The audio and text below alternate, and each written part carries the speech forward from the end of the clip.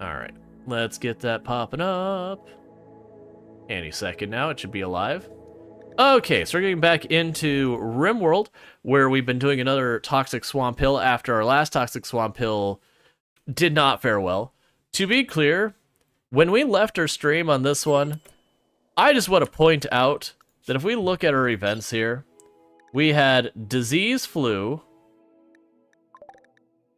and then we had Disease Plague, and we're just stacking these things up here. And the beauty of it is, despite all that, I believe, if I remember correctly, that we're going to have everyone survive. Siren, we currently have in cryostasis, because I was going to lose, so we're going to use the unnatural healing to save their life. Oh yeah, we also have Gutworms, in case anyone's missing it, so you're over the plague. So just doing a quick evaluation on where everyone is at. Yeah, so everyone has gotten immune to the plague at this point. But they're still fighting with the flu. So far, it seems like everyone is winning against their flu. You're not. Alex is losing against their flu, which is one of our guests. And unfortunately, I believe our guest will not pop into a cryostasis pod. A little Gutworms as a treat? Yeah. But so far, the colony's been going well. I don't believe we've had any of our colonists die yet that I recall, which is always a really good place for us to be with all this. Unfinished gun. 2.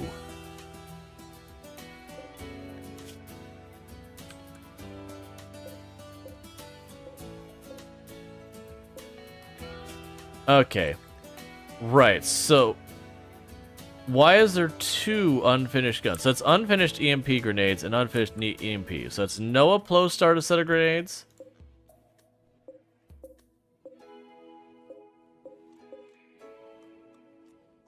We'll cancel that one and we'll leave that one. Okay, because I don't know how we got 2 EMP grenades queued up when I've only got 1 queued. It's whatever. Okay, that was just a weird one. Alright, and so what we were going to do next is we did pop the Ancient Danger, so that's good news.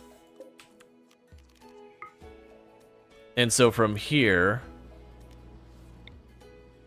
I'm now working on getting the room set up in here real fast. To be our actual, our ideology room, whatever you want to call it. The room is full of pollution right now, which is why I've got a pollution pump in there.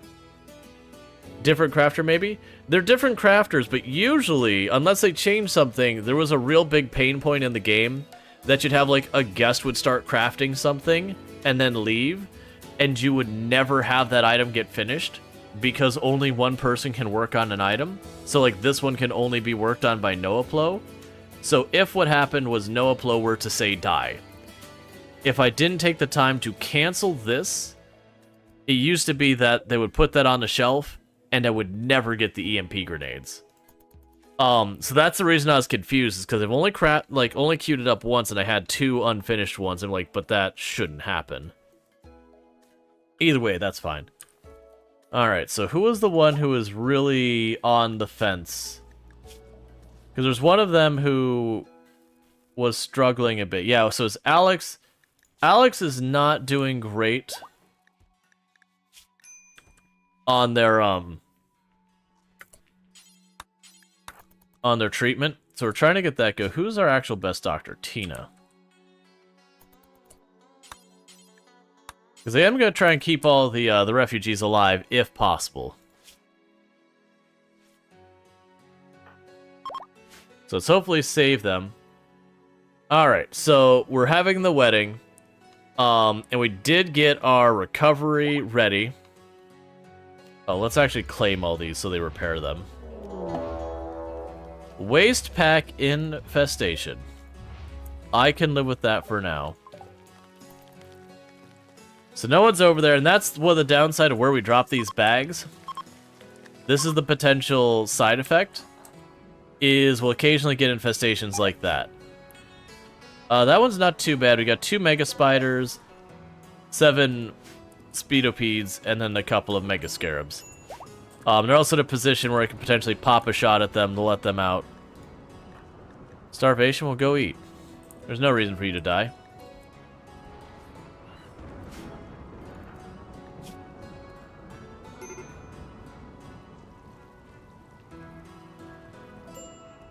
I know you wanted recreation, but go back to the hospital, please.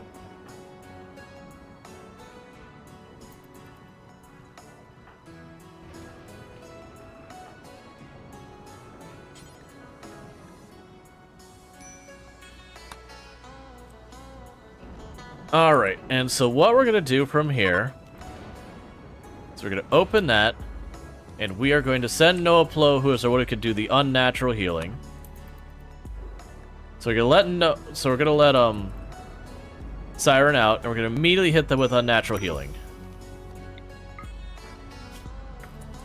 Because my hope is that'll get rid of Plague Extreme. And would you look at that? Siren Simulated gets to live.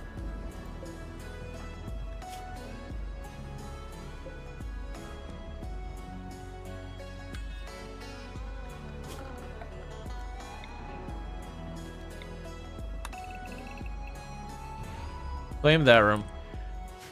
In the meantime, let's go here. We had that as part of the danger zone previously because there was some bad stuff over there. In the meantime, I'm going to go over here and say that's now the danger zone. Not part of the danger zone. I'm going to re-restrict everyone to the danger zone. I'm going to get rid of that, but we don't want to deal with it during a rainy thunderstorm when half of our people have plague and flu. We'll wait till our people are in a little bit better shape than that. And then once we're through that, we can get them involved. Because honestly, with all the refugees able to help kind of hold the line for us, we should be able to handle that relatively fine. But first, we need to get all this flu out of here. So Alex is the one in danger. Okay, so Alex is now winning against it and is starving, because of course they are. Alright, they're already being fed. That's what matters. That we're keeping on top of this. We do have a bunch of our meals, like if we've run out of fresh meals and all that, just because that's broken. Jaywalkers or construction person. I'm gonna have you go ahead and replace that. I know you're sick, but if we don't get actual meals in here, people get food poisoning. It's just gonna make our problems worse.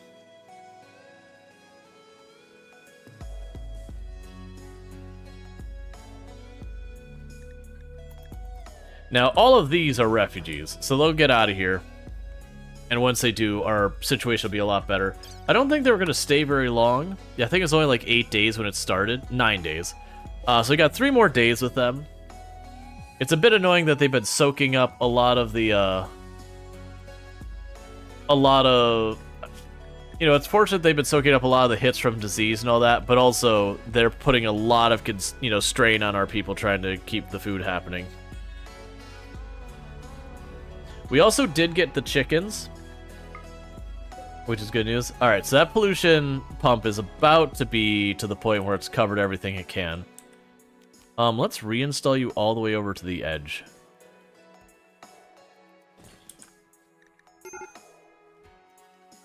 And I do see that we got our first proximity detector online, so that's good news.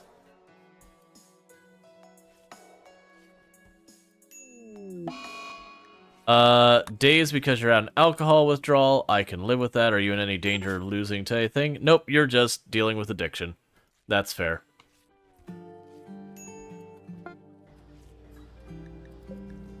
Okay, so got some EMP grenades done.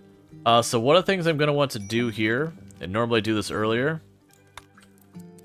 We should make that a limestone. Or sorry, marble, because I have abundance. Is I usually try to have a shelf that is my I need immediate tools shelf. So I have like EMP, smoke grenade. If we get like, you know, an orbital beacon or something, I might put it there as well. Was there anyone here I need to convert? No.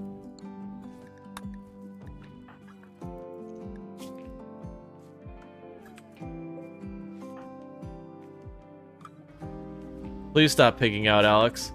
You're the one who's in the most danger of losing to your flu. And you are losing to your flu. And if I tend you by, like, forcefully tending you right now, will likely have a very bad tend. And if I arrest you, there's a good chance everyone turns on me out of the refugees.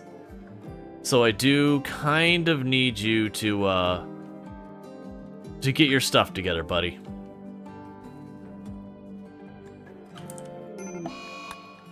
Medical emergency on Alex. Well, Alex is going to pass out soon, or their pigging out should end soon. But I need... Oh, man, you're losing by so much, and there's nothing I can do. Like, I'm just going to have to do a high-risk tend.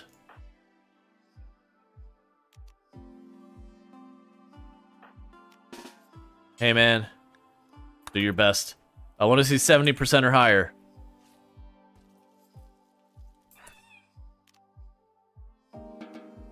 That's not gonna do it, man. Yes, I'm pretty sure that that mood break killed Alex, because I can't... Alex is again as a refugee, so I can't put them in the cryostasis pods. They won't accept it. And our unnatural healing is down. We just used it to save someone, which is one of our own colonists, so Alex is gonna die. And there's not a whole lot I can do about it. Now, sometimes when you have someone take a death from, like, disease or whatever from refugees, they'll just be fine with it. Like, they'll get a little grumpy about it, but otherwise be okay. Sometimes they'll turn on you. There's a couple different possible outcomes. You won't pop in there voluntarily, right? Yeah, temporary faction members can't.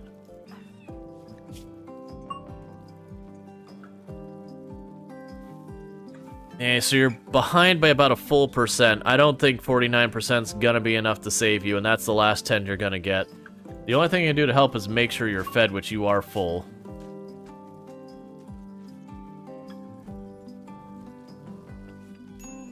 I don't think you're gonna catch it here at the end. It's gonna be close, but not quite. So that's a big old bummer.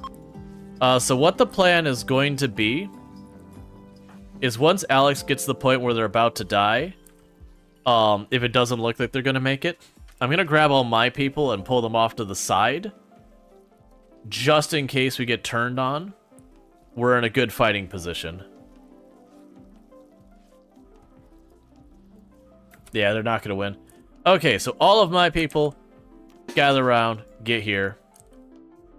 All of your people...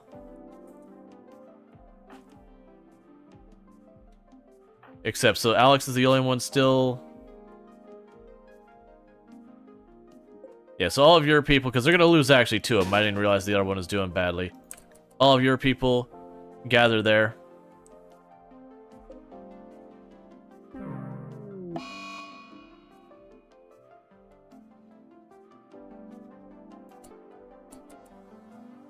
So Alex is about to die as well.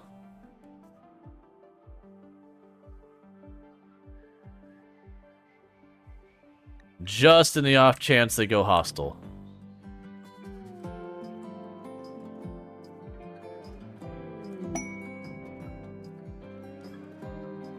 You should be dead.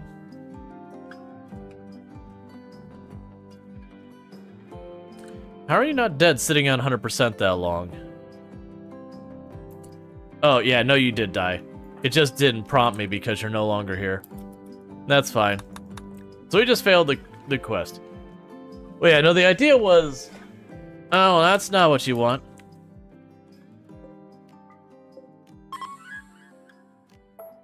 That's honestly a workable thing there. So set all of these to hunt.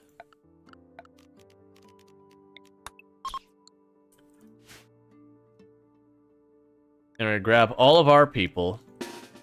And for right now, let's run them way down over here.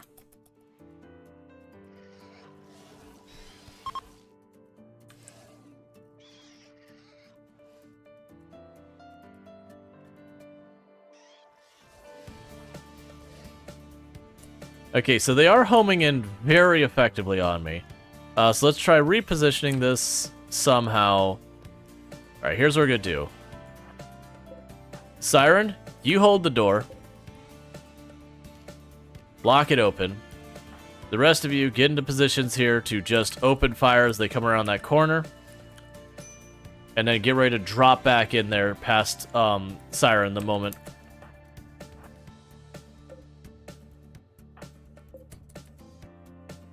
Yeah. Doing a good job at homing in. Usually they scatter a bit more.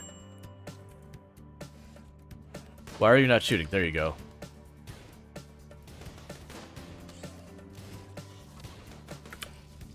Alright, time to drop in behind. Everyone in.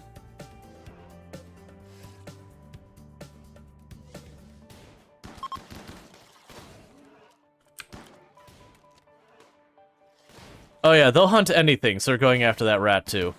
Which is okay, because that's what I was expecting, is them to scatter like that.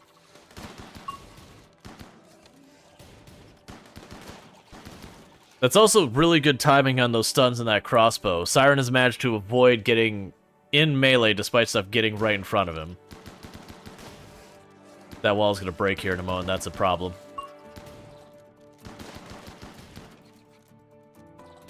Well, luckily they're being dumb enough to not move in. There it goes. Getting those 2 chain shotguns earlier was a big win. So you only took a little bit of hits. Yes, you only got a little nicked up, so you should be okay.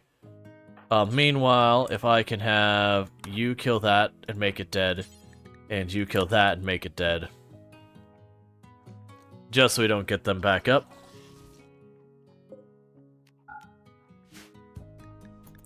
And with that, everyone is unrestricted again, because now we've dealt with this nonsense.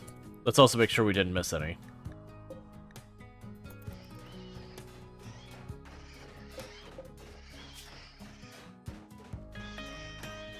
Thanks, man.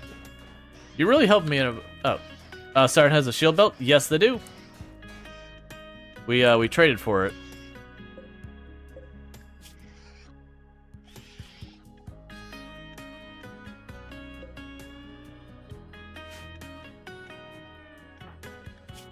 Alright, so you're all patched up. You're gonna beat your flu by a large volume, so we're good. Yeah, we had a combat trader came through and we topped off.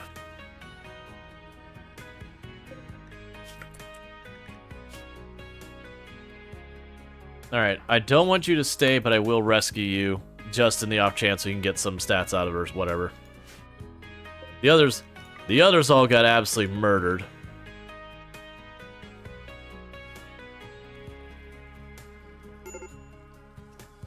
Major break risk on you, because you're ravenously hungry. Please feed Siren real fast. And you're recreation deprived, and you're sick, and you're witnessed an outsider's death, and you're just generally having a bad day.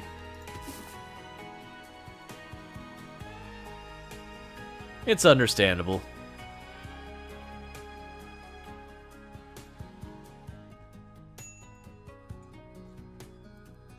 Sorry about that. Okay. So we're getting all this all patched up. Alright, there's the Electro Harvester, so that's good news for us. So after the Electro Harvester, I'm going to queue up the Bioferrite Generator. I'm going to end up needing that in the long run. In the short term, though, let's go ahead and start getting some rituals trained and all that. And unfortunately, we had a mood break between all our disease, and one of the people went Entity Slayer. I'm like, you know what? I'm willing to give up an entity for it. They didn't stop with one, so that was a problem. We did get our flak armor, which we were saving up for. So now I'm going to go towards the multi-analyzer, because I want to get fabrication real fast. I do need the deep drilling and all that, but I want to get fabrication first. So, as I've completely forgot what we just did. What did we just get? Where am I? What was I doing? Flak armor. Alright, so this is always a dangerous thing. I can go in and start queuing up to make the flak armor now, and I think I'm going to. The catch is, I don't have a reliable source of components. When the map runs out of components, that is what it is. They're gone.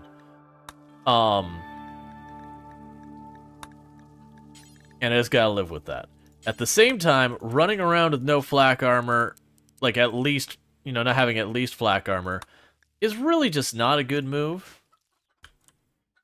Because getting killed by like one torso shot or one chest shot or whatever, or headshot or whatever, you want to do everything you can to reduce the odds of that. So it is one of those things that I am going to make it but I'm not super excited to know I'm going to be absolutely decimating what little components I have. So we're going to start that treadmill of trading again. Anytime someone comes by with some components, I'm going to have to grab them. But if we can research our way up to fabrication, though, real quick, then we can fix that. The good news I already do have, I believe it's 75 gold for the multi-analyzer. And if that is the case, then we're already good for it. Because I can just put down a multi-analyzer down here, and we're just golden. But I don't want to wait till we've got that all lined up. I've lost so many pawns just not having any type of defensive equipment early on. In the meantime, this does mean it's time that if I see any components left in the map, which there's not going to be hardly any, because I think that's literally it. There's nothing of value left on these other ones. Yeah, so it's just tear down that little chunk of components there. We got some steel down here.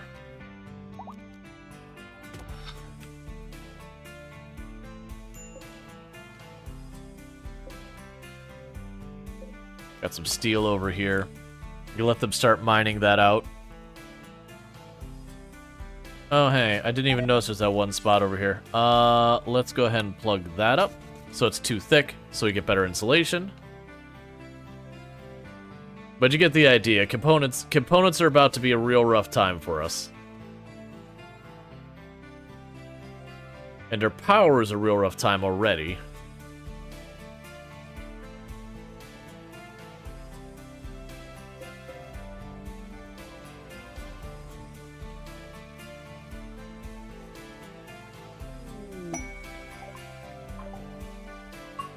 Did I already make a moisture pump? I don't remember if we made one or not. I know we... So we've got our pollution pump over here. Let's check. No, I do not have a moisture pump yet. Alright, we're about to be sieged. They are arriving by the pods. So this could be potentially really bad.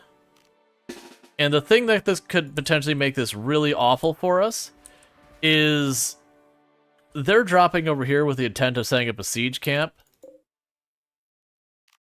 Okay, how many bolt actions? 2 bolt actions. So they do have... Oh, we don't have everyone ready for this. They do have a range advantage on us in that I have 1 person who can shoot long range, and they got 2. I am curious where they're going to go, because there's really not a lot of places that they could set up a proper siege. But we'll figure it out when we get there.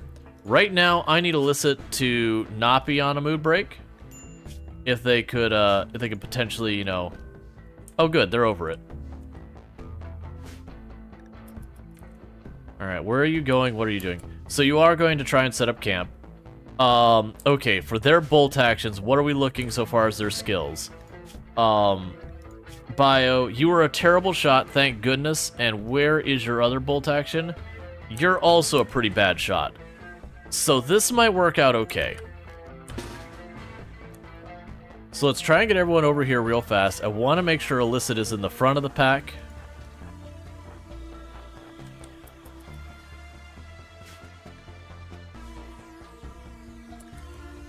I'm watching to see if any of them will start opening fire. They have not.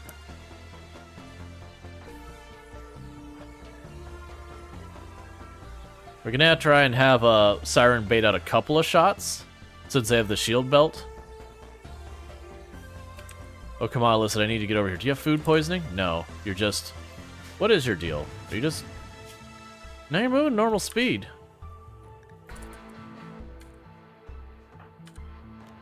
Okay, so let's check. So your range... this is not gonna be my favorite. Have you run up a little bit ahead just to try and bait out if they go for some hits. The goal here is I want to get Illicit close enough that they can start firing into the group.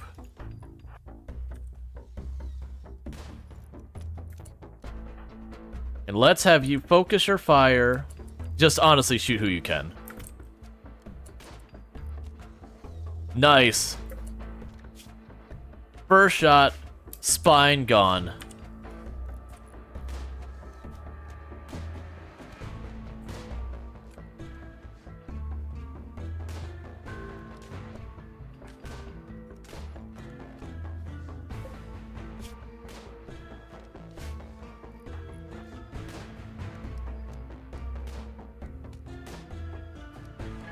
Come on, get Jimmy. Yeah.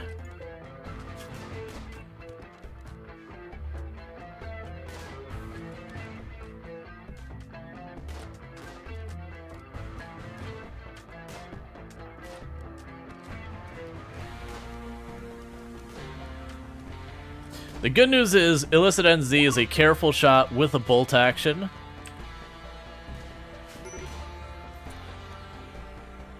Okay, Noaplo, buddy, your job, you get out of here. And who else are gonna get out of here? Honestly, you and Siren... No, Siren needs to stay here and draw fire. You're probably not gonna be that important this fighter. You two go in and deal with the fire.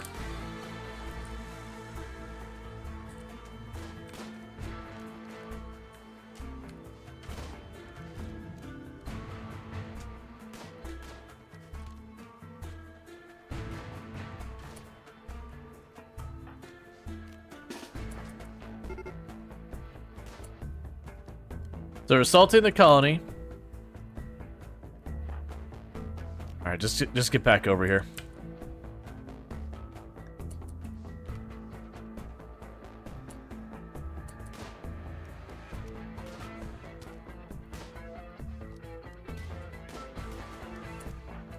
Actually, no Plo, still get out of here.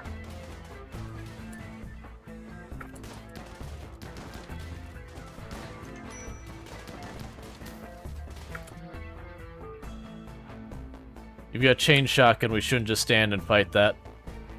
You all drop back here. You drop back here. Come on, get out of there before that chain shotgun gets you. Alright, so you go deal with that fire.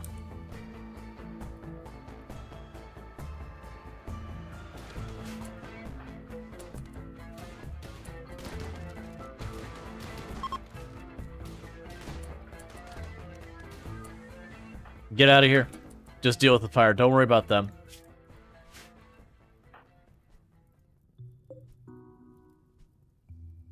Okay, so fire didn't get that bad. Noplo might get a burn in there. Schedule unrestricted. Okay, so that's not too terrible. And the best part is I now have myself my first mortar.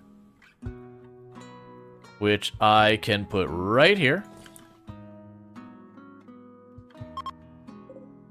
Thanks, man. I appreciate your contributions to the colony. Meanwhile... That's bio-coated, we'll let it rot. Got some auto pistols. We got ourselves another chain shotgun. So once Noaplo's done out there, we'll grab the shotgun.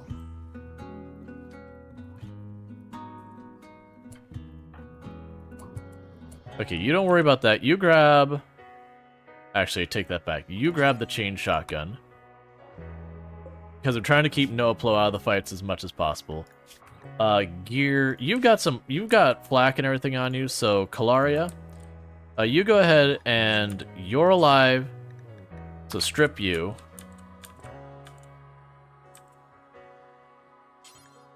Strip you as well if you're gonna live long enough. No, you're not gonna live long enough. So we'll cancel that second one. We're gonna go to orders, take down this.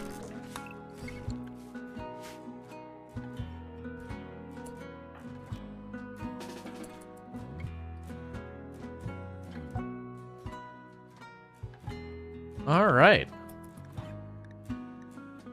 So, that, all things considered, that went well. No one took an actual injury. Like, Siren got their shield knocked, but that doesn't matter. Will we be appropriate in their mortars and barrels? Yes. I want to go out of my way to grab that. We got a component as well, but yeah, so I can grab there. Because I do actually have an anti-grain warhead we got a hold of. So I am down to do that. Right now, I'm not going to be constructing any of my own mortars right now. It'll be a nice thing for later, but there's all that. In the meanwhile, forcefully haul that flak vest. The rest I'm not so worried, but the flak vest to me has decent value. But yeah, honestly, I've been very happy that we gave Illicit that bolt action. That served us very well so far. Because we look at Illicit, they're a careful shooter with really high shooting with a bolt action. So while they do take a while to make stuff happen, as you saw, like, the opening shot, immediately just... That's not the opening shot, where's the one? There was one here that opening shot shattered the person's spine. We had another raid that opening shot brained the very first lead raider. So pretty much has been... The initial strike has almost always been a fatal shot, which has been really good for us.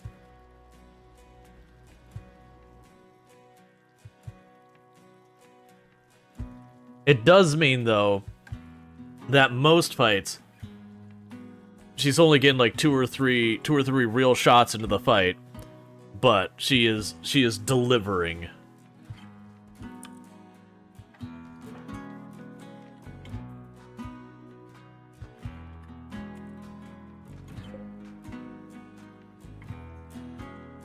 All right, how's the equal compared against that? So the equal here is, what is your damage?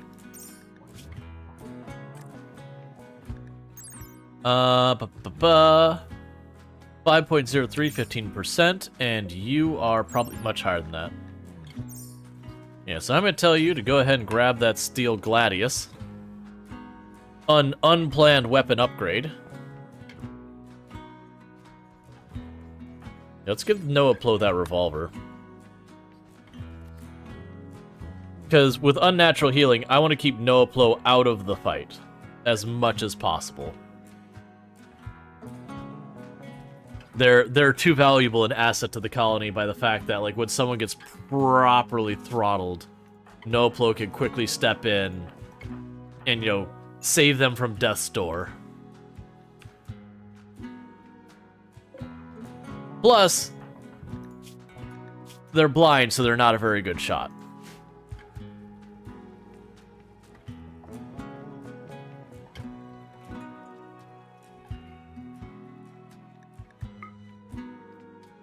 Gotcha, that's why they did the sandbags as opposed to the barricades and all that. They put the sandbags up here to be on the mud.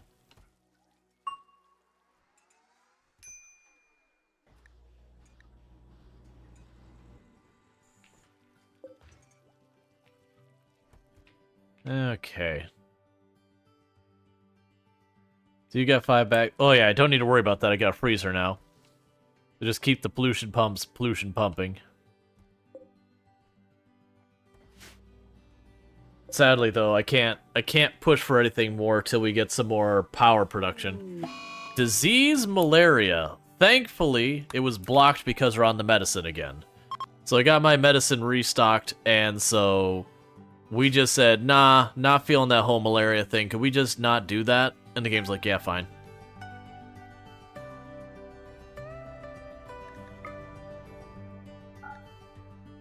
Alright. Oh, deconstruct that thing. That thing serves no purpose for us anymore. Hey, Watermill, how's it going? And we did get our ideology altar built here. Hey, Levy, how's it going as well? And, Lincoln. Sorry if I missed you. My apologies. Okay, so we've got a couple different things. So we need to go in here and go to ideology. We will want a lectern. Ideology. Oh, that is not what I wanna see. Because what that means is caravanning. Nah, you're good, Strider. You arrive exactly when you get here. Not a moment earlier, not a moment later. So the problem is we're on a max pollution map, and that does mean caravanning is really rough. because the moment I step out of our tile, we're wading through pollution the entire way. So it's on a very hard timer on how far we can go. So we're really hoping that this is going to be just a tile or two away. If it ends up being a 4-day trek, it's a one-way trip for whoever goes there. So we're really hoping that won't be a thing. Oh, that's actually pretty bad.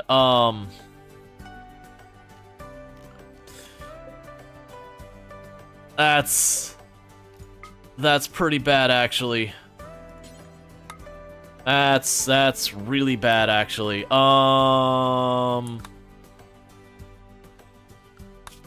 Alright. Thinking time. I'm gonna try to keep the person alive who goes out there, but very genuinely, whoever goes is probably not making it home. We'll try. Wait, what are you even hitting me with? Before we get too panicked. Psychic Droner. I do have to stop and deal with that. If it was like the EM, I'd be like, you know what? I can live with the EM being a problem for a while. Okay. So someone needs to go there, deal with it, and then try and get home. So Calaria Star is absolutely not going. That cannot be allowed. Illicit NZ is too important for us. They've got to say Noah Plo needs to stay. Lightning is a potential candidate. A Night Dwellers are cook, so they can't go. It's feeling like Lightning might be the one who's going. They provide a skill in redundancy, which in this case, yeah, it's gonna be Lightning. Alright, form caravan, go, come back, accept. Lightning.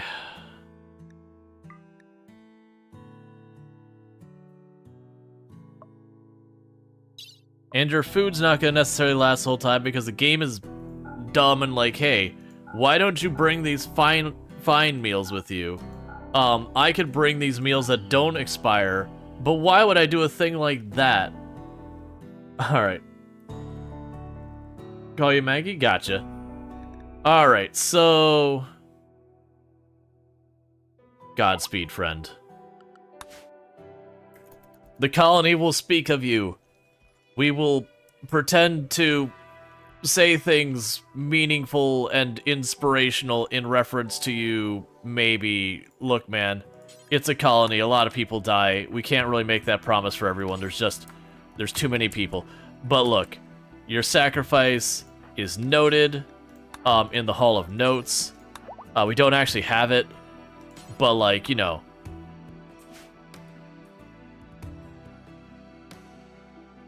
Hey, Tristan, we got a pretty good turnout happening over with just random people popping in and chatting over on YouTube today. YouTube's usually pretty quiet. Most of my viewership ends up being on Twitch. You took Opa Strider on a walk? Nice. Hope you had a good walk. Alright, so we're gonna try and keep an eye on you.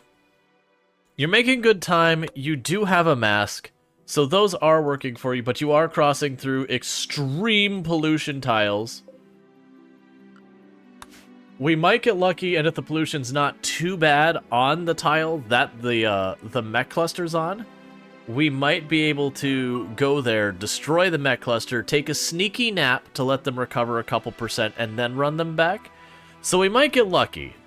The initial assessment where it said it was going to be 2.6 days each way, I'm like, no, that's too much. We're already getting up to about 4%. We are going to end up sleeping on the way over.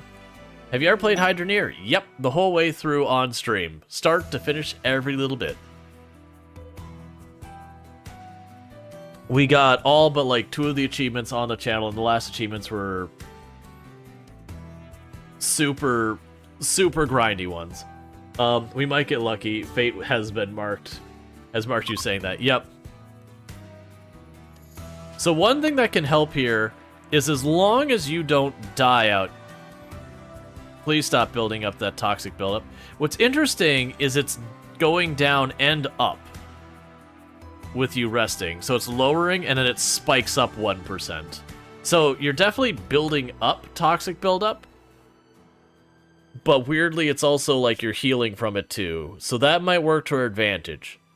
I do suspect by the time you get there, you're going to be sitting at around 18-20% toxic buildup. One of the things that can be good is, as long as you get home, we do have unnatural healing available. So even if you were to take a major health problem, like dementia or whatever from the thing, as long as you survive the toxic buildup to get home, we can save you. So you're going to be okay, I think. Originally it said 2.6 days, and that would have been like 40-50% by the time you arrived. And that would have meant you would have collapsed on your way home. You know, and once you have a caravan with no one who could do anything out in the field, that caravan is lost.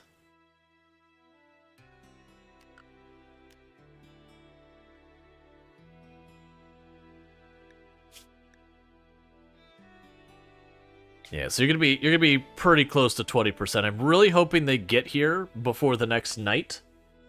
And then we're going to aim to try to leave the tile like right as daybreak happens, so that we can get as far as possible before things get too bad.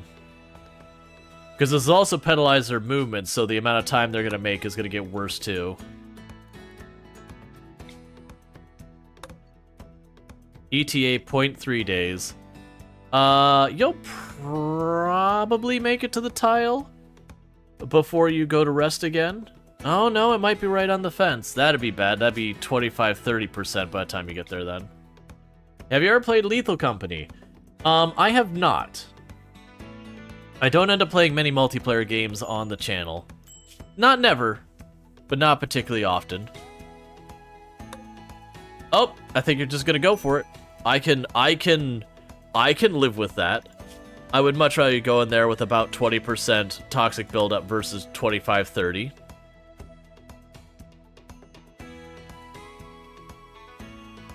Come on, Lightning. It's really fun? Yeah, no, I've heard good things.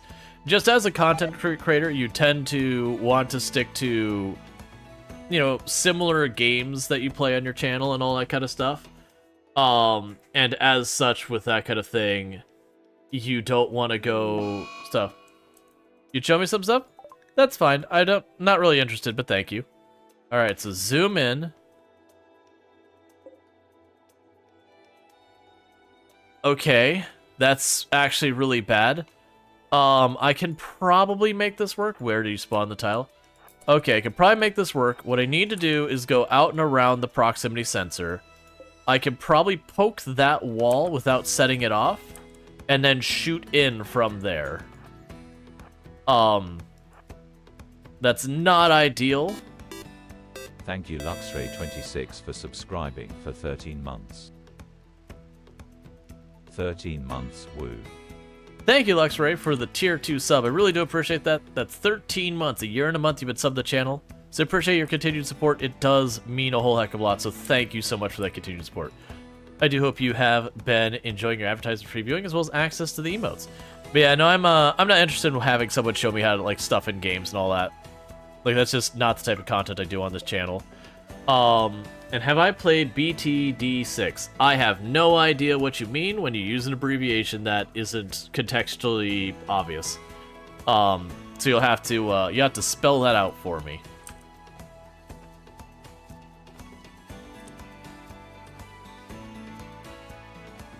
Yeah, because if I walk in that red circle, then they all wake up and murder our face. You weren't subbed? That's fine. We have, to be clear, we have a whole bunch of people watching over on Twitch as well. So where I know I have a handful of people on YouTube watching, like Twitch, we've got way more hanging out watching. Twitch is my main platform. Okay, meanwhile, Bloons Tower Defense. Nope, I don't. I mean, I've never played Tower Defense, but pretty rare. Then you ever play I don't know what PLK Gorilla Tag is. Makes cricket noises. Yeah. I do always find it curious that it seems to be a thing on YouTube specifically that I tend to get a lot more people just asking me random games if I've played them on other platforms. Like, it's just an interesting observation in the difference in cultures on the various platforms. But, like, YouTube, it happens a lot. It's like, have you played this game? Oh, you should play this game. Have you played this game? And it's just, I always find it interesting. It's also interesting because I do find the games suggested on YouTube tend to be a lot more of stuff, you know, very, like, none of the games mentioned have been anything even remotely similar to RimWorld. That said, I do play a lot of different genres on the channel. I play, like, Slice of Life, Life Sim, Colony Builder, City Builder, Tycoon, lots of simulation, and a whole bunch of that. But, like, first-person shooters, I play basically next to nothing. Tower defense, basically next to nothing. Multiplayer, like, focus games, basically next to nothing. Alright, where I said I was going to potentially try to wait to leave the tile, honestly, we're just going to go for it. Why did the simple meal decay? Oh, right, oh, that's what we're going to have to adjust.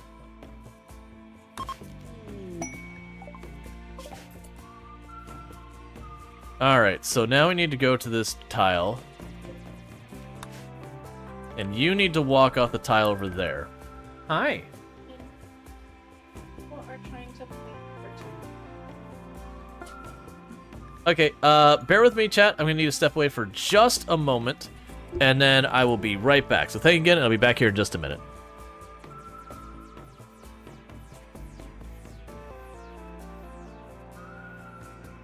Stickers. Oh, I forgot the stickers.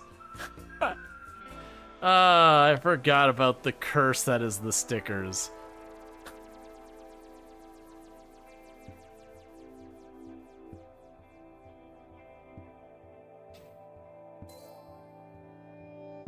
So let's go ahead and do that.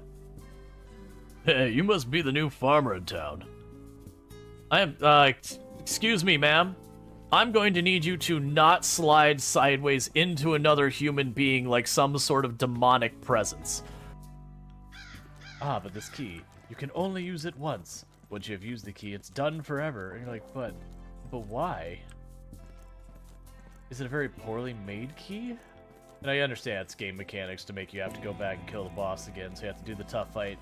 Because otherwise you get into the escape from Tarkov. Okay, so sorry about that. Get your hands. I've got, tomorrow's my day off stream, and we've got my niece and nephew visiting from out of state, and they're trying to do some planning, and Toon was like, hey, I don't want to, like, volunteer you to wake up at, like, different hours without at least confirming first. So she just wanted me to weigh in on the plans. Alright. Because it means me waking up. It means me not only waking up, but being away, like, having to be out and about right around what's, like, 2-3 hours after I'd normally go to bed. Because I do stream what's effectively third shift. So that's I've accepted that there should be a moment of silence for my sleep schedule. It's not been doing well for a long time, but it's very dead right now. Up when the day ball is out, hiss, exactly. And thank you, Luxray, for the 155 stream streak, catching the last 155 streams without missing a single one. So thank you so much for catching all those streams. I really do appreciate it. And congratulations on an extra 450 points. But yeah, you know, we had fun. That was we got together with my niece and nephew from out of state yesterday. Spoiled them absolutely rotten. You know, and we were still hanging out with them this morning, but like, you know, they're back over with my folks now, which they're visiting for like the week. But I set aside a couple days to hang out with them and all that. All right. So we got all this stuff hauled in except for the gun that's gonna rot there. Let's go out of our way to say, hey, go haul that back, and go haul that back. We might as well get those, just in case we get an extra colonist or whatever weapons gets destroyed. It always happens. What's the sleep schedule? Who even has those? They don't last. So the thing I noticed that's a problem here, and I did this mistake the last time too, is I want to go into this room real fast, and we want to replace the 2 wide shelf there with a 1 wide, and then change what we do with that. And who was our social person? Was it Lightning was the one who was our really good social person? I'm pretty sure it was. Or was it? So you're 6.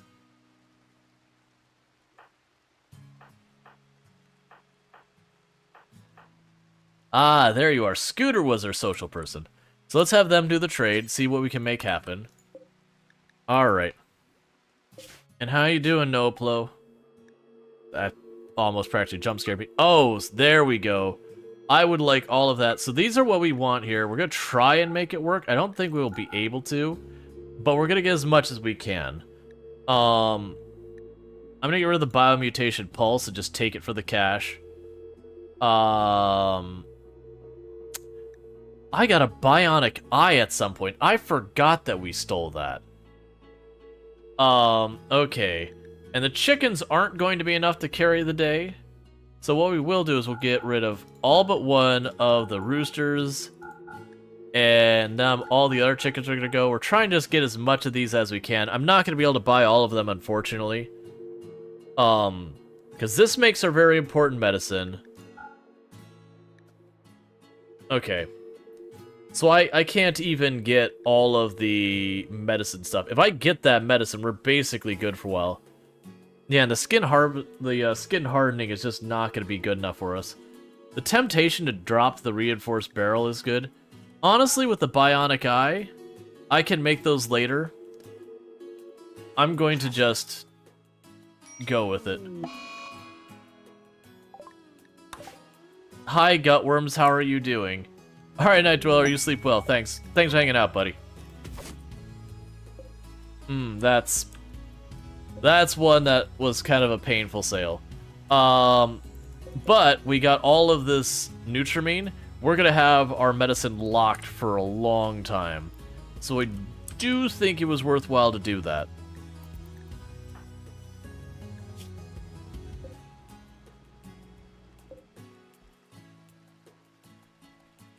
Alright.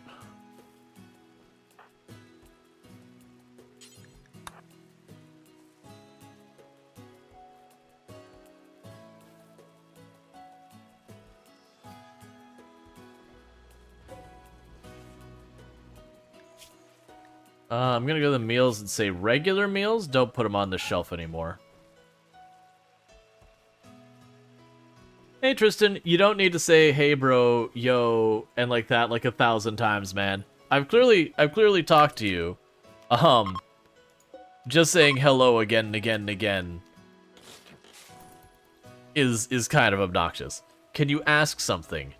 I am immediately suspicious, but go ahead. Usually, as a content creator, when you hear, can I ask something, it's about to be not a great time.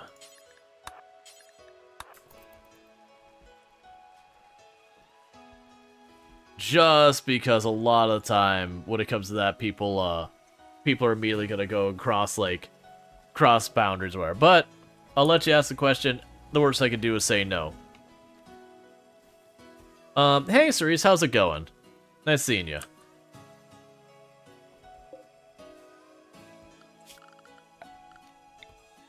Gonna go and smooth that out. Yeah, no, you're all good.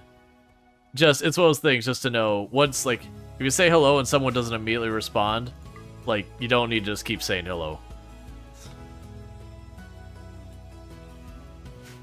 Especially one thing to be aware of for those who are watching over on YouTube, the stream delay on YouTube is terrible. Like Twitch you'll usually have like just a couple seconds. Unless you're on like mobile or your internet and your end is really rough. But YouTube, it can be like 30 seconds, a minute, 2 minutes. Sometimes will be how bad that stream delay can get. And there's really nothing we can do as content creators to do beyond setting it to low latency and hoping for the best. Okay, are you a second? I was hoping you're another blind healer. That's fine. You can shape flesh. That is a fun one. Okay. So let's accept this this newfound friend. I will definitely take in the creepy person who's probably going to cause us problems. Alright, so you're going to be about 50% toxic buildup. Nowhere near fatal, but rough. Okay, the wary-looking drifter stretches his legs. He seems very tired. He has to stay in your colony for a while, at least until he's recovered his strength. Daus claims to be gifted with the dark art of animating dead flesh. He can turn corpses into hideous flesh beasts. He may be very useful, but you sense there's something he's not not telling you. Yup. Okay, so we'll go ahead and name this person, because sometimes they stay, sometimes they don't. But that shaping flesh can be very useful in a fight, because what you can do is when you down, like, the first person in their group, you go and you use that, like, in the middle of their group, and it just ends up tangling them up, even if it's not a very effective combatant. Alright, so let's scoot you over there. And let's see what we're going to equip you with weapon-wise. Yeah, that's bio-coded. That's bio-coded. I'm gonna need to get stuffed so I can trash the bio-coded weapons. You can have the good quality auto pistol. And you made this shelf, so what's gonna happen with this shelf is gonna clear this, make it critical, and it'll go EMP grenades go on that shelf. And then smoke launchers go on that shelf. And that way, when we have mech clusters, we just grab stuff from the shelf and we roll. I actually didn't even look at any of your other stats to even have a clue about you. You're a super immune who's disturbing. Excellent. That'll make everyone happy. And you've got a scar on your leg. But otherwise, you're good. Your ideology is supremacist. Not my favorite. We're going to work on that immediately.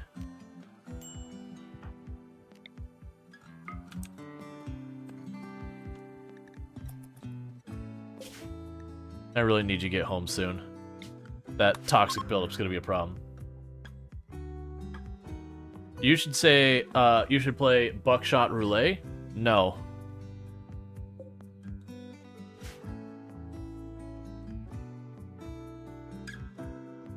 I've got a large audience on the other platform, and a game called Buckshot Roulette does not even sound remotely similar to the type of content I'd play on the channel.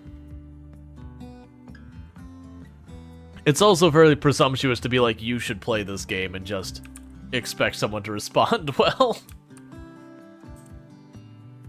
You wonder if you're secretly a necromancer? I mean, you bring flesh beasts back to life. I don't think it's a secret. I think that's just necromancy straightforward and delivered as advertised. That's straight up offering the services of necromancy. Now, downside is you don't get what you want back.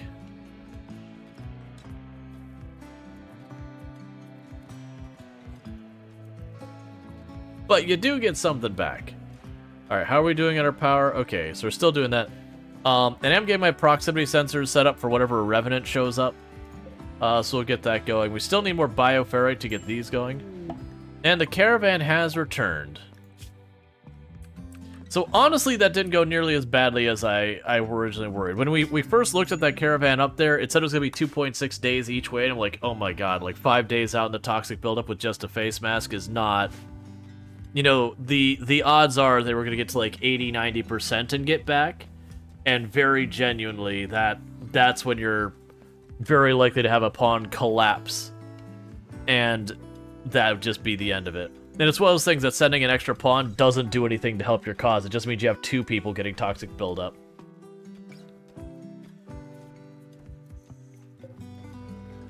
There we go. So reduce the number of meals sitting on here so you shouldn't have them rot as much.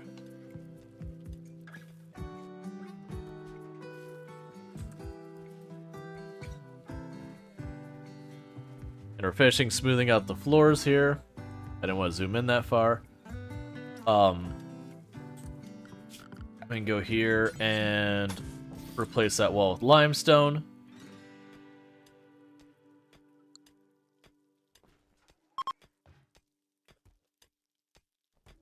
Because I'm trying to get all this steel out here, and it's going to patch up the holes in the wall.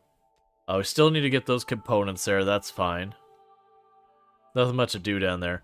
So we're going to be tapping out the last of the minerals we've got available on the map soon. Like, there could be a pocket of something in here. It's pretty unlikely, in all honesty. But you never know. We can worry about that when we get there.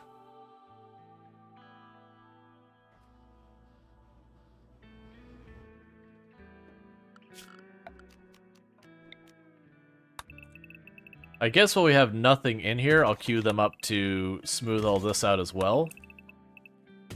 Just queue it all to be smoothed up, make as much of the area considered, you know, attractive to look at or whatever we can. Just because if we do that, they will patch up the walls and all that. So we're down to just, like, smoothing out the last couple areas, and that's fine. Like, no rush on any of it. It'll just be once we get stuff in containment here, those stuff that we put in containment, I won't be able to, It'll be risky to have me smooth it out then, because if they smooth it out while stuff's in containment, they'll stand in the door and smooth out the floor. And then they're gonna be like, no, you have an unsecured room, let it out.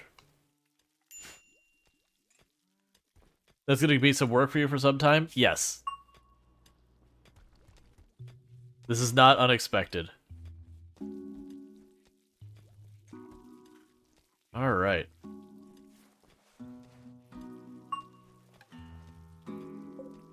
How many fancy meals do we have going here?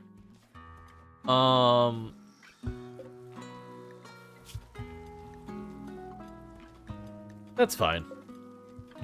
We'll end up losing some meals to them rotting from there time to time. I just want them in by the table so that the people grabbing those meals won't constantly do the thing where they grab their food and, like, eat it in the freezer, and then they get upset because they were standing in the freezer when they ate the meal, and they'd be like, Mary, I ate without a table. This fills me with the sad. Who would affront me such to make me eat without table?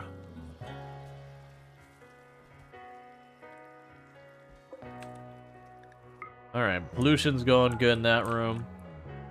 We relocate you, so that's going relatively fine. Everyone should be unrestricted, so we're good there. Got the pollution bags under all the trees, I believe. Yep, so there's just continuing to work on it, making that better.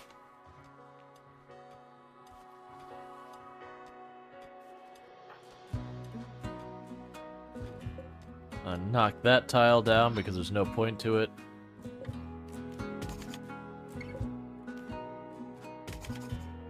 Smooth out those two tiles so they'll repair them. Hey, Tristan. How's it going?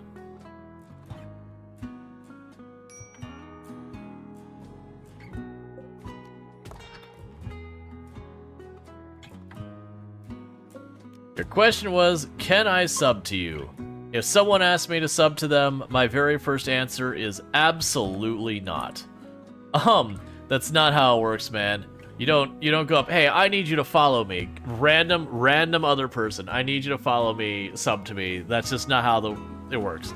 Getting those types of subs and follows is gonna do nothing to help you.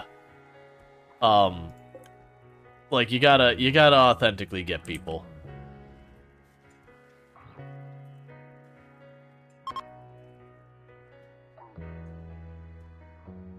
Like, on Twitch, it's a very vanity number with the follows. That, like, people doing, like, follow for follow and that kind of stuff, it literally helps no one. Like, the follower count just doesn't mean anything. On YouTube, there's a little bit more there where, like, you need a certain number of subscribers to do certain things. Created 1 minute ago? Yep.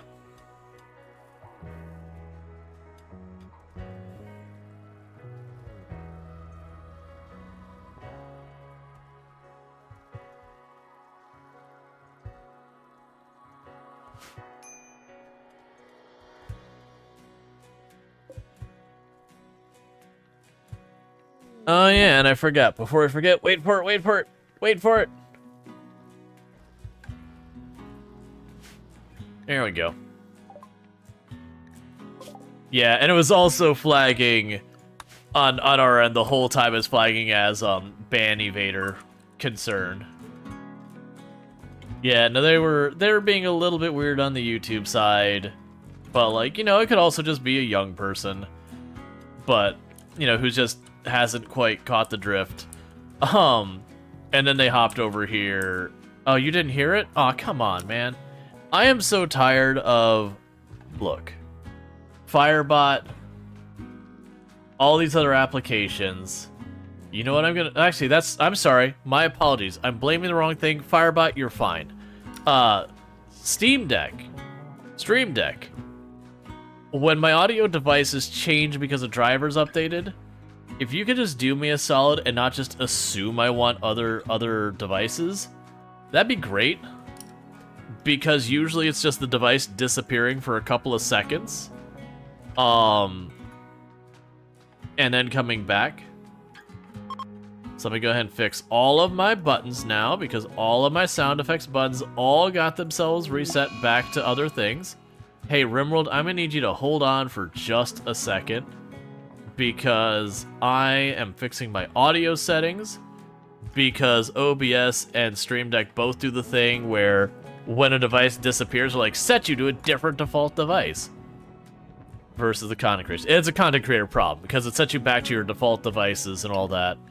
But as content creators, what I pipe through stream is not my default devices. That way, if I have, you know, something gets hijacked to Discord or whatever, it's not a problem. Hey, Jess, thank you so much for the raid. I really do appreciate it. Thank you, Voodoo Lillian, for subscribing for 5 months. What is even happening right now? Thanks to Randall for 1812 for my sub gift. Hype train is go. Well, that was several events all happening simultaneously. First, thank you so much for the raid, Whoa Jess. Thank you, Whoa Jess, for subscribing for 7 months. I really do appreciate that. Whoa Jess has been doing... Dance Jazz Raid Jazz Jam 10 stroke LD. Jazz Jam Jazz Raid Dino Dance. Excellent. But thank you, Wojess. Wojess is another fantastic content creator on the platform, fellow member of the Halcyon Frequency stream team, which is the stream team I'm on, and all that. Absolutely wonderful over there. But doing some Lego recently. They do play a lot of RimWorld as well as other varieties of games and all that. But doing the, I believe it was the Rivendell Lego kit, which looks ginormous. Thank you, Saresi_the_mage for gifting a sub to Alana Arama. Excellent. And then when that shout-out's done, we've got Alana Rama. We're still not done. Yep. What? Thank you, Eonek, for subscribing for 12 months. This raid has immediately escalated. And as soon as that gets sorted, if I get a shout out for Alana Rama as well, who is another member of the Halcyon Frequency stream team. And if you specifically are here because you like RimWorld, if you haven't checked out Alana Rama, they play a lot of RimWorld. They play other stuff too, but they play a lot of RimWorld.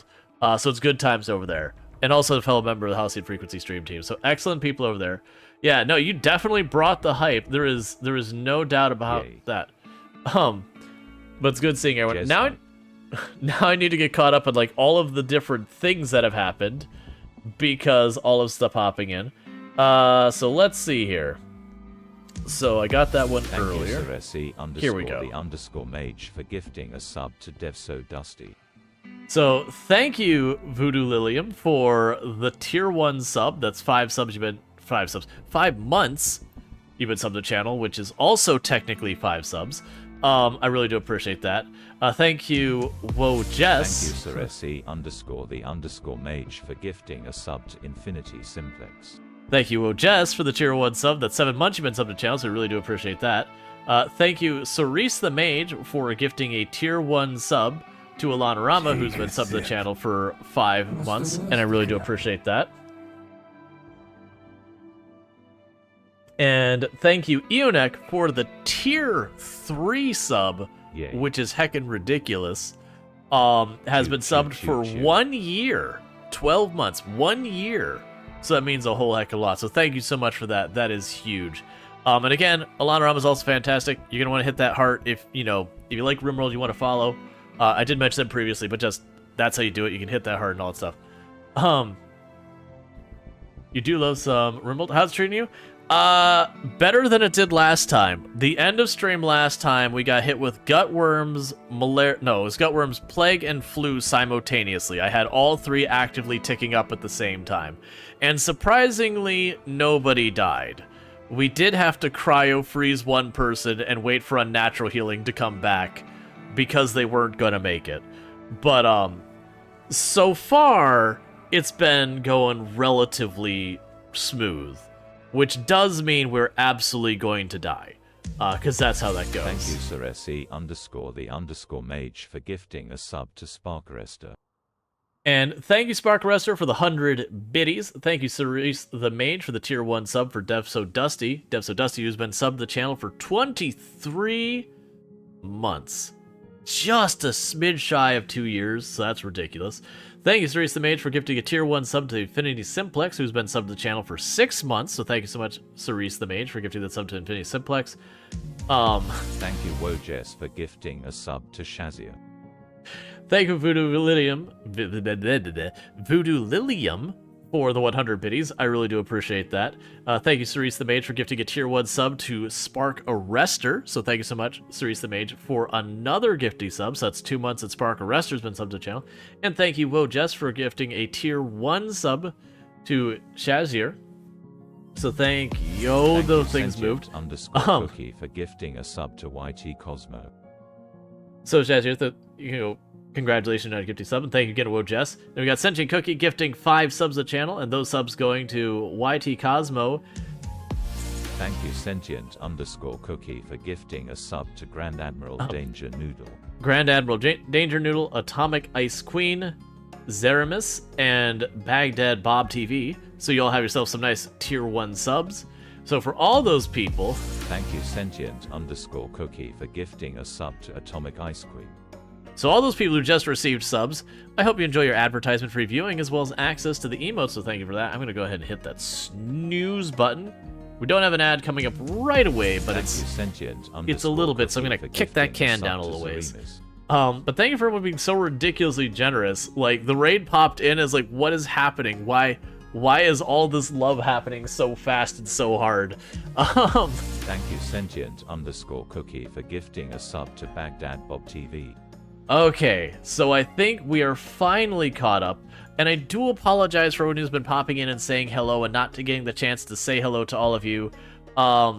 Chat's doing that thing where they're being very nice and very generous and very kind, and it does have a whole lot of stuff.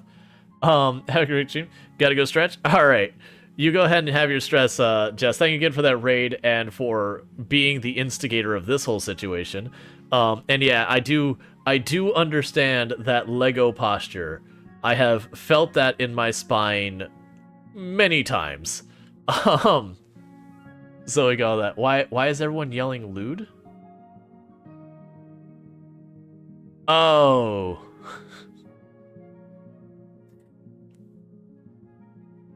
I see. I've caught up to chat. I understand. Yep. It was funny because the timing of that raid, you missed me trying to use a sound effect because we had to ban someone who was being weird. And I went to use my sound effect, and we had the classic thing where I had a driver update and it changed my audio devices, and Stream Deck decided that it wanted to change what devices it was set for so nobody heard it from me. So I was about to push this button. You are condemned. To have fun with the fact that we banned someone for being weird. And it got to an awkward moment because I had just finished the sound, and then the raid happened. I'm like, well, I don't want to push that with Jess popping in. I don't want to be like, thank you for the raid. You're condemned. No. But it was one of those things where like people were being weird and then randomly being like, you should subscribe to my channel. I'm like, that's not how this works, man. Like, let me level with you. That's just not how it works. You don't pop into people's channels like, I need you to follow me. No. I'm actually going to go on my way to not do that, actually. Let Cookie push the button. Yeah, so it was that weird timing of like all of the things popping out and all that, and be like, well, now it's going to be weird because out of context, it's going to be like I'm using it on the wrong person. But yeah, no, someone had to get the bunk. Hey, Tomb dropping into the queue. It's good seeing you, Tomb. We're just having chat be super supportive. And I missed what the humble brag was because chat is flying. Let's see, your humble brag is being here almost 2 years and not being banned. Thank you, Saresi_the_mage for gifting a sub to M2MB2. What, one of these days, I'm gonna actually catch my reminder that I need to get that permanent sub for Tuman the bot when their subs expire, and not forget about it. But thank you so much for gifting the sub to Tomb, so that Tomb doesn't have to be subjected to ads. Tomb, you're gonna have to remind me the next time that you see an advertisement on the channel so I can get you set up with that permanent sub, because I can't do that when someone subs you until it expires. There's a thing I can do to make them ineligible for receiving subs. Well, not that. I don't think I do that. They would have to. You get the idea. It can be done. I just have to remember to do it. Isn't it great when you create an account and 1 minute later you ask for a sub? Uh-huh. There was a reason they got banned. Saresi_the_mage for gifting a sub to Conrad. And thank you, Serious Mage, for gifting a tier 1 sub to Conray. We're at like 73% of the way on a tier 5 sub. It's about to end. By the time you hear me saying, it'll probably already be over. But that is ridiculously generous, you all.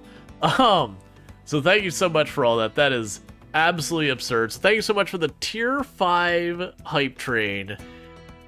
That is a heckin' big one. So such a strong hype train. 73% at level 5.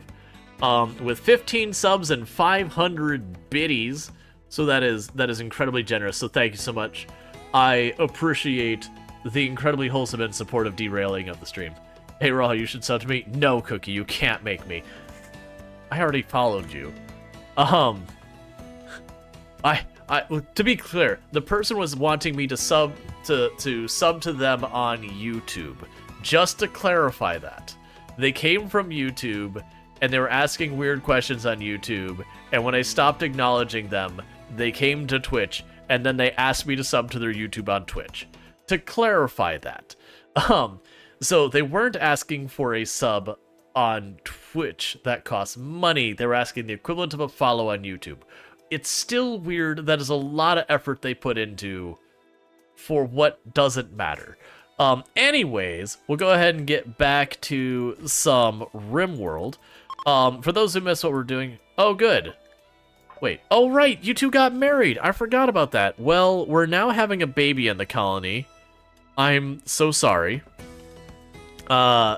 This is not what you would refer to as a conducive environment for raising children, but we're here now, so I'm just gonna go ahead and make marble beds or marble cribs in all the bedrooms. It'll make the beauty a little bit better. You have so many emojis now. Yup. I'm glad you don't use the term head pats because it's weird. Oh, like when people are being supportive? That's fine. You signed up for the raid train Sui invited you to? Yeah.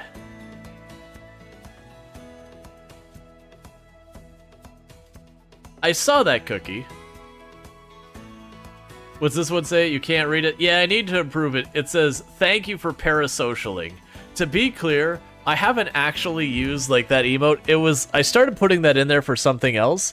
It's for another content creator who has a really fun emote that says, I parasocial you, and then I have this button I push here that I would do in response to just thank you for parasocialing. That was literally meant just as a back and forth banter thing with another creator, which is Snoot TV. And so I tried making the emo, I was like, no one can read that. And I just haven't deleted it yet. Now you need to figure out what to play. Yeah. Which for those who don't know, Cookie doesn't end up streaming particularly often, but Cookie is some fun chaos.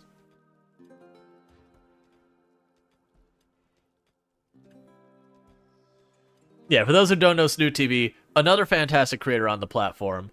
Hangs out here quite a bit. I do pop in and lurk over there. Very fun. RimWorld VTuber and all that stuff. I actually don't know if they... I think they play other games than just RimWorld, but it's primarily RimWorld from what I've seen. But yeah, so that should be a lot of fun. We got a lot of people hanging out today. So thank you again so much for that raid and the hype train and everything else going on. It definitely was going from a pretty chill, relaxed day. You heard that Build 42 is coming out next week. What is your source? Because I would be incredibly suspicious of that. So like, where, like, cause I could see rumor mill in a big way. But yeah. I would, like, it's not impossible that's the thing. Ah, it's your imagination. Yeah, no, we're nowhere near Build 42 dropping. Like, very genuinely, we had this conversation on the Discord. It was actually just this past week. The person who's, for all intents and purposes, they're the lead developer for Indie Stone, Lemmy. They actually put up a whole post that they were, they basically deleted all of their social media accounts. Delete, disable, I don't know. Basically, they're not available anymore, and they're not talking on social media of any kind or Reddit anymore. Because of just the stress and mental health kind of side of people in the community. And this is talking about the Project Zomboid community, to clarify. That they were basically saying, hey, like, everyone's being, like, we have these people who, you know, they're bad-mouthing, saying that they're like, oh, I hate that they're so slow, why is this way? And, like, really kind of poured their soul out. It was definitely a very, like, vent rant-ish kind of thing. Not necessarily the best for it, but it's a very understandable place where you could see where they were clearly struggling with it. And that they've been advising their people to stop talking on social media and all that kind of stuff because it was just not good. But one of, like, the scary things that came out in that conversation was that they've, you know, Project Zomboid understandably has had a number of companies offer to buy out Indie Stone. And that they actually seriously considered one of those offers, which they did not take, but they seriously considered one of those offers because the amount of stress was just getting way too high for them. And it's one of those things that you can kind of very, very clearly see that that dev team is just on the road to burnout.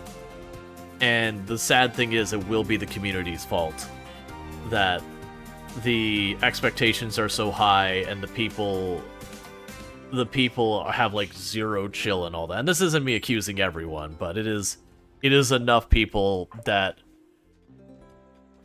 unless there's a major change in the community on that end, I worry that ultimately we will end up seeing Indie Stone get sold.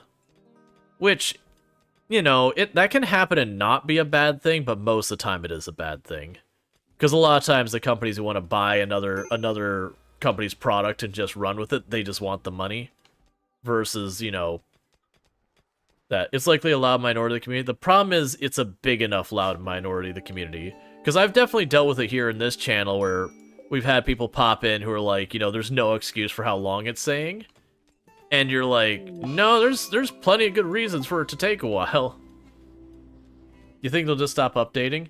That's the three possible outcomes for the game. The first possible outcome is people back off and they end up, like, changing the way they approach their dev to be less transparent and all that, and at least that stressor comes off their back, and the game keeps rolling. The second outcome is they sell. You know, they just sell Indie Stone and effectively retire on the money. And then the third outcome is that they just stop developing the game entirely. And only one of those is a positive outcome. And nothing's set in stone here, but it was those things that seeing a developer be, like, so stressed out by the community and all that is just kind of a rough thing. But yeah, it was a bummer reading it. And I think they ultimately deleted the post, but it's one of those things. And for the record, the stressor is Build 42, which is the major update coming out for Project Zomboid. People are getting really upset that it's still not out yet. Okay, so we have a raid coming. They're going to attack us immediately. They are coming from two angles. So we've got mostly melee over there, and mostly range down here. Well, actually, not mostly. No, it is mostly range down there. Are these Neanderthals? What's going on? No, they're Impids. Alright, so they're gonna attack from 2 fronts. Hmm.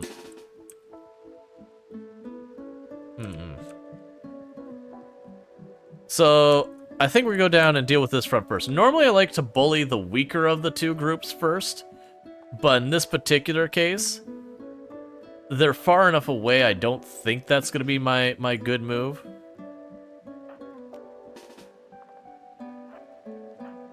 I'll put you slightly off front to distract them, and I don't want to split up my group, so we're going to hammer them and hope we can bait them to come around. There's not much they can attack on this side, and it is raining. Have a baby, name it Empty Tomb. A baby is potentially going to happen, but we will do the drawing. Considering Product Zomboid was already sold, Product Zomboid wasn't sold. That's still the same developers that started it. Project Zomboid had their code stolen at one point is the big news that they went through. But no, Project Zomboid, I've not heard of anyone implying that Project Zomboid has been sold before.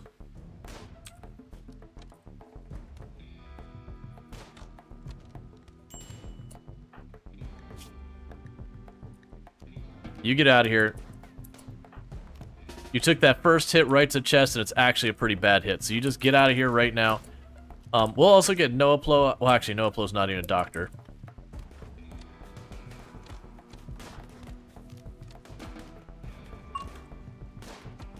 Making sure you're not going around. Wasn't that started by Blue Bottle Games? I have no idea who Blue Bottle Games even is.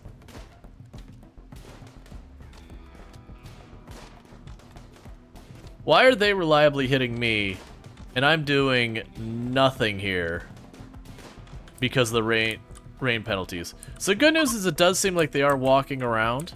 So what I'm going to go ahead and do is... How bad... you took a bad neck injury.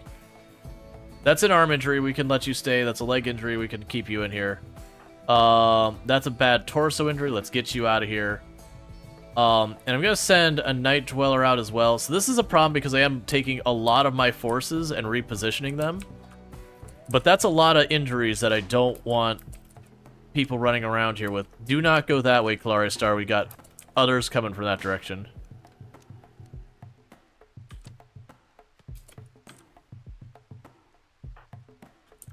Same deal here. I want you to walk over this way.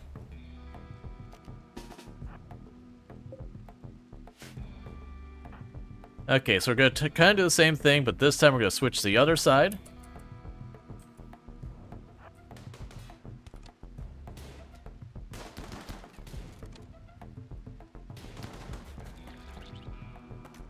It's about to breathe fire on us. Okay, so now you should walk in there on your own.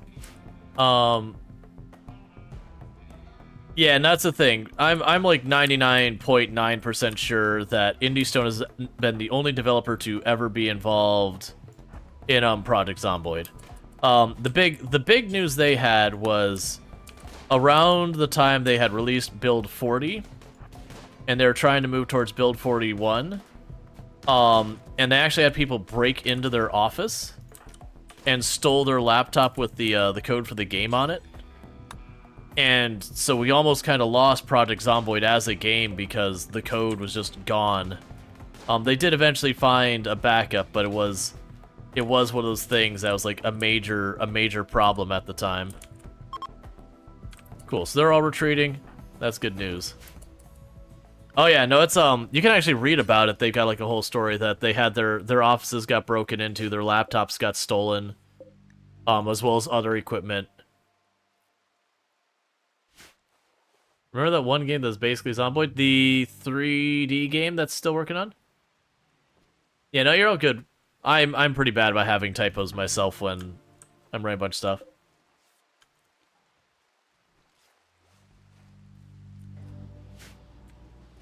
Right, meanwhile, I need to get rid of these bio-coded weapons. So what I'm going to do is I'm going to make a stockpile out here. That's just going to be clear, critical, and we will say yes to weapons if they're bio-coded.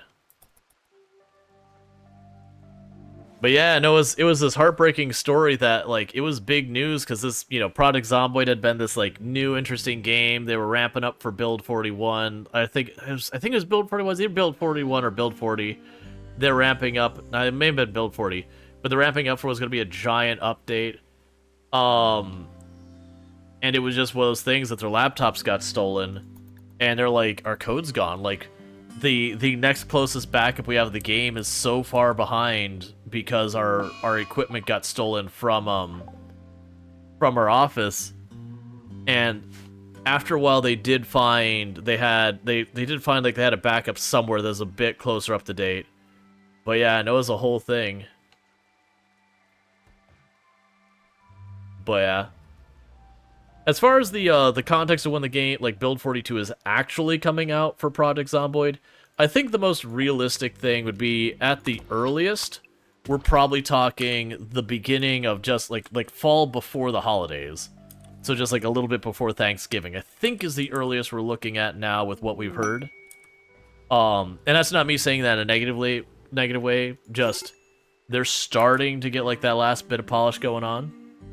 Ooh, that is a really strong book. What will you hit us with? Forced Weather? I'll take a book that'll let me get 16 plants.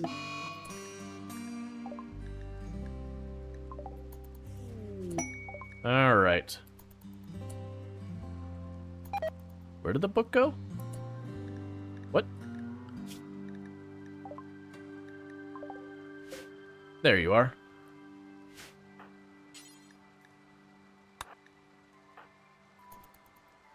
Oh, you were being treated. My bad. We'll go in the hospital. That's where treatment happens. Ah, it was for gutworms. I understand.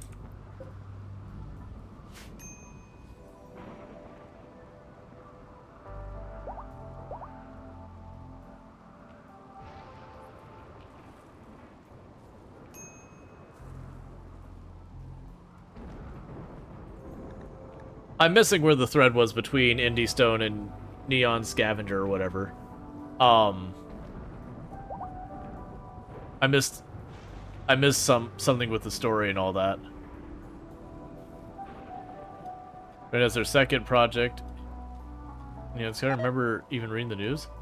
All of that is like news to me. I've never heard that one way or the other. I'm not gonna say it's wrong, but this is something that, with all the news I've heard around Project Zomboid, I've never heard the two games associated with each other in any capacity. So I'm hesitant. I would be suspicious of it, is where I will phrase it. Not that's necessarily right or wrong, but hearing that just in passing, I'd be like, I don't know, that doesn't sound right.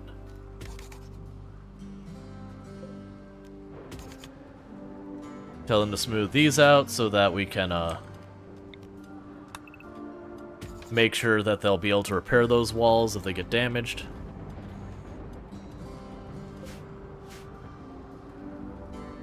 You know, Indie Stone's done good stuff. I don't know what Indie Stone did before Project Zomboid, in any capacity at all. Like, I thought Project Zomboid was like their first successful released game or whatever, but I also haven't particularly looked back, so that could be entirely wrong.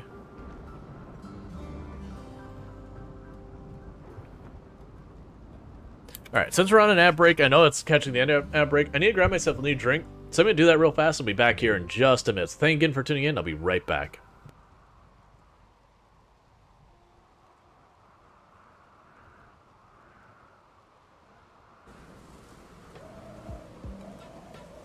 That said, that is what you don't want.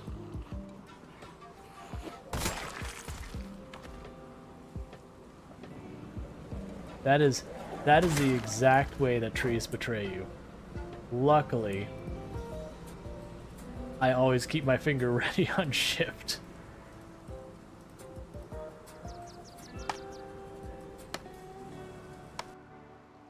What the color is? A khaki lightsaber? At crew?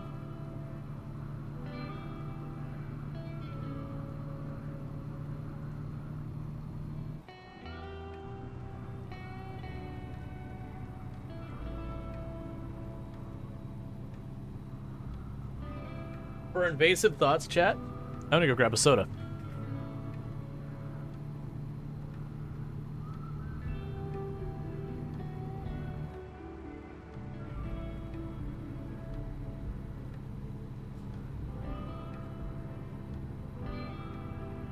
It's got the autopilot. It's fine, right? I forgot about that. It was like literally just putting the truck in American Truck Simulator on the line and being like, you know what? I bet you I could sneak off and grab a drink by just letting it coast. I was honestly, when I did that, I was very much expected to come back and just see like the truck just grinding against the rail or have like driven just off the side of the road or whatever. I was pretty impressed that it stayed that way. Okay, so we got a bunch of fire happening and all that. So I got forced weather of, I believe it's rainy thunderstorm, which is a little annoying. That does mean it's going to penalize my accuracy a lot. I was honestly just a little annoyed that the Impids, it seemed like they were having no problem shooting during the all the rain and all that. Hypothermia? How are you getting hypothermia? Oh, yeah, that'd do it, wouldn't it? Look, buddy, maybe not try and do all that in one go.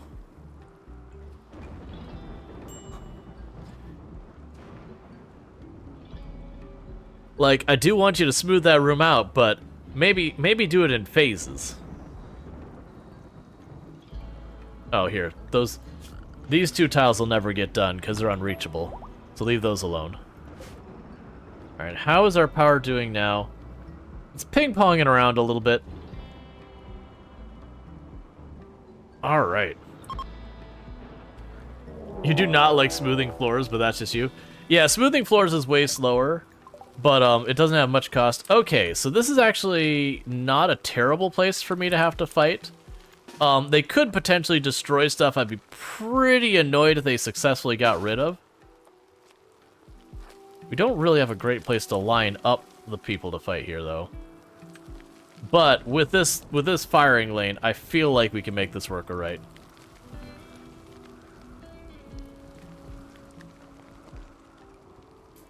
Let's get a couple of you over here. That's more than a couple.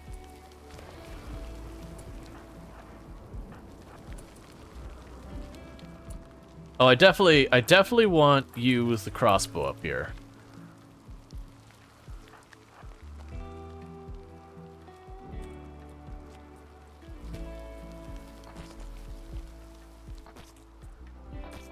Oh, are you just not gonna have a line on him at all? Okay, this is gonna get a lot more dangerous then. So pack everyone here. And I need you in front.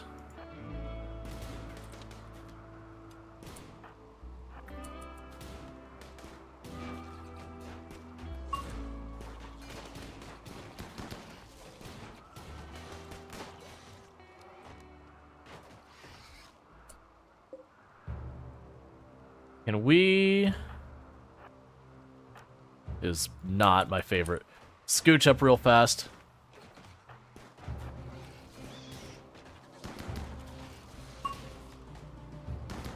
Because the cryopods are the only ones I'm super worried about, because the cryopods are the only thing I cannot replace. Alright, pop over here. That's exactly what I wanted. No, you're...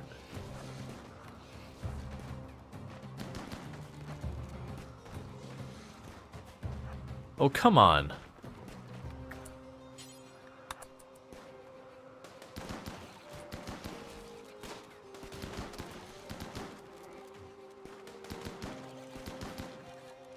So the good news, the only thing they've actually destroyed are those pews.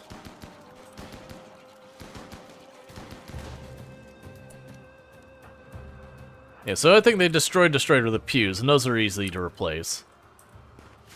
Meanwhile, let's go ahead and choose wildlife. I would like to hunt those two things. You go ahead and get out of here. You hunt that one. There's a mage.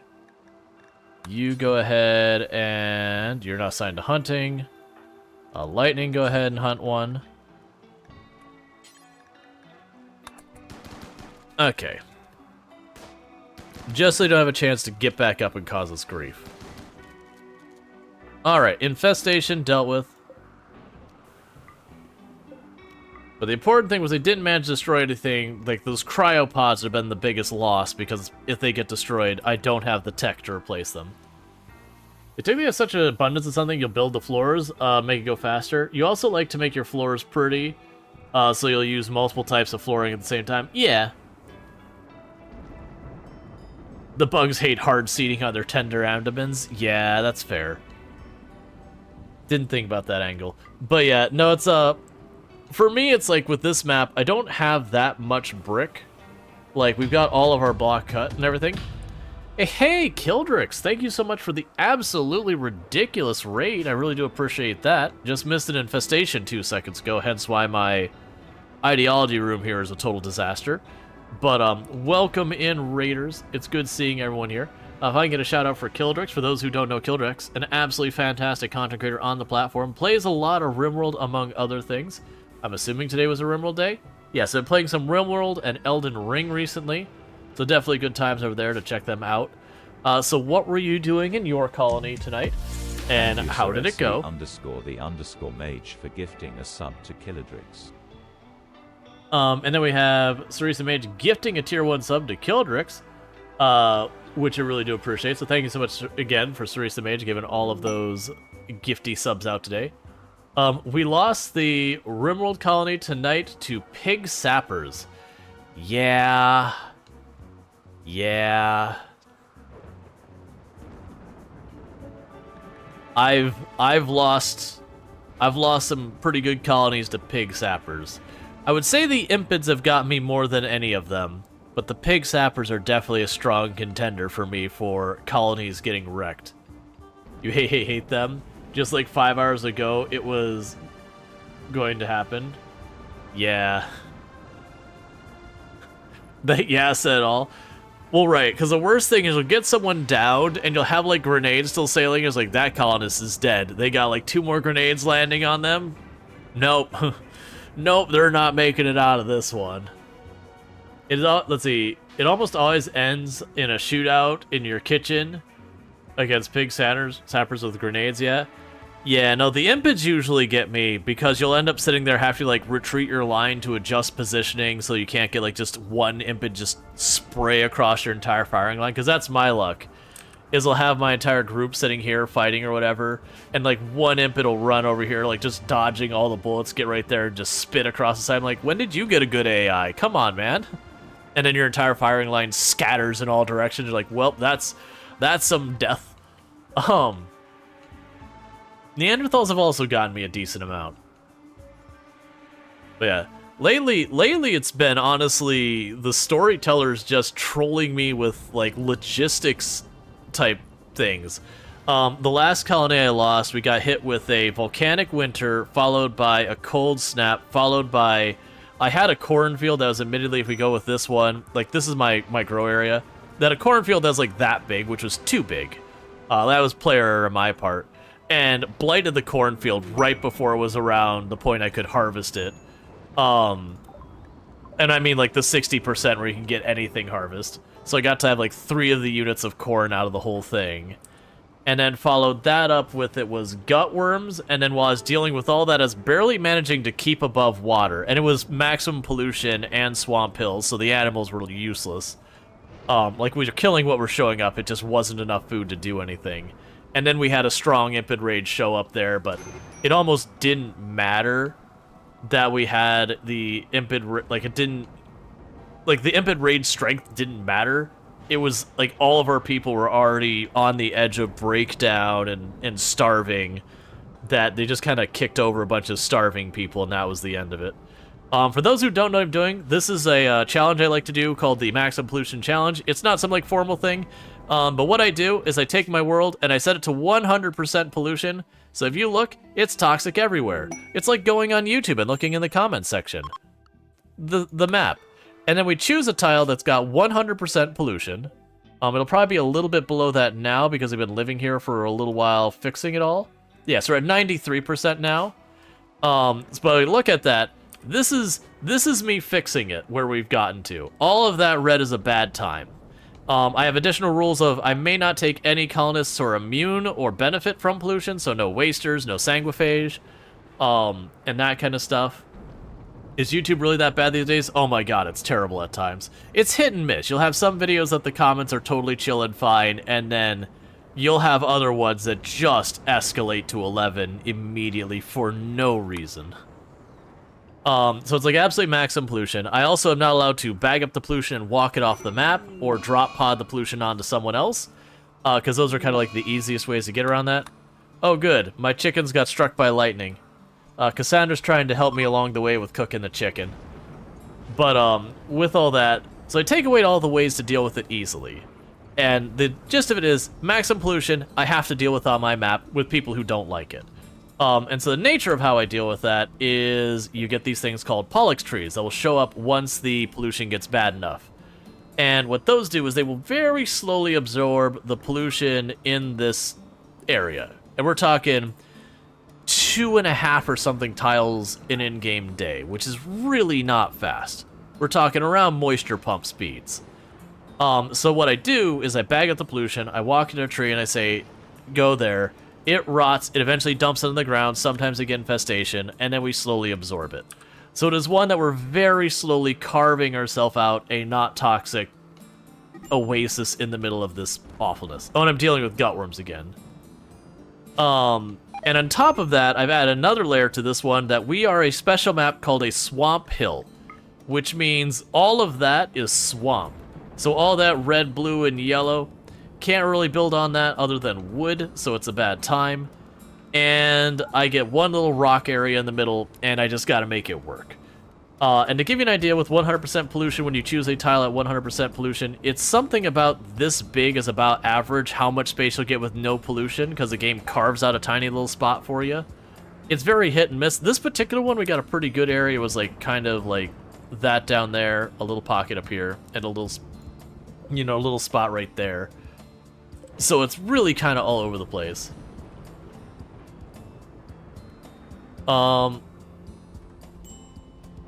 Also, you have all the Toxic Fun Storytell events. I do find it funny when I'm doing the Toxic Waste one. It's like, hey, what would you do for a Zeus hammer? Would you take 145 Toxic Waste packs? And you're sitting there with your whole map red going, if I take those, I'm going to lose, I'm literally not going to have any tiles that are not pollution if those rot. It's like, no, I can't really justify that. For context, 145 waste packs would be somewhere around maybe this like somewhere in this ballpark of size of pollution it would add to the map, give or take. It'd be somewhere in here. It's that's a lot of pollution bags, because each pollution bag is like 4 or 5-ish tiles. There's probably an exact amount that someone would be like, you're wrong, it's actually 7 tiles. It doesn't matter, man. It's not going to change the way I approach the gameplay, so it's just that it makes a decent amount of pollution. Oh, cool. We're finally getting rid of those encoded guns. They kept getting put in here, and I made a, critical storage outside for all the bio-encoded guns to just rot out here on the ground. But yeah, so we're actually doing pretty good. We're getting pretty well established in this run. I'm starting to push towards fabrication so we can get components, because the other downside is, you know how much stone and components and all I'm going to get? That. You know what I'm getting after that? Only what I can trade for and make myself. So this is a run I'm going to be leaning pretty hard on having deep drills for the mid-game. We just had a conversion. Wait. Oh yeah, you just joined us. You're the one who could do the shape flash. I even forgot we had that person. You would have actually been useful against the impids. We gotta finally have our first conversion of our ideology, because I have been slacking on that. Right now our ideology is pretty boring. It's just a prolicizer. I haven't decided whether memes I want to take on later. I had people mention Ritualist. I don't know if I want to take Ritualist this time. We've done that recently. Inhuman, I'm only doing Inhuman if I'm taking Ritualist.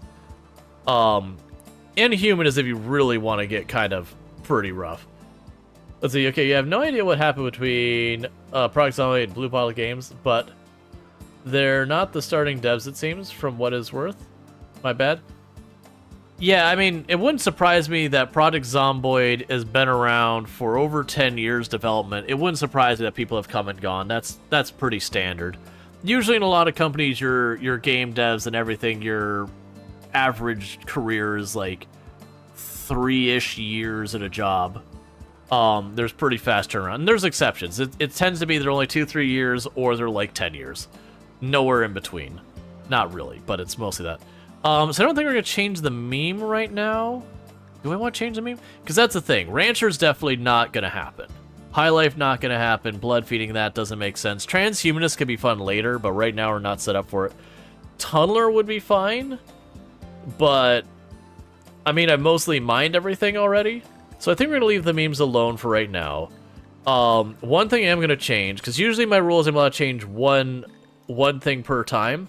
I'm gonna go ahead and make it so that couples can share beds right away, because I didn't change it on the start, and then we had a couple's like, oh, I was really excited about them sharing the bed. And that's gonna be it for now. Nudism. Yeah, I think the next one is I'm going to be expecting to kill a lot of insects in this run. Because all of this can be infested, that can be infested, this can be infested, this can be infested. Everywhere I drop the bags can be infested. So insect meat and us are going to get real close. So I do think our next reformation, we're probably going to take the time to deal with that. So it's fest? Yes. Alright, so we had the speech room. But what was our other ones? Let's see, that's the speech. And then the drum party. That's what's checking is what else I need to have set up for our ideology stuff. Can I make you... Yeah, no, it's just that. So let's go 1, 2, 3. 1, 2, 3, and that'll do. I'm apparently low on wood, which has been a long time since I've had to think about wood. So just go chop that down. Oh yeah, and we are in forced weather because they offered me a book that gave 18 planting, and I was like, or it's either 16 or 18 or something like that, and I was like, yes please, I will take the amazing planting book. No question asked.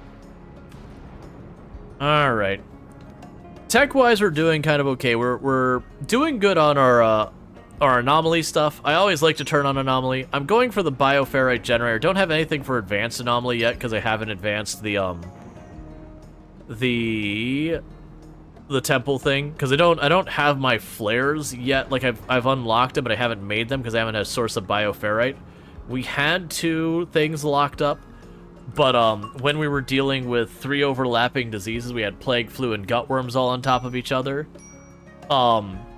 We understandably had a couple of people who did ultimately have some mood breaks, and one of them decided that what few anomalies we had to die. And I haven't been putting much priority on getting anomaly stuff to trigger, just out of the, significant concern that it wouldn't be hard for Revenant to show up. And now we'd probably be okay with Revenant just because numbers.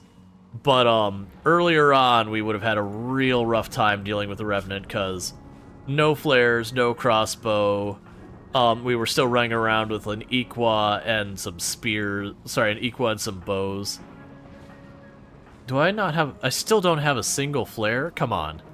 The flares are what makes dealing with Revenants way easier. Between flares and proximity sensors, it can be pretty easy to deal with the Revenant, because usually you can see what way the Revenant left your building and go, okay, the Revenant's, down here somewhere. And if you have like 3-4 people running flares, they can coat that area with flares till you find it.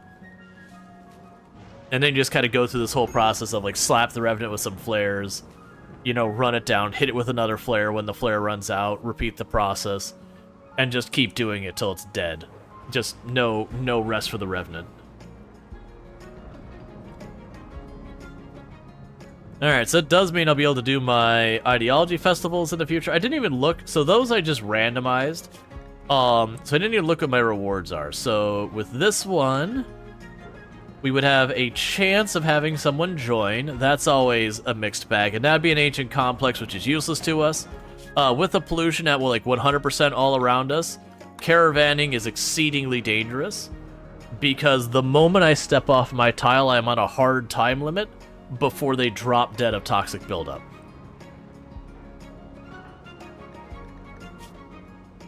All right, let's check to see if anyone's gotten any injuries we built up so far.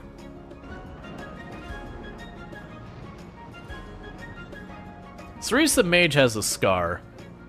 I probably have no reason to do this, but I've got unnatural healing available.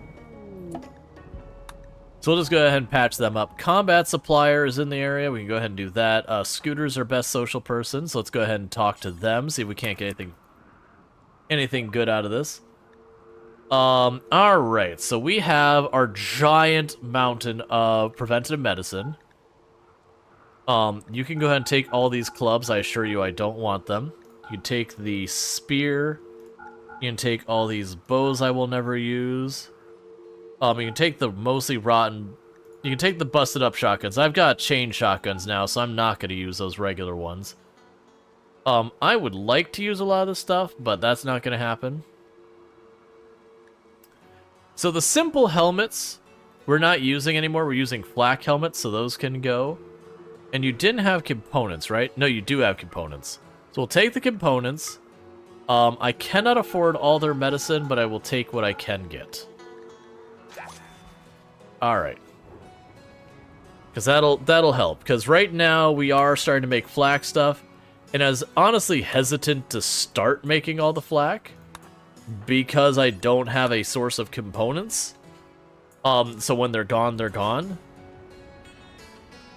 But I think it's worthwhile for us to get that flak locked in, because the number of times I've gone, oh, I don't have components, let me just wait on my flak, and then the next fight we get a shot in the heart and instantly killed.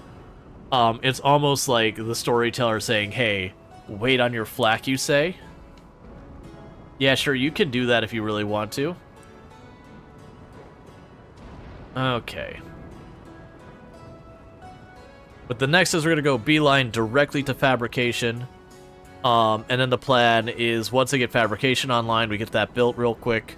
And then we should be good at that point with the components, because with a drill down and the ground scanner, we'll hit steel. It won't take long. And plus, I got a 7,000 steel laying around. We're still doing pretty well on our steel front.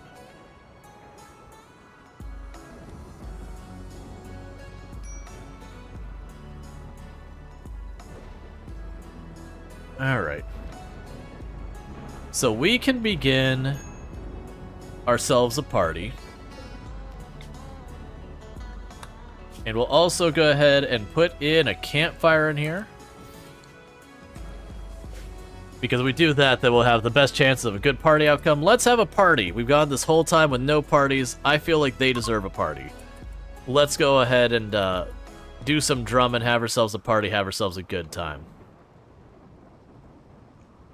They've been living in a toxic swamp. The least they deserve is to be able to take a break once in a while. Oh, and one thing we need to do is unassign them for putting on the toxic packs. No one here likes toxic waste, so wearing a toxic pack is just... That's just self-harm at that point. Cool. We had a fun party. Okay, well apparently we just became available for our one. So you want... Is there not pews? What?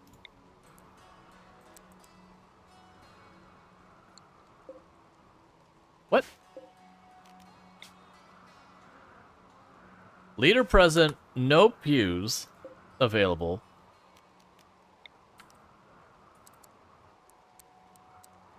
It's weird that that won't count. That said, I totally forgot we didn't assign the leader. That's gonna be Scooter with all that social. So let's just have a bunch of ideology stuff. We get that knocked out. See, clearly those pews should count. They all went to them. That's fine. If they don't count, it's okay. I can live with it. Because it's not the way they're turned, I don't think. I don't know. It's just being weird. It's whatever. Major mood break on you, because you got the munchies. So we'll wait to do the next party until after everyone's had a chance to have a snack, sleep, do all that stuff. And we'll get all that sorted. Because that'll help me do more reformations and all that with ideology, which is always a good time. Get some really fun stuff in there. And like I said, my next reformation, we're going to make insect meat okay, because we're going to have no shortage of it. That's just the simple answer. there is going to be no shortage of insect meat in this colony.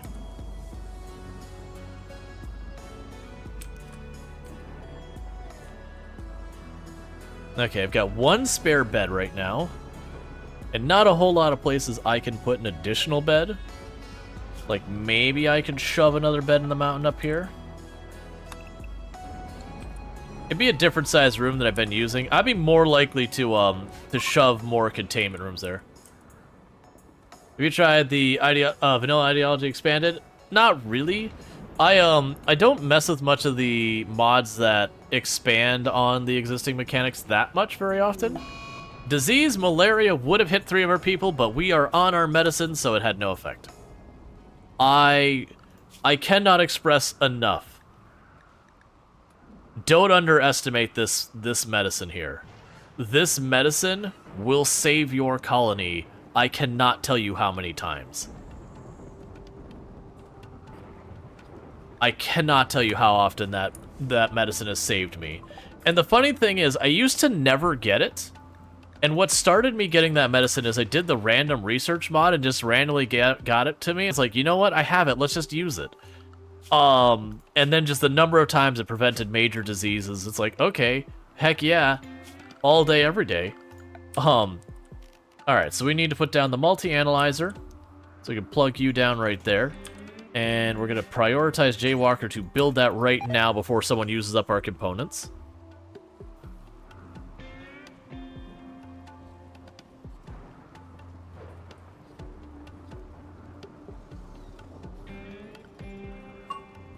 And what I'm going to immediately do is stop researching the deep drilling and go to fabrication.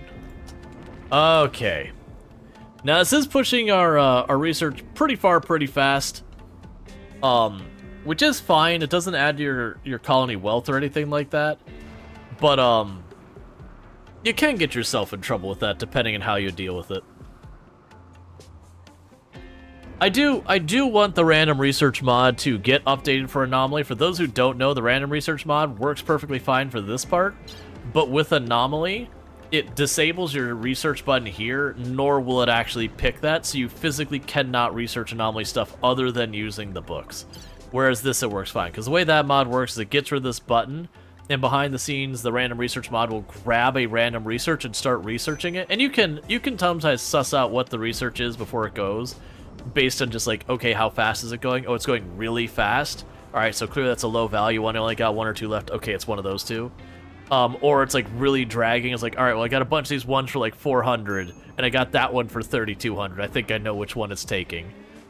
But it forces you to play the game very different, so it's one of my favorite mods. But since Anomaly came out, it doesn't work with Anomaly. And I've found I really, really, really like Anomaly. I've gone on the record to say Anomaly is my favorite DLC. I will agree it doesn't have as much replay value as Biotech or Ideology. So I think Biotech and Ideology have a lot more play time you can get out of them. But for the game just changing the rules on you and saying, figure it out, Anomaly has done more for RimWorld than any other DLC.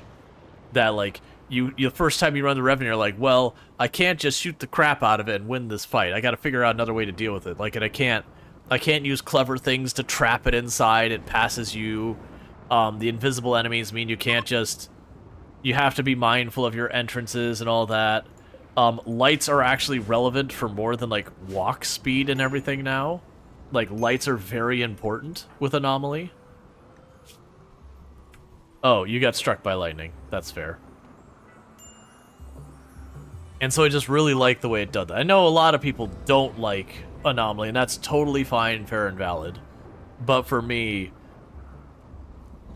I found since I played Anomaly, when I go back to a not Anomaly run, going back to normal raids, bore of them's not the way I should describe it. They feel very single direction to them, because it's, there's them, there's us, we're going to meet somewhere in the middle and shoot the crap out of each other, and one wins and loses. And obviously I'm overgeneralizing it. You know, you're going to have your defensive positions that you've set up, and you're going to try and path them into the thing to give yourself better thing, or you're going to do the thing where you poke one door and then shoot them, and as they start making the move to set up on that door, you back in, you go to the next door to poke out to set up and hit them again. You know, you'll use like pathing abuse, or like you'll have your kill box, or, you know, in this case I'm not using either. I just gave myself areas with really good good-ish cover, and then because this is a swamp, they have nothing, which is pretty strong. You know, or whatever. Like you'll have your tactic, and none of that's being like cheesing or whatever. It's just you'll have your tactic. But it is ultimately still a straight-on fight of get yourself the best odds of winning your fight, and them the worst odds of winning the fight, and then picking your target. Like, you can do the pick your target micro, but it's ultimately a shootout between the two. Versus with Anomaly, there's a lot of stuff where it's like, okay, like this one, it's not that I need to just shoot out. I need to shoot out without letting it get too close, or it's gonna eat us.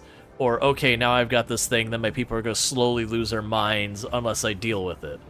Or, you know, this other one, I get this big, here's your big scary weapon button that you can unleash on the enemy. By the way, its friend or foe targeting doesn't work. So, you know, when you unleash the beast, just realize the beast don't care who you are.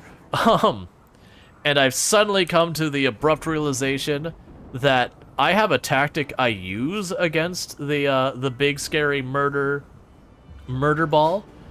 Unfortunately, I haven't set up where I can do that, and I've run out of space to do that, because I don't think I make my murder ball bunker. Maybe I can fit it over here. I have an entire strategy for dealing with the murder ball. I call the murder ball bunker.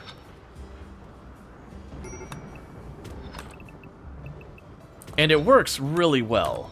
Like, it's straight up, you can practically ignore the murder ball. But it does take some setup to do.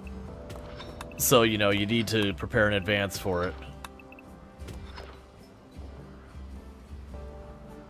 Which is what I'm trying to do here. Because everyone needs their own room in the murder ball bunker. No sharing. It's gonna be a really weird murder ball bunker. So that's room for 1, 2, 3. That'll be more than enough room for us. So we're gonna make ourselves the murder ball bunker. So what do you think about the semi-random, which gives you 1 to 10 randomized choices? That one has a fork. So the problem isn't having a fork for 1.5, because technically, if you look at the random research mod, it does work with 1.5. It's the problem is most of them don't work with anomaly specifically. It's the anomaly tree that it doesn't work with. But yeah, no, the semi-random, if you set it to 1 random, it's effectively random research. So it's like effectively the same thing. Now, if you're wondering what I'm doing here with the whole murder ball bunker thing, is basically I found the murder ball can't go into a 1x1 space that's occupied by a pawn. There's certain places it cannot teleport.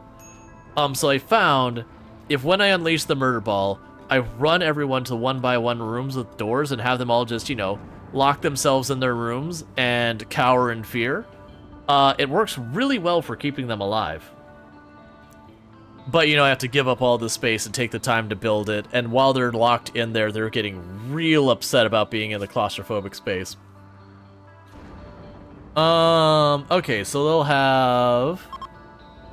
If you send the signal, his enemies will activate a site nearby to harass you. So I can't do that, because caravanning with the pollution here is extremely dangerous, because I'm in toxic buildup the entire time I'm traveling, and so I can get the unlucky thing where it's like, okay, nearby is over there. And then I have this, like, 6-day travel both ways. And that just means whoever goes there, they're not coming home.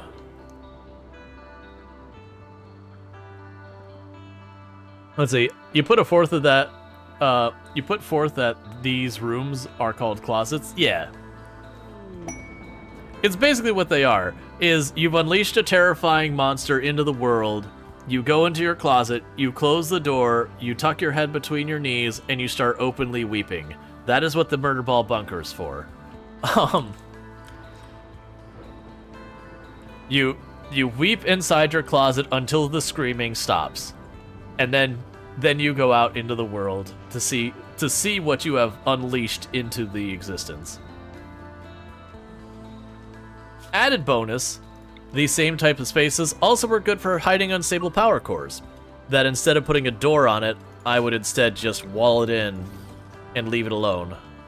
This is also letting me carve in to check for more materials in here, as well as getting a couple more bricks to cut into to stone block.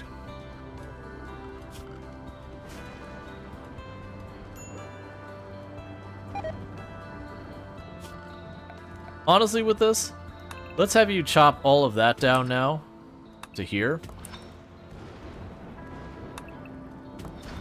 Start carving this off so that the mountain is smoothed out.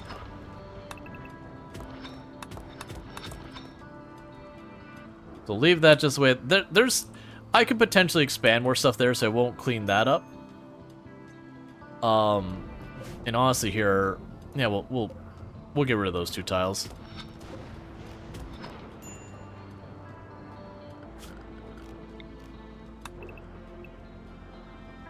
We'll just leave that wall a little bit thicker there. But get rid of that spot so we don't have that as a place for enemies to get cover. And this could potentially become... We can just mine that as well. I'm just queuing that up to mine out a bunch of space for the extra stone and all that.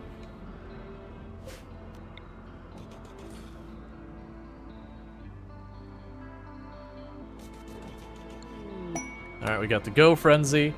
Another thing I'll need to do back here is I'll want to put some lights. Cool, so we got baby prep coming up. But the other thing we want to do here is I'll wire in a couple of lights. I'm not going to put a light in every single room, but that's kind of the worst one is you unleash the ball and then a Nocto event starts. I believe you'll have more than enough time to deal with it before then. Travelers have hope for charity. Why would you do this to me, game? I don't want to be charitable. Come on, game.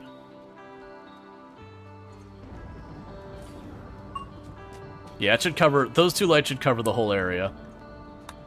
Okay, so Scooter, go have a talk to them. Said go... I hate how sometimes in the RimWorld... There we go. You want my really good medicine? You're monsters. How dare you? We do have a pawn that got pregnant. We do have a singular couple in the colony. There is love on the rim. Oh, don't put packaged survival meals on this, please. I actually don't know where you got those from. I want just the good stuff on that one. Hey, Tomb. Oh, what is the AC doing? It feels like it's getting a bit nippy in here. So let me go ahead and deal with that real fast.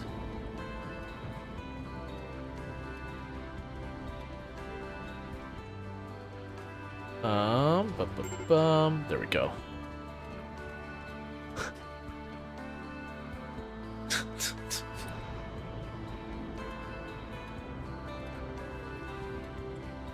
And for those who didn't catch, Tomb is my wife. She's being silly. It's what she does.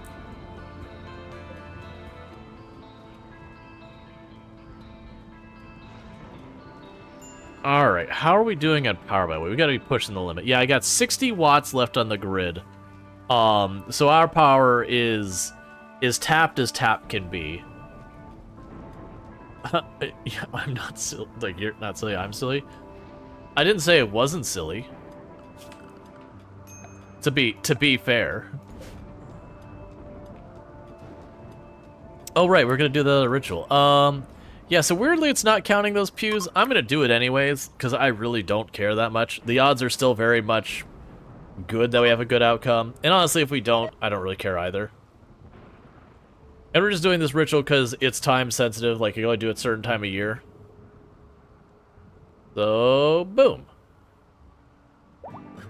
We had a boring party. Excellent. And we immediately got followed up by all of the women in Colony having a psychic drone against them, which was also immediately followed up by a bunch of people going to arrive by transport pod to attack the base.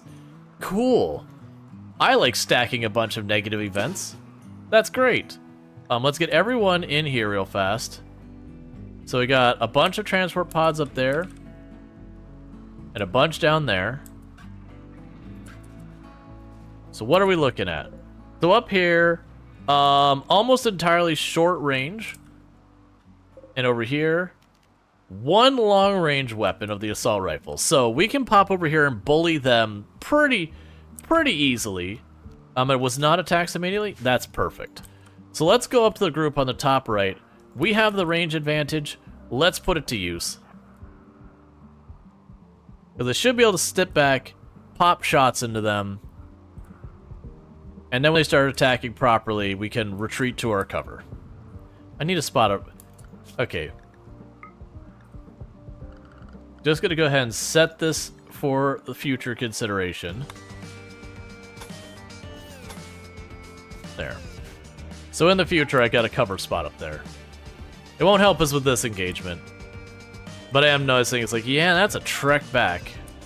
They are Yatkins. But the good news is, if I take out their one or two okay-ish range weapons, we can get them sorted pretty quick.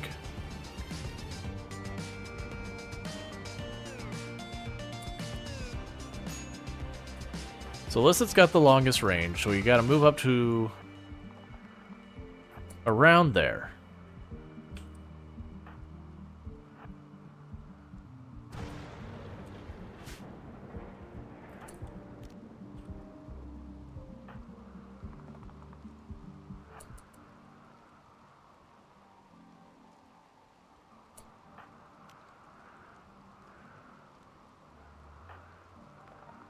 It's much closer I wanted to get, because that's much more I gotta retreat to get back out.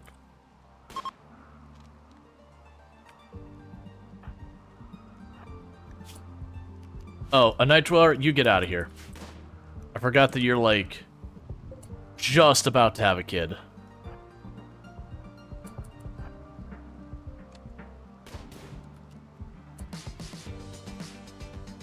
Okay, so looking at all of you...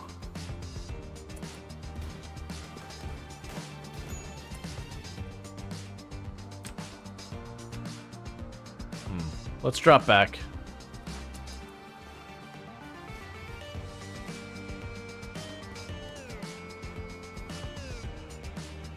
Because we're getting lucky with a lot of those shots.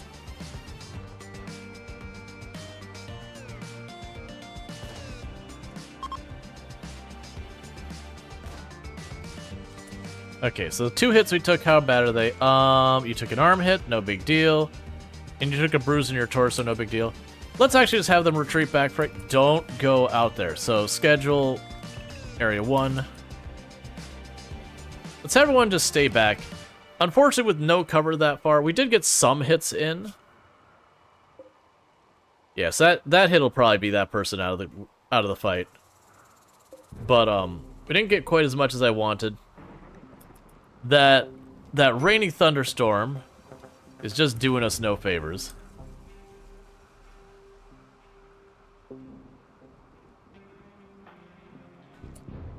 So pop over here and tend to them real fast. Never mind, there's no time. Okay, so you start up here. Get to the cover. We fight this group. This group, I'm hoping we can bait them around. And that'll work, but we'll see what happens.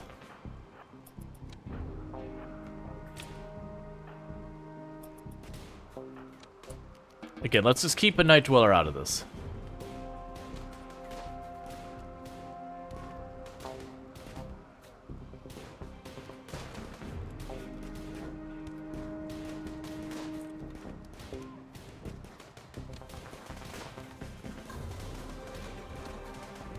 Taking a lot more hits than I want. You need to die. Actually.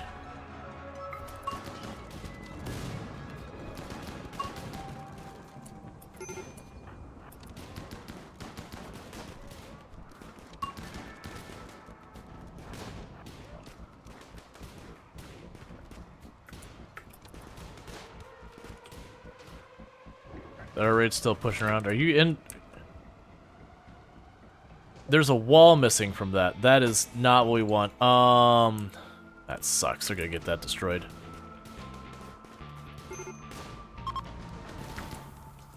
Okay, so that group's done. This group does appear to be coming around, so that's fine. So let's go ahead and get them all in position. Same plan as last time. How are our injuries looking? Left arm, just bruises, left leg. A lot of arms and bruises and that, but nothing serious. Okay, so no one is like looking at risk of death right here.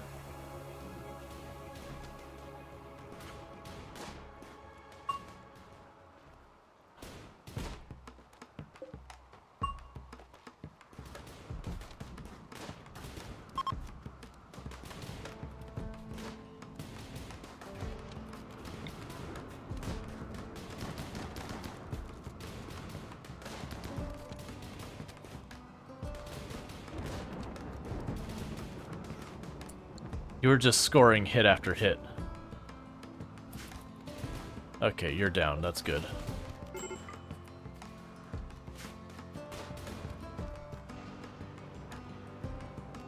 Alright, so the others are coming along.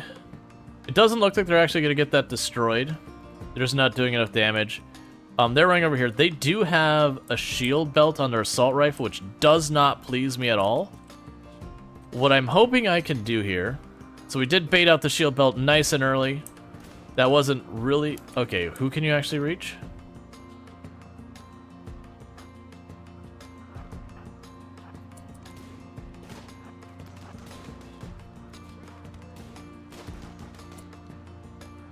And meanwhile...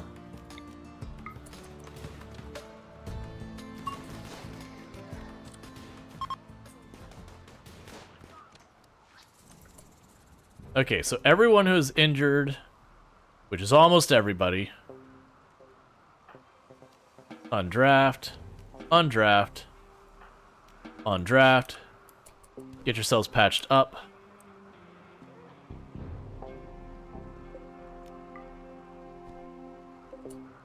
There's one with the assault rifle. Bentley, I want you to run some interference, buddy. Your target is that assault rifle. I wants it.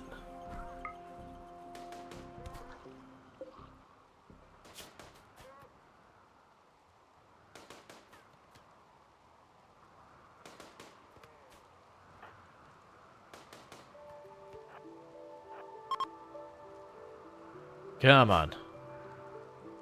Yeah, no one else will be able to get there in time to contribute, so Bentley, you gotta do this on your own. Come on, just score a hit. There you go. Couple more. Yeah. We're getting ourselves an upgrade. Alright, so we're going to strip their clothes, because I could certainly use that. Meanwhile, let's have... Murderous Rage on Scooter. You would like to murder Jay Walker. Jay Walker, I don't want you to be murdered if we can help it. The downside is there a way I can knock you down easy? I want to knock down Scooter without killing them. What is my best bet for making that happen? I think we're just gonna have to punch the crap out of you is what I think we're ultimately gonna be dealing with here. So let's grab everyone but Jaywalker, and you are just going to have to beat him up.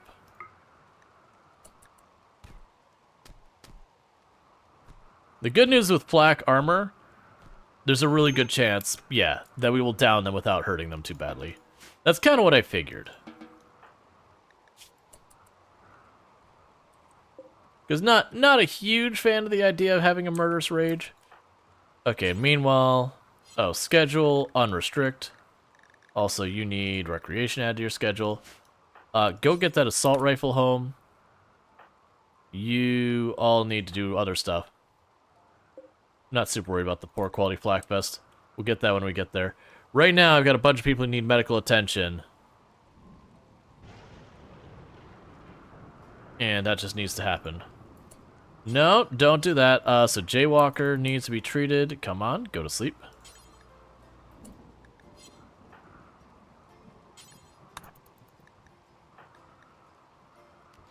So this is the reason I got the medical mod. So if we look right now, how am I doing? I'm doing pretty good. If we look at the medical treatment needed, right now it says there's only one person who needs medical treatment needed. There is no critical status, because I had people claim so that wasn't true last time. But if we look at the medical tab, I currently have 5 people who are bleeding. This needs to include anyone who has unbandaged injuries. That's how it works. And I don't have any mods. Well, I mean, that's not true. I do have one mod that changes it now, because I was running into problems where I had people bleeding out and it gave me no warning that they were injured, so I had to kind of like just track them down myself.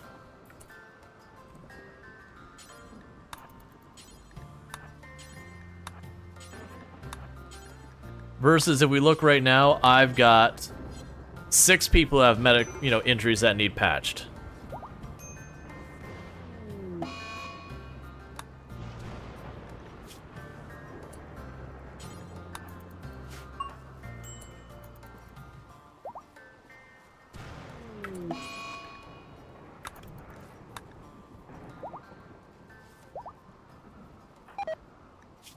Okay. Now everyone is treated. Pods and bugs.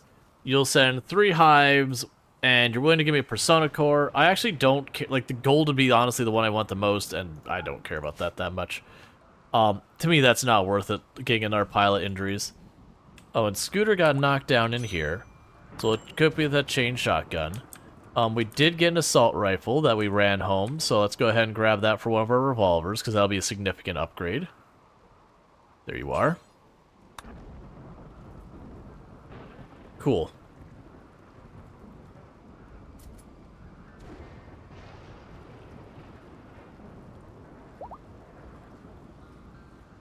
And everyone's slowly recovering, that's good news. That did burn through a lot of medicine, though. There was a lot of minor injuries in there. We also need to get this closed off again.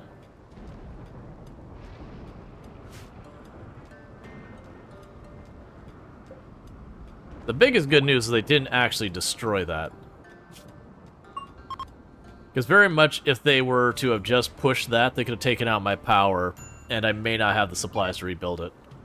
Oh, also, orders allow all. Oh, wait, we actually... This is kind of an important one. So now I won't have to make a smoke grenade launcher, because they gave... Or smoke launcher, because they gave me one. Those are really useful for taking that.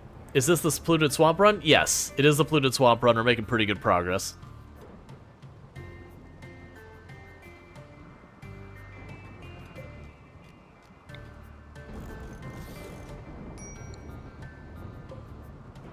Okay, so we're waiting for you to recover from all your injuries. I don't think anyone had any permanent injuries that I saw. I mean, just Noaplo, who is my one with unnatural healing, so... Not a whole lot to be done there.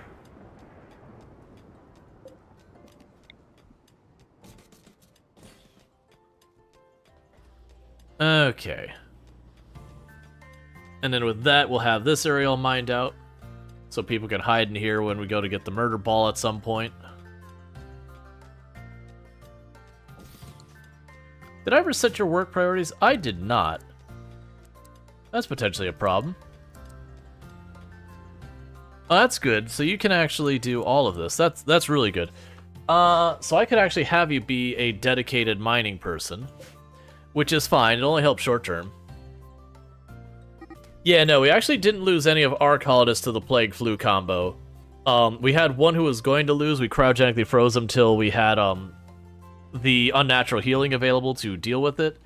We did end up losing 2 of the refugees. We were trying to do what we could to help them, but between them being a different ideology, so I couldn't pre-heal them, and them unwilling to get into the cryopods, you know, there's always so much you can do.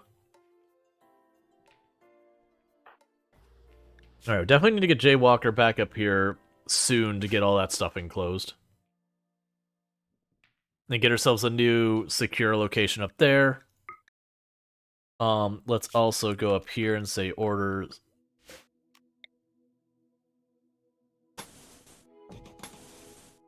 Put one up here as well. Just trying to give places that I can run to get cover.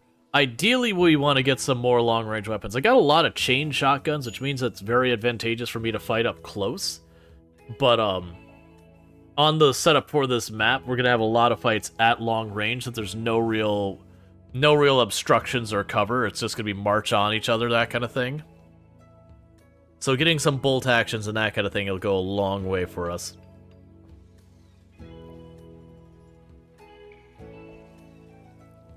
All right, once we get that, we'll go for the deep drilling next, then the ground penetration scanner. Then it's going to be time to drop back to stuff like tree sowing and all those earlier techs that we skipped.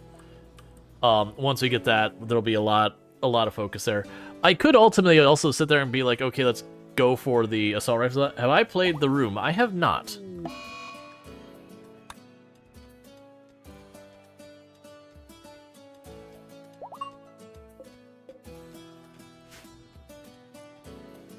Can I actually convince you? Work on that first, please. I'm not sitting on a whole lot of limestone these days.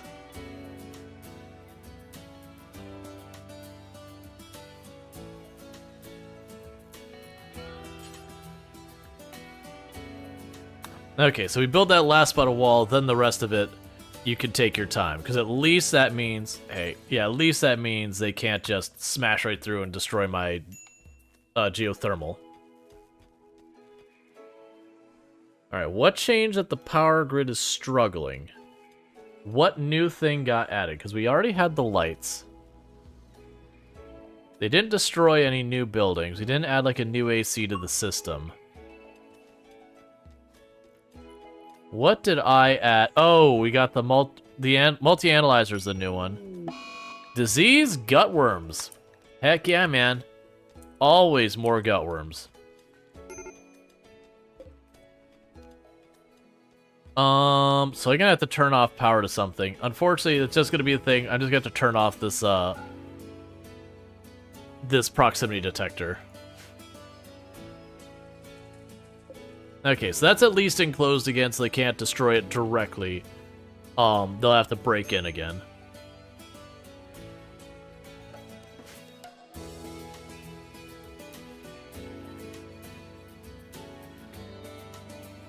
We're gonna need to get our hands on an advanced anomaly to get the bioferrite generator made. I mean, we just need to get a hold of anomaly stuff to begin with. I actually have no idea if they care about putting this in the same room as the temple. I never bothered trying.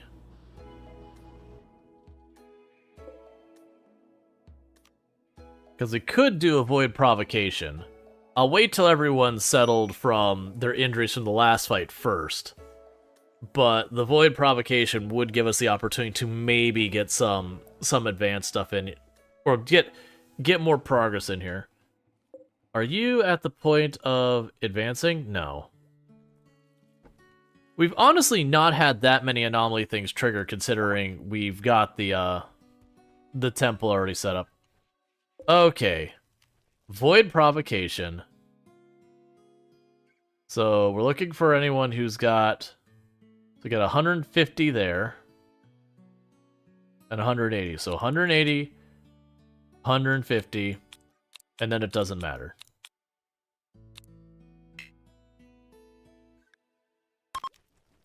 So we're gonna go poke someone and knock at the door of scary dark things that go bump in the night. Let's schedule, get everyone restricted back to Area 1. Just that way, if we get something really awful, we're good. Meanwhile, we'll go zone. Clear Area 1. Get rid of that.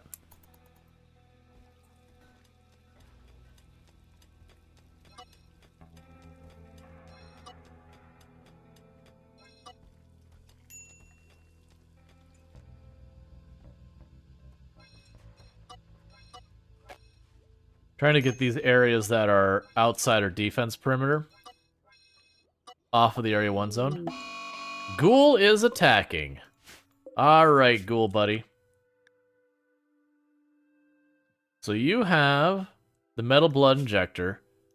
So there's a good chance you can probably down this Ghoul before it becomes too much of a problem. So it shouldn't be too big of a deal. New research. I missed the second one was. Attuning the monolith. Okay.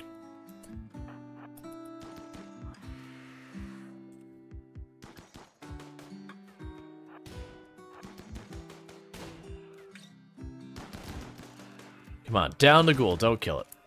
Well, we tried. Okay, that's fine.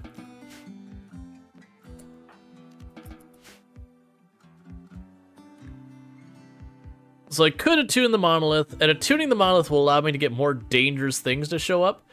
I have really strong mixed feelings on that with where we're at. We don't have our flares yet. I think we're going to do it though, which again, I have very mixed feelings about. But if we don't get the bioferrite power and a source of bioferrite in here, this map doesn't afford me many opportunities for power that isn't a huge hassle. So the bioferrites probably think a heart now would suck. Yeah, a heart would be more manageable though, because it's like a giant open space. So Gray Paul, that's fine. Attuning the monolith caused it to twist and grow once more. As it did, Elisabeth caught a glimpse of what lurks beyond. She understood. The monolith is a doorway opened wider by your actions. On the other side, Elisabeth sense an inhuman intelligence, vastly complex and endless rage. The dark machine god is stirring, and the psychic influence will grow. New entities are now discoverable. So that made that bigger. Let's make sure that's still set up. Yeah, so I need to make the pollution-free zone around it a bit bigger. That's fine. Alright. You can be unrestricted again.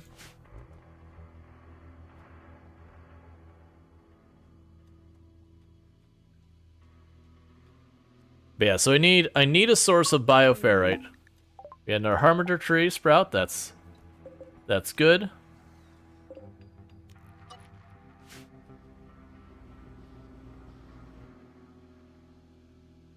Okay. I do wonder with like all this swamp here, if I just let this grow where there's no room for more trees to grow out here, would I be able to take over this whole area with that? Because that is the thing that the harbinger trees don't seem to care if it's marsh or mud or whatever. They seem to just be allowed to grow there.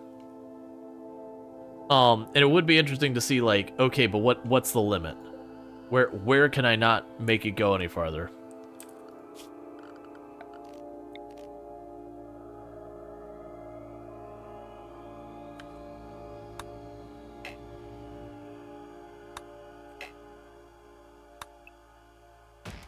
Oh, we basically have run ourselves out of trees. That's unfortunate. Well, I guess I added no grow zone here, which is not going to be a fun time. And the reason it's not going to be a fun time is it's going to have to be... Where are you at? Fiber corn. Because I do not have a source of wood. And while I don't use much wood anymore, I don't use 0 wood. Wood doors open faster than a lot of the other doors. So they still have a lot of value. So you do want a non-zero amount of wood coming into your colony. But I also don't have tree sowing yet. Just very genuinely because of all the other stuff we've got going on. I've been beelining to the high priority ones. But that said, is after the drills we get, I'm going to drop back to get the tree sowing.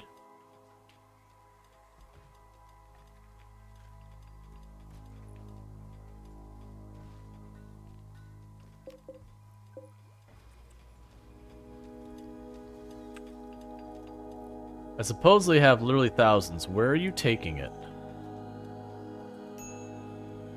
Oh, hey, don't take it there. Just leave it in the pen. You're just running it back and forward for no reason. Alright. So here's hoping we get something fairly manageable for our next anomaly event. That way I can capture it and start getting a lot of bioferrite out of it. Because I have a very big need for bioferrite.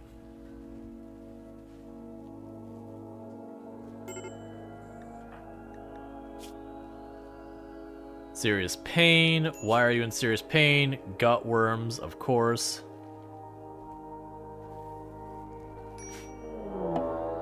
Pit gate is opening. Alright, that's not my favorite choice. That's definitely not one of the easier events as the first advanced anomaly event.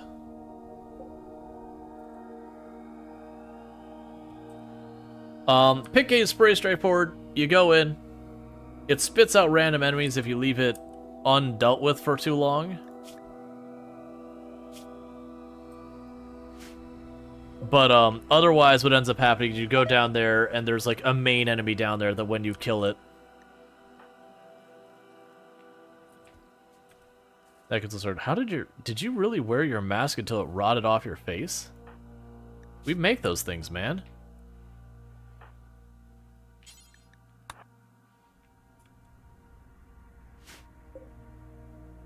Okay.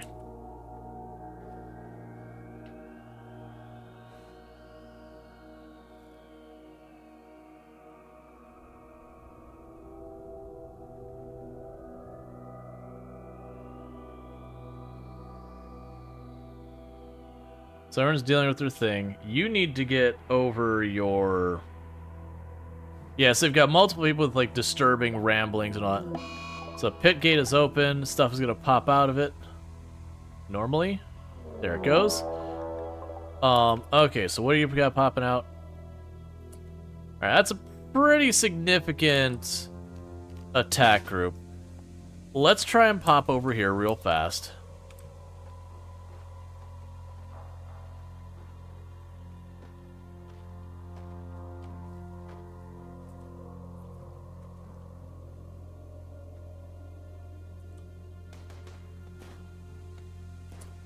Get back in here, Night Dweller. Come on, get to the door. Don't do this, I made a mistake. Get caught up on it for just a moment. Oh, come on. That was a mistake, backing them off.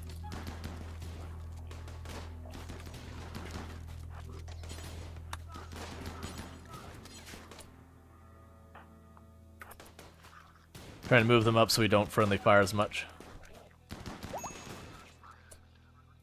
Okay, so you're back up. You're not hurt too bad. That's good news. Okay. So you've got a bunch more scattered everywhere. So a Night Dweller could deal with that. Lightning is my other doctor. You go ahead and go back. Is anyone hurt really bad that we need to duck them out of here? A Night Dweller's the only one who's got significant injuries. So we're going to keep up the hunt for all the other stuff. We're just going to go around and deal with them.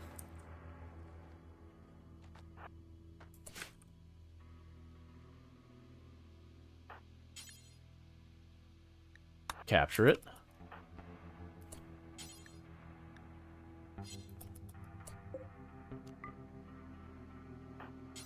I'm glad I noticed that you dropped your weapon in the door. Because that would have been bad.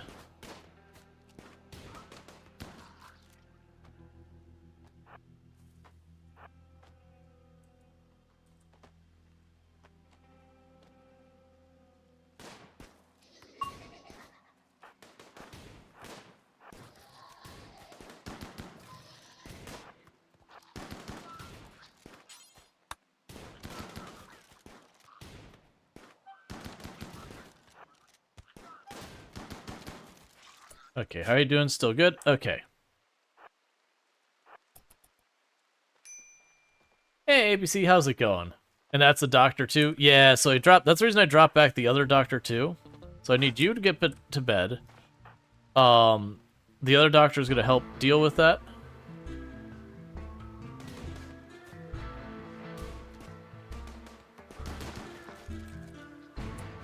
Alright, so we're starting to have our first walls and all that going down. Oh, stop there. They're coming after us.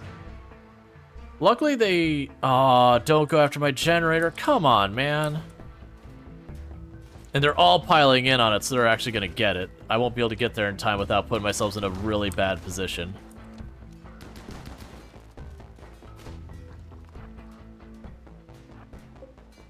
Yeah, they all piled in on the generator too. So that's my power out. And I don't have enough components to rebuild it, so literally my generator's just done. Meanwhile, you need to actually tend to them, not just ignore them.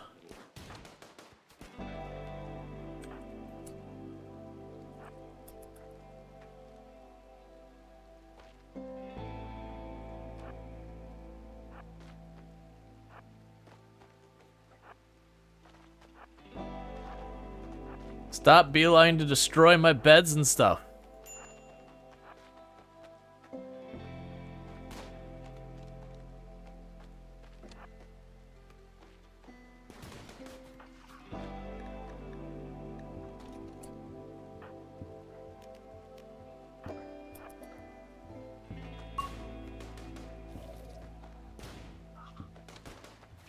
All right, come on.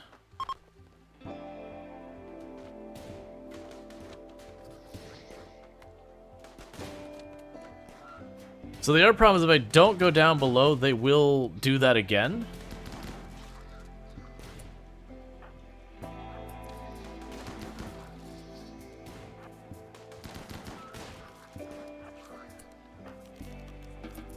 Right now, we got people to patch up and all that. Okay. That hurts bad.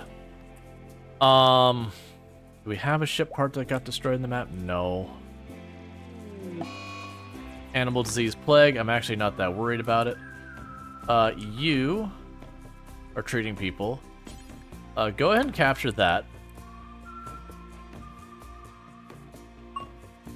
Because we need the bioferrite. These won't matter one way or the other because I can't do anything with them right now, but at least that's some research.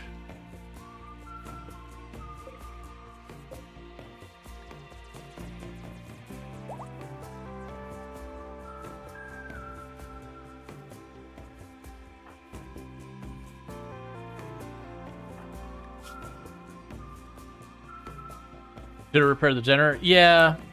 I don't think it would have mattered in that case. With 4 of them piling in on it, I still wouldn't have gotten it repaired because it was at about 2/3 health. But I was busy trying to have them build the other areas around there. So I think regardless of that, it was not going to make it.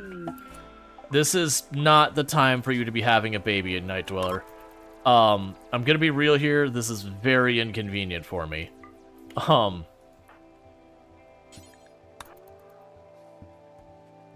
I kind of was really expecting you to get back into this sooner.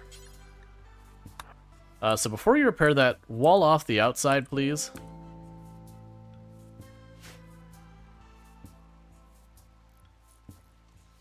Now I can go back to fixing the rest of that in there.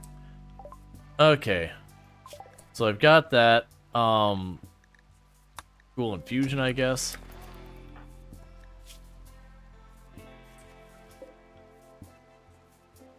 Hi. I have a wifey. Husband's out of cute parts. No. He's made out of the cute little chin chin chin. No. There's no cuteness here. Oh, the cute. Yeah, no, it's like four of them attacking the geothermal. Unless it was, like, ready to go in there. Like, perhaps, like, if I had gone around the other way, we would have been fine, but... Oh, not there. Here, are you there? Did I accidentally sleep any of them? No. Healthy child. Alright, so... As soon as they actually have it where the baby shows up here... Okay, so we got our healthy baby here, and the healthy baby is gonna be... Alana Rama, welcome to the colony.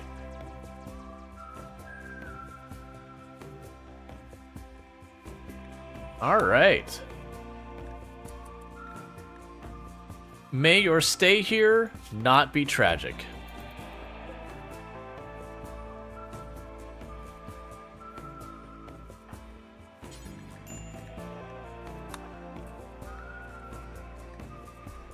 Low on baby food, so queue up to do this. What's the worst that could happen?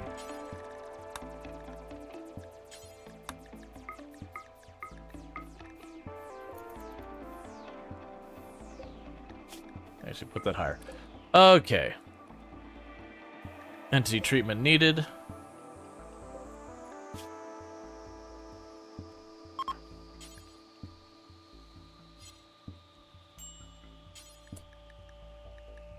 I need you to tend to it so it doesn't die.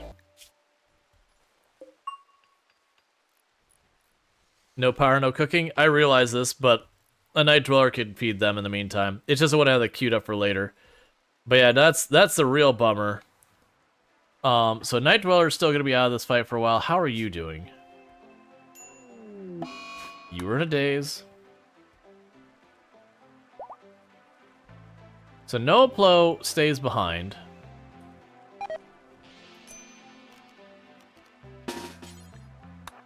Enter the pit, everybody. Alright. Oh, that is dirty to put those right there. Just try and hold your own for a second, Bentley. You got backup on the way.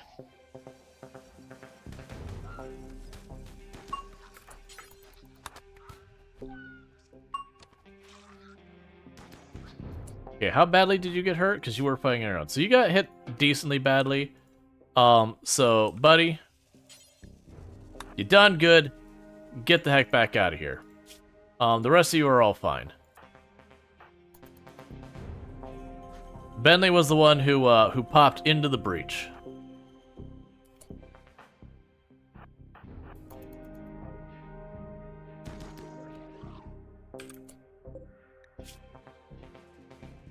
Wait. Capturable? Oh no, this is a bad idea. I've never managed to successfully capture one of those.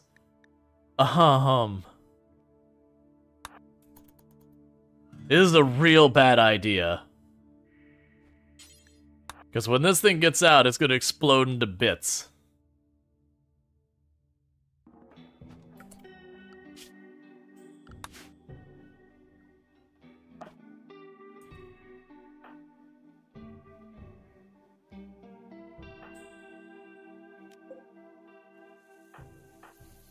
Okay. Alright, so the rest of you still down there. You got work to do.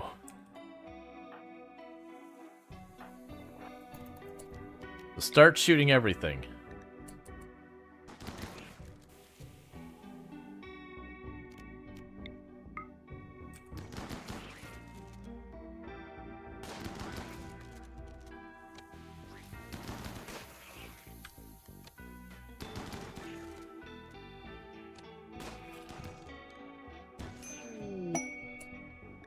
Quest available, emergency landing. They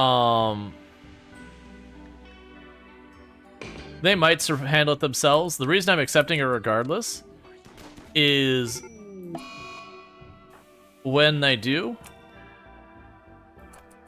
it can easily become a source of a component.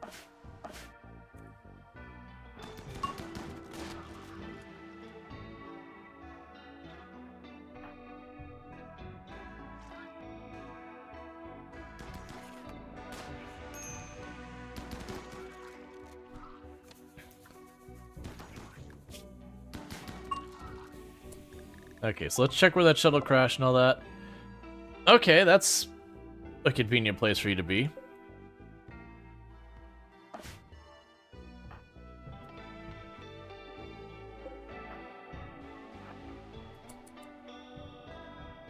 Let's flag this room as a tomb.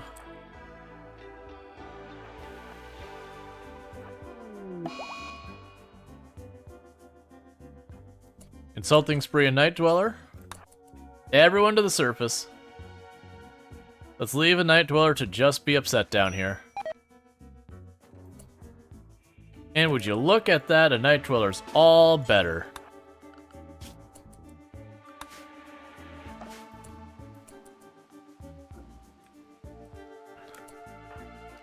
We'll have them all go eat something in the meantime.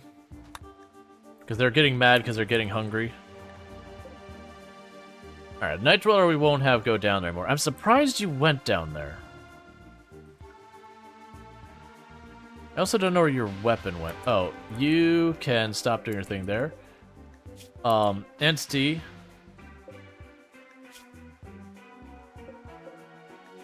I guess in the meantime, while we don't have power,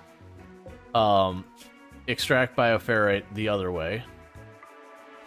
And you will need to patch them up.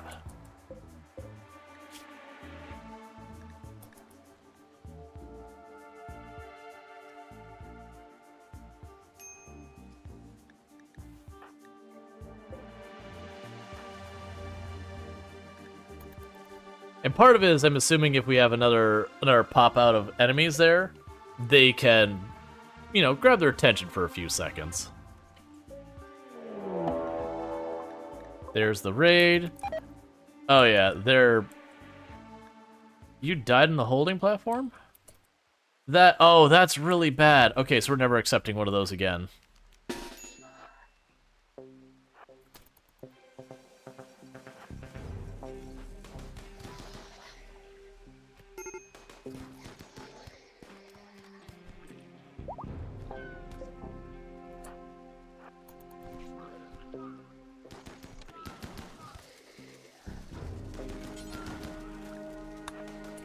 Stop moving up, please.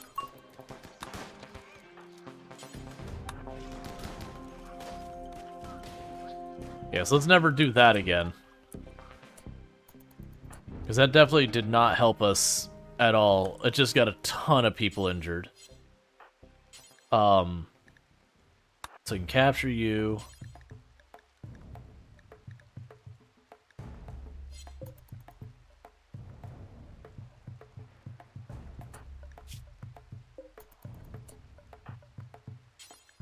Rescue you.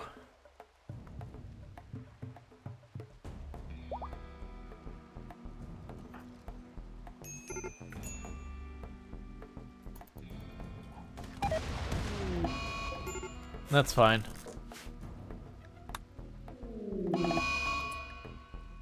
Yeah, but that's all the chickens who got plague. That's fine too.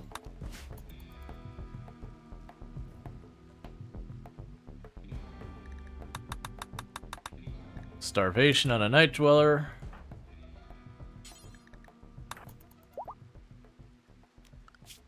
We still got people bleeding that are showing. Entity Slater, come on, man. Can you at least have some of them? Do we have anyone else who could doctor? Congratulations, you're a doctor now, Scooter. Never mind, you're having a mood break, so you're not a doctor now, Scooter. Congratulations, Clara, you're now a doctor. Mostly so I can feed a Night Dweller so they don't starve to death.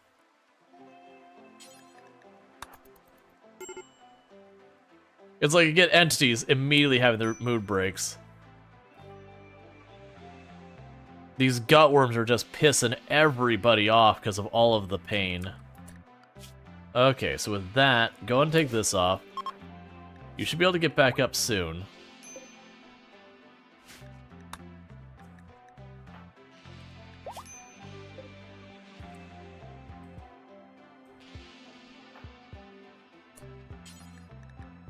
Tend.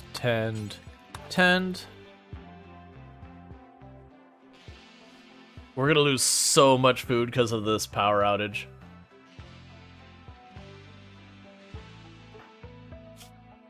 And we got gutworms not being treated. And where did you lose your weapon? It was right by the door, right? I think because it's blocking the door, you just dropped it and moved on. I think, yeah, there's the chain shotgun. Okay. So let's get people patched up. We gotta go back in there. Because this will just continue to escalate if I leave it alone. So usually with a lot of the anomaly stuff, being aggressive and just going for it right away is very important. Why is everyone's apparel tattered? Like, everyone's apparel tattered. No!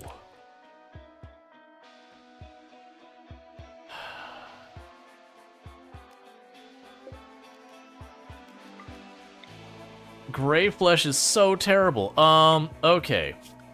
So, I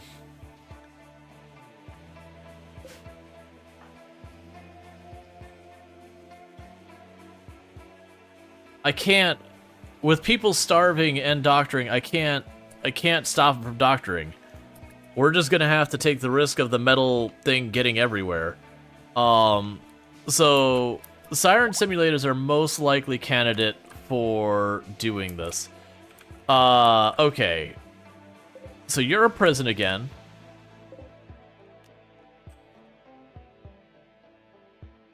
Yeah, so you're gonna be a prison again. That's fine. Oh, this is a bad combination. So the issue I have is I've got an event that's gonna potentially cause lots of injuries. At the same time, I've got a metal horror going on. And the problem with metal horror is if I do doctoring on someone with a person who's got a metal horror, there's a chance of implantation where they also get a metal horror. And the issue is we also have gutworms in our colony, so I can't just leave it all alone. And so I'm in a situation where I can't trust anyone, but I absolutely cannot take them off the tasks that I can't trust them with. So let's...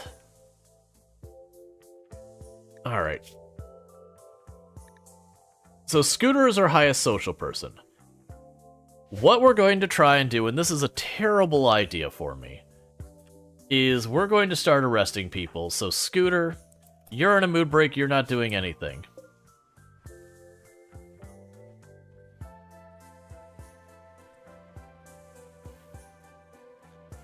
I need Scooter to get off their mood break, and then what we immediately do is take both of my doctors. Stop it. I want to actually keep an entity for 30 seconds.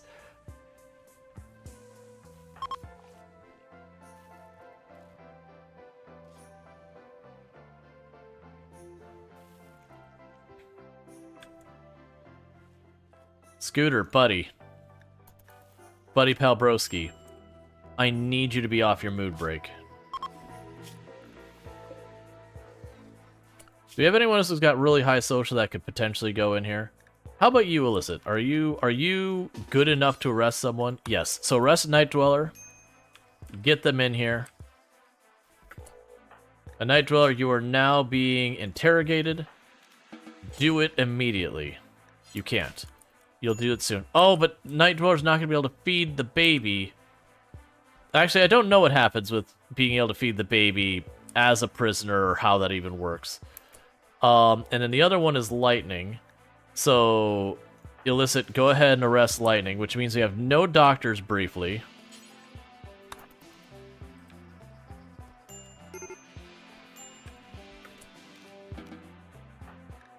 And we're going to interrogate you as well. And the plan here is I'm going to try to interrogate them 2 or 3 times really quickly, and then let them out. In the meantime, my cooks, stop cooking. We'll allow the food that already exists, but no new meals being made, because that's the main avenues of how it spreads. Oh, good. So they will still feed the baby. Thank goodness. I got really worried there that I was going to have to let them out. Okay, so Scooter is available to start interrogating people. So like I said, the plan here is to do 2 or 3 rounds of interrogation to see if it is there. I'm also going to arrest Siren there. And the reason I'm arresting Siren is Siren was in the area. Well, no, because Siren discovered it, and I don't know if they will self-report. Yeah, so we'll leave Siren alone. We'll assume Siren was the innocent bystander in all this.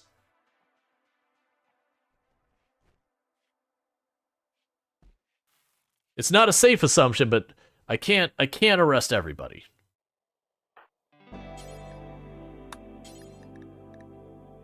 Alright, interrogate him right away.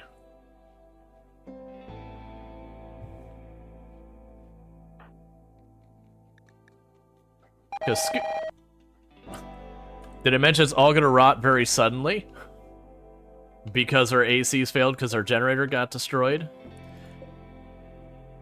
So the issue is I still have this. This is gonna still trigger stuff.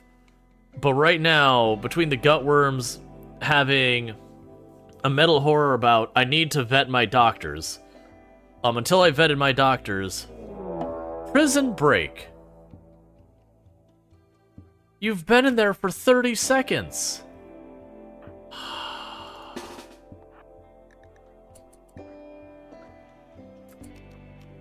So, do not fire at will.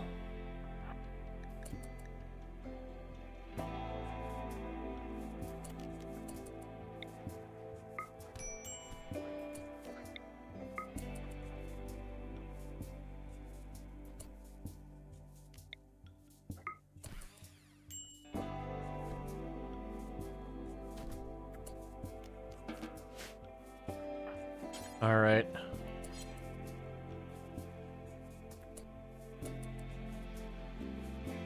So how injured are you? Just bruised? No blood? Okay, those bruises, they get to keep them.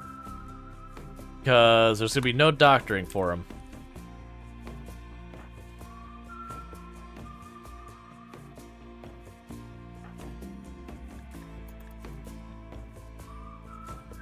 We're going to let them interrogate him a couple times to see if we catch anyone.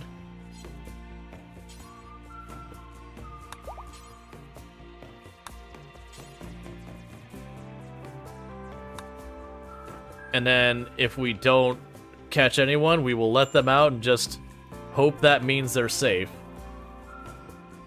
It's not something we can actually account for, but it's the best we have to manage this.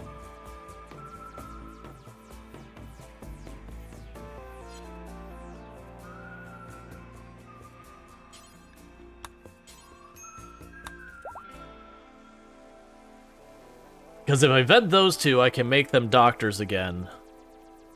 And I mean, again, I can't be 100% confident on it one way or the other.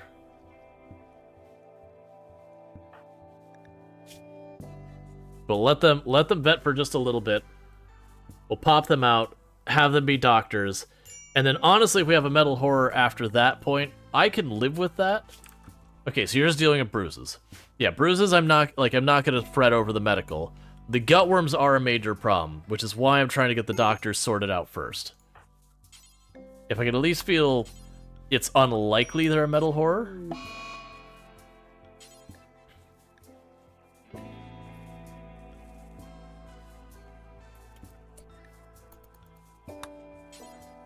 Okay, if I get Scooter to do one more pass on a Night Dweller, then I'll say that's good enough.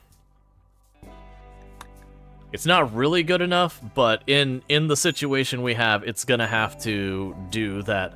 I have slightly better odds that they're not gonna murder me.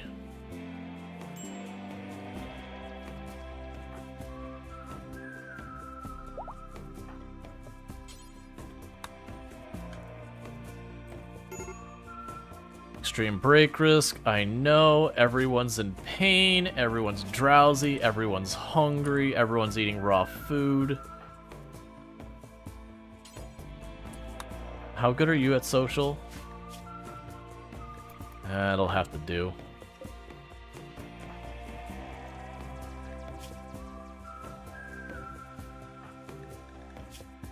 Thank you for the follow. Welcome to the stream. I know I need a doctor.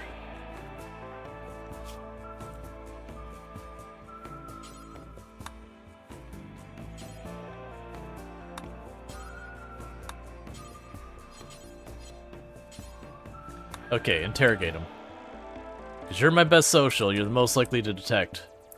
Alright, so that's going to have to do for me. So we're going to go ahead and say we're going to release those two.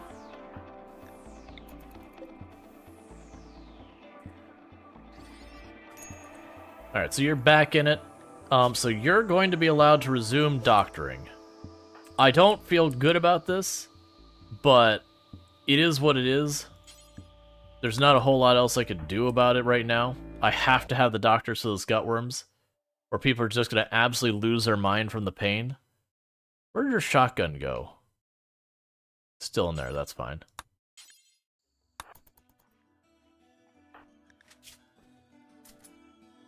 Okay.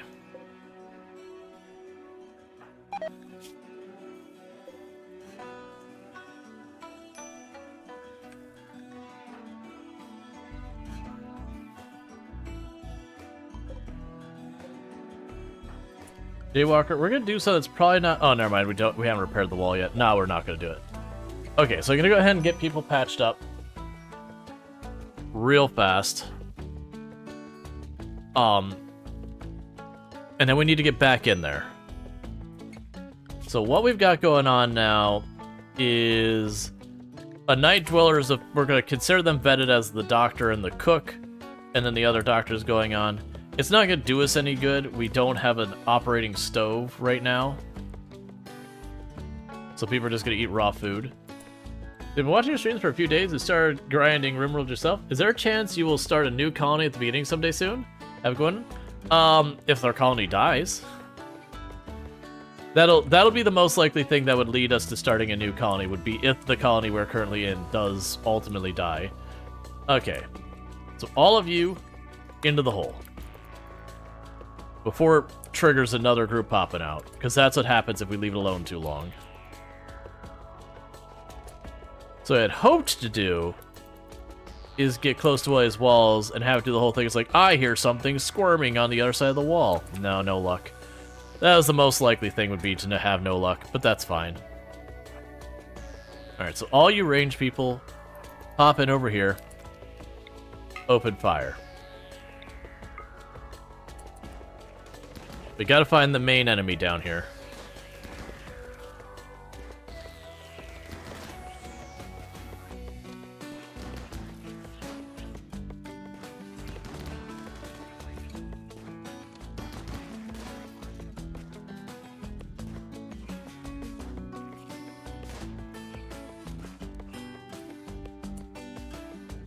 Okay, we checked that spot, so let's scooch on down here and check the next.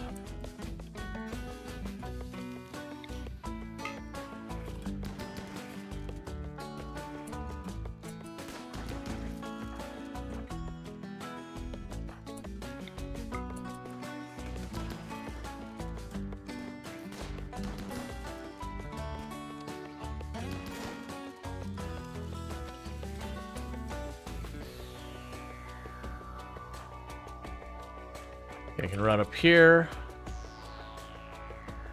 Start messing with this.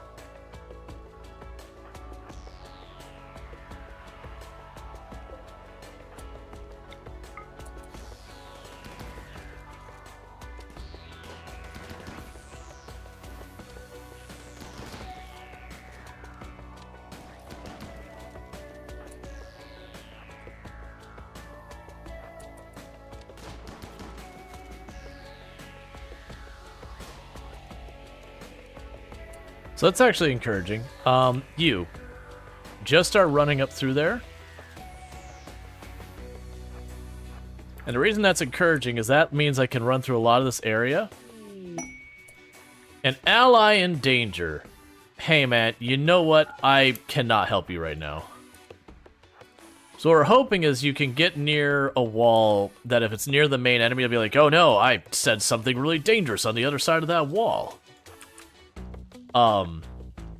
And that's what we're hoping for, is by opening up a tunnel this long, I could just run through here real fast and maybe get lucky. Nope, no luck for us. So let's pop down here and get you into position, start clearing out more of this space. Probably this area to the left is where we'll go.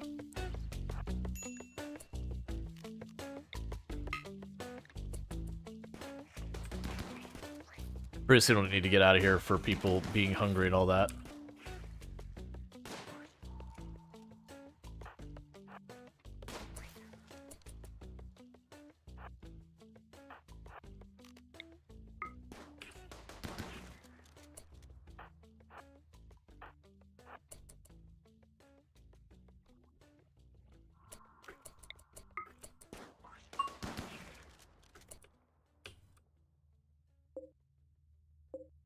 Okay, so I've got another one of those.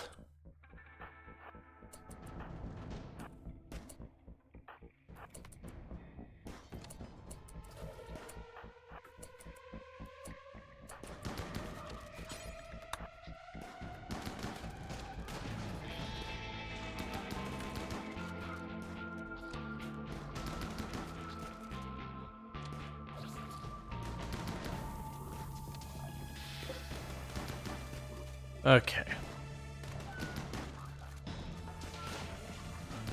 And how are you doing? Just a couple scratches. Alright. So let's take a little peek here real fast, see if it does the prompt. Starvation. That's in the people not even down here.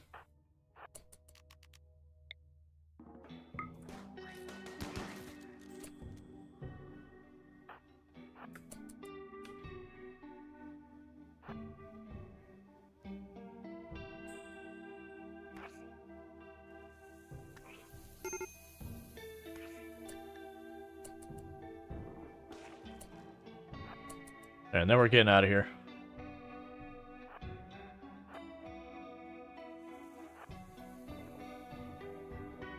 Alright, so that'll do for right now.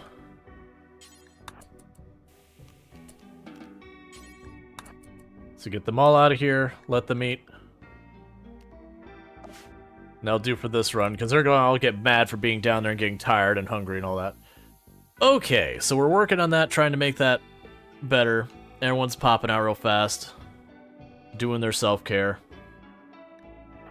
Yeah, people are starting to starve.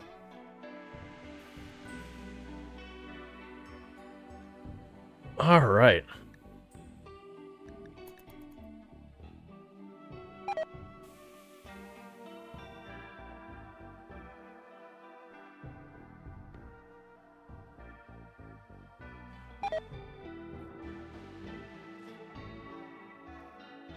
And all the entities wound up getting killed. No survivors. Alright, so extreme break risk on a few people. Observe lots of rotting corpses. You're upset. Why are you sleeping alone? I don't...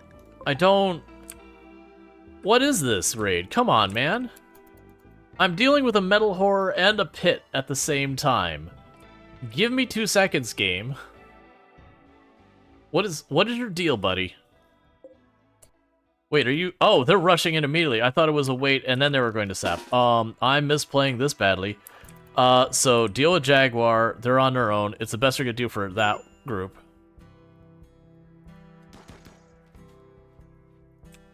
The other one's gonna just solidly breach. I'll just have to fight them inside the chicken area.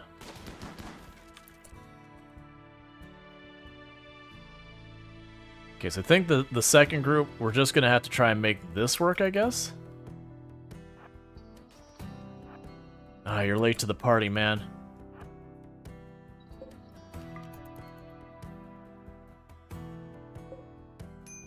Go kill the chickens, please.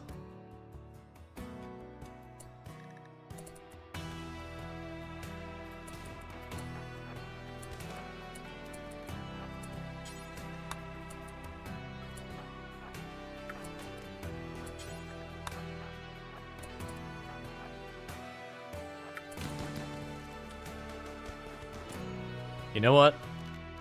Command. Give us what you can to keep us alive. Did my main melee pawn really just daze from mood break in the middle of a fight with Neanderthals? And is running out into them? Come on, man. Luckily, we wakened them up enough we were able to just finish the job right now.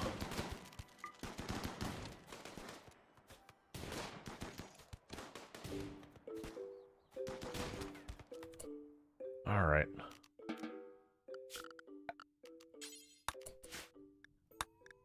Okay, how many hits did you take? You lost some fingers and all that? Okay, no upload, we can actually address that. Go talk to him.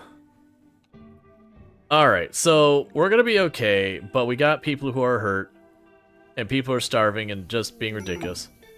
Okay, so we did clearly, we did cure where they had that, we patched up their wounds and all that. That's just an easy way to deal with them while they were all dealing with all sorts of problems. The chickens are all getting out, and there's not a whole lot I can do about that right now. Everyone's ravenously hungry and all that, because everyone is really on the edge. The fact that we're dealing with a metal horror on top of the pit and had that Neanderthal raid was a big deal. And now I've got an army of animals rushing in here. At least it's rushing into the pen where we keep the chickens, so I'm not as worried about it. Versus they rushed into our actual food supply. That's it, they're all going to be pissed about the giant mountain of corpses out here. Because it restricted them from running around the whole map so they don't get caught by that stuff.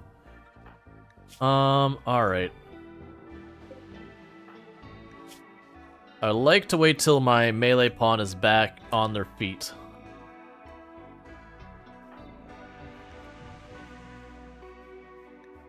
Before we go pushing the pit again. It'd be so hard to keep people. I'm gonna have to unrestrict them. This is a bit of a risk, but I'm gonna have to unrestrict them to get things under control. The danger is if we start having the assault thing through there, that could very quickly make this just absolute death.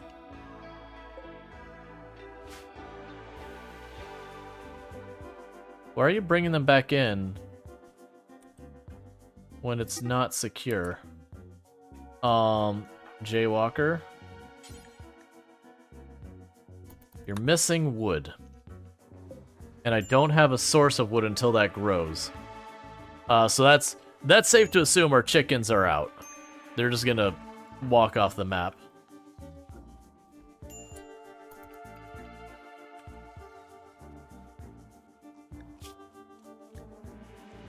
Come on, man.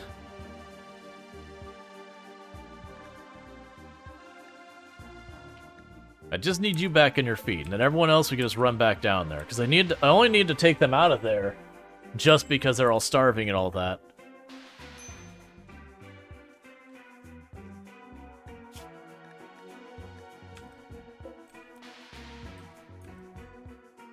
Because if we don't get in that pit soon, we're going to have a problem.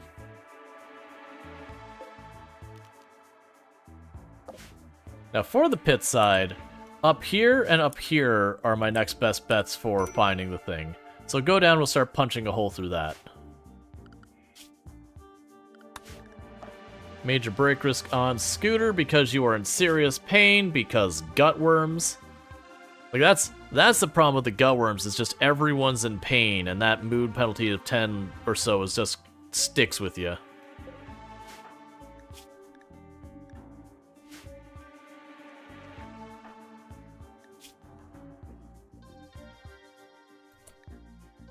Is that due for treatment yet? No, not even close.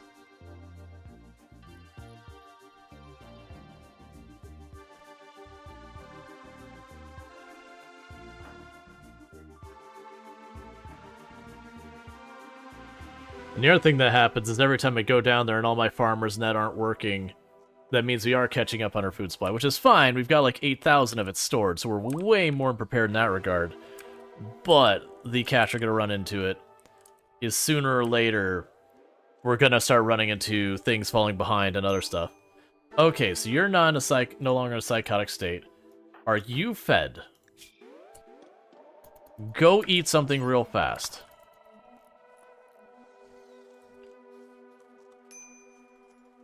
Good enough. All but the doctors and Noaplo back in the hole.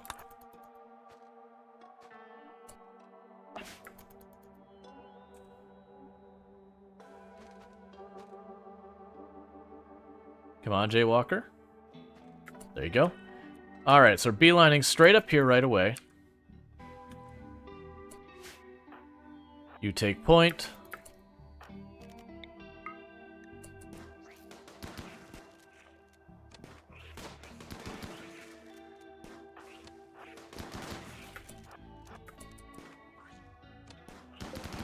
Another bulb freak? Man, there's so many down here. We don't really have a good choke point for him. Let's drop back a little bit farther. And try and draw it into a choke point.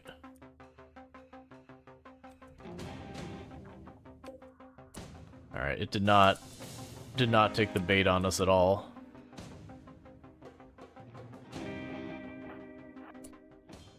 Because the issue is you can easily get swarmed by those things when you initiate on them.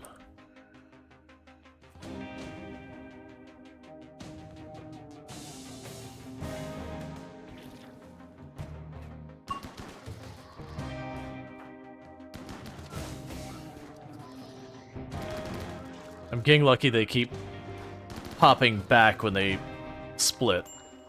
Because the danger is when they pop forward and they draw all of your ranged into melee right on the go.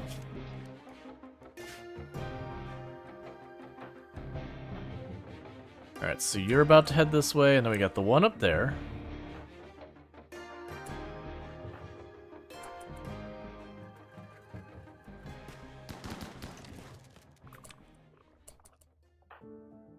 Alright. And they'll check these two walls. Starvation and Night Dweller, or Night Dweller is up top, so you don't need to worry about that. Yeah, so like that, where it popped in and it took those 4 ranged out of the, being able to shoot. Okay, so you run over here.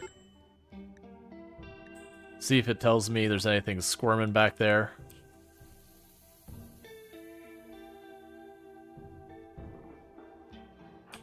Do that.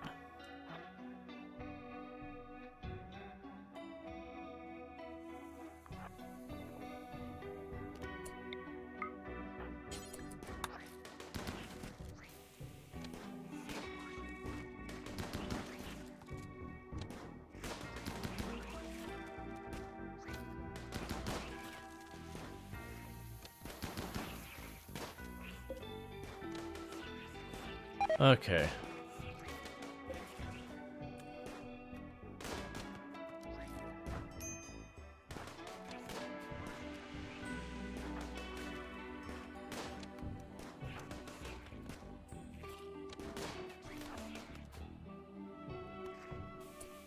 Alright, so that reposition over here. Jaywalker, you go ahead and pick up that bionic eye we found down here. That's a pretty solid find. Alright, so the same thing. No notification about squirming.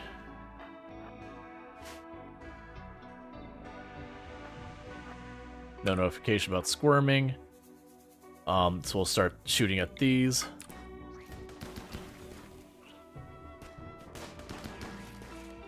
Not trying to full clear this place, but it's sure what's happening.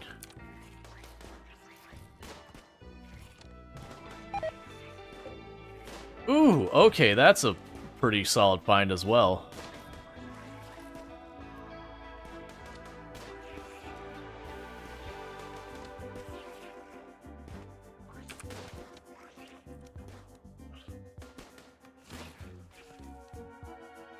Alright.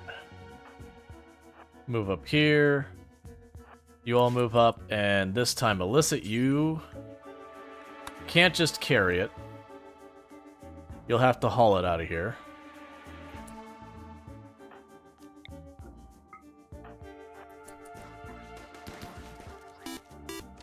Thank you MRNICE Gamer 88 for subscribing for 32 months.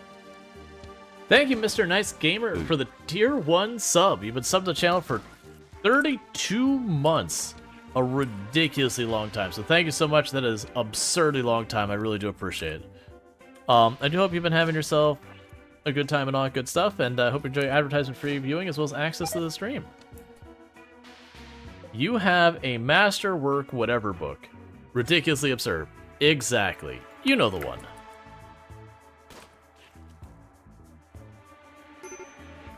Okay, so I think we have reached the point where it's time for people to go. I'm trying... Wait, there's something... Oh, it's a downed enemy that's not dead. What I'm trying to remember is for having them leave here.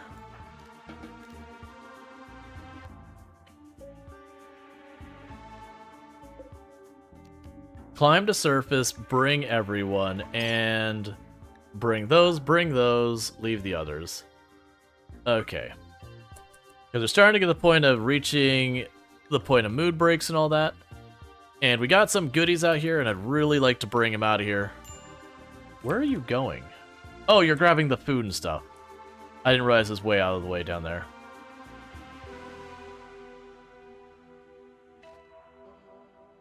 Okay. It's not the best luck of finding it, so it's most likely over here now. But there's a chance it's back here somewhere.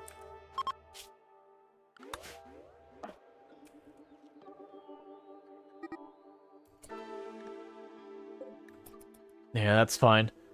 Alright, so we're having a rough go of the Quest Arco Nexus. That's not a thing for me to worry about right now. And how are you doing, Jaywalker? You're resting. I can just have you deconstruct that for... Actually, don't do that. You still need to wall this other stuff off. So everyone's gonna rest, get themselves something to eat, get ready for another round. We're probably getting pretty close to the point where we're gonna get another bunch of stuff hopping out. Please tend to the injured. Okay. Nice Melvains down there? Oh, I don't care about that.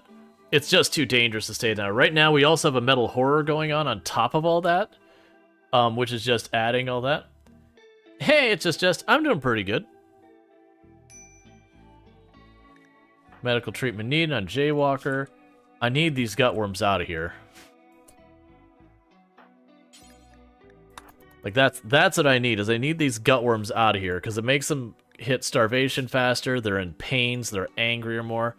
I'm going to take a second, because I really need to use a restroom. So I'm going to quickly do that, since we're on an ad break anyways, and I'll be back here in just a minute, but thank you again for tuning in, and I'll be right back.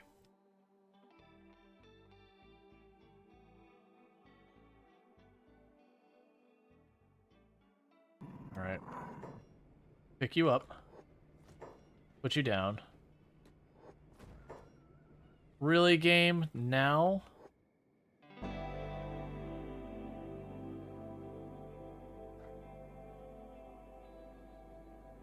Well, that's a reload, because Cookie's dead.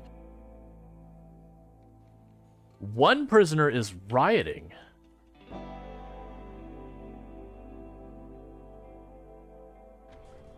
Oh. Well.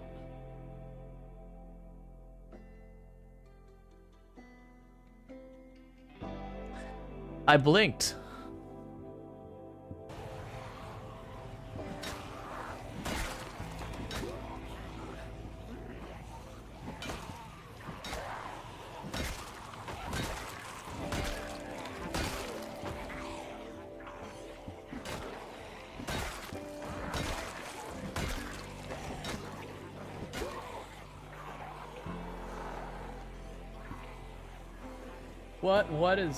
What is that? What is that? Hang on. What is that nightmare?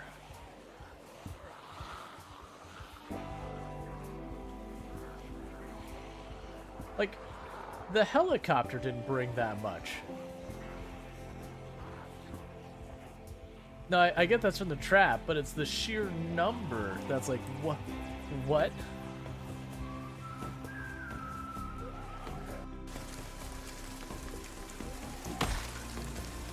Okay.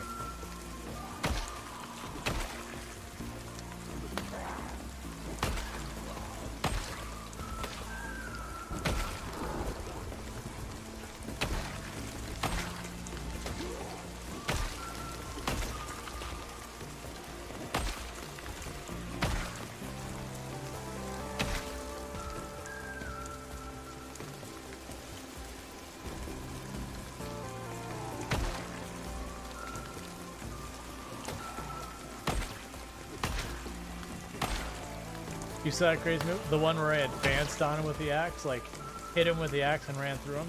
I did not feel good about that move, but I'm like, man, I'm getting cornered here.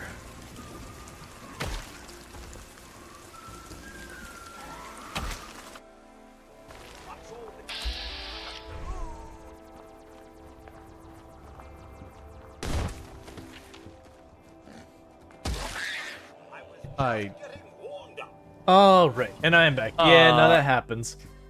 That is one of the realities of Twitch, is there will be ads. It's just the way it is on almost any content platform nowadays. They all got to make their money somehow, so if you're not paying for it, they're going to get you with ads. Not saying it's a good thing, it's just what it is.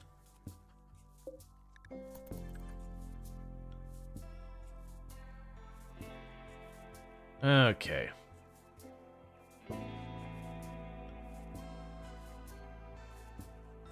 So Scooter here is pretty pissed off right now, so I'm trying to wait till Scooter grabs themselves a bite to eat real fast. Thank you for the follow. Welcome to the stream.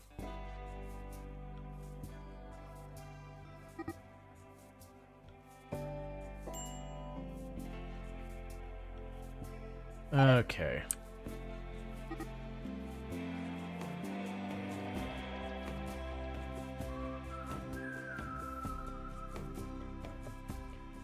Alright, I'm gonna need you to eat something.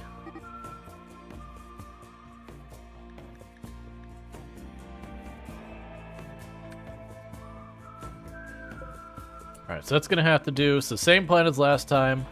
No, Plo's not going down there. Neither are other two doctors. Are you... Okay, they're about as good as they're gonna be food-wise. So get back in there, because as long as we're down there, more stuff won't pop out.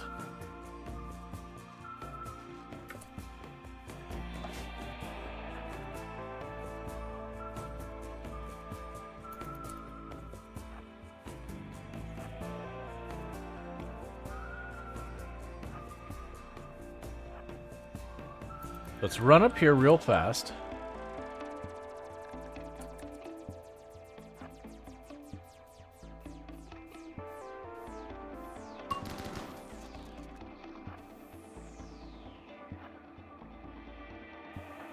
Get you in the lead position, start cleaning more of this out. Wait, what? Oh, wait a second. You two. Get out of here. Alright. Because I want the doctors up there mostly keeping themselves in good shape.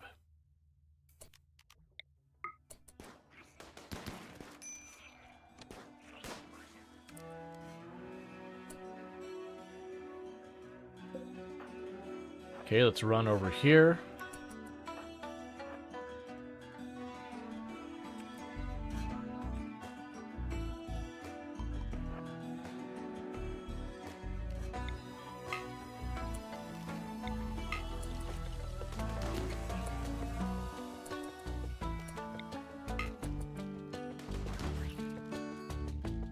Really not much maneuvering space down in the spot.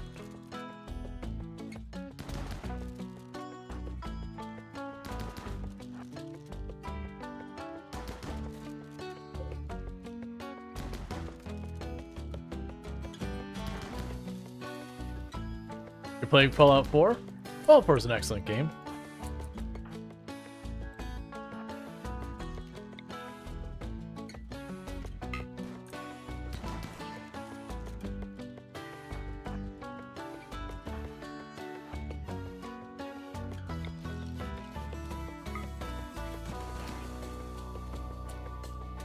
Okay, so that's a dead end.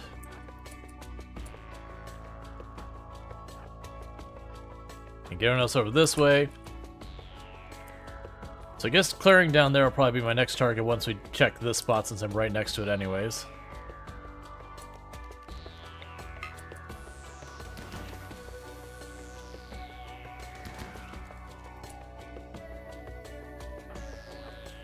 Or we'll just keep moving through here. Because somewhere in this place is a big boss one.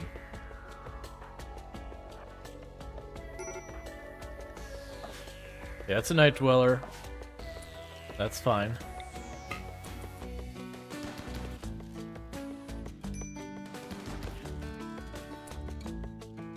Okay, so that's a dead end over there.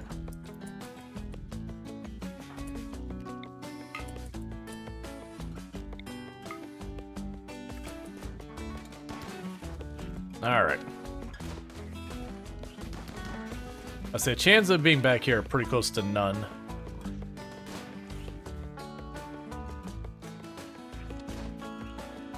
That should just go through there.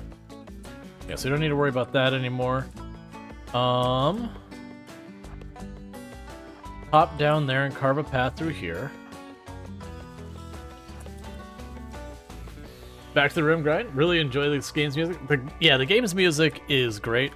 Yeah, no, as I'm just playing more RimWorld because I mentioned earlier on the stream we've got a poll going on the Discord. I played both Sunhaven and Sunnyside recently on the channel, And what are you going to destroy? Just your own stuff? That's fine. And as well as those things that Sunhaven, we ended up having the highest number of viewers to unfollow the channel, like tied for that while we played it. So that's definitely not a good metric. And then Sunnyside we really had really bad turnout for. So I kind of went and was like, all right, let me do another poll and just see, you know, now that some people have seen it, like, if we were to poll again, would people be like, yeah, no, I want to see more, or would they very genuinely be like, no, it's just not my jam. And so this one I didn't have a neutral response. It's either yes or no, and just trying to kind of feel that out. But I was gonna play Sunhaven today, but after kind of seeing that, I was like, I want, like, that's just gonna mess with me. I'll just do something I know we get decent viewership is. I have been trying to play a little bit less RimWorld lately, but I don't know, because I'm a variety streamer. I do play a variety of games. I always have, I always will. That's just the intent. Go ahead and grab that bionic heart. But it's been lately, it's been kind of a problem on Twitch as a platform, and maybe it's a problem on other platforms I'm unaware of, that it very much feels like the number of games that people are watching on Twitch just keeps getting fewer and fewer and fewer in variety. So far as like just different games that people seem to be sticking to a smaller and smaller number of games. And for me as a person playing games, I won't play one game for an extremely long time. Like, there's games I've got thousands of hours in, certainly, but I genuinely like mixing up the games I'm playing personally. And it's becoming more and more of a bummer of running into that situation where if it's not those handful of games that have had solid viewership on the platform forever, that it's just kind of been difficult to go with them. It's a bummer, because I like checking out new games and how few of them seem to be able to stick around for more than 30 seconds. Which a big part of is how things get promoted on the platform. Are you starting to get hungry and tired? How things get promoted on the platform, it does kind of encourage, you know, the greatest way to find success is to already be successful kind of thing.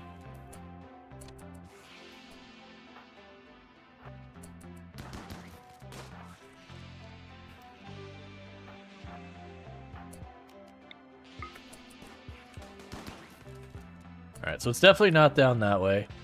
We're not going to be able to push much longer before we get to back off because people are getting hungry. The next area to be searching would be up here. That's probably where it is at this phase from what we're seeing left. Yeah, it's just dead end. Okay, all of you out. I would say there's more than 15. Just to be clear, there is more than 15 games that are on there. But it's kind of like, in a genre, you'll have the one game that is like that game's, like that genre's game. And they'll be like, that game is the one that's got all the viewership, and all the other games in that genre are kind of dead.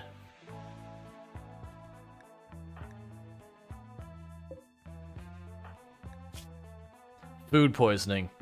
Yeah, food poisoning and gutworms together is definitely not a winning combination.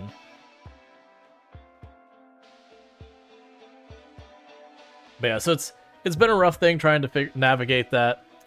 I do personally think where there's lots of people complain about that Twitch, you know, kind of promotes already successful content creators and all that, and, you know, very understood with that. I think that's fine kind of stuff. No, don't break that. Illicit, no. No. You break a lot of things in this place.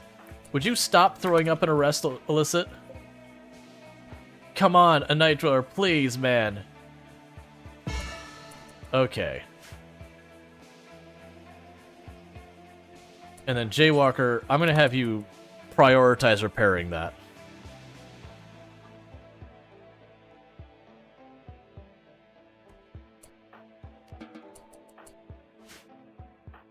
Prisoner release. But, oh, will Illicit NC our moral guide? Yeah, we'll have to deal with that in a minute.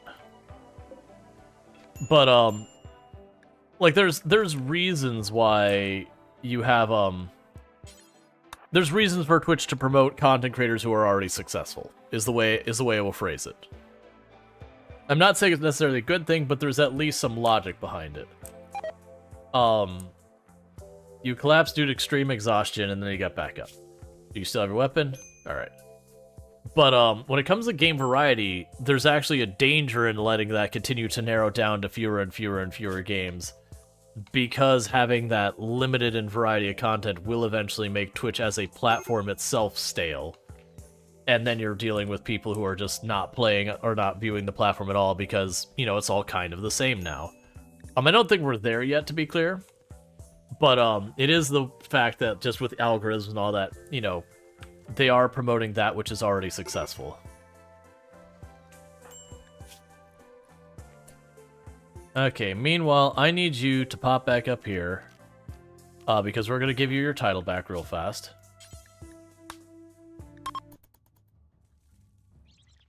And all that. But I wouldn't say it's like that small of a number, but it's each genre kind of has their one game. It's just the nature of the way that viewership is the thing that drives all discoverability on Twitch. Like, the number of viewers a game already has will determine how much it's prioritized. They gotta figure out a way around that.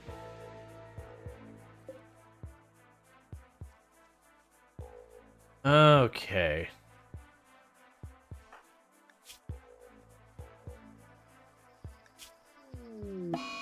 That food poisoning's not gonna help us either.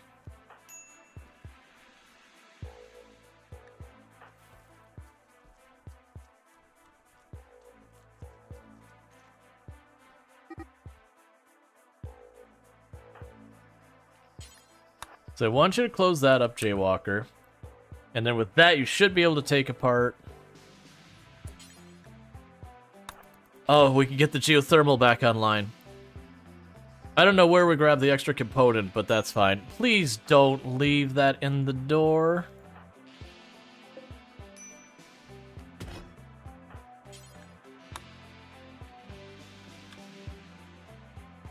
I hate that I have to, like, babysit that.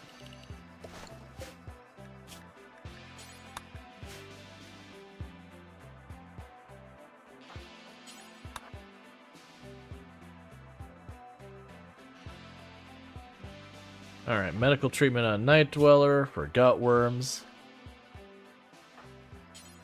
Please deal with it. Because we get that freezer online, or we get the power, not just the freezer. Get the power online, that'll help with a lot of things. Like, get better treatment, because it'll be in the light. Obviously, there's the freezer itself as a benefit. You need to eat something, and sleep. And you need to be medically treated, because you apparently got out of bed the moment you needed to be bandaged. Of course you got food poisoning. Construction. Is anyone else really able to do that?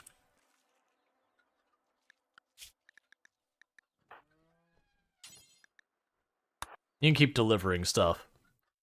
So at least that way when a Night Dweller's got... Sorry, when Jaywalker's a bit better sleep-wise, we can finish that up. Get that back online.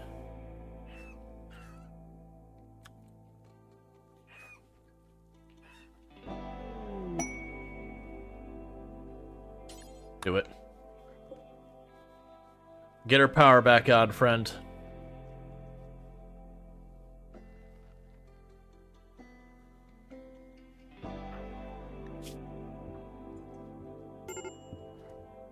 So I figure before we push again, we gotta wait till the food poisoning passes.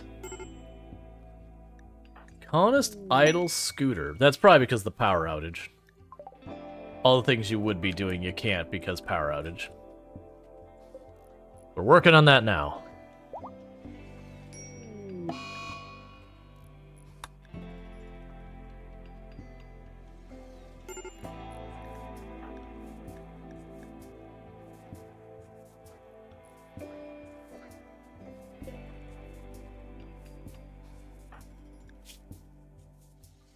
Come on, almost there.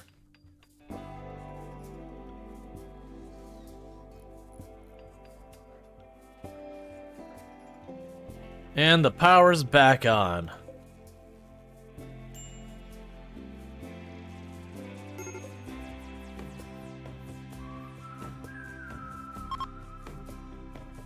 We'll need to toggle that off right now. We're just struggling to keep the power grid handled.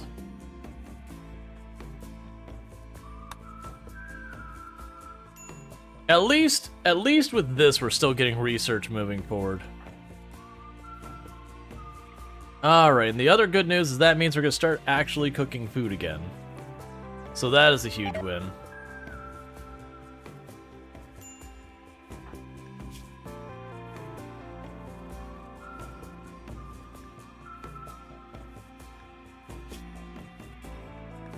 Alright, so you're recovering. We'll let everyone wake up, get their morning food, and then we go back in the pit. And this should probably... More than likely this will be last round in the pit, because there's only this spot here. There's technically a spot in here. It could also be through that. I really don't know where that came from. Yeah, so it's mostly looking like this area over here is where it's probably at. Okay, so everyone's in good shape again, so no Noplo, no Light, and no Night Dweller. Back in the pit. Are you at least fed? Just eat.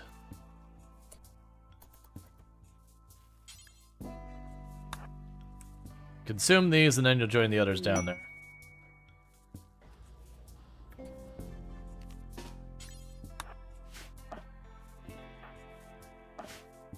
Okay, so let's get you in position up here. And get you all in position over here.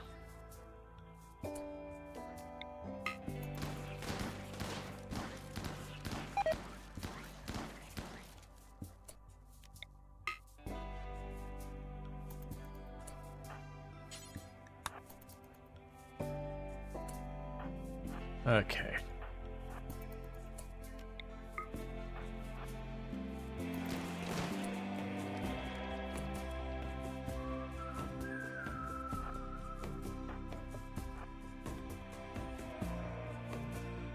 Where is the boss of this place?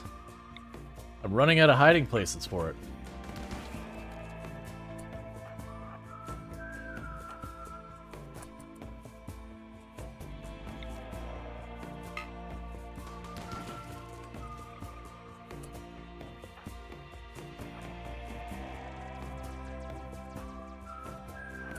Okay.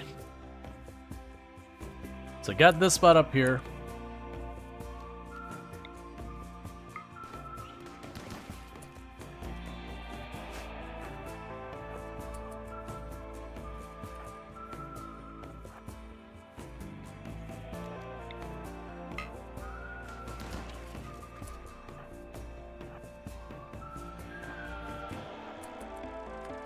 And we'll go up here and clear this spot out.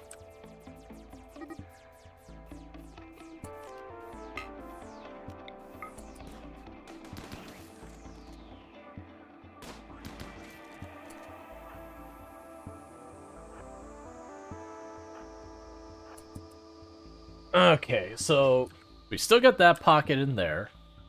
And we still got this area up here. Technically, it could be down there, but I'm not thinking it will be. We're just running out of places it could be. I really want it to be over with so I could just start moving forward with focusing on the metal horror. Hey, Bentley, how's it going?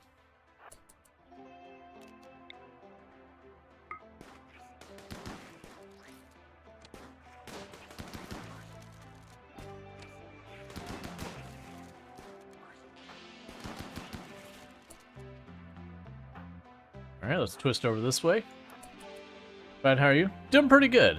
Just, RimWorld's trying to be a jerk. We're just trying to make it work.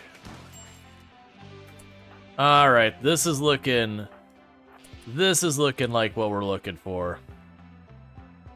Yep, that'd be it. Okay, so back off a lot. Because it's go time. It's time to earn our keep.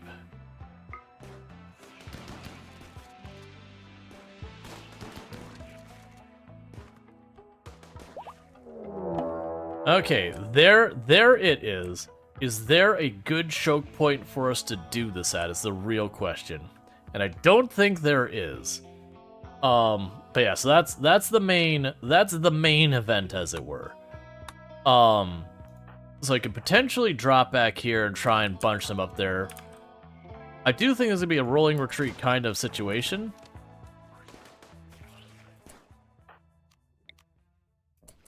And sadly, we do not have flares, which is what I like to use for all of these types of things.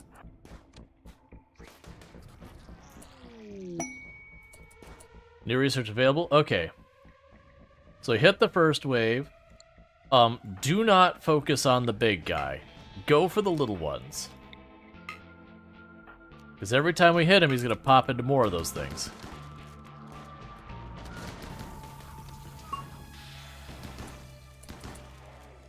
Alright, so it's time to drop you back here.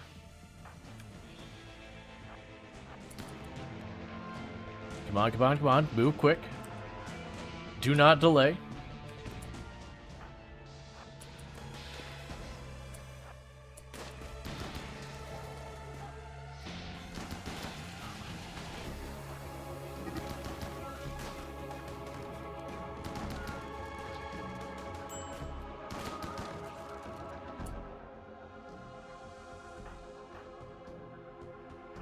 Alright. So let's move you up here real fast, bring the ranged in behind. How is your hit? It's not a bad hit. The same plan, pop up here. Pop some shots to weaken it up.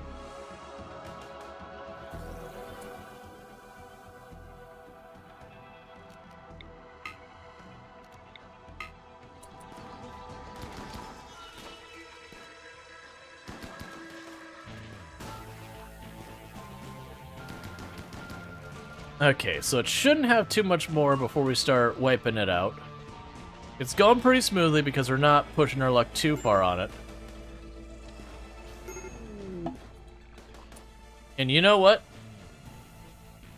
No, we'll stay and fight it.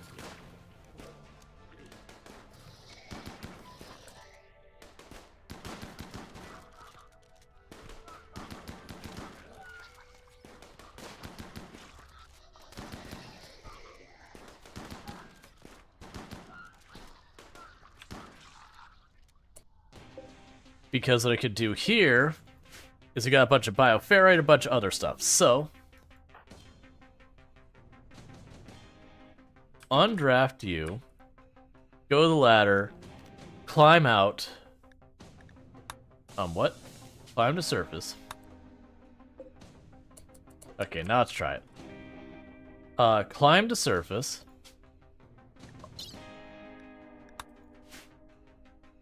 What?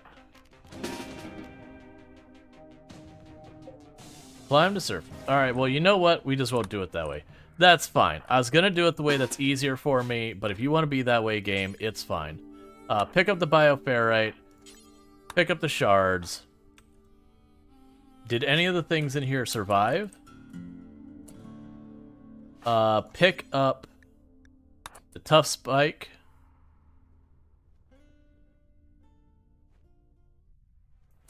And get on out of here. I just realized that's got loot for me, so let's run down here real fast. We'll pop that node to see if we got anything good, and then we're gonna get out of here.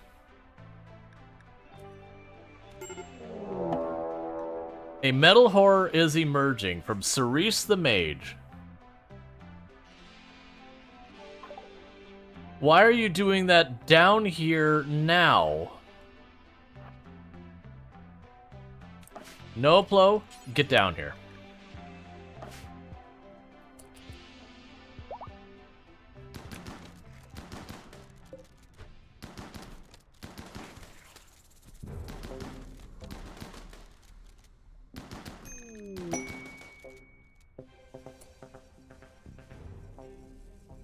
Okay, so,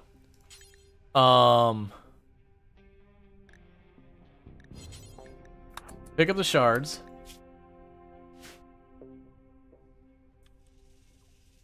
So let's check the injuries. So Cerise the Mage is in bad shape, and Alyssa NZ is also in bad shape. For the moment, we don't have any of our actual doctors down here. So start tending Well, you start carrying that thing. I just need you to get out of here. If you're not helping stuff, you need to be out of here and gone. So you, gone. You, skedaddle. Scooter, I'm going to have you, I'm going to have you start tending to illicit. Jaywalker, you start tending to Therese the Mage. You, go poke that.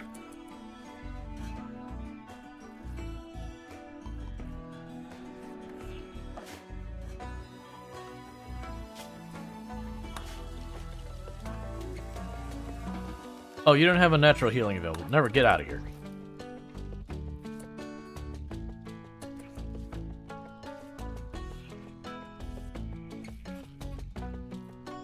Hurry it up. We don't have time.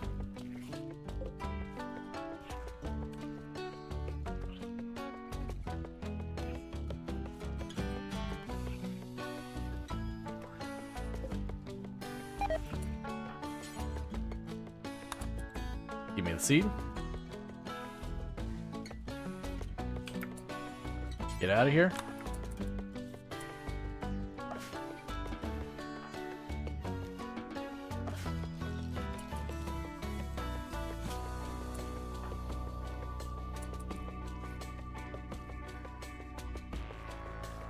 Okay, so with that, I'm actually going to have Bentley.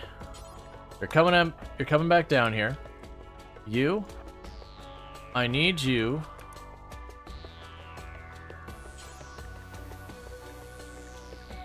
to undraft. You capture that. You two down here. Did you get all bleeding wounds up? Okay, so stop tending.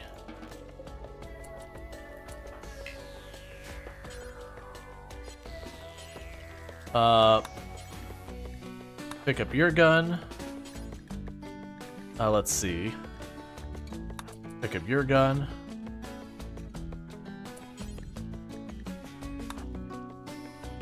You carry Cerise the Mage. You carry Illicit NZ. Did I already have someone else on the way down here? You go here. You carry that back.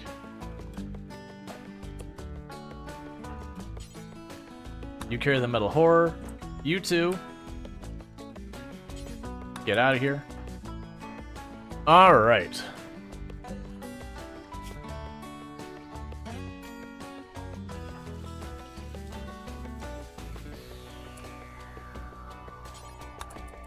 And I'm assuming I must have prevented it from being able to spread much more anymore.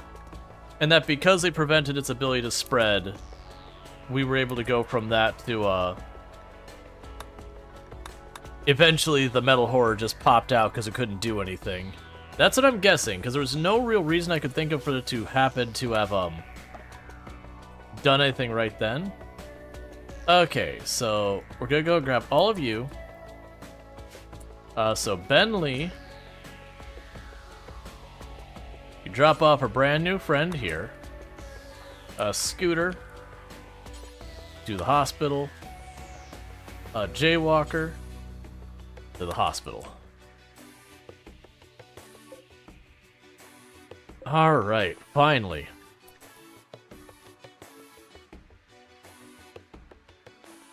So things are still a little bit of a mess, but at least they're starting to stabilize.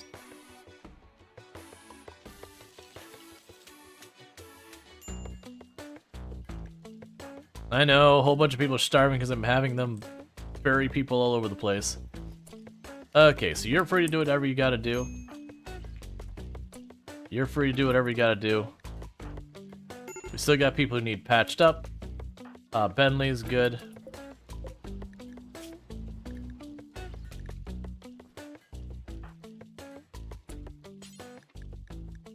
Please start tending to people and worry about books later.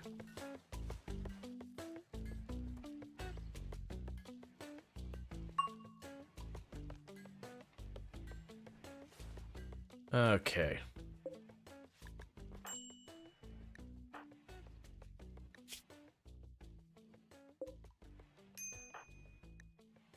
So one really good thing is we got this going on. If I sneak this in here right, yeah, so you can get both the break room and the room we do most of our work in. That will have a mood bonus in there, so that's a real good find. Our power is still real dodgy at the moment, which is not exciting.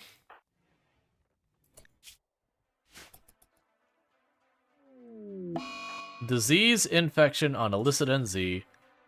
I am not at all surprised. So treat and feed them. The downside is they are our moral guide, so we can't preach health them themselves. More than likely by the time they're up, we will have no applause on natural healing. No applause on natural healing available. So if that were to start failing, we would be able to get on top of that. I'm going on the assumption that we just did the metal horror event, that we've defeated it. I might be wrong, but it did emerge on its own. And I assume it only did that because we had hit some, like, timer or whatever. Cool, so you've got that up. That's fine. Yeah, and you're absolutely demolishing that. That's fine. Cool, and the pit's gone. That's fine. Does that make it in better terrain? Oh, that's an interesting one. So that was terrain we couldn't really build on before, but because it had the pit, it filled in to actually be like I had put a moisture pump on it already. So that was not an expected outcome, but there it is. Oh, please tell me you got another component. No. We do now. So Scooter's unable to do anything because that... So insufficient containment...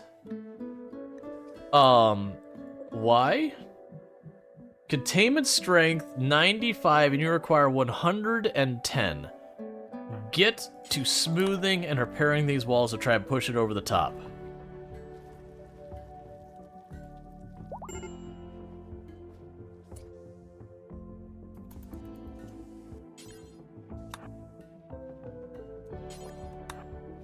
Because I think a big part of it is just a lot of these walls are damaged, which is lowering the containment value considerably.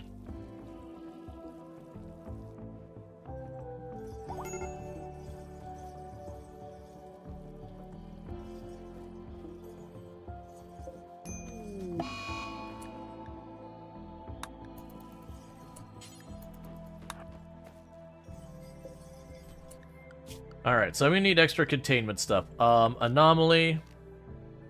I didn't really want to use a shard inhibitor. But do it, because we don't have enough containment to keep that thing, well, contained.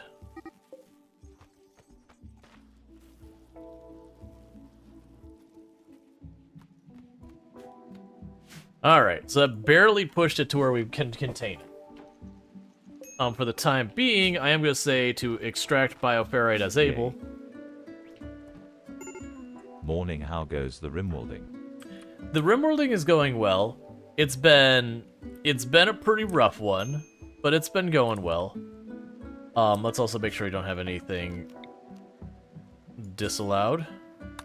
Okay. It's been going rough, just like a lot of events, but thank you for the 100 biddies, Randall. I really do appreciate that.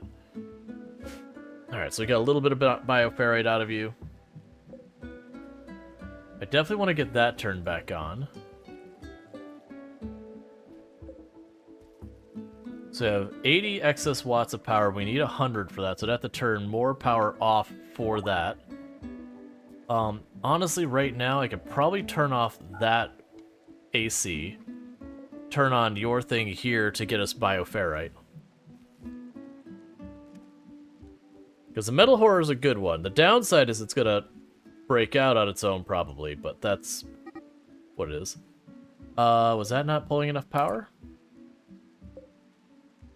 So I've got 80 watts to spare, and I need slightly more.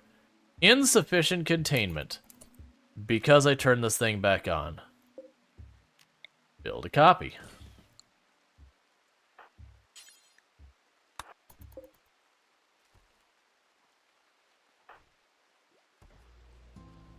So it's a shame I'm burning all these shards on this, but I need that source of bioferrite.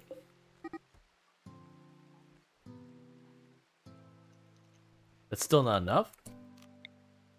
Build another copy.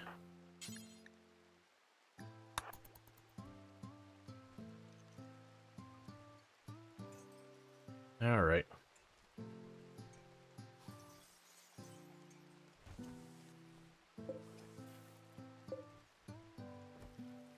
I wonder... Oh, you know what?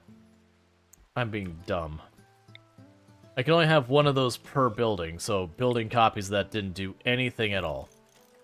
Well, that is what it is. So let's spread them out in different rooms. Jaywalker, just do your best to,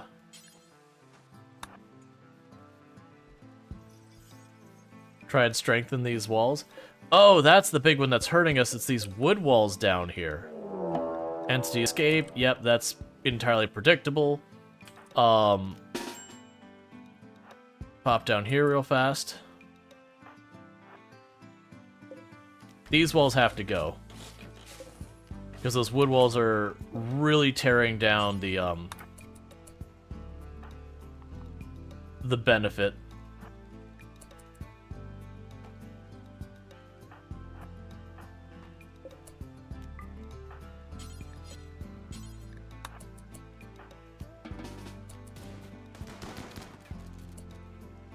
Okay. Recapture you.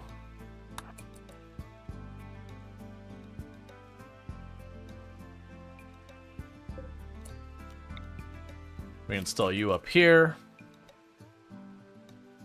That's fine. That's not a total waste because those will be able to be used for stuff later. And this should be a better contained room. It is, because we got some uranium walls up here. And we do not have any wood walls in there, so that's got to be the first thing we fix. Get rid of those wood walls.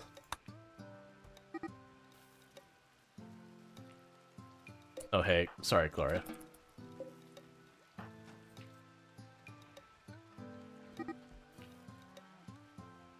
Where have any of your guns gone? There's your masterwork. Bolt action. And you had something better than that.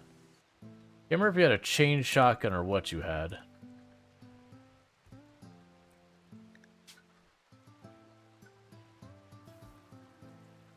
We have our assault rifle. We have the chain shotgun. I didn't have any bolt actions.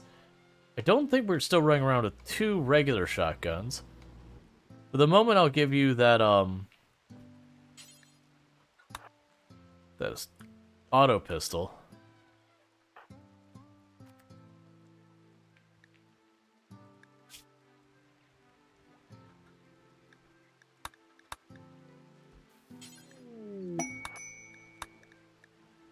Alright, let's get everyone back up on their feet and going well. So, we still managed to not have anyone die. We did get some people pretty badly banged up while we were down there. Insufficient containment, why? Why are you at 108? You should be higher than that. Uranium wall to patch that up.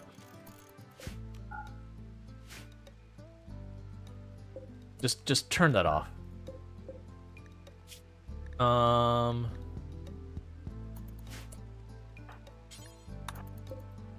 we turn that off, that'll help. So we'll just use it for research right now. But we are going to have to do more to contain it, it seems. One thing we can do, and I really don't want to do it because it takes a lot of bioferrite, is we could put the bioferrite plating down. It's an expensive thing to do. A real expensive thing to do. But I'm probably going to need to do it if we're pushing right on the edge of what I need to contain that. It'd be nice to replace all the walls with something better than marble, because that's one of the things that's really hurting us. But, it is what it is. The other thing we should probably do is I might want to invest in a, security door, because that'll help a lot as well.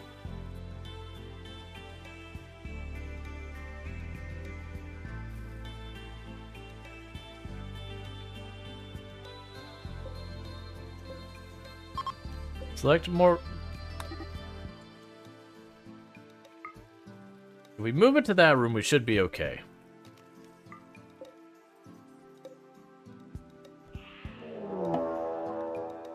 Sight Stealer revealed in here.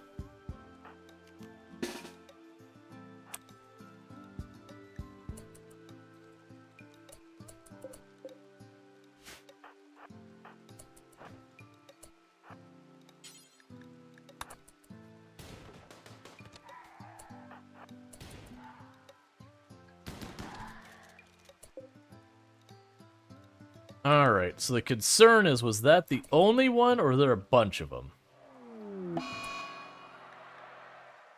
Your colonists hit Sight Stealer shrieking in the distance. It's hard to tell if there are how many or how long there'll be. Alright. So we need to switch our priorities. We need to turn those on. Security, everyone is restricted to the inside perimeter.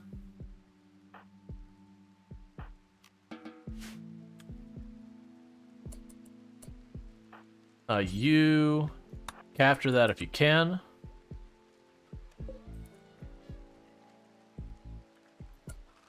And what are we going to turn off for now? We got to turn off something that's actually got a decent amount of power, unfortunately.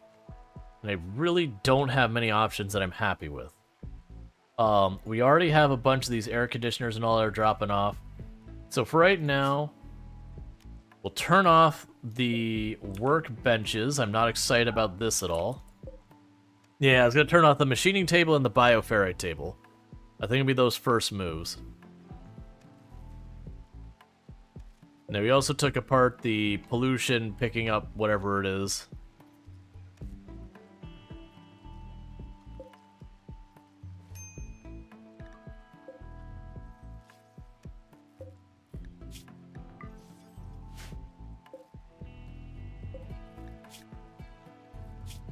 Alright, so it's going to take a while for that to heal.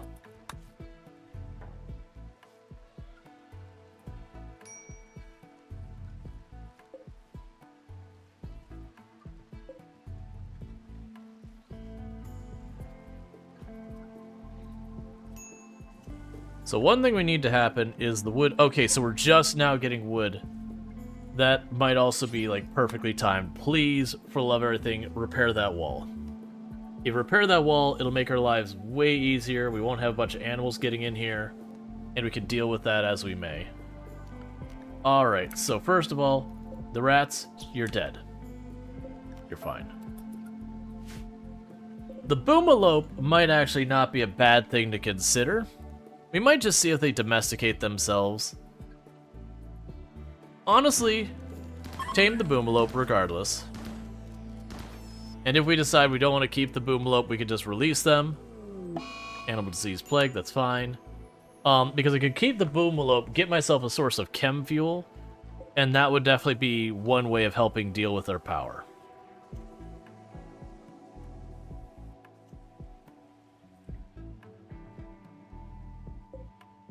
Alright, so now I've got two entities we can start getting bioferrite from them again, so that's going to be nice.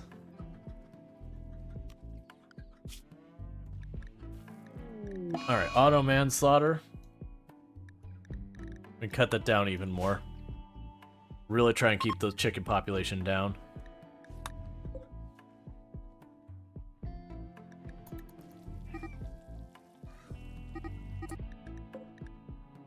Okay, so we have a lot.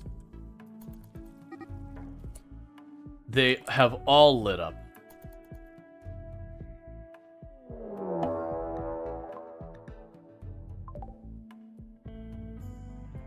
I forgot that they could turn on you for a failed taming attempt.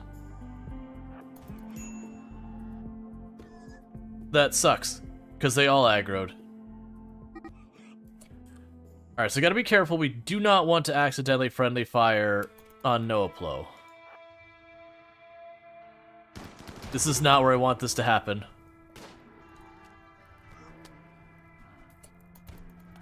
Please, for the love of everything, all of you get away from it.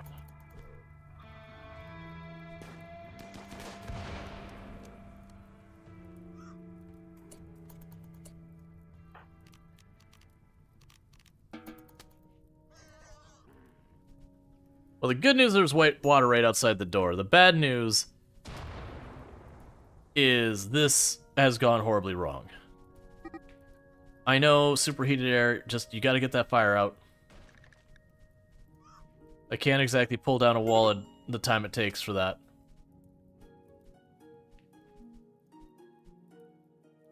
Colonist needs a rescue. Get to it. Colonist needs a rescue. Get to it. So that's going to be a bad time because we also have all of our proximity sensors are just full-on lit up telling me that there's all sorts of awful stuff out there. Yeah, that was terrible. I forgot that they can revenge you for taming because I almost never have to tame them. Colonist needs a rescue because the baby's down. Please rescue the baby.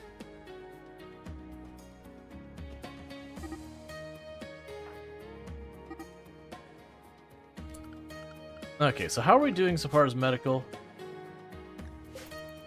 Everyone's injured and no one's bandaging, so please get to it. You're the one who's bleeding, so please get that sorted.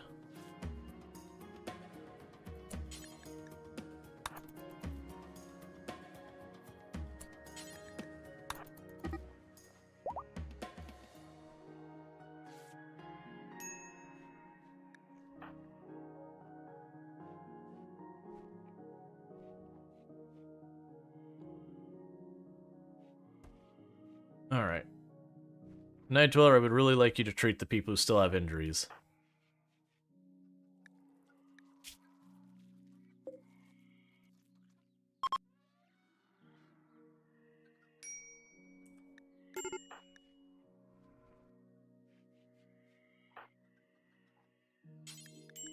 I don't understand why it's so impossible to get doctors to actually do their job around here. Shamblers approach. A group of 2 Shamblers is approaching. 2? Okay. Disease, infection, and jaywalker. No one is surprised.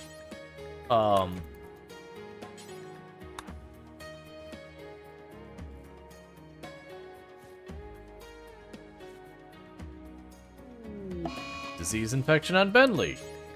Again, no one is surprised.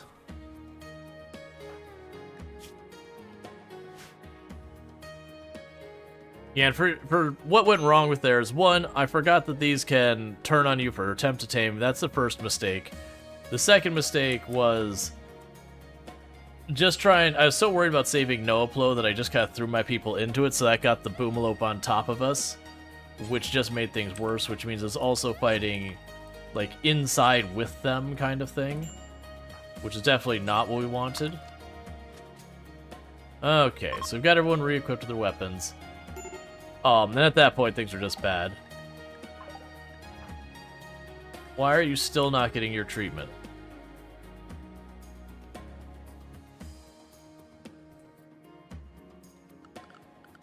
Okay, medical. Everyone apparently is patched up now, so we just need to wait for people to recover.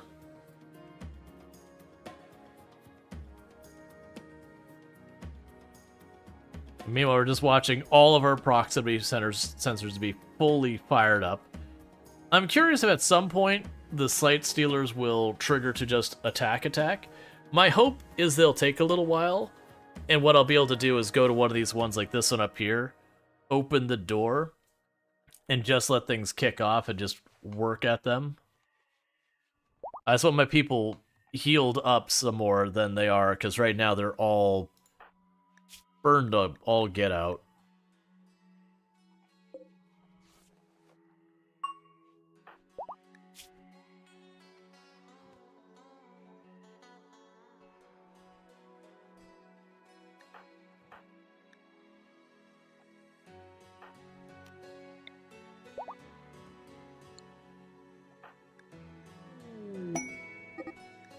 Bulk trade's good. You know what? I don't have to deal with the Sight Stealers.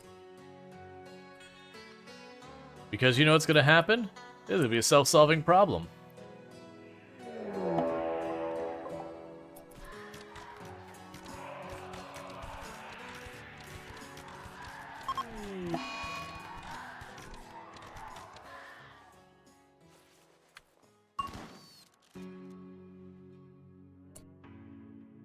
Okay, so, capture that one. Capture that one. I got, what, 6 rooms? Alright. I appreciate your contributions to the colony. Capture that one.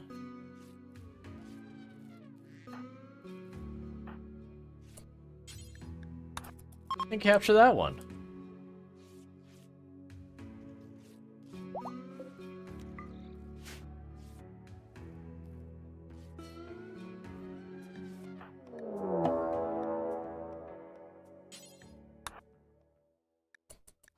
Well. Oh, it's gonna break a hole directly.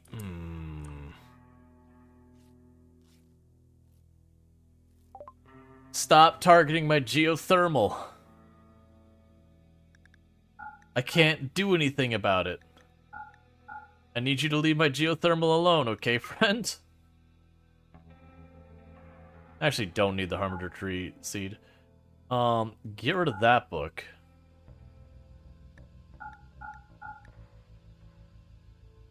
Got a bunch of worn out clothes. A bunch of worn out clothes, because we haven't had a proper trade caravan here in a long time. What can you actually give me worthwhile, though? You don't have components. You don't have the medicine. I don't need your food. Like, that's the issue we have here, is the only thing they have worthwhile is cash. I'll actually buy your wood just because whatever. I'll take back the seed. No. What else they put on here? No, I guess I'll take back the seed.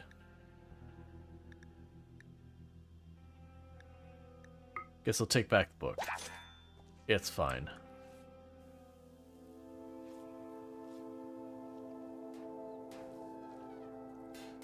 That's a BS right there is what that is. Fine. I thought there was a second one. Alright. Rally.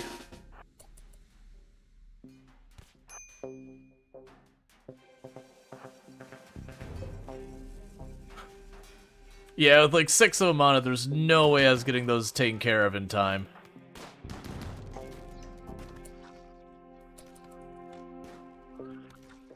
Which means I will not have a geothermal. Nope, you all retreat. You stay out of this.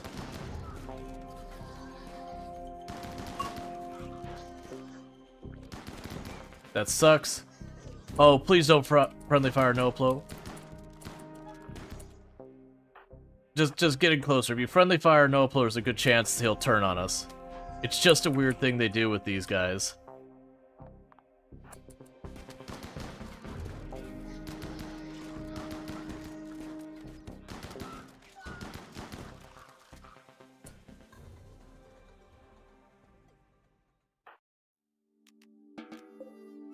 I'm so salty about that they keep targeting the geothermal, like it does not feel accidental.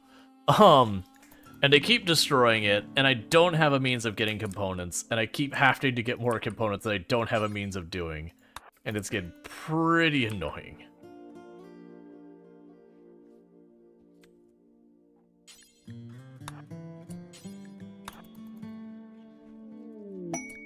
We're a good collector, that's fine.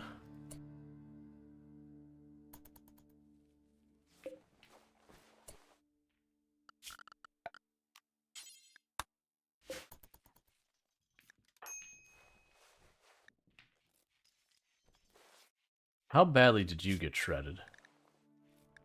You got hit bad, but you actually didn't do a whole lot there. Man. Oh, you're still alive out there? You gonna stay that way? No.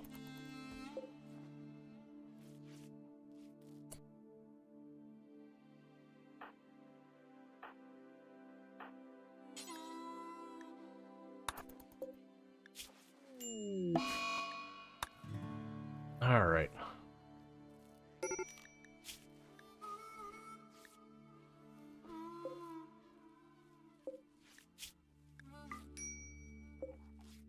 time being, we'll set them all to just extract manually. It's fine. A rat is self-tamed. And there's not a way I can get the extra 4 components I need right now. We'll just have to, we're just gonna end up having to wait until we get lucky.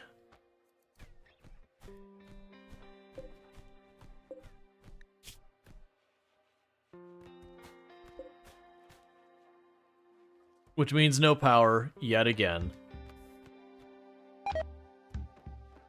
You like triple wall this thing to stop that from keep happening.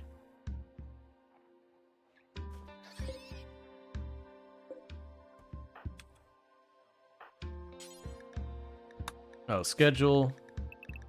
Unrestrict you. You will never do hauling. Of course you won't. Alright, we'll haul the components. I only need 2 more. We don't have any ship chunks on the map, I don't believe. We'll double check that real fast.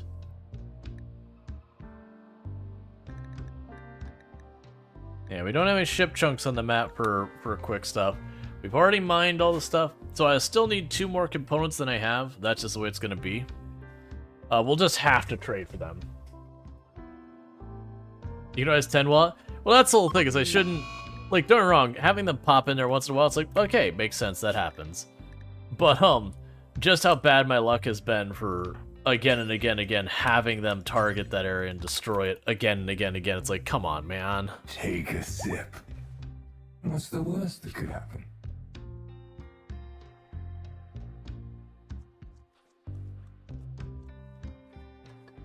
Like, there's only so much I can do.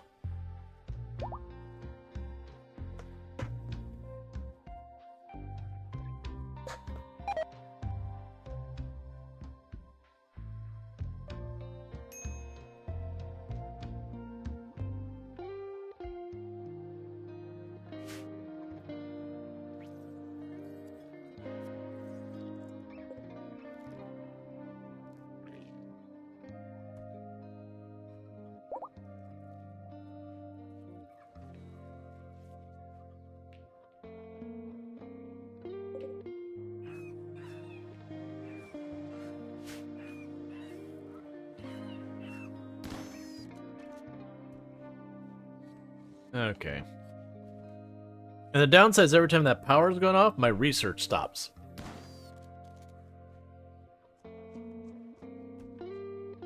So it hit me where I really hurt.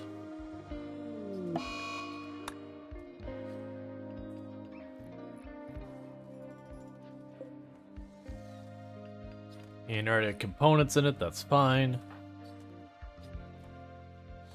Gonna rebuild our... Well, don't make a stool if we're gonna replace it. The good news is none of our actual benches broken here, because that's the things that actually really annoys me when it happens, is when they destroy the benches, they have to re-queue up everything. It's honestly one of the worst things for me. It's just like, oh man, I gotta do this more. Why do you have 10 dusters?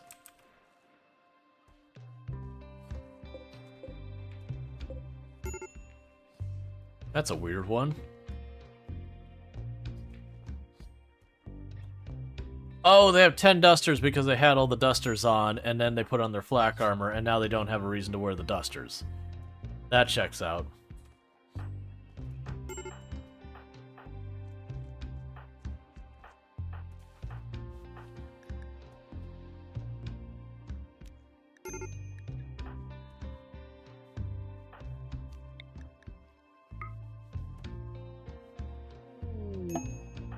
Okay, so get rid of the missing toes. Keep you up on it. Unnatural healing's good, just anytime someone's got a, injury that won't heal itself, just fix it.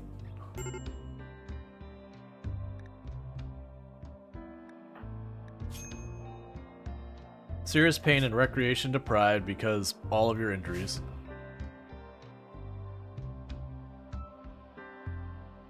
Alright. Well, and the other added thing is that also means my my calling thing is offline, so I can't even get the component from I get tentacle him? Yeah. But so I can't even get the component through the ship trade thing, because with no power, there's no ship trading. And before anyone suggests caravanning to the nearest town, caravanning to the nearest town is a couple days worth of trip through the swamp, full of like, max pollution. People are gonna end up dying. Just not worth it.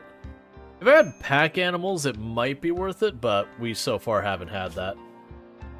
Like, technically I could try and, you know, take the elephant, but a singular elephant doesn't feel like a great investment.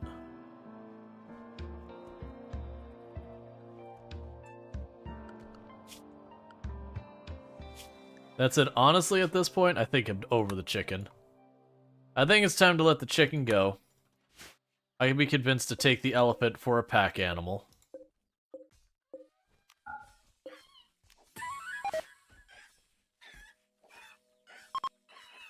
Because I don't really have a high need for the meat. Oh, you're just moving stuff there. It's like, we don't have enough components. What are you doing? Because maybe if I tell, you know, train the elephant, we can try running to the next town over and get lucky and be able to snag components there. Would you stop always putting junk in the door?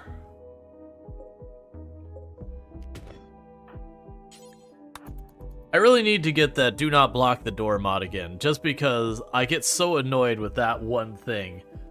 Because it makes no like, I understand mechanically they just move the piece off the tile, but it always blocks the door. And I don't like having to micro that, because it's just annoying. So I just need to get don't block the door again and be done with it. Which all that does is, instead of dropping it here, then drop it up there. If someone gets knocked unconscious or killed in a doorway, it still blocks it. It's just, they won't deliberately drop stuff in the doorway.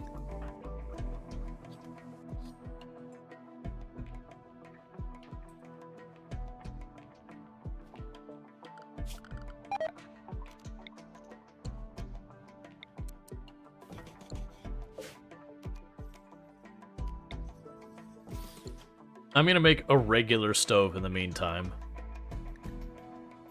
Bioferrite generator. Okay.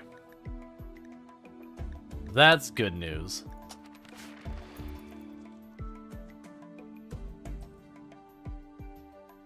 Trying to think where we'll put it, because it puts a radius around it that makes people angry and all that.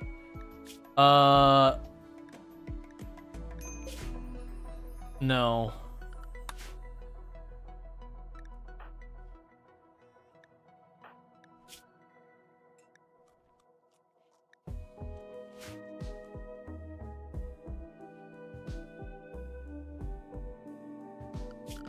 And then orders, allow. And slowly the Harbinger trees are spreading.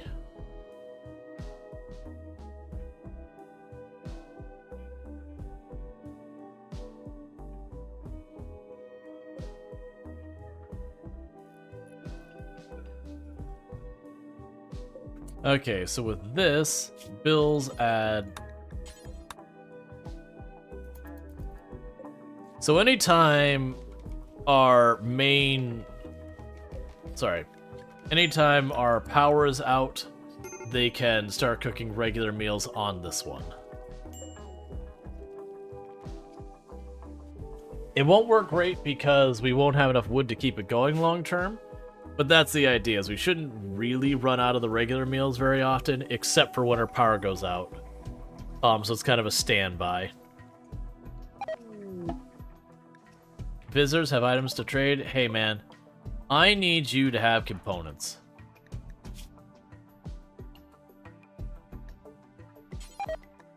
That's what I need from you, is I need you to have components.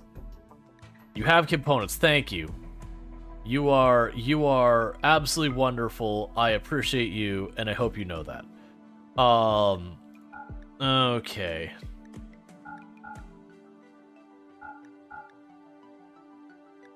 Go ahead and get rid of a bunch of this junk. Okay, so we don't need to get rid of the book up here. I got just enough random scrap floating around here that we can just get rid of.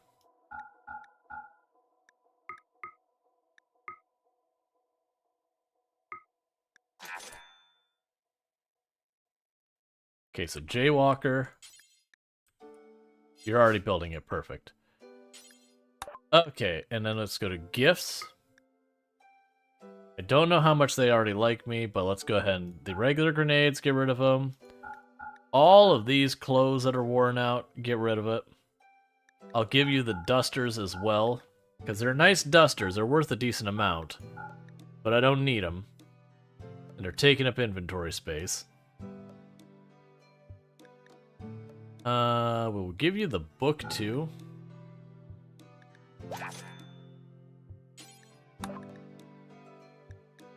Or anything else you could really use that help me boost some standing? Give you that, because I'm not going to use it. The Bionic Eye and Heart are good to have just on standby. The Steel Helmet can go.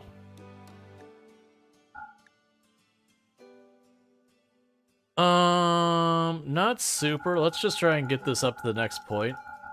There we go. Cool. So we didn't get quite to allied with them, but that did push it far enough. What are you grabbing? Okay, you're hauling stuff. That's fine. I just don't want you to get ahead of me here.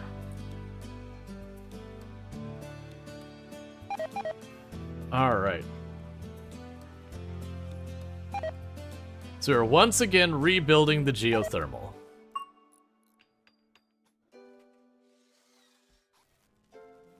And the power is back online.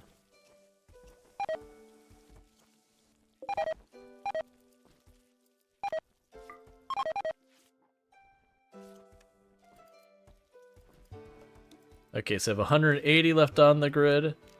Let's turn on this AC.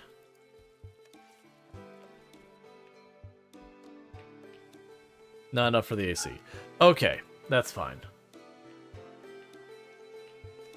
So now what I need to do is we did get anomaly. We did get the power, the bioferrite generator.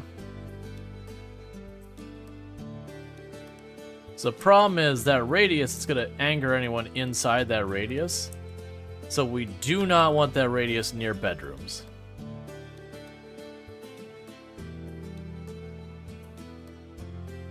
I genuinely could just shove it into one of the containment rooms. It's not the most elegant solution, but I've got the space. So you're gonna need steel components and shards, that's fine. Because if I get that, that'll fix a bunch of our power problems. We'll be able to turn stuff back on again. Because I should have moisture pumps going, but we don't have the power for it. I should have more of the toxic buildup, toxic cleaning things going, but we don't have the power for it. I'm going to want to have the ground penetrating scanner, don't have power for it.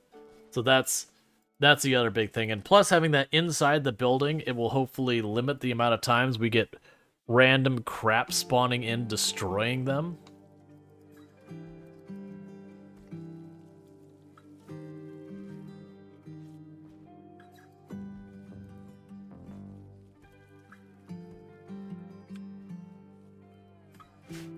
All right.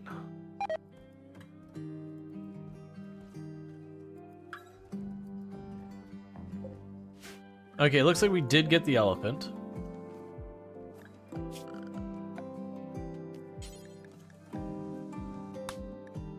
New. Rename. Animals. Okay. Expand.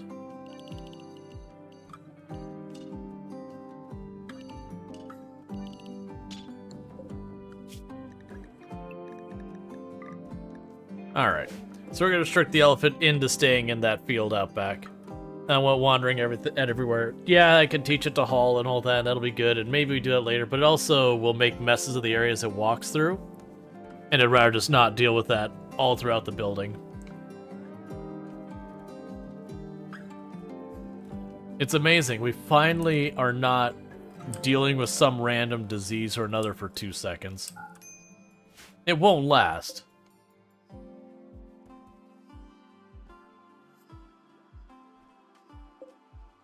There's at least something.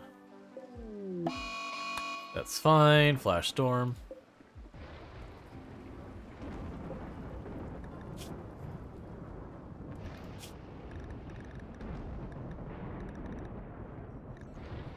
Okay, so in a moment, the bioferrite thing should kick on. And I'm hoping the containment will still be high enough in here.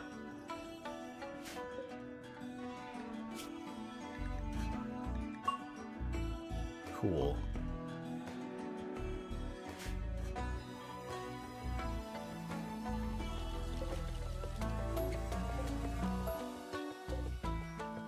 So stop doing that. I want the flare packs made. I want the other things made. Those are the early things. We're starting to get disruptor flare packs. Oh, you drop that forever. So let's quickly go to assign. Manage apparel policies, anything, utility. Do not equip a tox pack.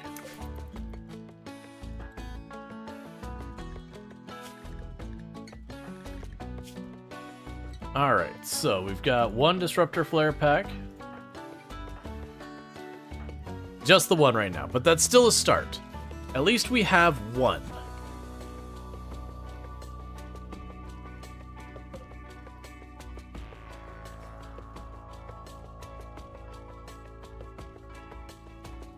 And we're about to get fabrication, and that'll be the next major ordeal, is getting the fabrication bench actually built.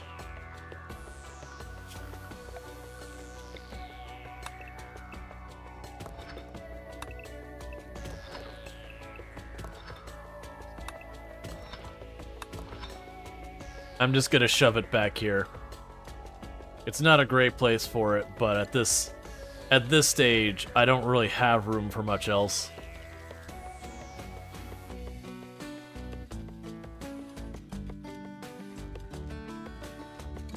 Just gonna carve out a little area back here, put the fabrication bench just up here, and be done with it.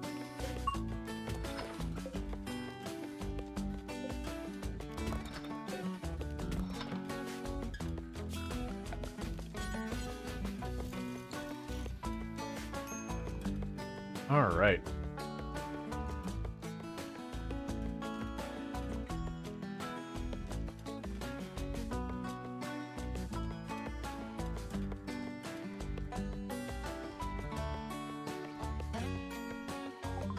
Okay, so finally fabrication is done. Next up we have deep drilling, because we'll need that. We'll also need the scanner. It's going to take a little bit because I am going to have to find myself a source for sorry, I'm going to have to find myself a source for the components for making the bench.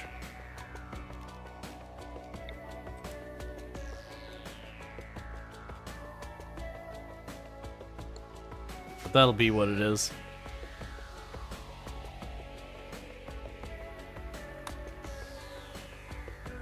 Because I'm not worried about advanced components yet. We'll definitely want those in due time. But right now I just need some source of any components whatsoever.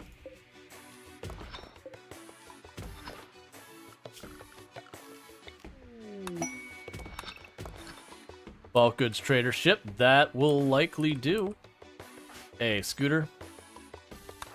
Please tell me we got enough to make these people happy.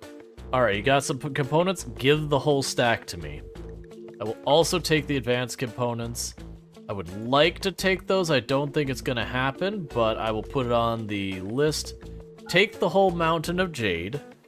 Honestly, take the whole mountain of dye as well. Take the worn out masks. Take the tox pack. Take those two. Alright, so that's potentially doable. So what else we want? Look, so we got the medicine, we've got the components, we got the advanced components. We can take like the regular old plain medicine. And then there was something down here that was a maybe. The gold I'll probably need in the long run for advanced components, but I'm not gonna worry about that right now. We got enough stuff we're picking up. That is what you want to see. All that in there.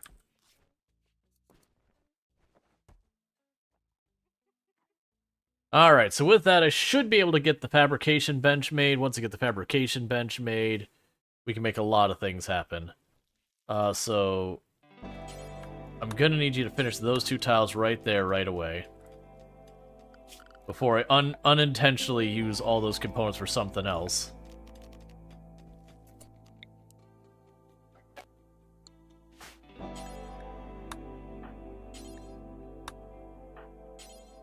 Oh, I have to mark it to be hauled.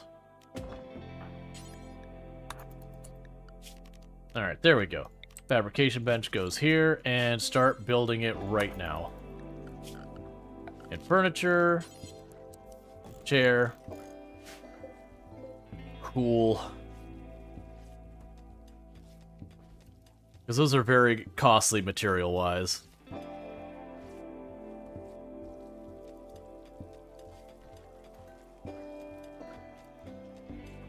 Why did you stop? I need you to build that.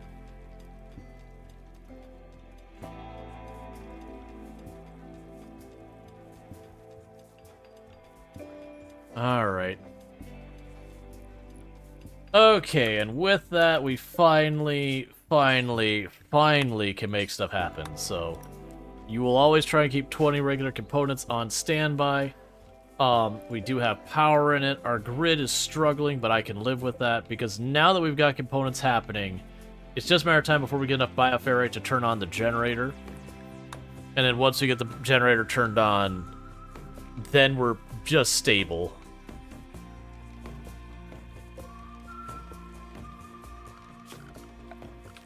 We'll also want to smooth all of that out so it can be repaired, and all this out. Okay. And Noplo has gotten to work making our components. So, yeah, so then the next thing we'll get that generator online from all the bioferrite we're getting, which we should be getting a decent amount out of the metal horror. It looks like we're getting about just shy of 5 a day. This should turn on relatively soon. And that when it does, we should be getting a little bit more from that. We are pulling bioferrite manually from the other 2 for the time being, till I've got more power.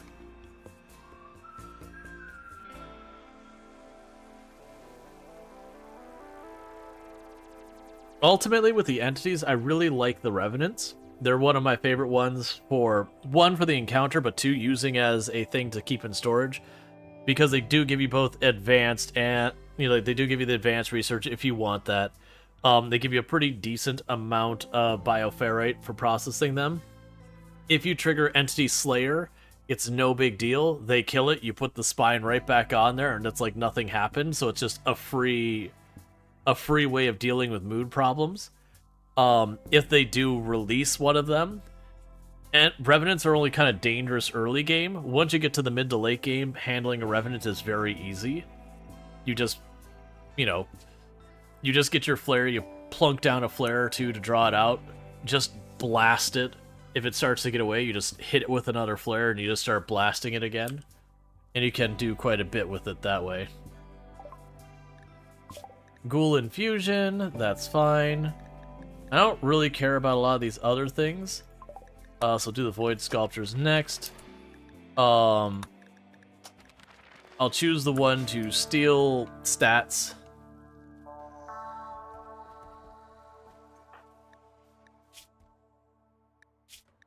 It would be interesting. What do you do here as well? You're a researcher. Or you're a researcher. Let's double check. Yeah, you can research and craft. So genuinely, it would actually be interesting to make Siren into a ghoul, because a jogger, nimble, brawler ghoul would be menacing.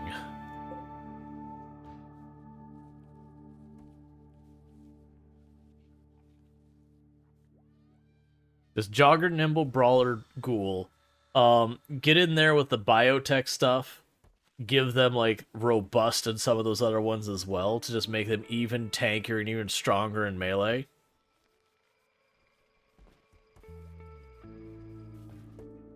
Get him a power claw or 2. There, we got a bulk trades good popping in town. That's good news.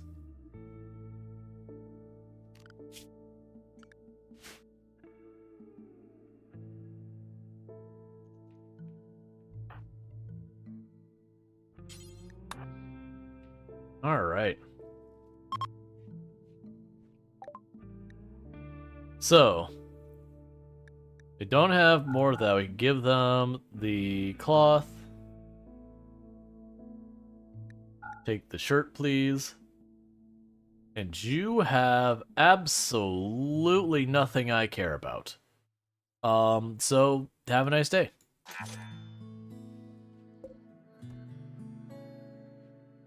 All right.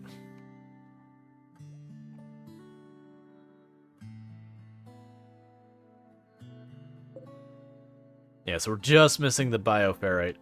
Part of the problem with the bioferrite is we are using it for a lot of stuff actively as we're going.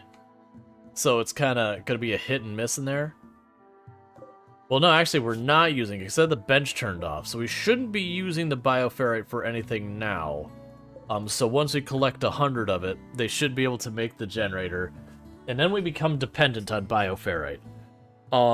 It would be good for us to, honestly, if we can get a couple of the flares up, it would be good for us to get a revenant to pop in here.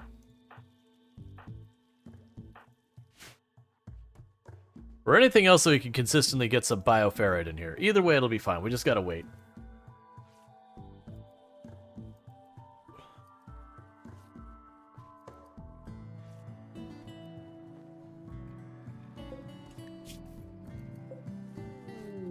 Inspire creativity, that's fine.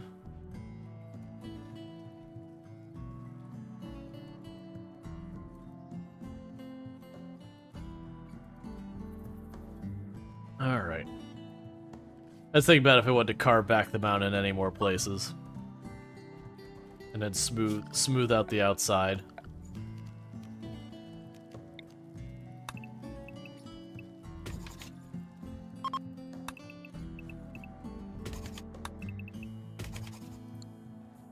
Oh, and don't do the floors out here. Alright. And Jaywalker's making really good time smoothing stuff now. You gotta be pretty close to 20, if not 20 construction. Yeah, 19 construction right on the fence of 20. Yep. Because it is one nice thing about smoothing floors is it does take a lot of time, but it's a lot of time they're spending doing construction, so it does get them a lot of XP.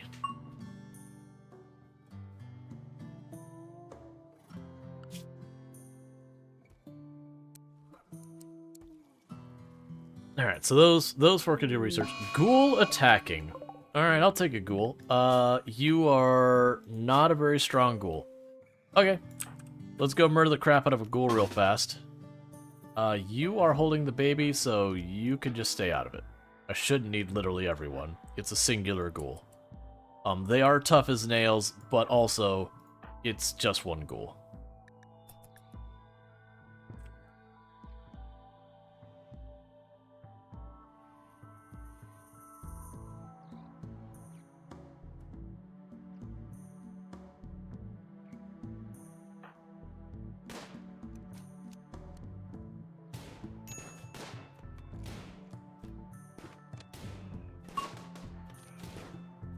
That said, ghouls can put up with some abuse. Not that much, though.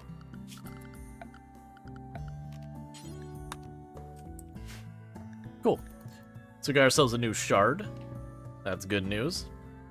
The only other reason I wouldn't want to do a ghoul is, like, the ghouls are amazing. Like, very, very strong melee things. They're easy to resurrect. They're really, really good. If I got, for example, the flesh mass, so we did the flesh heart, I'd be a lot more likely to want to do the ghouls just because then the ghouls' food is trivialized. But otherwise, like, managing the meat, it can be kind of annoying. Alright, so we got the deep drilling. So I'm not going to worry about the deep drilling yet. Can you resurrect a ghoul and convert them? No, if you're talking about, like, if a ghoul attacks, it's a ghoul that attacks. I don't think you can. There's a path to take an existing ghoul and get it to be your buddy. Versus if you recruit a prisoner, you could then ghoulify them. Cleaning out some of this stuff. Cool. Now, usually when it comes to ghouls, you either find, like, a pawn that, you know, they're okay, but you really don't like them kind of thing, that, like, you don't like the skills or whatever they have. They can be worth ghoulifying, because even, as long as they don't have, like, delicate and stuff like that, taking a pretty okay pawn can still be a solid ghoul. Or you've just got, like, a really juiced pawn like Siren here, where you're like, okay, this is a pawn that sooner or later, any melee pawn will eventually get themselves killed in a fight. If it's a ghoul, death is not that big a deal. As long as the body's not destroyed. If they die, like, in an impid raid and there's fire everywhere, that can be a major problem.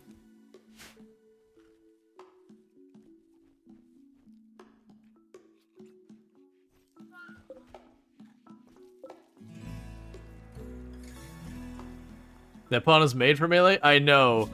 We saw this, and when we got them, they were a young teenager who had Jogger and Nimble, and when we aged them up, we got Brawler. And it's like, my god. It would be fun to get them a Power Fist. Shamblers are approaching. We got 30 Shamblers approaching right now. We are going to go with the strategy of saying, you know what? That's a hell of a lot of Shamblers out there. Let's just, let's go with the strategy of just leaving that alone. Because it's not a Shambler assault, it's a, just Shambler approaching. So they will wander through. As long as we don't do something that, kicks them off, it's not that big a deal. Why are you going outside? Don't do that.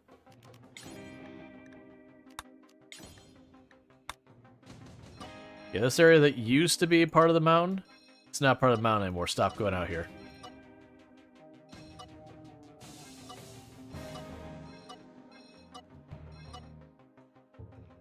Make sure I don't have any others. Okay. What happens if raiders who just stand in the toxic stuff?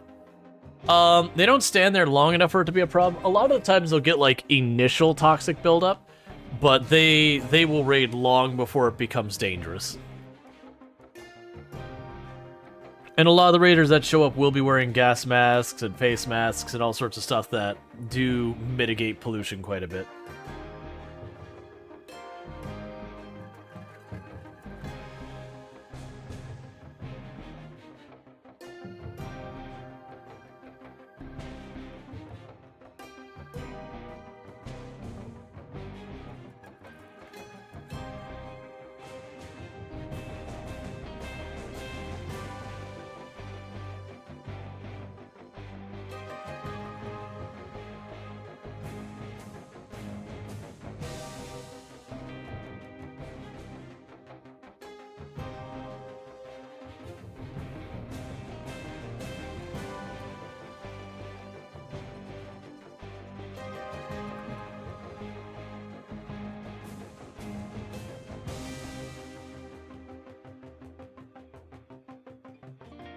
Now, some of those Shamblers separate, I'm down to pick on them. But the reason I don't bother picking on them like this is I don't have much to gain and a lot to lose. Because 30 Shamblers, if I were to just toe-to-toe them without taking any consideration to, like, positioning and give myself a retreat, very well could overwhelm our people pretty easily.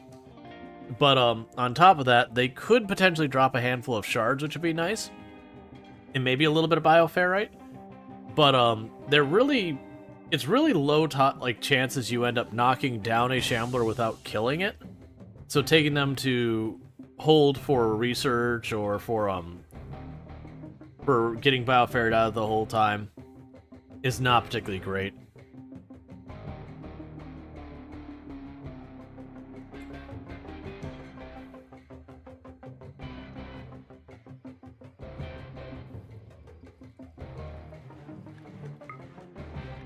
I totally forgot that was up there. Okay, well, You're not gonna do anything up there. So let's go ahead and move you over here.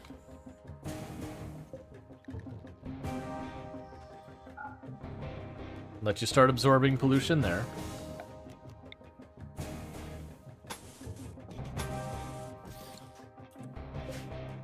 All right.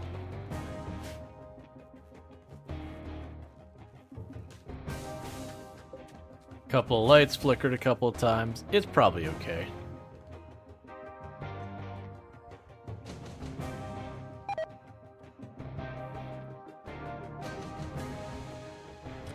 Do you understand why it's not a thing, but God, do you hate how you can't perform surgery on corpses? I mean, genuinely speaking, unless the corpse was like super duper fresh, you wouldn't get anything you wanted out of them anyways for the most part. But yeah, no, it's just one of those things that for balance reasons, like RimWorld, they wouldn't want it so that if you had like someone show up and they got a bunch of bionics, you could just take them. Because it just means the moment you had raiders show up with bionics, your whole colony is kitted. So it'd have to add something like that bionics wear out or something like that to counter it, and honestly, that'd be just tedious. I mean, they actually did a lot of stuff to prevent stuff like that, because it used to be that a lot like they did bio-coded weapons just weren't a thing at the beginning. So if you got attacked by a bunch of people with assault rifles and that, you would just skip from, oh, I'm carrying, you know, spears and bows, and now suddenly I'm rocking a whole set of assault rifles because you just got the right group to attack you. And that still happens. But with bio-encoded, they've mitigated that from like the very easy to get stuff. Then they also gave the acidifier for the royalty people, so they give them like really high-tech weapons. And they just destroy their stuff when they die. But all that had to be a thing because they just needed a counter where you don't just get free kit, because then it would make it serve no point to make your own. Hey, Fratapossum, how's it going? Can I get a shout out for Fratapossum? Another content creator on the platform. I say planet. Another content creator on the platform. Definitely someone we're checking out. What have you been up to lately? Yep, so we are going with the strategy of just shutting the door and ignoring our problems. To play simple, been playing some Steam Raiders, and also has on the schedule some RimWorld Anomaly with no electricity, which sounds interesting. And rough. Very rough. I highly approve. Sounds like the exact type of challenge I'd potentially do. You know, a cool night after melting night in the pizza mines. Yeah. Why did you go outside? Why have you tried to commit suicide? That didn't need to happen. Do your best to get out here. A Night Dweller, can you not have the kid on you for 2 seconds? No, Mage, keep running. Mage, keep running. Oh, you are screwed, Mage. I can do nothing to help you. You're just in it. Basically, I need to just let you fall down. Okay, so you fell down. You're alright. Get everyone else rallied. The group did split. Why did you go out there? I know I just queued that up, but that shouldn't be in your allowed area. There is... I'm guessing because that itself was partly allowed area is what allowed it. Alright, Mage, yeah, that's right. Crawl over here, buddy. Crawl over here, and Noah's gonna patch you up.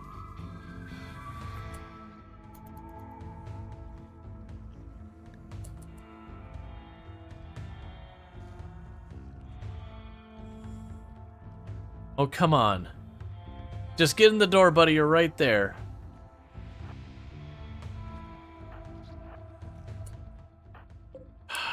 Alright, well, here we go. So my worry is that Mage might get friendly fired here.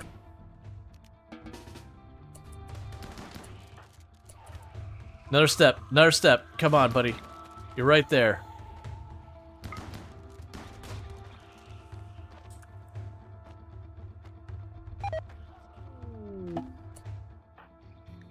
And Mage is all patched up all at once, so let's back off. So that made them angry, so now they're attacking our walls.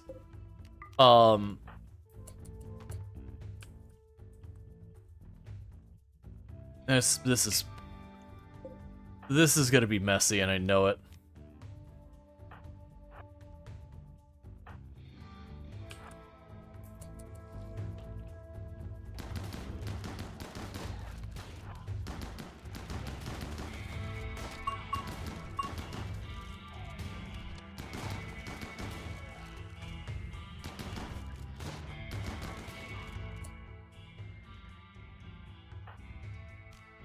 So, what we're gonna go ahead and do is, Noah, go ahead and capture that one. Let's get you out of here.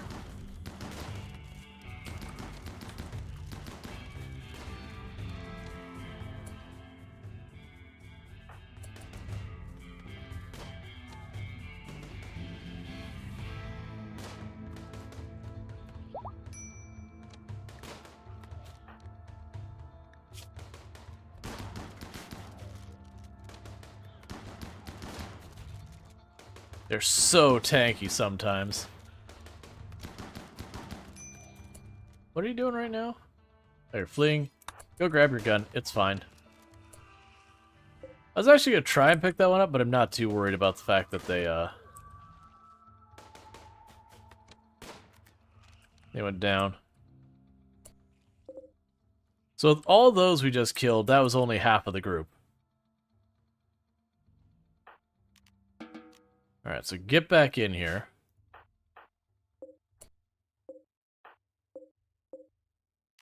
And close the door behind you. Alright, so that was an absolute disaster. So what happened that caused that problem was I queued those up to get mined, and Sirius the Mage was like, on it. And even though I have it restricted so I shouldn't be able to path out here, they beeline straight on out to take care of it. And that is the mistake. Because they ran right out there to take care of it, directly into the group that was attacking me. So, needless to say, they got properly mauled. So, that was lovely. Alright, so now that we've got that, it's time to start backtracking to things we've missed. So, tree sowing. Where is a gun for you, Mage? Oh, you already got your gun back. Never mind, you're good. Right, because I sent you to do that. Yeah, so we got you patched up. We used the unnatural healing to just instantly patch you up since you had so many minor injuries. My fear was I'd try and start tending to you and I just wouldn't get very far very fast. But yeah, so that's the general thing, is they can actually be dangerous in these really big groups like that. But with the one where they just travel through, they're not really that aggressive. So as long as you just like close the doors and ignore them, generally you don't have much to worry about. In that particular case, RimWorld AI did RimWorld AI things and got trouble.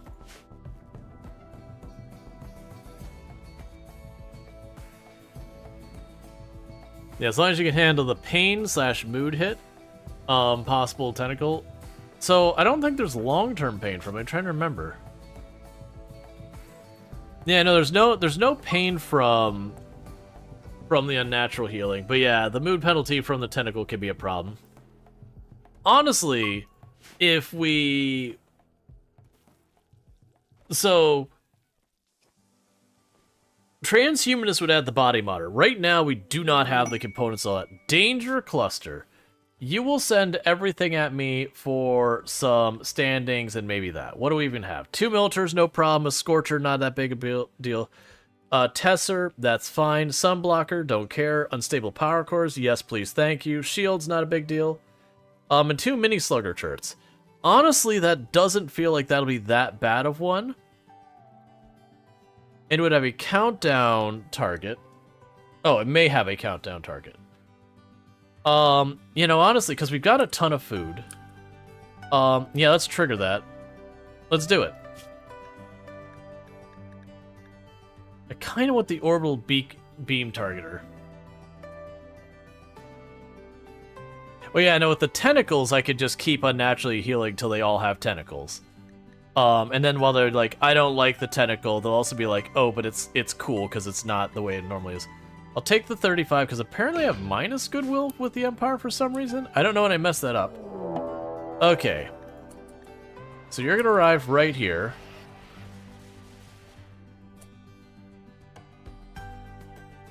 So the unstable power cores are lined up where literally if I hit them, they'll destroy everything. They're also set up so my ability to potentially shut them down is not great. I might go for trying to take the unstable power cores. It'll be high risk, because this is close enough it can chain over to that, and this is close enough it can chain over to that. The rest is probably fine. So what we will do is, on this particular fight, I'm going to have... That's a hard call. Who's going to take the EMP? You go ahead and you'll take the EMP. So take the EMPs. I don't think I'll need the smoke grenades on this one. Because what I believe I can do is drop the EMPs up here from down here where I'm not lying to sight with that. We kill all the things that pop out and make them not a threat anymore. How badly are you hurt? Yeah, so you're shredded, so you're out of this fight. So grab everyone else and do not fire at will.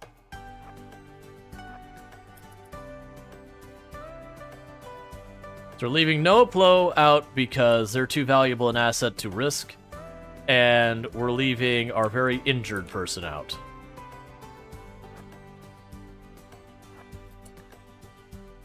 Okay, so I need you to get close enough to be able to drop the EMPs and to make sure we are inside the shield and out of threat of that turret, because this will block its line of sight. There's a wall here that'll block line of sight, so we should be good. Scooch you back, put you right there. EMP, I want you to drop the EMPs right here. And then all of you are no longer gonna have firewall turned off. That is real bad placement, I'm gonna be honest. Come on, friend. All you successfully did is turned off Siren's shield.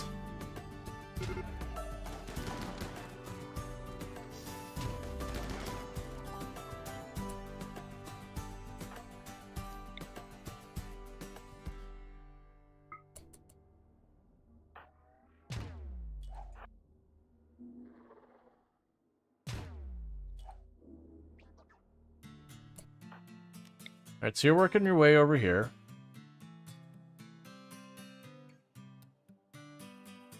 Alright, so we don't want to EMP it. Hey, friends.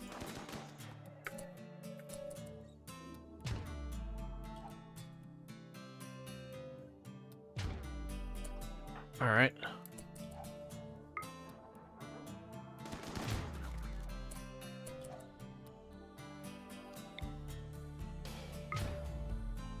So, what we're going to need to do, and I'm not super excited about this, we are going to need to start inching around so we can get an angle where I can actually start shooting at these things.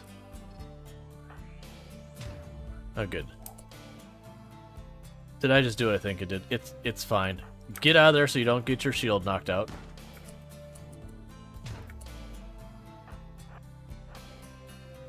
Pop back here, drop there, reposition over here. Come on, come around.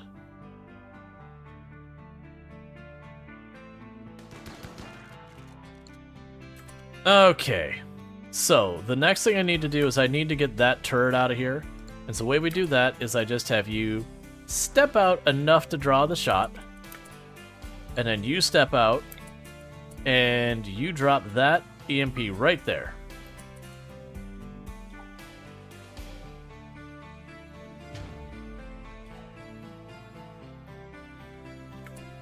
New plan. New plan. An immediate threat. Please EMP it. No, don't. Why are you all running at it? I said to shoot it. All of you go back here. You run at it. No, don't rush it with your gun. Why would you rush it?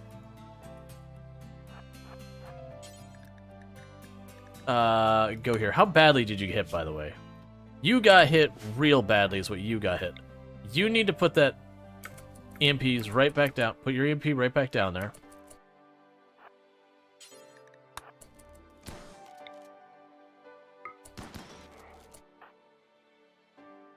This is bad because you're firing from too far away. You're going to friendly fire. Illicit, you start tending.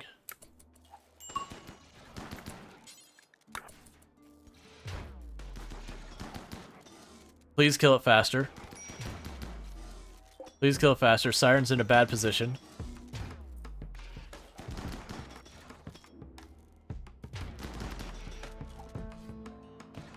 Stop being so dang tanky. Okay. Get back out of here.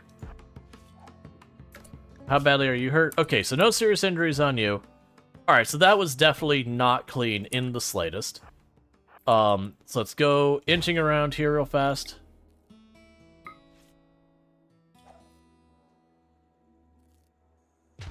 I need to disable you. I need to disable you. Come on. Land the grenade correctly. There you go. Alright, so illicit right now.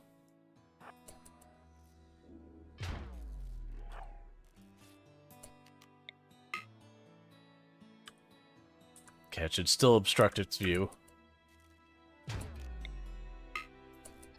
Why can you not hit the target still?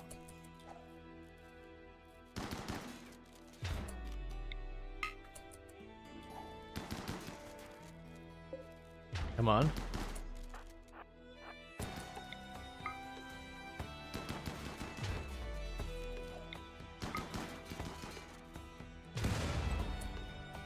Okay, so we're good there. One more to go.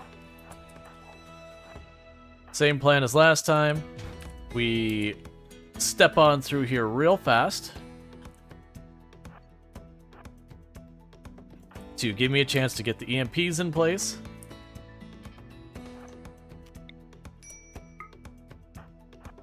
That's good, that's all I need. I just need your shield to take the hit.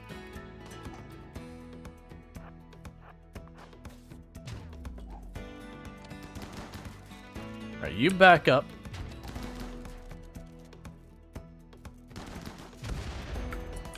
Oh, and we're clear. Alright, that did not fill me with lots of happiness or joy or confidence.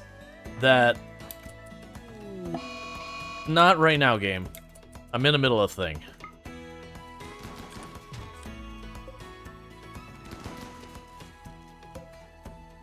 Yeah, I'm not too worried about the leg. We'll just natural healing the leg right back on. It'll be like nothing ever happened.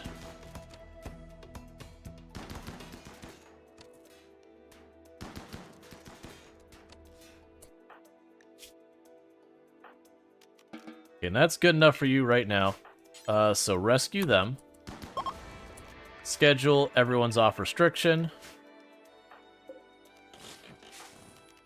And added bonus, we got ourselves 2 unstable power cores.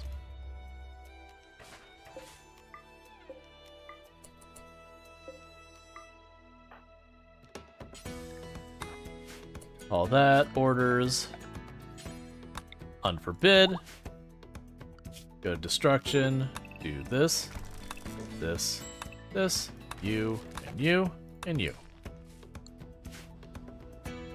Alright, so where am I going to shove the unstable power cores, though? Because I didn't really leave myself a good place to shove those. You know what? New plan with this space down here. We're not going to mine it out. I mean, we are going to mine out. We're not going to mine out in this manner.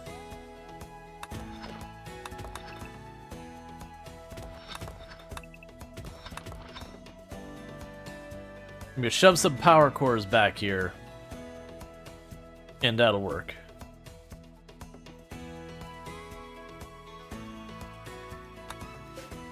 And meanwhile, if we got a heat wave going on, toggle the power back on and that. And for the moment, toggle the power off on all those. Once I get the power core, or sorry, once I get the stuff moved over here, we'll be okay. Starvation on Bentley. Why? Why not feed the person in the hospital? Or, you know, tend to them, or the basic things that you doctors are supposed to do. And so you're like, no, I'm tired. Is there anyone else who's bleeding? Yes. You are bleeding and not being treated.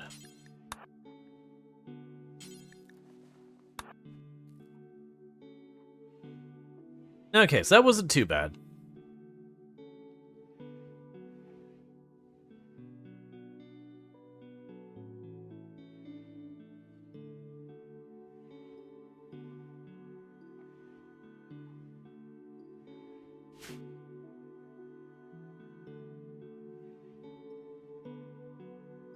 And in this case, I think I'll just shove slate blocks or something in there just to make that work.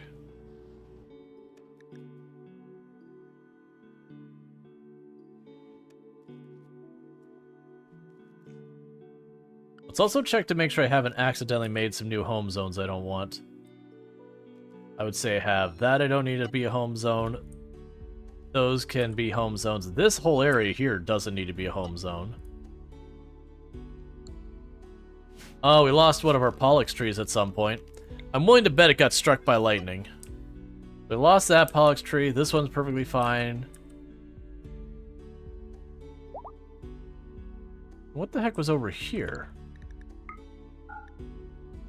I guess there wasn't a Pollux tree. I guess I must have picked something else over there. That's the reason I was like, oh, let's check, because that can happen. Oh, no, we still do want that in the home zone. That's fine. That as you do these one-off things, sometimes you'll accidentally make a home zone. I still want it to expand naturally and not have to manually do that. There's a nice tentacle you've got there. How are we doing? We're doing pretty good. We had a pretty rough patch earlier in the stream, but things have settled in pretty decently. Otherwise, you know, keeping things rolling. Meanwhile, I need you to go get your weapons back. So change shotgun for one of you. And then you had a Masterwork SMG for another one.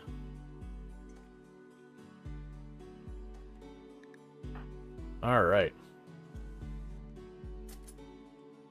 Cool.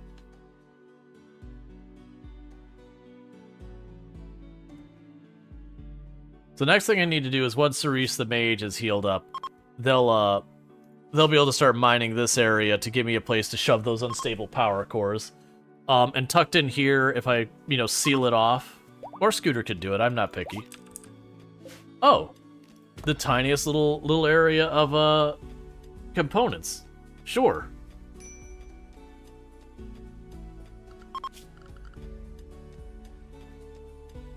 I'm not particularly, you know, picky about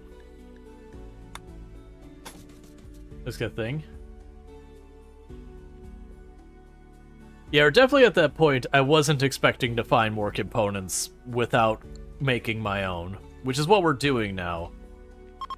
But it's gonna take some work.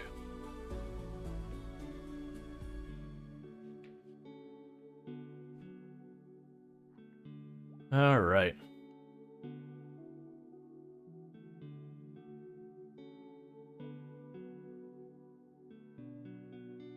Couple of freebies? Absolutely. I mean, it'd be something like 9 or 12 components, and I'm not going to complain about that. Because right now, the big thing we're waiting on is the bioferrite to get the bioferrite generator. But these two unstable power cores are going to go a long way for helping me out with the power stuff. Because they never break on their own. As long as you, like, pack them in a wall deep where you don't have to worry about something getting damage on them, they're usually fine. 3 is the amount you complain about with 4. Yeah. Well, I mean, it's still a big deal. Stuff like, when you go to build this, like, that's 8. You got some stuff that are like 12 and 20 and all that. Oh, wow, that's actually a decent-sized node. That's 5 tiles of components in one? Okay, so we got tree sewing. Let's go ahead and start doing, like, the harp and all that. Because if I get, like, the piano or whatever, that'll give me a musical instrument for recreation. And that'll help out a recreation situation.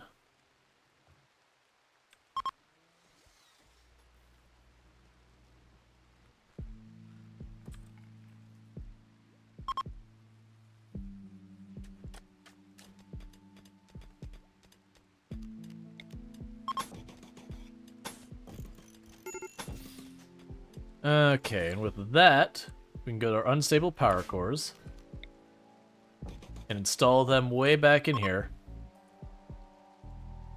Where'd the other one go? There you are.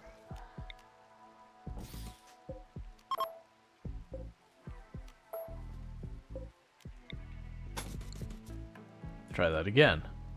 Install the unstable power cores in here. And then once they're installed, we can wall it off and all that kind of good stuff.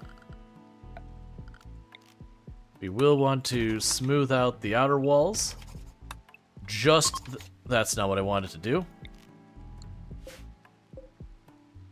It's fine. For right now, I'll just leave it marked to do that, because then I can cancel it this way. Okay, so now we've got that. We can put the slate wall right there. And then no one can tantrum and hit it. So with that, we now have 490 power on the grid.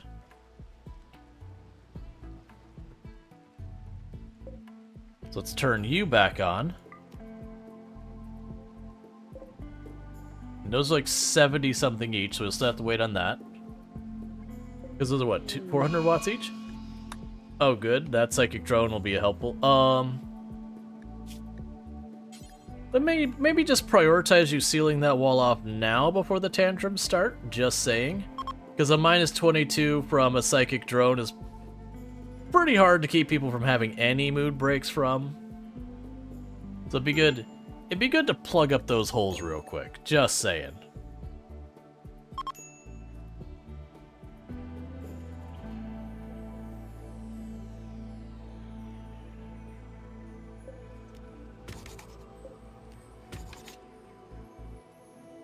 Oh, and do not smooth the floor there. There's no reason for it. Alright. And you're still recovering. We've got everyone here who's seriously pissed off because they have a psychic drone. You're the one missing the leg. So we got 2 days until we get Bentley a new leg, which is totally fine. We'll just plunk another, like, just magic another one right back on there. And everything will be good as new. Maybe get a bonus of a tentacle or like a flesh mass in their liver or something. You know, typical helpful, useful things.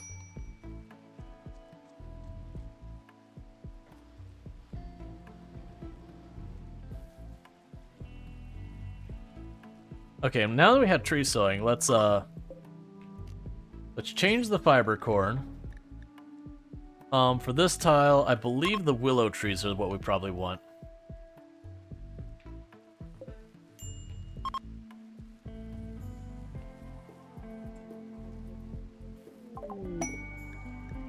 Void sculptures. So you probably noticed they don't really care about what's going on over here. I just also noticed, so growing zones. Shrink is one too wide. I've got a roof over that far edge. I was wondering why we kept getting the report that things are rotting. Okay, and then the heat wave's gone by, so we're good at that. Moderate psychic drone. Cool. Definitely what we want for a good time.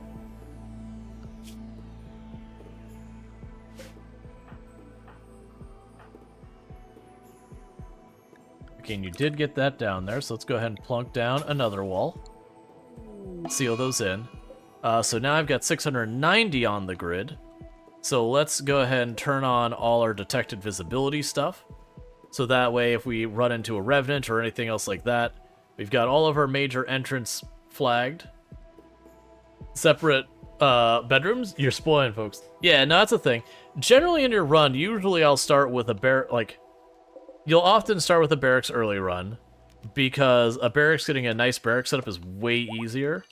As you get later game, when you start to have to be like, no, I need really good mood buffs, it can be worth it to then start moving towards individual bedrooms. I also like to do the individual bedrooms. It's not a strategically like this is the right choice or anything like that. I definitely like to go with the bedrooms because, I mean, come on. It's a way of ending up like making your bases more interesting and have all that. Granted, this is a little bit of a weird layout because at the beginning, you can probably notice that this is all mountain right here, this little like spot in the middle of our giant ridiculous swamp. So another thing we need to build, so MISC, ground penetrating scanner. Can I sneak you over here anywhere? Probably not. No. Wonder why I won't let me put it there. Finished the harp. Go for the harpsichord. Oh, that's gonna have mountain above, so let's make sure we don't accidentally put under there. So I'm looking for is a good place to plunk this down where we'll hopefully not get immediately destroyed the next time a raid rolls through. I could put it down here. That's not a great place for it.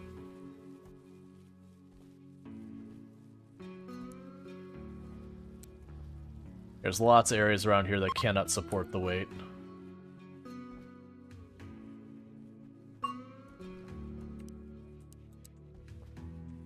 I want to put it here, but there's not a good spot for it.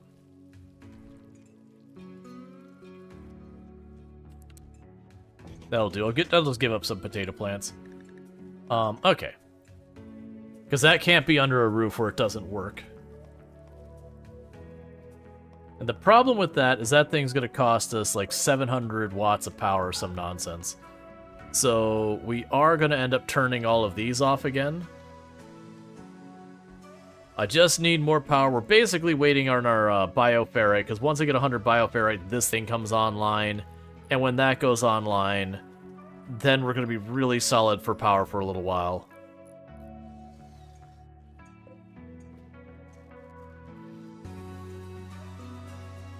Okay, so we're right on the edge. We got some stuff flicking on and off. I'll turn off the pollution pump over there for right now. That should be enough. And then they can start scanning for all that stuff. Like, the working spot can be under a roof, though. Get a nice comfy armchair for a nerd and make a dent in the scanning in the metal. Yeah. Nuts, I've done that plenty of times. Right now, it's technically in our grow zone. What I'll probably end up doing with our grow zone down here, is most likely I'm going to carve some paths through here at some point. So, like, have a path through here and here. Have it go out to the outside edge. Make a walking path out there. But right now, I need moisture pumps for that's a real possibility worthwhile. The first moisture pump's going down here. So much of this mud right here by the door. I could put a lot better use to that area. But I need that online before I can worry about those considerations. Because one geothermal with no other vents anywhere nearby, just... we gotta deal with what we gotta deal with. And then with the fact that we have all this, like, not usable space, I could fit 2 wind turbines around here. And 1 over here, and that's about what we could fit with the ground the way it is. Harpsichord. We're gonna go all the way to piano. Now, this is gonna be a bit wasteful, because I'm gonna have to make a smithy to make the piano. And what I'm gonna do is I'm gonna make a smithy, and I'm just gonna shove it up here. I'm gonna use it one time to make a piano, and then probably never gonna use it again. And I should be able to wedge the piano in here. Because I want to say it's 2x3 if I remember correctly. If not, we'll get creative. If not, then I'll probably dig that tile out, move it out there, move the bookshelf up here, and then put the piano there. Standard smithy use. Yeah, it is a bummer that you can't use the machining table for, like, to replace the smithy, because it does feel like the smithy, at most, you might make early game helmets and all that. I've definitely done that before in runs that I have, like, really painfully slow research. I've definitely gone and made, you know, real crap helmets at the beginning of the game.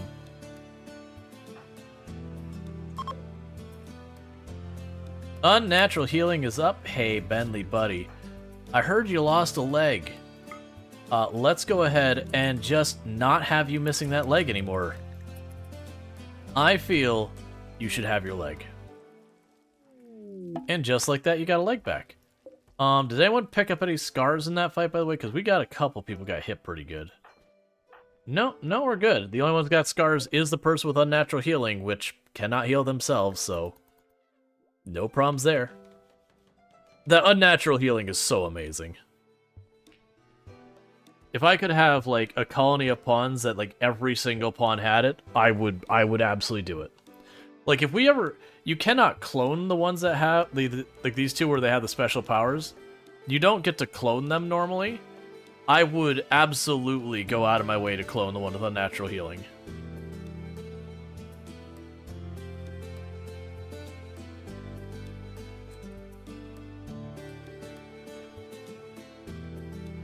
Alright.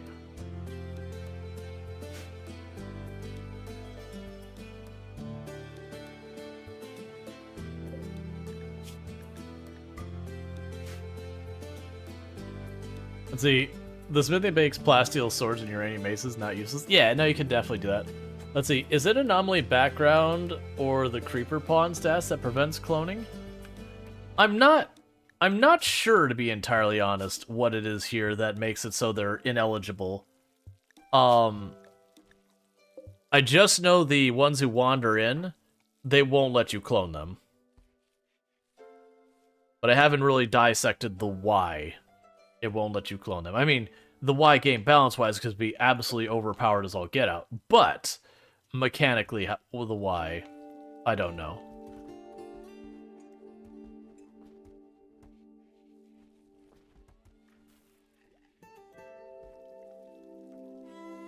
Nobody knows, just they can't be cloned.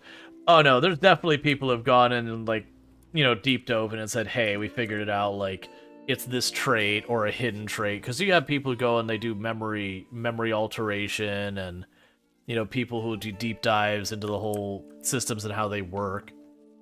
You know, change things in the memory to be like, okay, we add this trait, does it still work? No, we've, you know, removed this trait. Okay.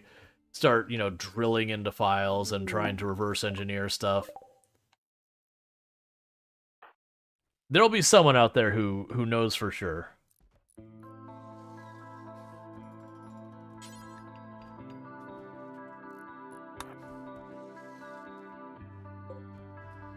And we have our bioferrite generator. We just need to put some fuel in it.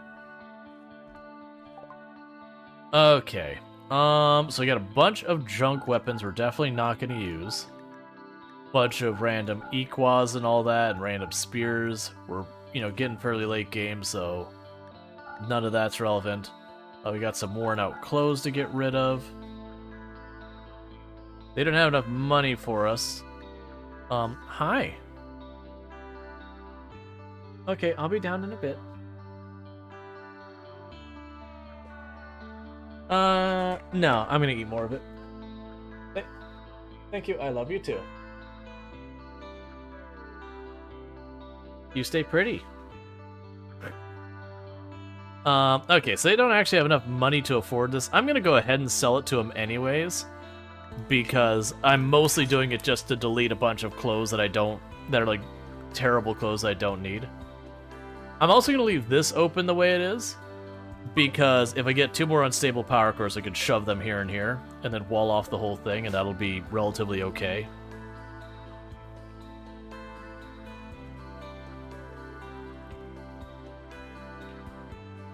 Alright. The other thing we could do is, how much extra power do I have? Oh, I have a ton of extra power, that's right. Okay, so it is time to get one of these in every single one of the rooms. I want at least one tile away from the door, so that when they drop the stuff out of it, they don't stand in the door to do it and drop the stuff in the doorway. Because what that's going to do is I'm going to be able to bioferrite extract all of them. And with that as well, we could turn back on our benches. We can turn back on our pollution pumps. And we'll see how that lands us so far as our power consumption. Also, Bills, I would like you to make a harpsichord, please. Wait, why don't I... Oh, are we still researching the piano? Yeah, we'll wait in the piano. Okay. I thought we'd already finished the piano.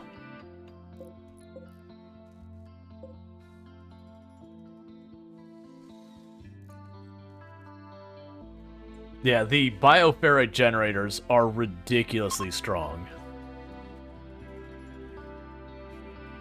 Being able to get 4,000 watts out of them, that's basically the equivalent of a geothermal, but you can put it anywhere. And the only real big penalty is there's this radius. It gives like a little bit of a mood penalty, like 6 while they're in it.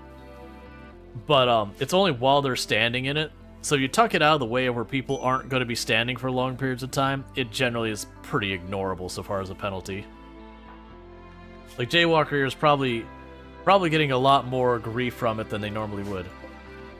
And then you ran out of bioferrite. That's fine. We will eject the contents. And I'm just going to go ahead and tell you to...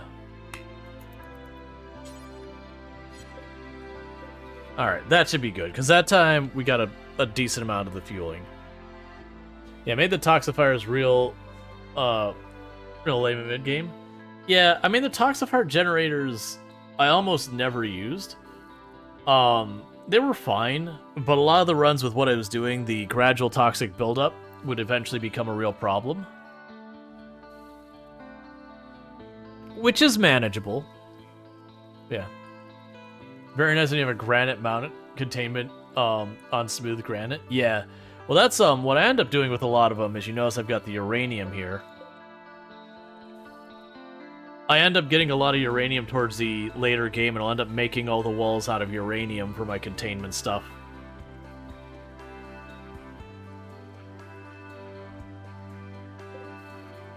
It's like right now I'm sitting on 400 more, and it's not that I don't use uranium.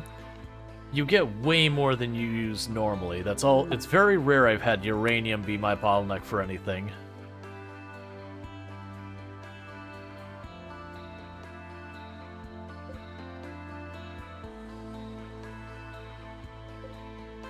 Alright, so I still have 3,000 power still on the grid. We've got everything turned on except for this AC unit. Yeah, so we can't caravan with the pollution maxed out on the map. It'll just be too much pain and suffering. Oh, they didn't turn these on yet. Hey, turn those on, please. It's only a matter of time before we get a Revenant around here. I'd like to be on top of that. Are you going for bioferrite floors or too expensive? I will go for bioferrite floors once I start getting at least a little bit of a reserve of bioferrite. The big thing right now is we only have one flare pack in the colony, which is not enough.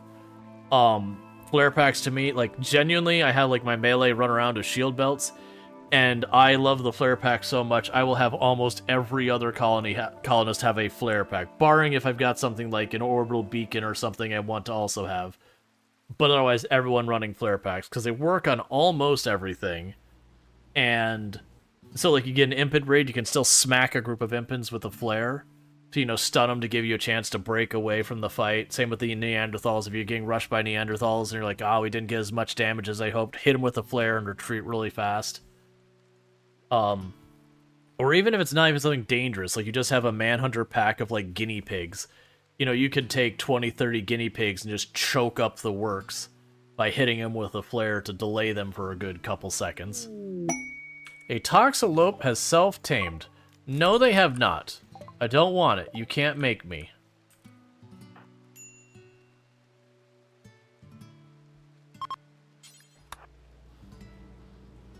You've been sleeping on them? Oh, man, they are powerful. They take revenants from this is actually a dangerous encounter to, oh, revenant, you so cute, you so silly. Just absolutely, they don't hard block revenant, but they're a big thing. I'm not gonna use the biomutator. I'll rather just have the money and use it for something else.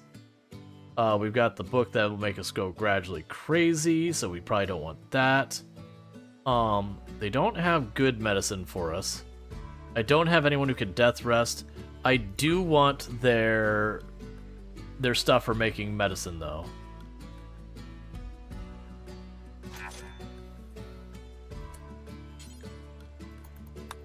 Because that'll let us keep making our polyoxylin or whatever it is. The thing that makes us immune to malaria and all that. Being in a tropical swamp, that stuff is life. There's so many ways to play RimWorld. It's always a delight seeing how different people play. Oh yeah, that's if you're not familiar with the RimWorld Hot Potato, so I participated in that last couple years. The stream team I'm in is the ones who actually host that event. That's part of the magic of that run. Is you'll have like one person will start the colony, they'll put in their like 3-4 hours working on the colony, and then the next person who has a totally different playstyle gets the colony, and you can't just tear it down and rebuild the whole thing. Like there's just not enough time or whatever. So you just kind of have to keep adapting.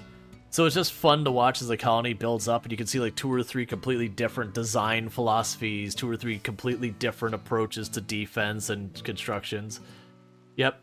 Yeah, that's it's a charity event we do for Doctors Without Borders. But it's just fun, and always something at like complete anarchy happens. I like the last one we had that someone had ended up taming a couple of boomalope. No, not boomalope. I'm sorry, boom rats. Boomalope actually have a use. Got boom rats, and then it became kind of this mission for everyone in the Hot Potato after that. That everyone was like, no, we just need to get as many boom rats as we can, just trying to keep the world of boom rats. And in desperate times, people use the boom rats as like walking landmines, and weirdly made it work. Which spun off a bunch of challenge runs that people did, which was to like get 100 boom rats in the colony or whatever. Which is the boom rat that gave its life in defense of the colony? Boom Rat 64 or something like that? Yeah, no, I can't remember. Because there was like one boom rat, I think it was like Hekami. And then there was another boom rat that was like just, is like boom rat some number. It was like boom rat 64 or something like that. And it was one of those things that was looking like a colony wipe, and one of the boom rats, they ran it in and downed the last of the people and managed to like save the colony. And it was just kind of one of those things that like people made like a little shrine for the boom rat that gave it all and saved the day. It was the hero boom rat. It was fantastic. We got skip abduction. I'm just researching these now because I can. Oh, I have been leaving this, not going to get the serum. All right.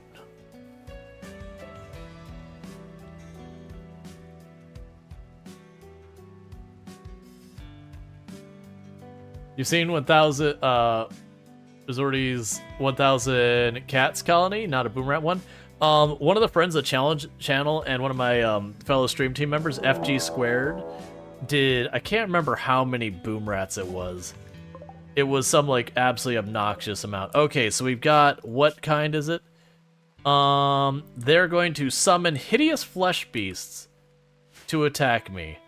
I'm not feeling like you should do that. I'm feeling like I don't like the idea of you summoning a bunch of hideous flesh beasts to attack me. You'd go to sleep, and there'd be a thriving colony of like 12 colonies. So the next morning, there'd be like 2 hanging on to dear life. Yeah, and then you get back later, and you're back up to like 12.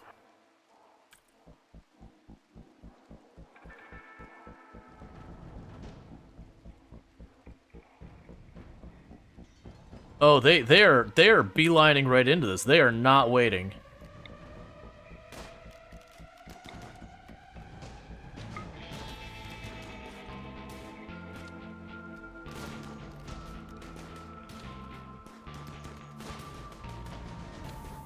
I need one of you to die.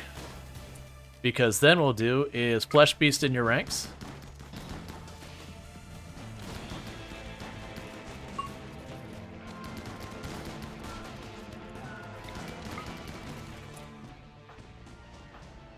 You should already be in position and I didn't do that. Go here and go here. Get you up front.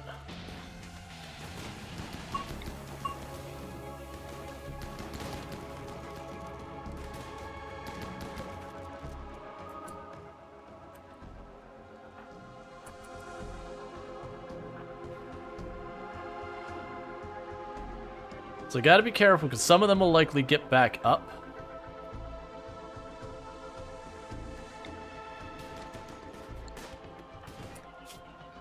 So you took some bad hits there. It's not unexpected. It is really easy to underestimate the ritualists.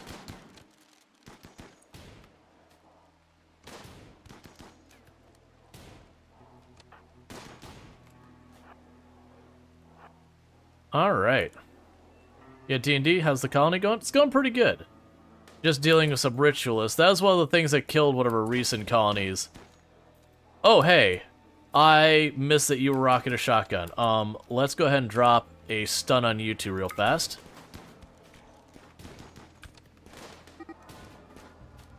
Oh, good. They're attacking. You figured it out.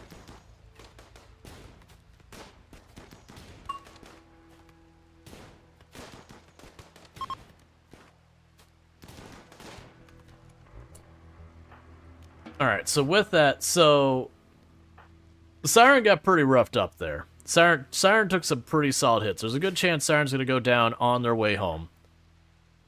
You go ahead and strip that person.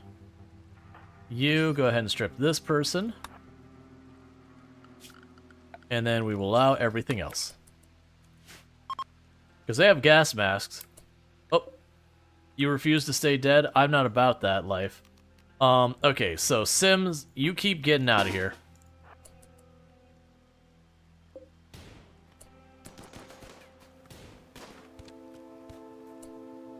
Alright, try that again. Meanwhile, I just realized you dropped a chain shotgun, so I missed that part. So let's do this again, except...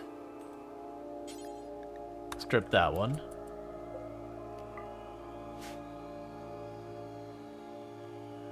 Oh, and strip this one. Because like I said, they got gas masks. It's worth taking them.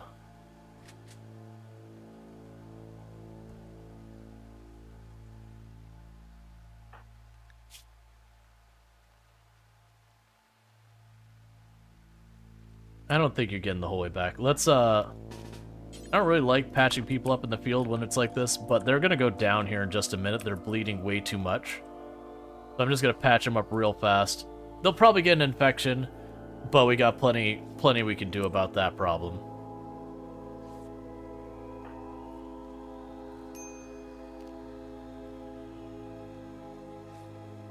It's good enough. You're not bleeding, and that's what matters. Yeah, no, you weren't really in that much danger of actually dying. Do you ever post save files of your runs? This seems like a fun challenge to play. No, not usually. I play in commitment mode most of the time. And you can do, oh, come on. Stop getting back up. So Sims, you stay that way. We're going to grab just a handful of you and deal with the person who hasn't gotten the message.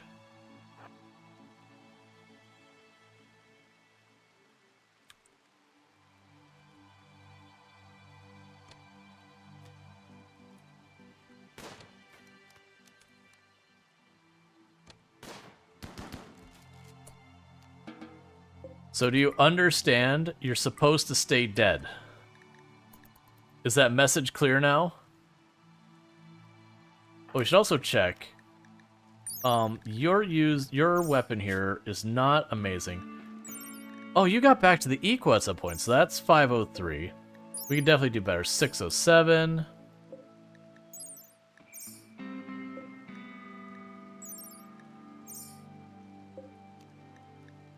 That mace is looking mighty nice.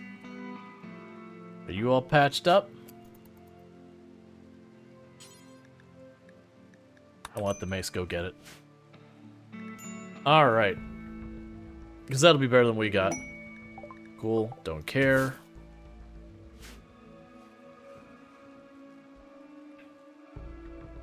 Alright. We got you a little bit better weapon.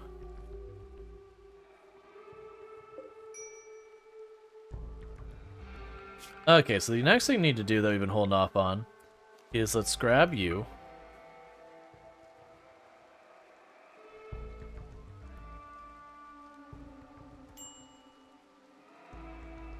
Trying to decide where we want to put this. Because unfortunately these... Yeah, if I put it here, then the next one will go down here. The next one will go like right around here. It should get all of them.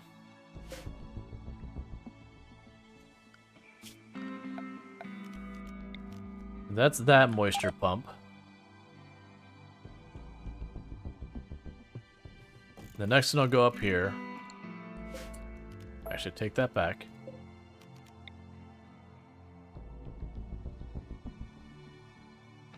The next one will go there.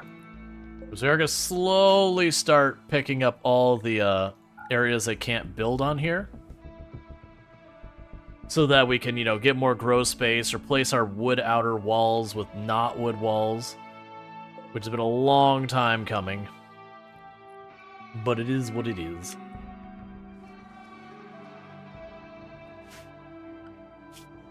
Alright.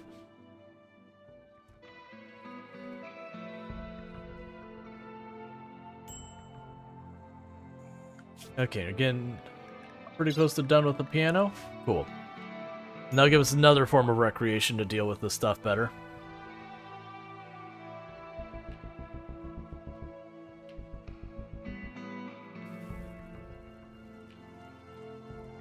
I wonder if there's another place that'd be a good spot for me to potentially set up the air conditioning in here. I've debated getting rid of the doors that kind of are for routing through the area, like these doors here. I've debated getting rid of through those, so this counts as like one big series of rooms, the whole hallway through everything. And then if I put ACs, it should spread through there pretty well. I don't know. I think we're good. Alright.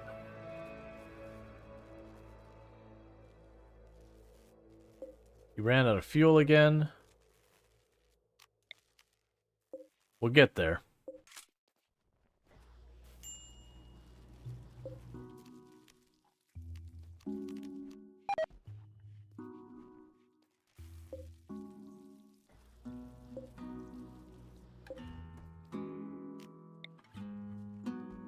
That's a big thing, is until we get things a bit more stabilized, we're still struggling a little bit.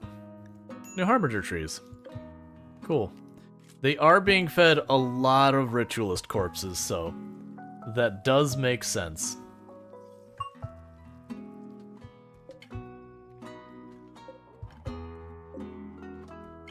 Alright. Is this still the pollution challenge? Yep.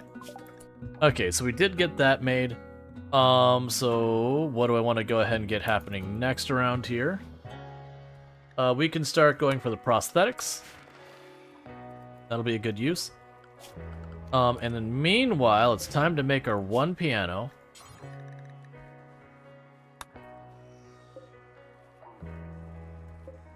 Which will take a little while because we're waiting on those willow trees to grow, but that's okay.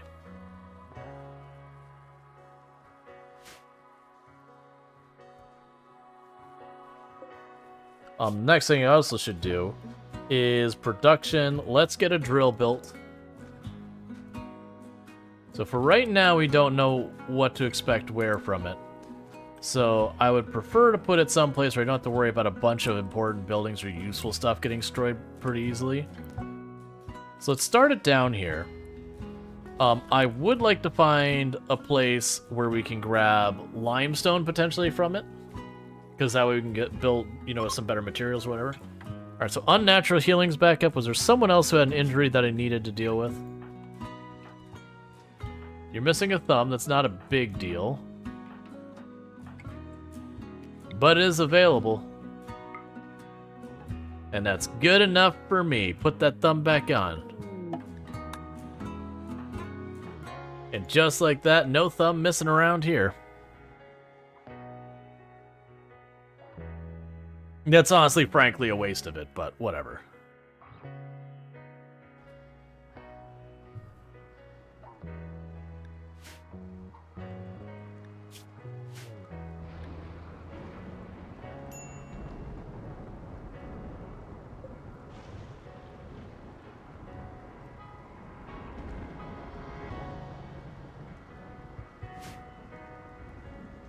Yeah, looks like we got all the floors smoothed out. We're finishing off smoothing the walls.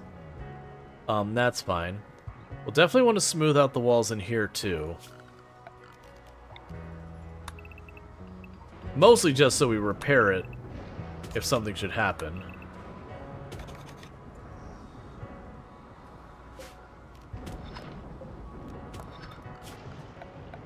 Go zone, area 1. Imperial shuttle down, you'll give me Glitterworld and Luciferum or Goodwill. Honestly, I'll take the Goodwill here. The shuttle has crashed. Mysterious cargo. Okay, in this case, I'm going to take the telescope because I don't have one. Kind of in a bad spot there. Alright. Welcome to the Colony Random Revenant. You capture the Revenant. The rest of you, when we hit 5 hours, we go over there.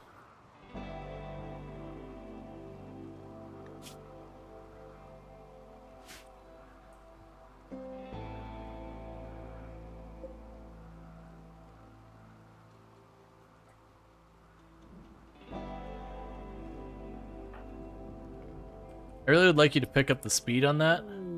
I'm a little worried about that Revenant resurrecting before you get there. I've not had it where they've done that. Alright, so you've got the steel. That's fine for now. Cool. Then meanwhile, the rest of you start working your way over here. And how are you doing? Just a left arm injury, so go ahead and head out this way as well.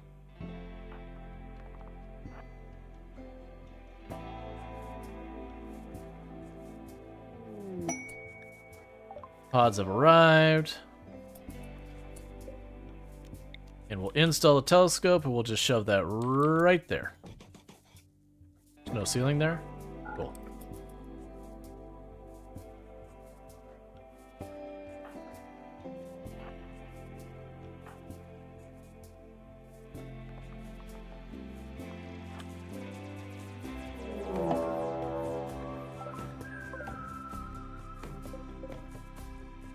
Okay, they actually have a decent raid. It's short range, but they're not bad weapons.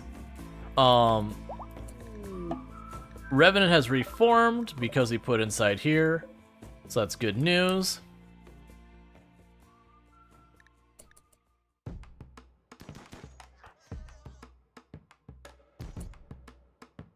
I need you to stop moving up.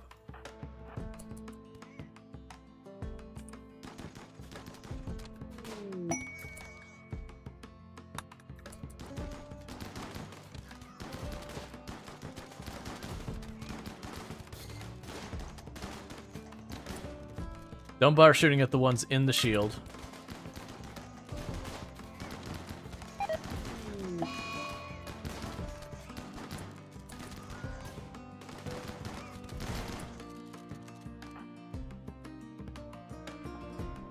Alright, so everyone just retreat out of this. We don't even need to engage this still.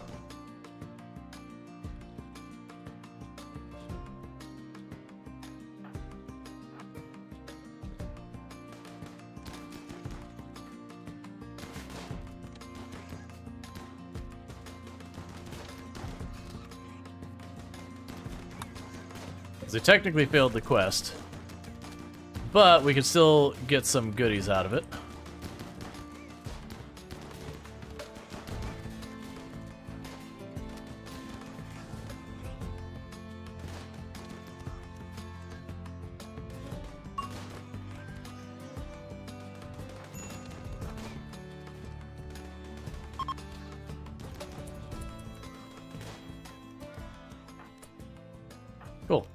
So you're all out of here. How badly are you hurt? You could try and save him. But my exciting part here is they dropped a heck of a lot of firearms. Not all of them good. We got a lot of bio-encoded junk in here. We also have people who have equipment on that I could potentially put to use. So we did get a changed shotgun. I'll have you grab that. Alright.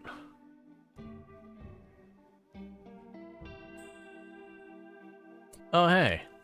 My bad, I didn't mean to ignore you. I'm gonna take your clothes as well. Cool. Yeah, shooting XP wasn't bad either. Yeah, and the only person who took any hits was, I think Sim took like 1 or 2 bruising hits.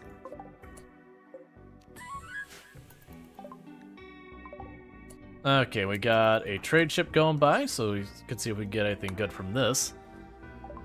Alright, so let's see what we've got here. I can get more stuff from making medicine. We'll sell the chem fuel and just get cash for it.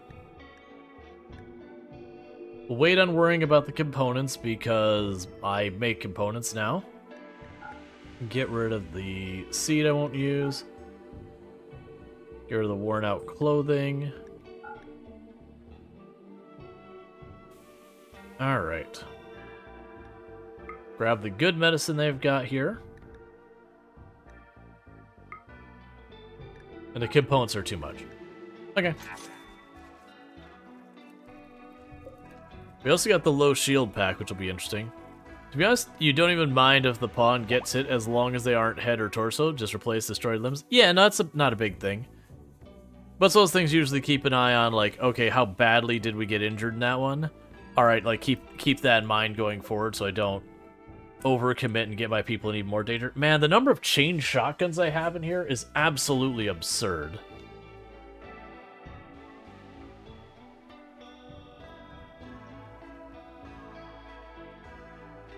That's why the Duster Flat combo is superior to the Cataphract.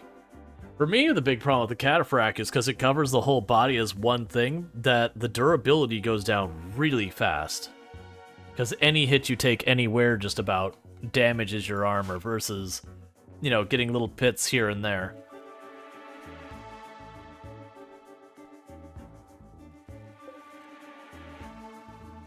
Alright.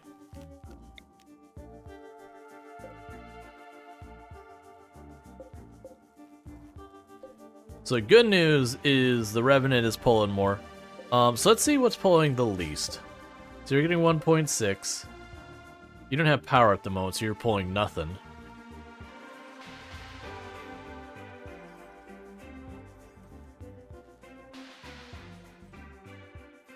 I'd really appreciate someone... Yeah, there you go. So you've got... That's not doing anything yet. So you've got 4. You've got 4.4. You've got... Thanks, I'm trying to learn game, and you're just turning off my power. Because you can spend a few advanced components and a fraction of plasteel to get a massive boost in manipulation speed versus a super expensive time-consuming wealth-boosting armor. Yeah. Or both.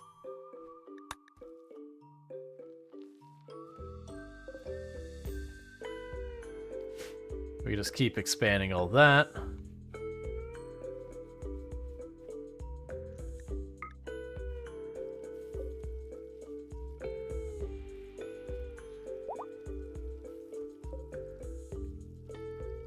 So those are moisture pumps. We had another pollution pump up here. We're having a party, that's fine. Oh, good. So even though we did fail the quest for the Empire, we still got reputation for them because we did rescue one of their members and they managed to get off the tile successfully. So that's beneficial. Okay, so let's check this again. So you have 1.6, 2, 4.4, 1.2. So this entity, we're getting rid of. Because I'm going to keep a spot open for something better.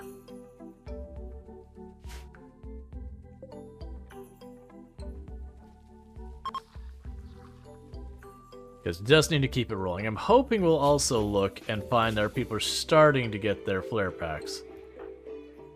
We got one. Well, we've got one. So no, we're not getting our flare packs yet. Because how much do you cost? 30. Yeah, so I just need to get tougher stuff to put in there. Alright, how are we doing on time? We are doing pretty good. Honestly, we're in a good enough space. Let's go ahead and do a void provocation ritual. So one of our people had 180%. Near 150.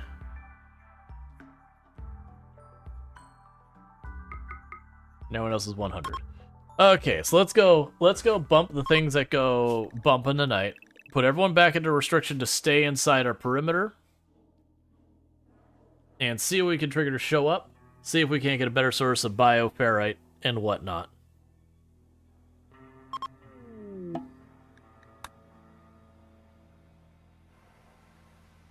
What I'd love is another Revenant. The towers can be good too. I really like a lot of the towers. Or monoliths or whatever they call them.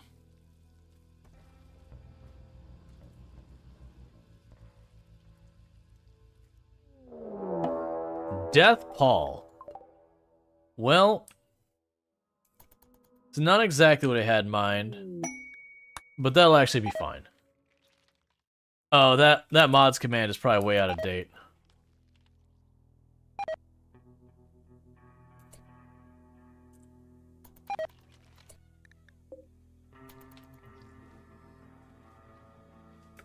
Hey now, buddy.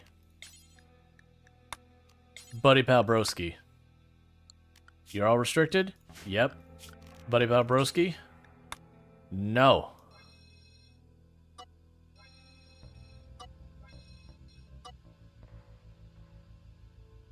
If you can't get to it from the inside of the base, you don't worry about it. I'm looking for all these places where the walls are too thick. And the answer is no. I do not want you going outside in this. So get back inside.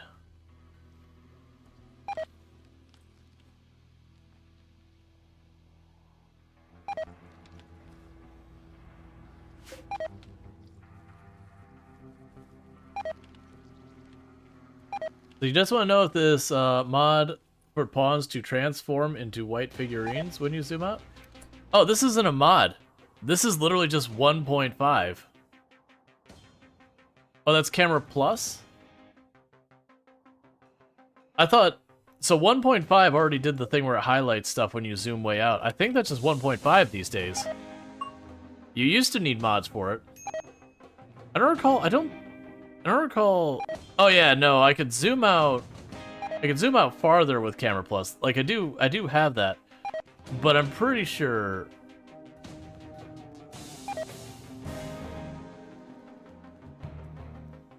Yeah, no, the thing where it zooms out and it highlights them with these icons, that's just 1.5 though. The zooming way out is camera plus.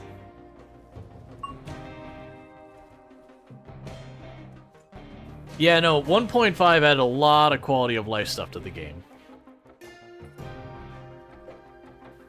Like, lots and lots of good stuff there.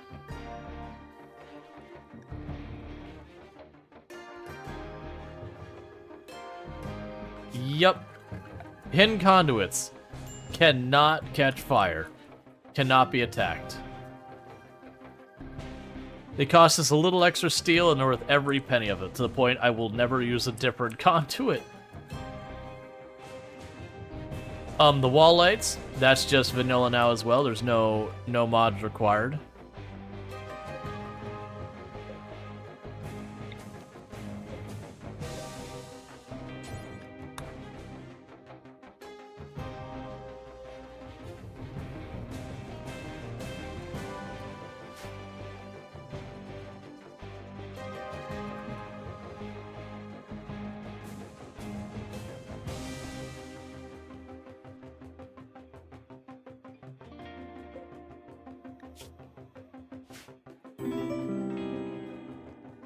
Thank you for the follow. Welcome to the stream. No problem. But yeah, no, it's been a lot of good stuff.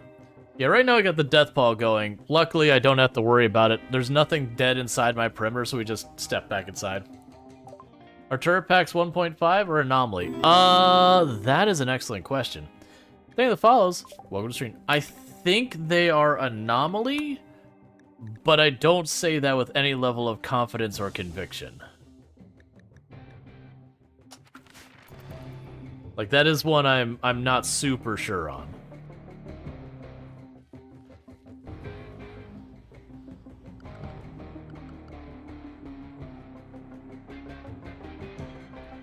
I don't think you get it through this.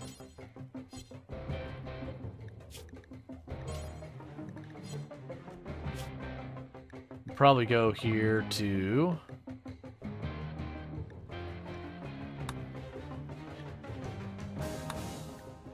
turret pack.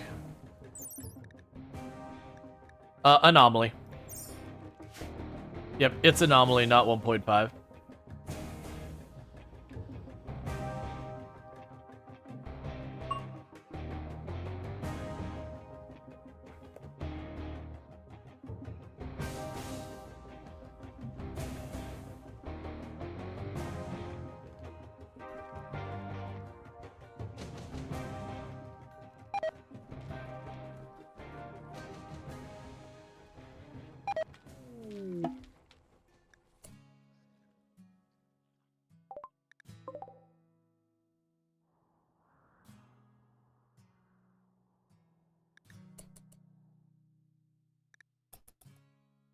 Alright, so I've got Dark Scholar showing up. I'll see if he actually gets here. I'm a little worried he's going to die in the way.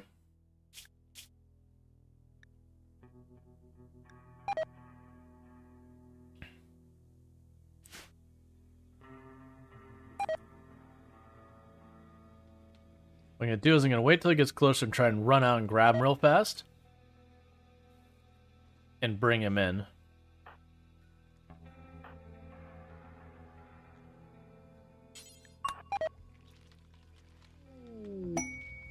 Don't go... Hey, Clot, don't go any farther. The Dark Scholar slouches in place, lifeless and silent. Only his eyes seem alive, as if he could see inside you. He says this is where he belongs, and he asks to stay a while. His tone indicates that he will not take no for an answer. He is deeply knowledgeable on all things of the void and can study unnatural phenomena faster than others, and will also teach others when he gets the chance. He may be useful, but you sense he's not telling you everything. Yep, always accepting any one of the wandering people in like that. Okay, so schedule. Let's actually see what you got going on with you. So Clot here is psychopath, chemical fascination, occultist. So that's gonna be a real rough person to deal with. They've got a ton of surgical scars all over them, which we can deal with if we so choose. I will go and have them grab a weapon. We've got no shortage now because of all people running through with like shotguns and all that. Let's see here. Grab the auto pistol in the meantime. Meanwhile, though, who is going to be our dark researcher person? And that's going to be Dev So Dusty.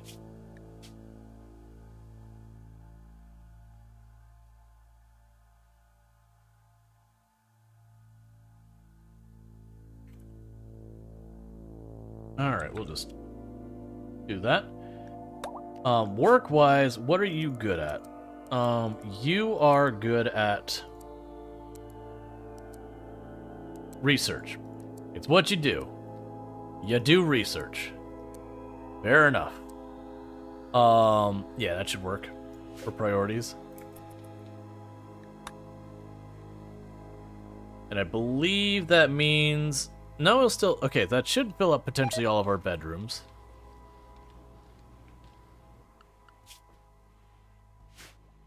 Cool.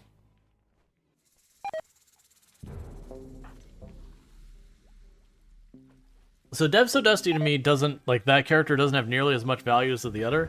They're just like a strong researcher you get up front. But you can make yourself a pretty strong researcher to begin with, so it's not that big. This is the biggest thing of all. You get notifications when you convert Breach Health Reassure. Ends its cooldown. Yep.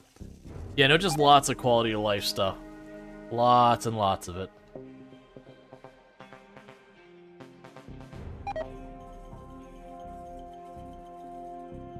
Okay.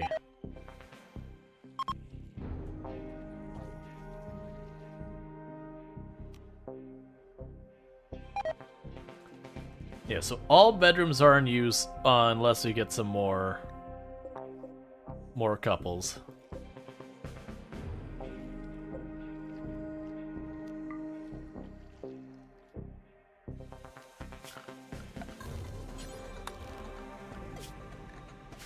Yeah, so we're basically just waiting for the death pole to pass. What death pole does is any corpses out there, it'll keep resurrecting them again and again and again until the death pole runs out, and then when they fall down, they won't get back up. It can be pretty dangerous depending on the events going on, but in this particular case, it by itself is pretty uneventful, pretty unconcerning.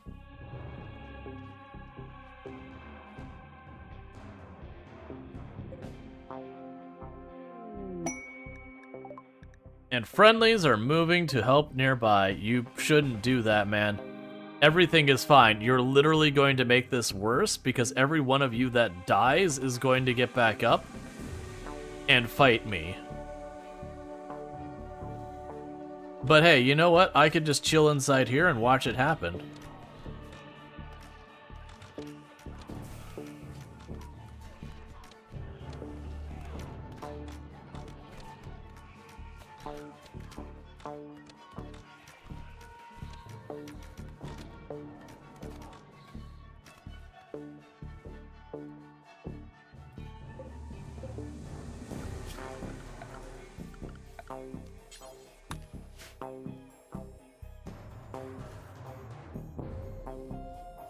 Just try not to leave any of my doors open.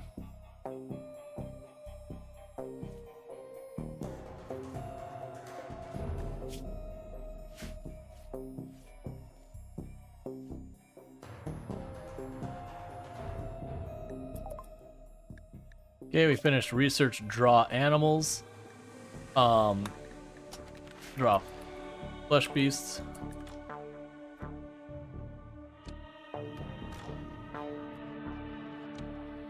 So now we're gonna get all angry and start rushing into melee. These two could potentially die.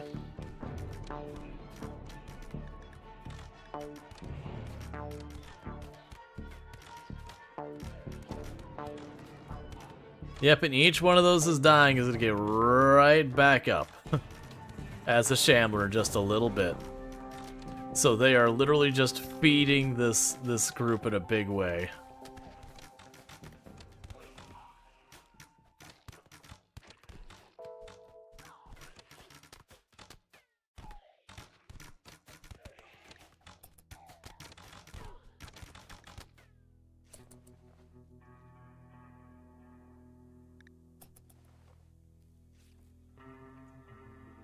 I'm just waiting for it to be like, resurrecting, get wrecked.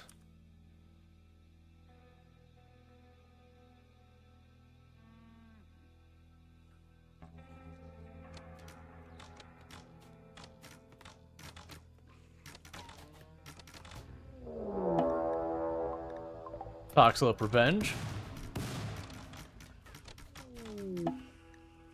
Or not, the death pole is clearing right then. Cool, man. I'll just let you finish up the last 2 or 3 you got.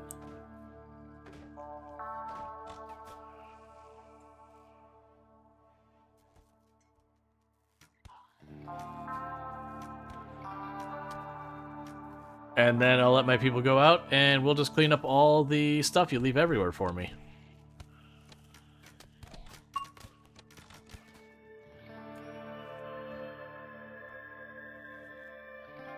Okay, I think we're all good now. So with that, unrestrict everyone. Meanwhile, we can go ahead and...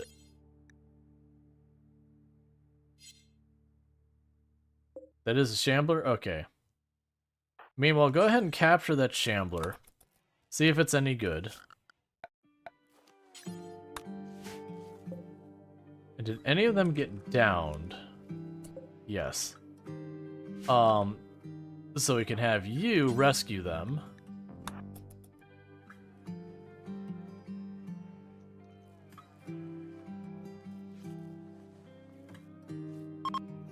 Alright, I don't think Shamblers are worth very much, but we're gonna find out.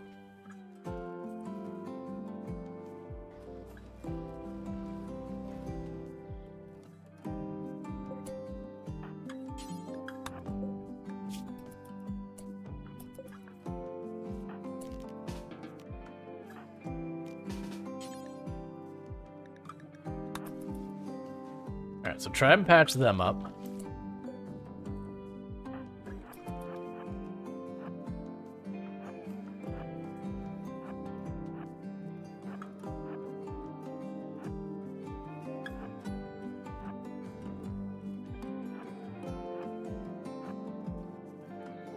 Well, I was gonna try and save your person, but that's not happening anymore.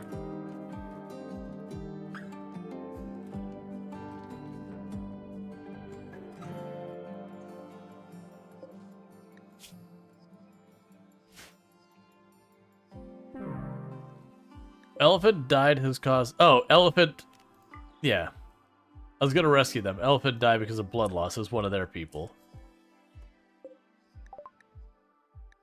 Gunsmithing, we've got that. We could move into mortars now, so we can actually start putting those mortars to use.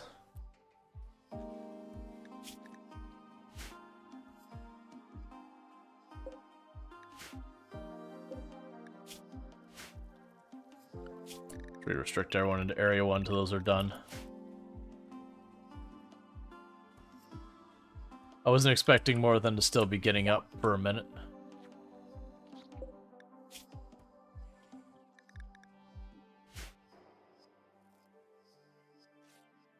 They'll be forever dead soon enough.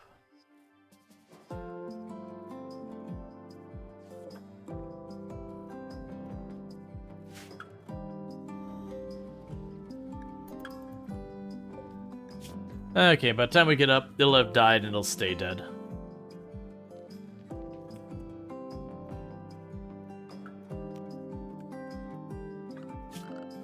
Orders.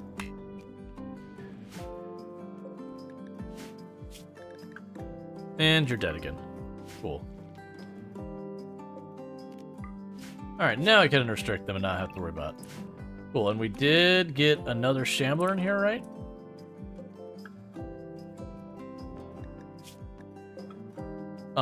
So you are giving me how much? Just 1 per day. So unfortunately, that's gonna be a no in my book. One is not enough to be worth my time. And I believe we still have Void Provocation on cooldown, so I can't just trigger that again. That's fine. Do we have anyone else with injuries or anything to deal with the unnatural healing?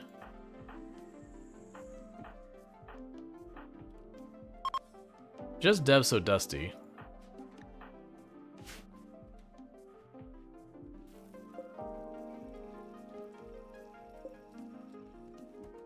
And little by little, a bunch of these are getting material in them. Eventually, we'll start getting enough of that to keep that up.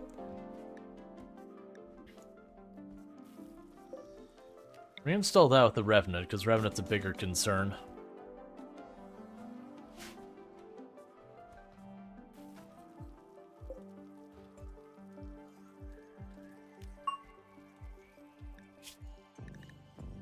Yeah, because they'll try to escape every 1.2 years.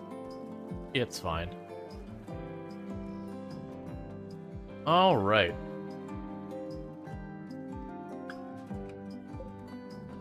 And so far I've got a patch of steel up there, which isn't terrible. We'll eventually end up needing that. Oh, did you get that drill built yet? Marble chunk. We don't want marble. So let's try moving that around again.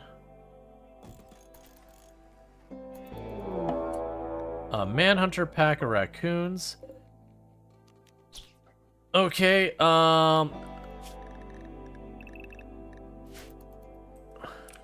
So I'm down to fight them. I don't think we want to fight them in one giant ball of raccoon, I don't think. Yeah, I don't have a good firing angle down there.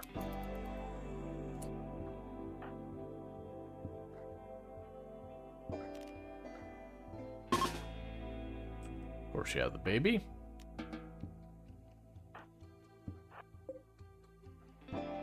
So let's try getting everyone over here in this angle.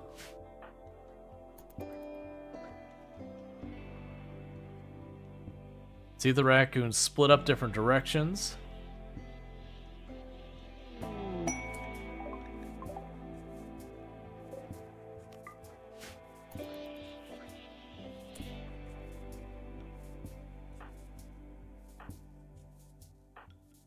Alright, so we might be able to put this to use.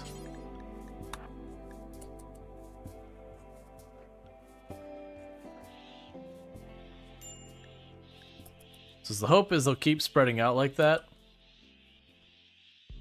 And some of them will start popping up here. And getting wiped out.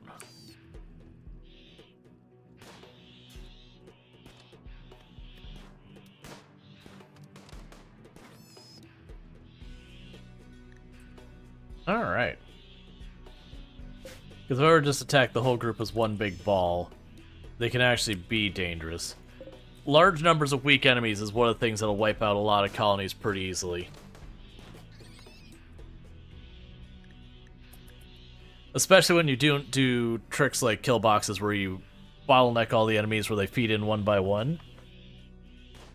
The good news is they're just being slow about it because I'm enough out of the way that they're not just going for it.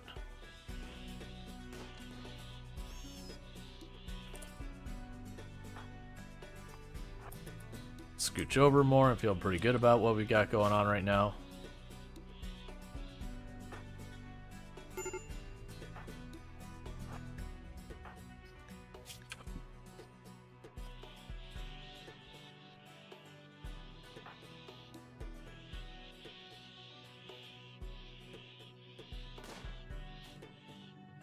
Alright. Luckily, the raccoon, like the random animals, are not the smartest. Insane rambling, so that's kind of a problem because they're not going to go back indoors. So if this does push into us, we kind of just have to hold our ground, otherwise Siren will get overwhelmed. The other bummer Siren was our melee, who is the one who does block. Yep, the base pretty now. Yep.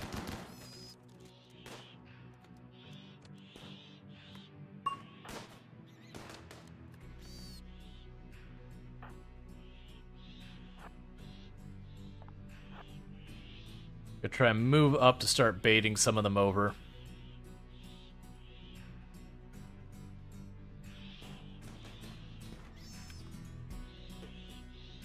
All right.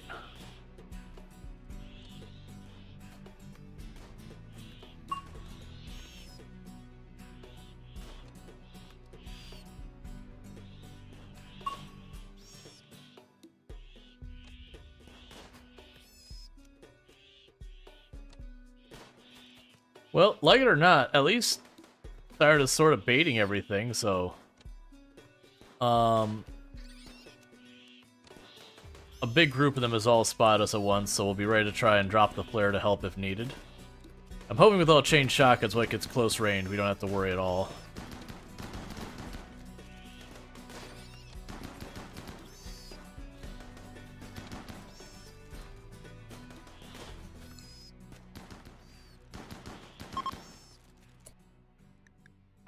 Chain break risk, get out of here.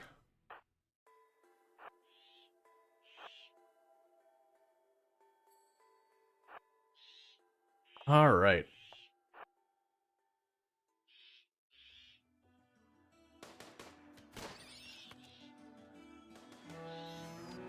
So many raccoons.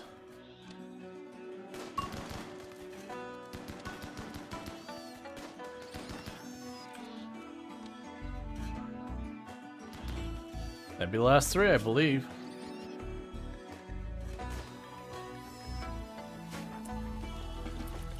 And restored. Everyone's in a sour mood because it took so long that a lot of people are hungry and tired more than they need to be. But, with all that said, you know, people should get their stuff sorted out. Insane ramblings due to being hungry. It's fine.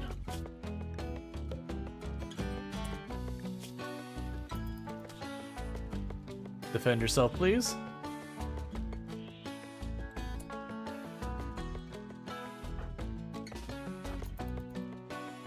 Never mind, you're good. I was like, it's like, look, man, that you're way stronger than a raccoon. All you have to do is hit it back in your square. Alright. So we dealt with our friends causing trouble around here. We had a couple of mood breaks because I way overextended them for how long I kept them out. But yeah, that's not too bad. It just as they get hungry and all that, it'll eventually cascade to problem. You're probably... Alanarama's probably getting pretty close to aging up to, you know, a child who can actually run around and do stuff. An ambrosia sprout, that's fine.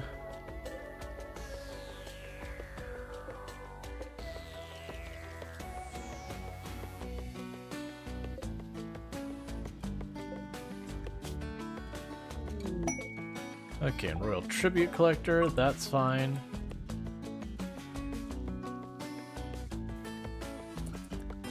Is Void Provocation ready? 17 hours, okay. I was hoping I could actually summon it and maybe they'd still be here on the tile when it happened, but nah. Most likely by whatever the point shows up, that'll be sorted one way or the other, good, bad, or otherwise.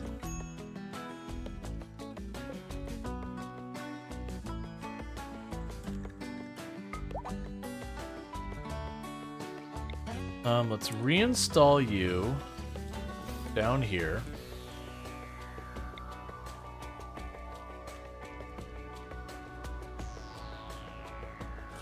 And install you up there.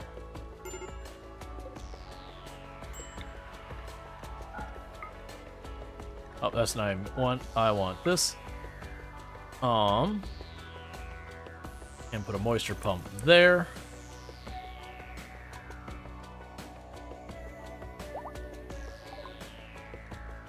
Let's see, ghoul enhancements, that's fine. Want to make serums.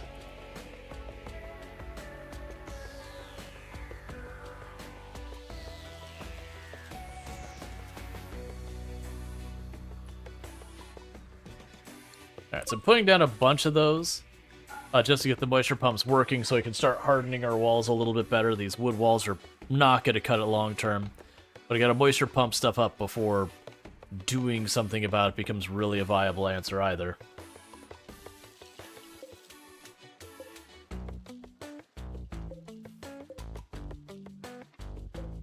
Okay, we're starting to get ahead. I've got about 60 or so bioferrite and all there. So we can get a full tank of gas out of this one versus just grabbing a couple at a time. That's the big thing is I'm gonna have to get some scarier stuff in here. Get rid of these shamblers and the sightseers and all that.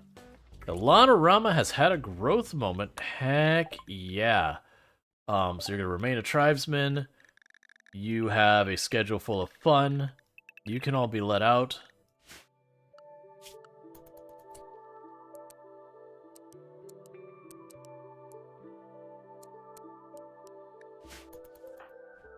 And what do we got here for you to get yourself in trouble with? I definitely really don't want you long-term using a shotgun, because that means being close to the problem. But for a temporary solution, I can live with it.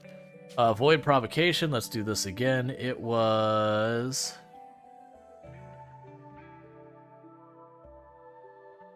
yeah, Kalaria's our one who's like ridiculously high there. Dev So Dusty is surprisingly not that high.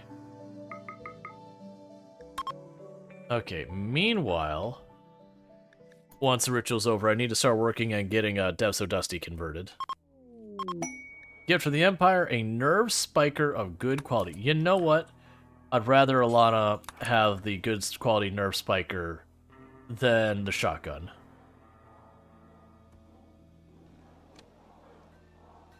I'll plan to keep them out of the fights, but that's going to be a better chance of stunning something and getting away with it than try and just run up and deal. Alright. The schedule, restrict everyone back to Area 1 because we just poked the hornet's nest and we want to see what shakes out. Alright.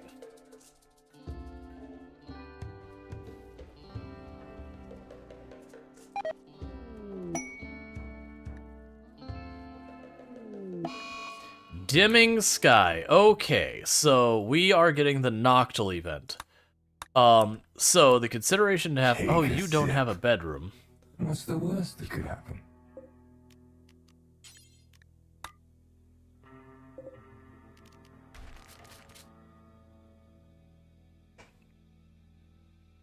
So the dimming sky, the whole thing with that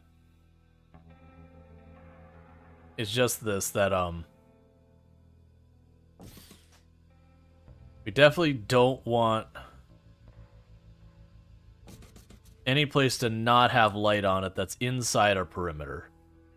So I believe we are good inside our perimeter. That all the hallways have that, everything else. The real scary part, which I'm going to try and make sure to be ahead of right now, is spit that out real quick. Refuel that now. I want to make sure we got that thing stocked up proper, so we're good for 5 days. So we're getting some lights turned on. We've got some redundancy in our lights. So we should be good here. Alright, Luxray, you sleep well. Thanks again for hanging out. Because this will get dangerous. If we do have our power drop, that'll be a bad time.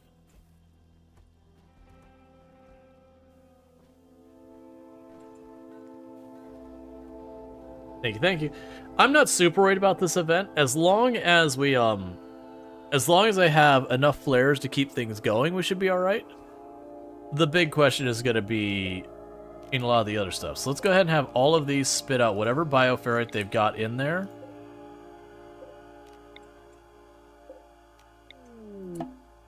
Darkness soon. Go ahead and for this entity as well, execute it. Because the Shamblers aren't worth much. So a Noctil should be worth a lot more.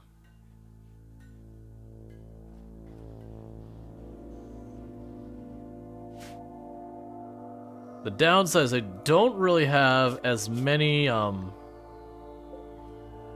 disruptors flares as I'd like. The good news is it also looks like we got enough bioferrite. Unnatural darkness. People outside will begin to start getting hurt and all that if they're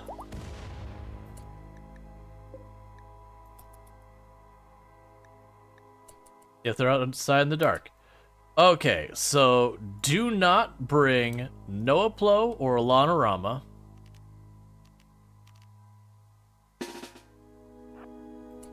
Get everyone else ready to rock and roll. We do have a full complement of flares. Okay. So this shouldn't be so bad. I should be able to drop one flare, then go up there and deal with that. Drop another flare around here, deal with that. Third or fourth flare over here. Okay. So that feels like the last one to do, because that'll be the easiest one.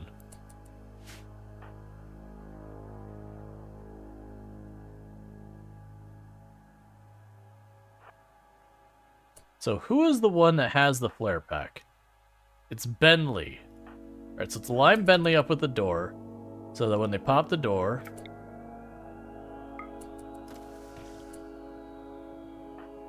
we got our flare up.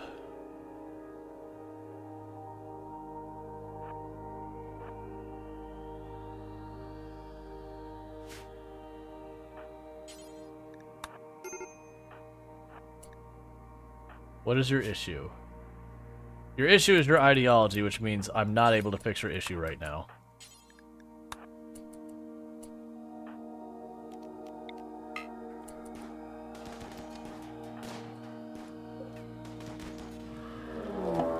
Okay, we got Noctil attack.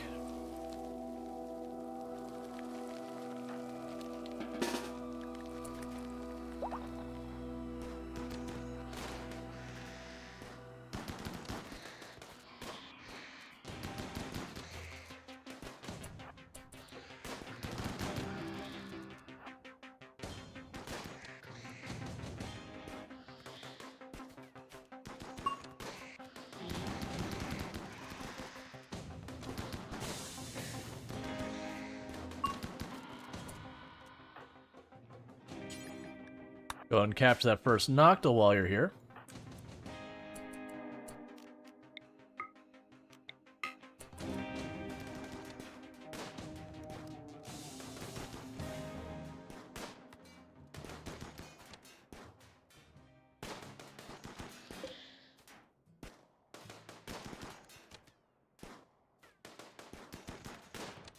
Come on, break it.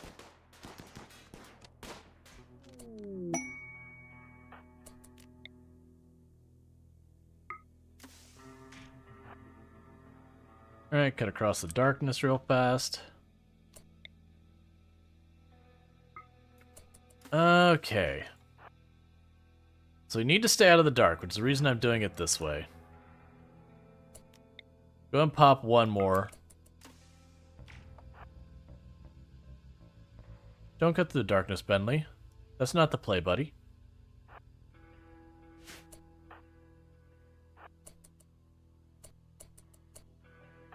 Grab the rest of you and tuck you up here. Open fire on it. Making sure... No blows, just working on that. It may not survive because I messed it up pretty bad.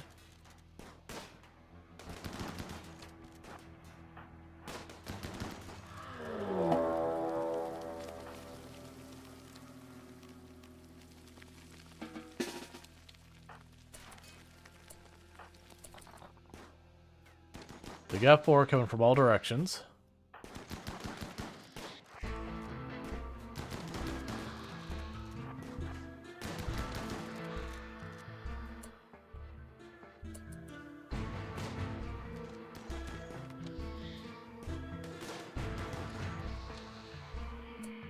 And with that, finish off this location. Alright, don't let them walk on their own accord, because they'll take all sorts of ridiculous paths where they spend all their time in the darkness. It'll be really annoying. Starvation on a Night Dweller. Alright, so as we cut through, a Night Dweller is going to ditch the rest of the group. Actually, with that, what we could do is everyone pop in here real fast. Patch yourselves up. Was there a Noctil we could grab easily? Nah, we'll leave that one. It's not worth us getting shredded for it. And how are you doing? 3 hours. So you start tending to them. Because, yeah, a Noctil is 3 as opposed to 1. So it'll give us a lot more bioferrite. So give everyone a chance to eat some grub, do all that kind of stuff. And then we're going to go for that last one. We'll just pop through this door, drop 1 flare there, and we'll already be in range. And then we only have to worry about up, you know, this area for the Noctils to come from. We're just dealing with a lot of people who are kind of on the edge of break because of hunger and tiredness and all that.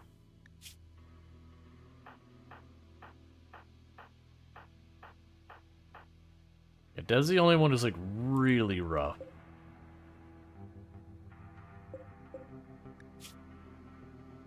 Alright, so with that, no Plo stays behind. We're just gonna keep the pressure up. I only got 2 flares left, though. That's the one big downer right now. So I need you to pop the door, you to get out of the way, and Bentley here. You can drop the first flare up there.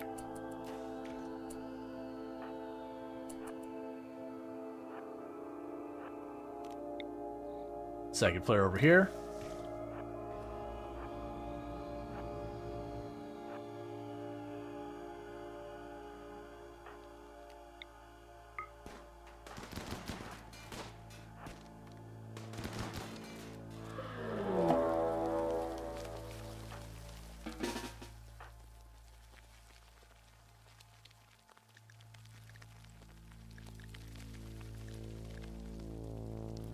Okay, so it looks like it's mostly going to be from above. We do have one coming from the left.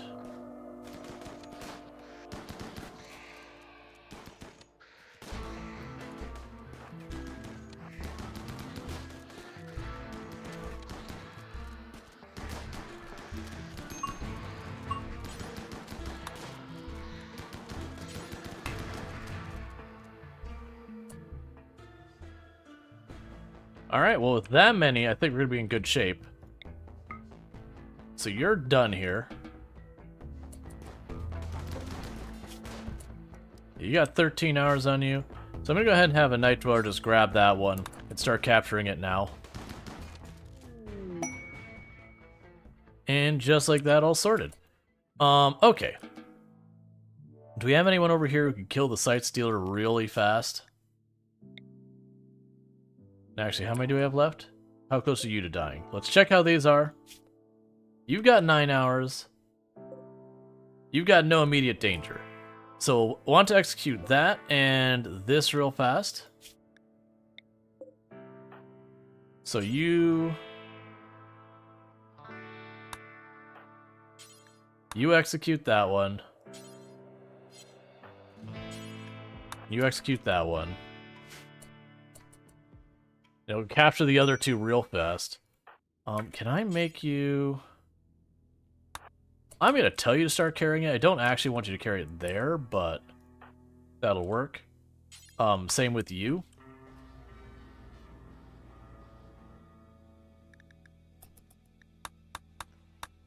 And the Noctils are sorted.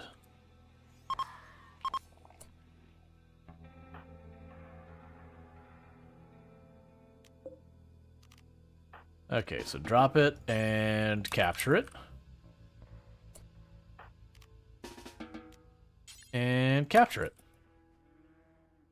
Cool. So that should give us 3 Noctils. No, 4 Noctils, sorry. In pretty good shape here. We will want you...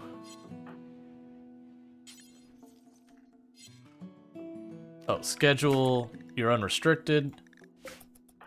So do me a favor and get that corpse out of here. Is there a massive lurk? You had housework to do? Oh no, don't worry about it. Lurking, like most people who are on Twitch so far as viewerships and all that, lurk. Like there's nothing wrong with that at all. Okay, so you go ahead and haul that corpse out of here. You go ahead and haul, you won't haul. You go ahead and haul this corpse out of here. Cool.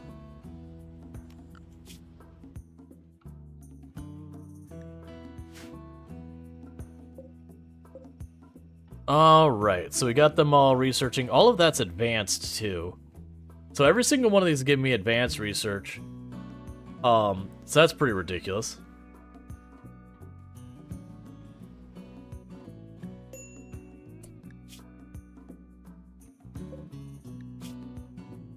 Alright, so I need you to start trading to them. And I need you to start trading to them. Doesn't do me any good if we capture these things if we let them die.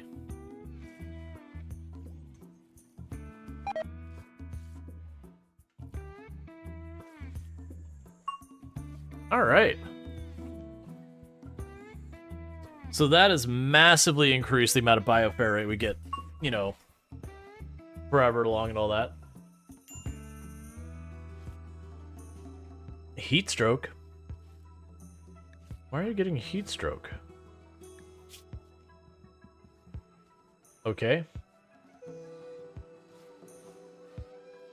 I guess the kitchen must have gone really hot or something?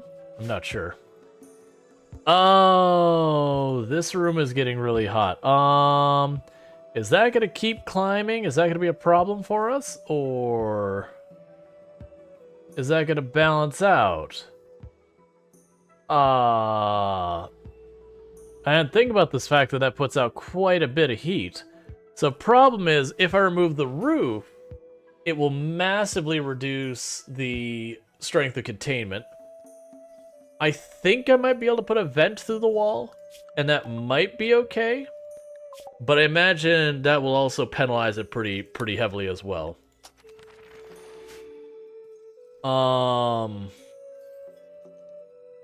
We're gonna have to try it. How strong is the vent? Is it like 40? Max hit points 100. So if I put that there, the problem is it's going to reduce the durability tremendously.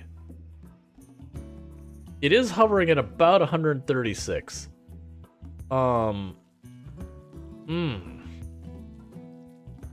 So I think that's okay. Like, we won't want them staying in those rooms for long term, but I think just running in and dropping, it'll be alright.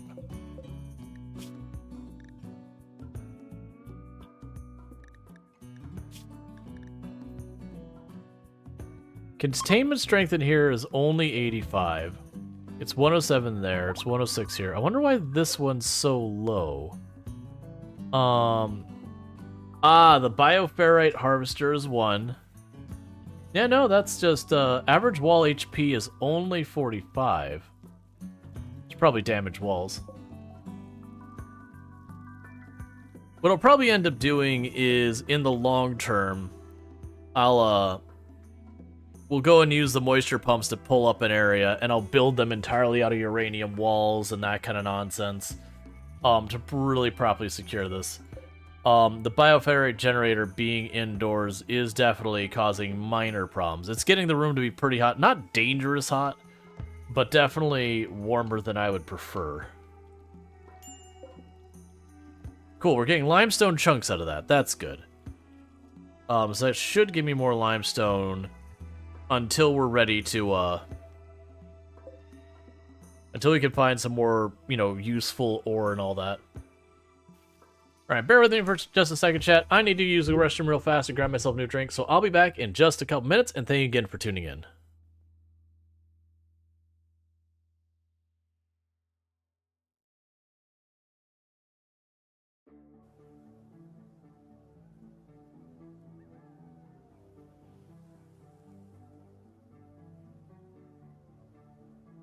That tells us about your personality, a random psychology test would say. Do corpses go away after a while? Yes, 9 days. All these bodies you see here, I have killed in the last 9 in-game days. All the bodies from before that are long gone.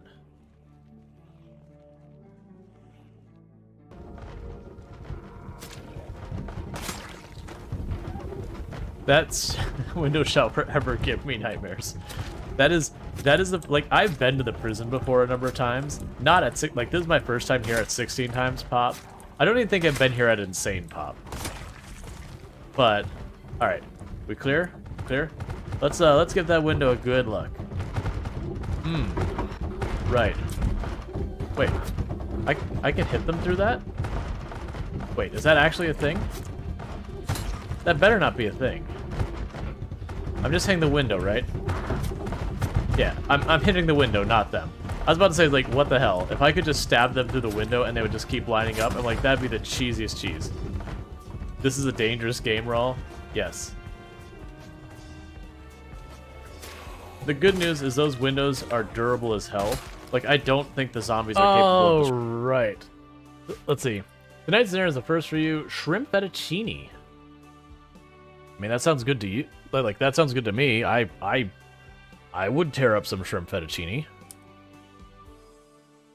Okay. So we should be getting our first batch of wood soon, which will be good.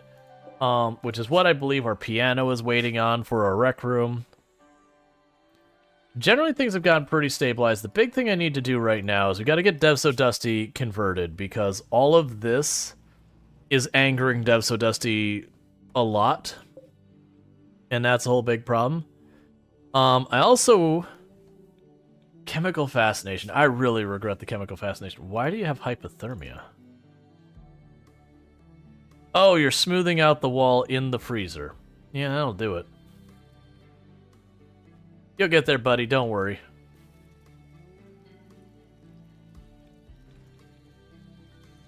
But the good news is almost all that's getting sorted. And how's power? Power is still great. I'm not actually sure what I want to use that power on right now.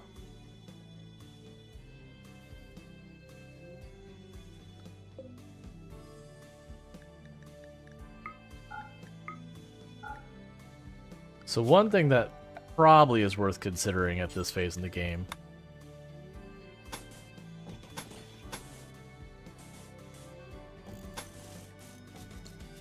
Oh, orders. There we go. Is right now we have to put our pawns in a little bit of danger anytime they go to run out here.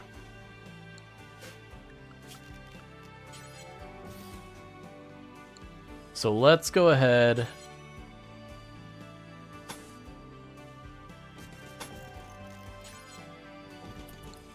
and just wall that off there. We can also go here and get rid of this. So basically, bring the temple here inside the base, and then bring this area out here inside the base. I don't have like specific intentions for this space, other than I want our people to go out to research and all that without having to get murdered and whatnot. The big concern is I'd like to pull the Pollux trees into the safety. The Boomalope has wandered away? Did you seriously drop in the entire place that we could have? You had to drop hay in the 2 inches that opens the door. So we got a moisture pump here. Okay, so if we click on you. Where does that stop? So it stops right in line with that. I believe it was here. Yeah.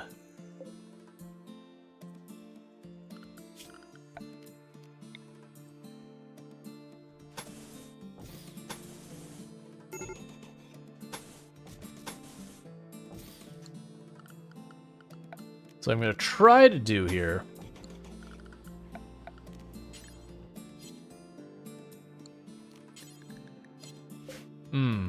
So, okay, that's going to be a tricky one. Because I build it out of wood, it's going to get straight. So we'll run the power cable here. I want to get that pulled up. Maybe what the way we do is we don't approach by just going straight for it. And just play like the really long game on it. And instead, like, I'll go somewhere in this area, expand our moisture pumps out, and slowly fill that in until I can get over to that tree and start enclosing the tree. Because I'd like to secure the tree where I don't have to worry about it getting hit with fire and all that kind of stuff. But we're not there yet. It's probably not that high a priority anyways. First priority is probably going to be replacing the, you know, basically expanding these walls and all. Bulk good trading ship. We definitely want that, so let's go ahead and have a talk with them. Alright, so I would still like more of the Nutrimine.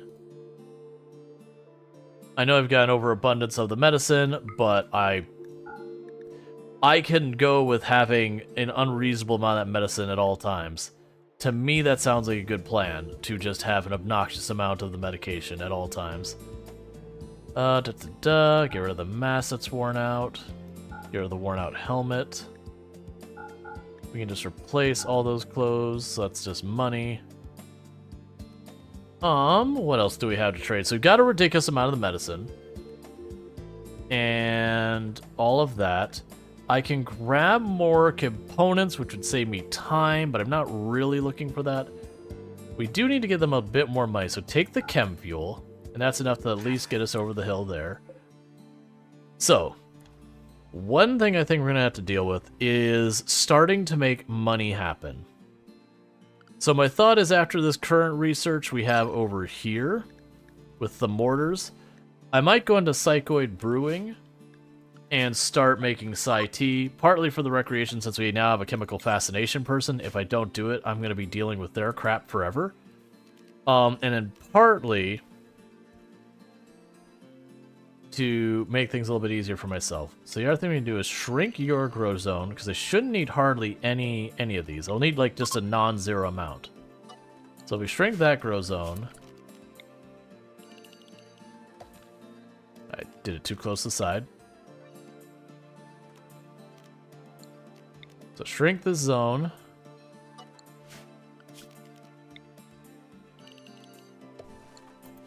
And you are now Psychoid plant. Alright. We're gonna start getting ourselves into Psi-T to help with our people having mood breaks who have like chemical fascination and all that. And then the other thing we're gonna be doing with that is that gives me a commodity we're selling.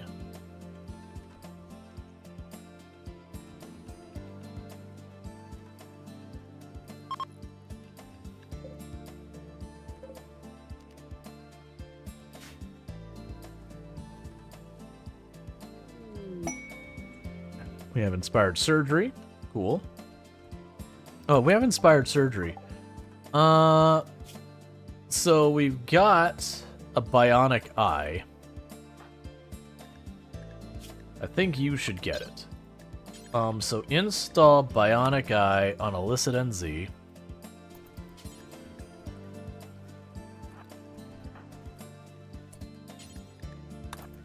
Let's put that inspired surgery to immediate use. Get illicit NZ a bionic eye to go with their ridiculously good accuracy to begin with, and just really lean into that. Animal disease, don't care. Because they're a careful shooter. They've got a masterwork bolt action rifle, which is why they're still using it. They're really high shooting, and now we're gonna have bionic eye as well. Ghoul resurrection, so that's good stuff. Mind Numb Serum. I totally forgot how amazing Mind Numb Serum is. Where would I even put the bench for that? Scanned underground steel.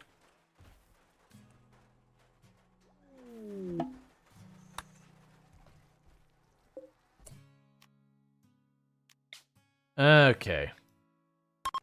So begin the our ideology's ritual because we can.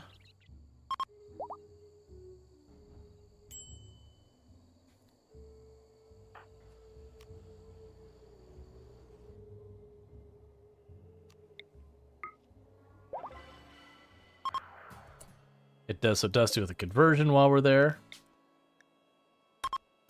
And do a second ritual while we're here.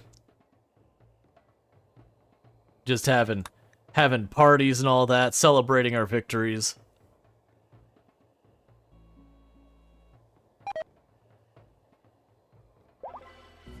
Unforgettable. Cool.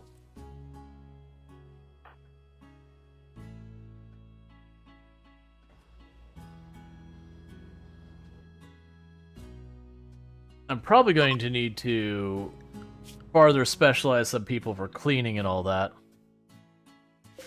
We'll see what skills Alanorama ends up getting as they age up. See if we can't get them jogger or something good.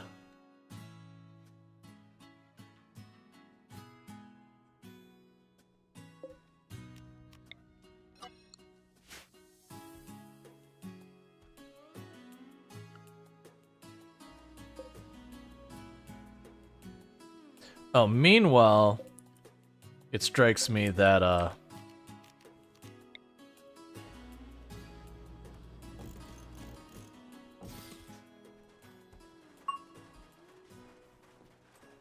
need lights in this space. We scanned gold. That's good to have for down the road. Oh, we still have at least 700? Okay, so another construction thing, another production bench I need, which I'm gonna try and just wedge in back here, is we want an electric smelter.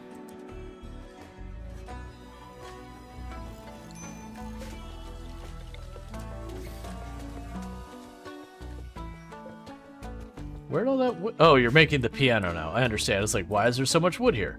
Right, you're actively building the thing I asked you to build a long time ago when you didn't have the wood to do it. We're throwing a party. Okay, so we had our multiple rituals. We said, no, I need more parties.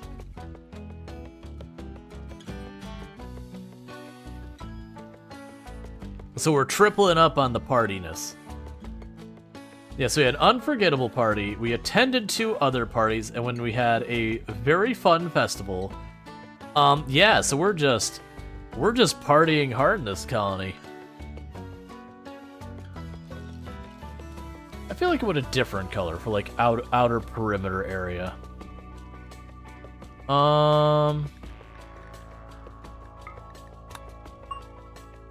That'll be too hard to see stuff.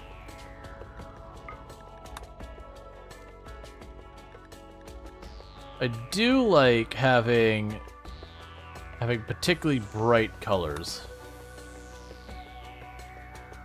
That'll do. Copy color.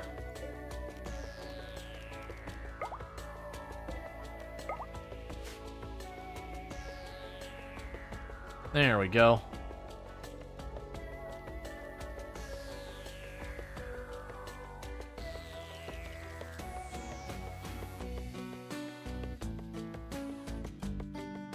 And right for the gray pall to go away because the gray pall makes it hard to see stuff. So steel is starting to take some hits. We do actually have bioferrite in storage now. Not enough to do much with, but we are making our first disruptor pack. So that's good news. We can do void provocation again. Right now, I'm less motivated to do the void provocation because we have nothing but advanced stuff in our containment. I don't really have much more space. Sure, getting another revenant would be a nice step up, but also not really necessary.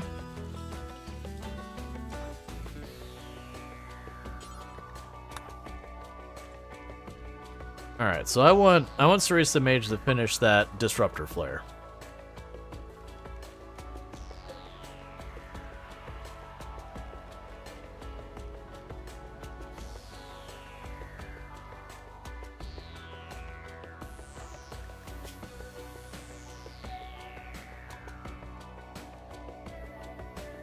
Okay, I am noticing the ramblings are a whole bunch of problem. I don't really have a good solution for that. Because I could remove people's tongues and all that, but that's not really a very helpful approach. We'll start working on Dev So Dusty's injuries.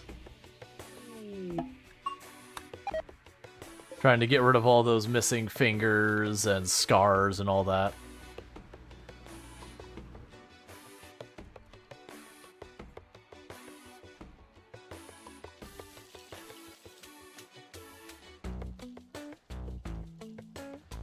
Okay.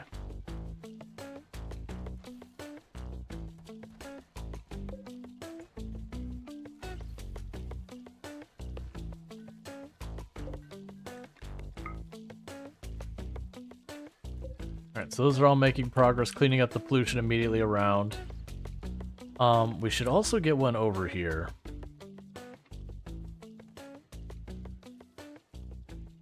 Drop a pollution scrubber inside this area. So again, we have another place inside our base. We're pulling it up. We've got the moisture pumps going, helping out. Making good progress in all that stuff.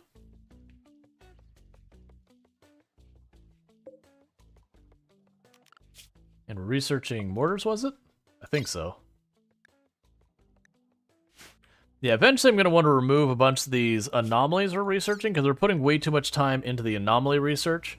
It will cost us in a lot of other places. Right now it's probably fine. I also have a lot of people who can research, so that is definitely something to consider, is at least they don't have one research. Entity escape. Which one is trying to make it out?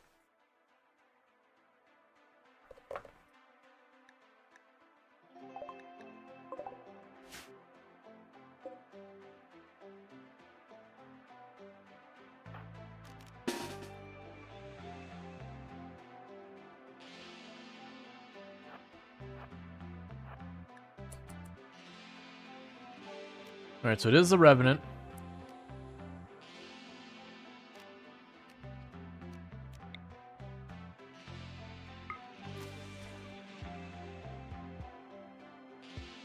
Yeah, it's too little too late. Okay, so it went this way. Let's see if we can't get over there in time to catch it at the door.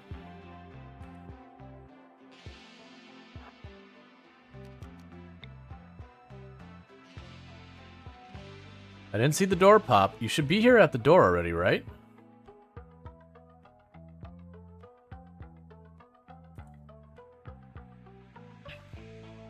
I'm just watching for the door to pop.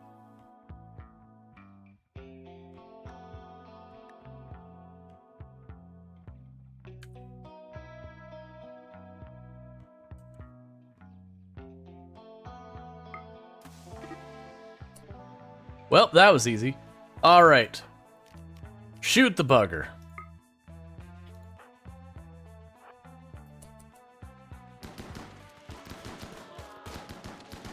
Oh, 1 second. Gotta deal with that. Okay.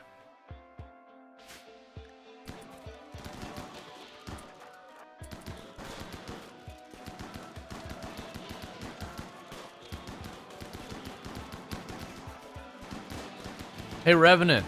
Do you like chain shotguns?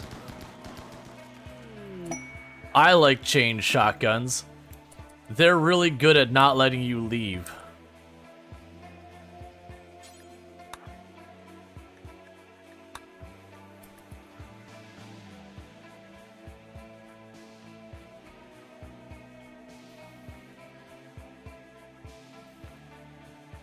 So the way I could tell it was there is the Revenant had stayed in this area for a really long time, and neither door opened, which told me the Revenant was in here. So I dropped the first flare thinking, okay, maybe it was over this way. It's basically going to drop 1 flare there, 1 flare there, and 1 flare there, at which point I would have guaranteed finding it. Because that basically let me narrow down where it's going. Now, realistically, what I was expecting was one of the doors to open to get the flare off, get a bunch of hits into it, and hopefully stun it enough that by the time it started to break away, it was due for another flare. If not, it would get away, and then, you know, I would just have to accept I had mauled it pretty badly. Alright, so let's get Scooter here. We can trade with you. Okay, here. So, what do we got we can take out of this group? Take that. I'm gonna go ahead and get rid of that bionic heart, I think. I can't make one for a while, but honestly, I don't have anyone who can put it to use either. We'll keep that flak jacket because it's mostly in great shape. You don't have more reinforced barrels for me. You don't have anything I want, really. That's fine. Yeah, I know flares and those crossbows do work. And the reason I brought Alanorama, even though they're a kid and I keep the kids out of the fight, is the Revenant doesn't do any direct damage. So Alanorama was in 0 danger. Like, the worst case, it could turn and hypnotize her. Which, honestly, with like 6 chain shotguns in the group or whatever we're up to, if it turns and stops moving in my group, it would be super dead. Considering it tried to just run and it didn't even get there. Okay, so Psychoid Brewing. That should go extremely fast. And I already forgot what... Oh, we were doing mortars. I would like a second mortar to be online.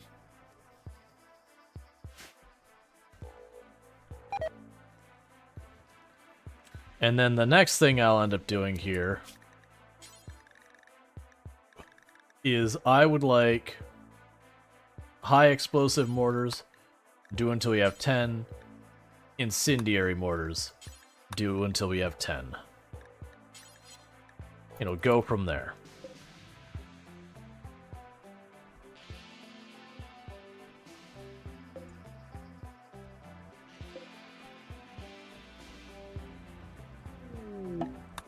Alright.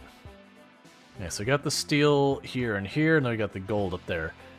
So I could definitely see moving a drill out here and, like, boxing it in as, like, the exterior, like, drill site or whatever. We're nowhere near ready for that yet. Alright, keep working at Dev So Dusty. Yeah, you do not convert easily. And I did see we got a quest for 9 refugees. I kind of really don't want to take it. I don't have room for 9 people. The food we're fine with, I'm not worried about. But I'm also at a stage in the game that outside of giving me, like, Mech Resurrection Serum, I don't really care. But, I mean, they could actually give me Mech Resurrection Serum as the reward. That is a very potentially possible thing. But where the heck would I shove all their bedrooms? Like, that's the concern, is I just don't have a place to put that many beds.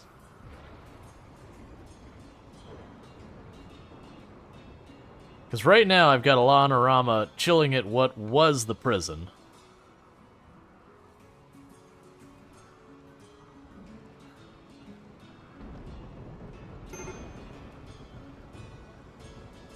So I could certainly shove a bedroom here.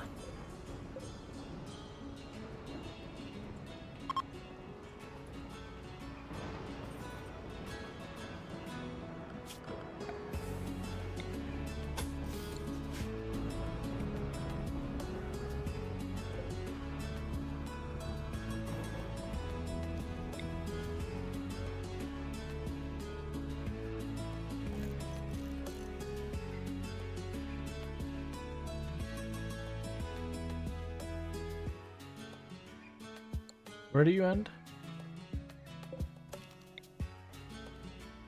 Okay. Alright, so after that, let's go for the nutrient paste so we can make the packaged survival meals. Alright, so that would put it right near the top there, so I put that down there. Then that moisture pump should cover this whole part of the wall, and we'll keep getting that expanded. We're not being efficient on the placement of this. We're wasting a lot of components, but I'm also willing to do that. Because over time, they'll let me fix a lot of these defenses and get this area to use. Alright, so pretty soon I'll have pulled up enough limestone that I'll be pretty much ready to get that drill on some actual ore. Because we're also burning through our steel now, very rapidly, in fact. And looking at... Oh, we got Mind Numb. That's fine.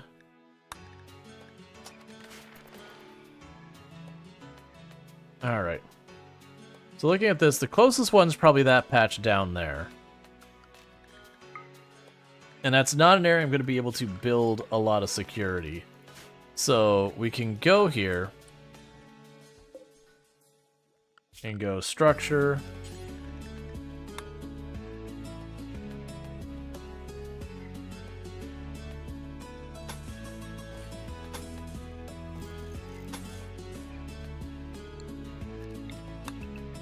Let's actually go for the whole area.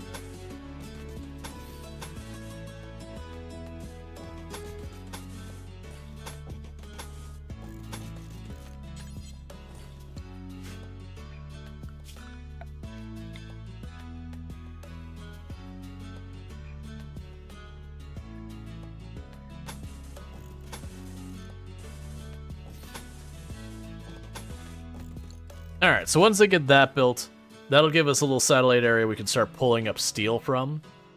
We don't have a lot of wood, because I keep cutting down everything that's giving it to us. But, you know, just keep it score.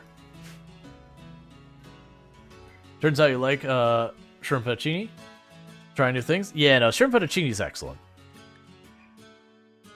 Like, the only case I'd see people being like, nah, shrimp fettuccine is awful, is if they're, like, not into the sauce or not into shrimp in general. Which would be fair.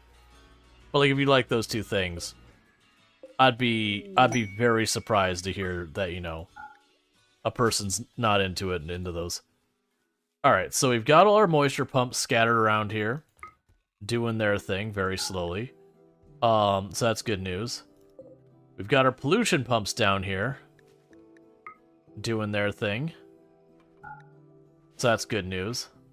Putting a lot of power into that. And how are you doing on fuel, by the way? You got 7 days. You got 7 days worth of fuel in there. Summon flesh beast, that's fine. We don't have spare bioferrite right now, but that's okay, because we've got like 30 in there, 30 in there. That one just got emptied. Another 20 or so in here. That one just got emptied. And another 20. So we got almost probably 100-ish bioferrite between all of those. Well, that's much easier steel to get at. Literally, I think that appeared... Is that going to be... Okay. So just barely not already in range of that. So we're going to move the drill in there. And we'll still let that get built down there, but that's not going to get used anytime soon. That's a really big vein, or a really big node of steel instead. It's also in a hallway, so if we do get an infestation, it's really not a bad place for it to happen. We got a nice hallway. I got a couple choke points I can put to use. So we're relatively good.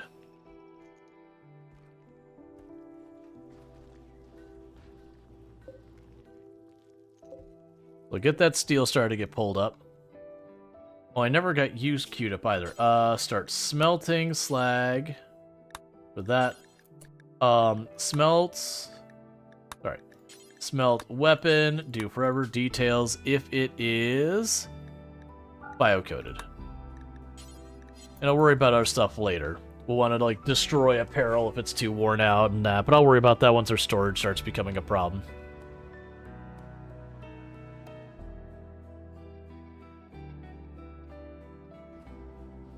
Oh, did you actually make the piano, or did you run out of fuel? You ran out of fuel. Wait. Have they come from all sides? Hang on. Called hate chant. They intend to hate chant rituals for psychic for people to go mad. The chant will grow louder. Grab everyone but Alana and Noaplo. Get moving.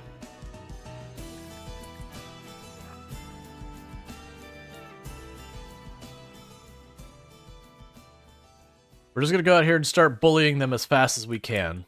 And I want to scatter all of my people everywhere.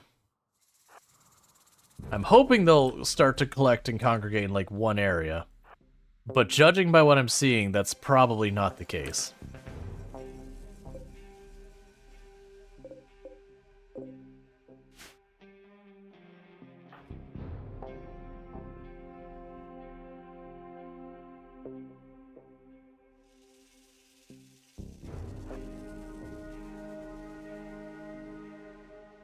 Do we see any performing the actual ritual?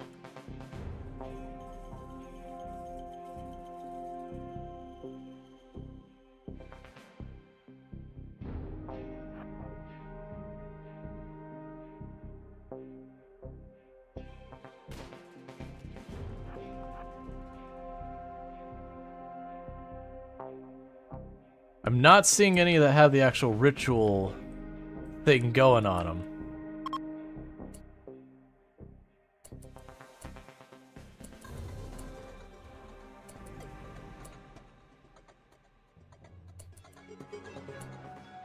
You look like you've got it on you.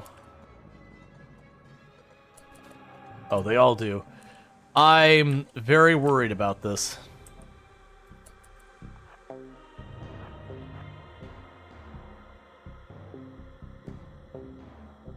Just go as fast as you can. And just kill as fast as you can.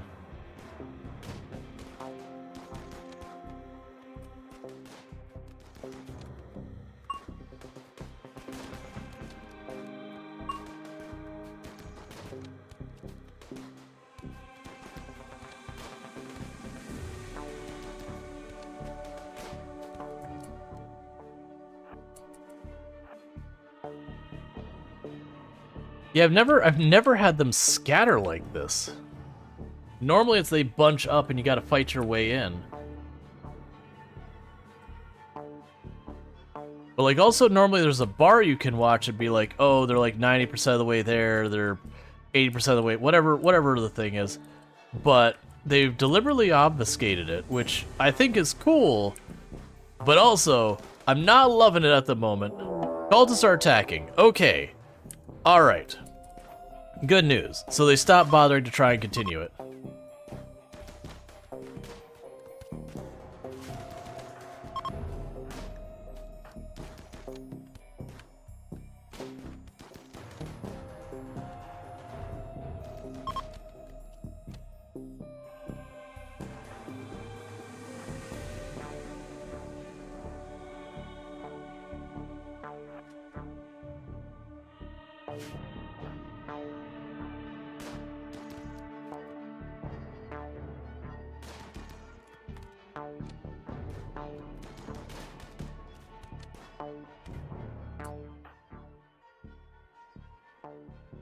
Alright, so we're getting closed in from both sides. It does look like they are smart. Well, they are attacking us, is the way I will phrase it. Not that they're smart enough to attack us, but they have decided to attack us. Now, the good news is that means they're coming to me, and I don't have to worry about them smashing up all my crap.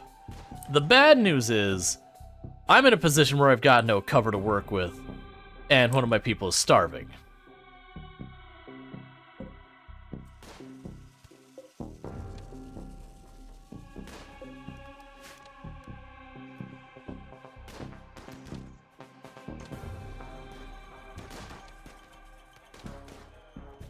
Let's just play it safe and burn our command shout.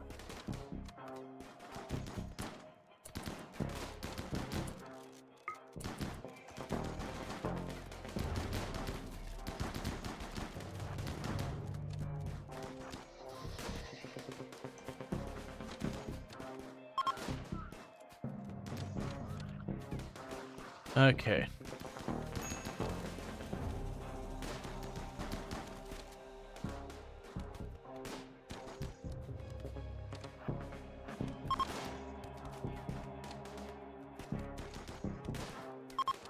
Please stop self-resurrecting.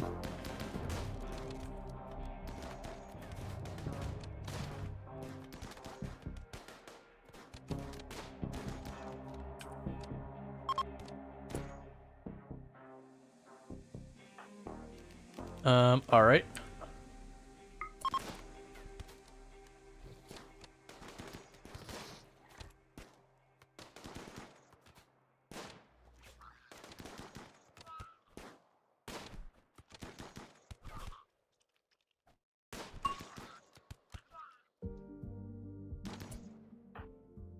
Let's move up.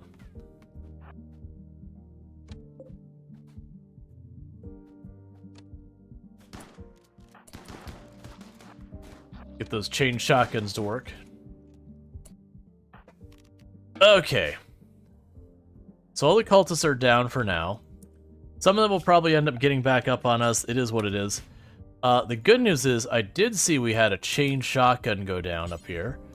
So I'll take that. I don't mind getting even more chain shotguns. Do they have any gear I want? Not really.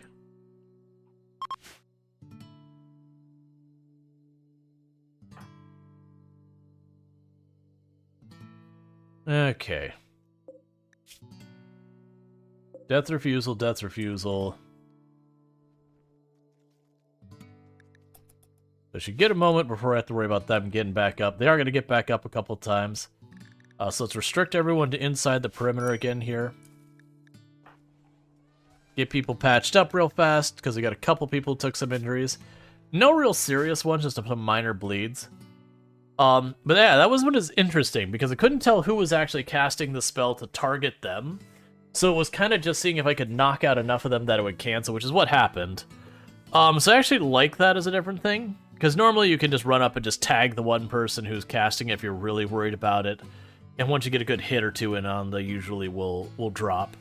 But if you know, like if you see the bar and you've got tons of time, you just start offloading on the whole group of them. To make it easier for when things are said and done.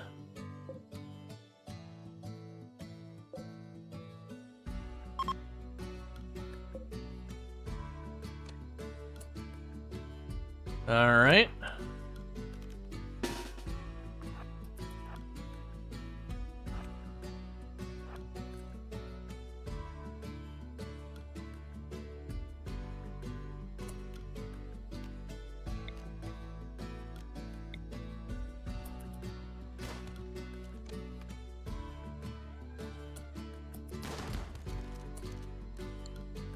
How'd that resurrection going?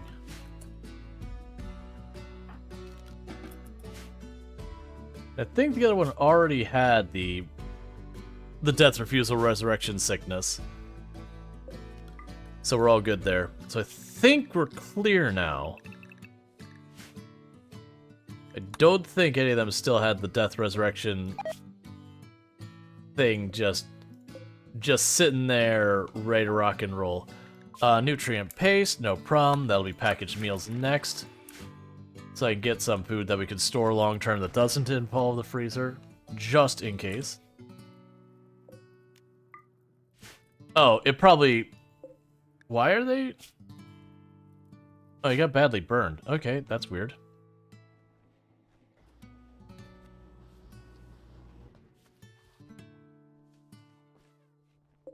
Let's also go in here and say... Chem fuel. Put all the explosives and stuff out there.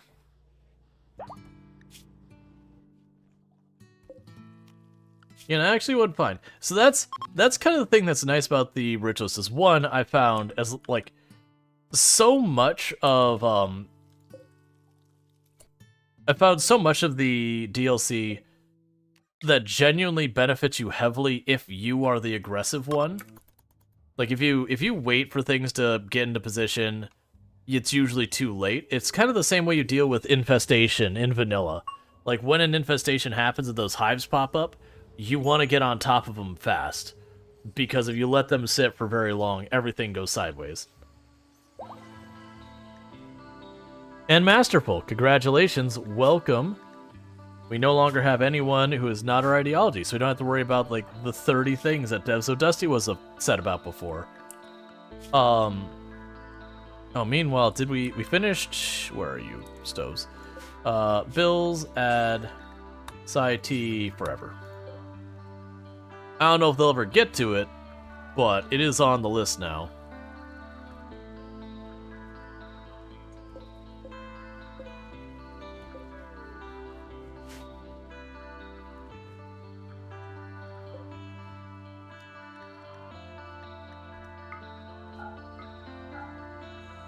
Alright, so one thing I think we're going to do is we don't need this stocking zone anymore.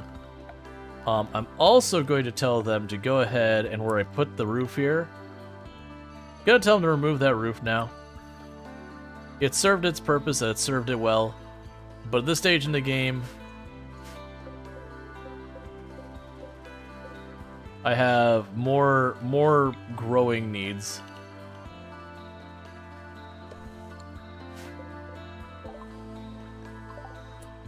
Oh, we got Metal Blood Serum. So we can go to Anomaly.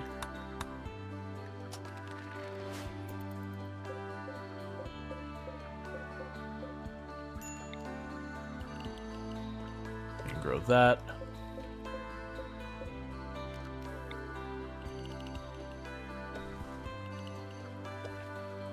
Okay. So we're just trying to get a little bit more trees and all that in there. It won't take but seconds for them to get that all set up. Quest, I'm going to say no to the refugees. There's a chance they could give me a Mech Resurrection Serum or something really amazing like that. It's not a good chance, and I don't think it's worth me putting the effort into it. And everyone is unrestricted other than Alana, because Alana is a child, and we keep them inside the safety of the defensive perimeter.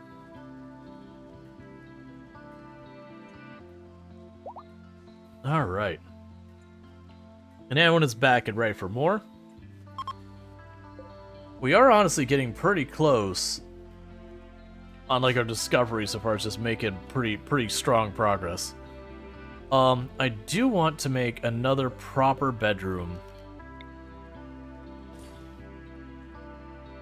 which we can put down here, I think. Yeah, so once we get that pulled up, I can put another bedroom down here and like give people more places to stay. Because I'm not going out of my way to increase the population, it is ending up getting increased.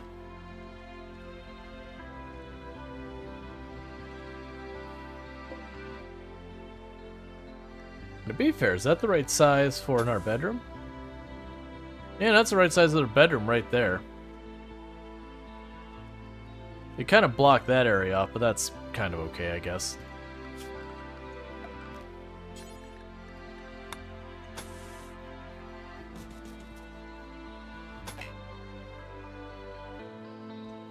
Oh, there's a light there, of course.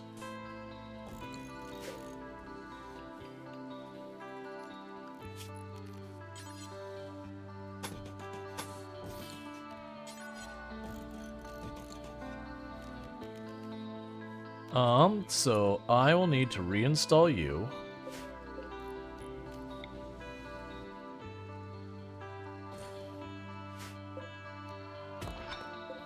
Mine out those 2 spots. And we'll probably have to smooth the floor here and actually put down some stone tile.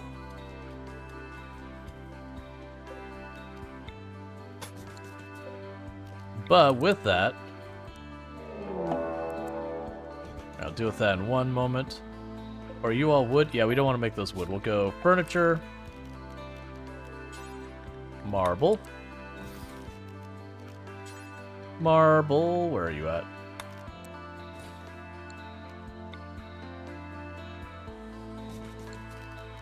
And we'll need side tables to be marble. Then go to smooth this. Deconstruct, deconstruct, and mine. So Flesh Beast attack. Oh, that is a really bad position.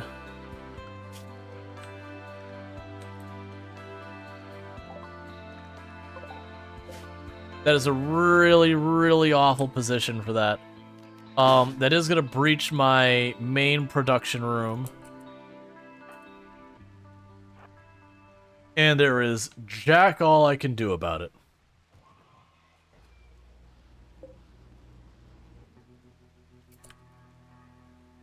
So you go around this way and go up here. You go there. Oh, don't do this again. Come on, man. All right, everyone else. New plan. You're going over this way. You're in trouble. And I can't really help you get there out there faster. You start going over here. Keep running, Siren.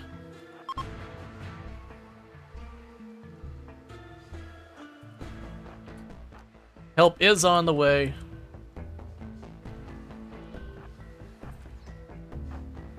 Ah, they caught up to him. Get ready to pop the flare.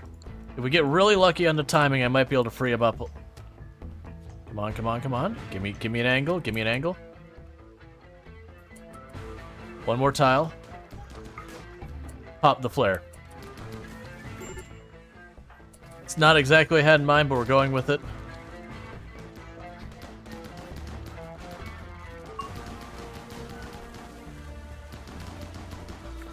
Okay, you immediately unnatural healing them because they got thrashed.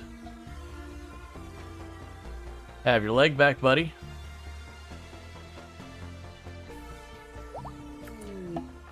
Welcome back to the fight. You're not done yet.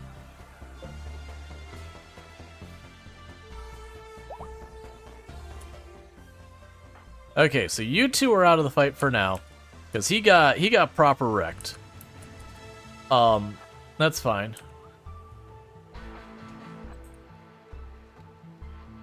Stop breaking all my stuff that needs components. Game's a real jerk.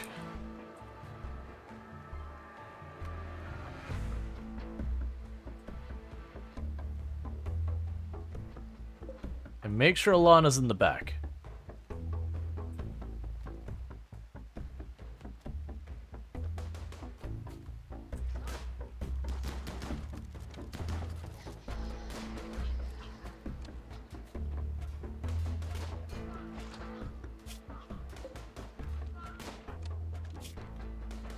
Actually, you're probably good to get back in here.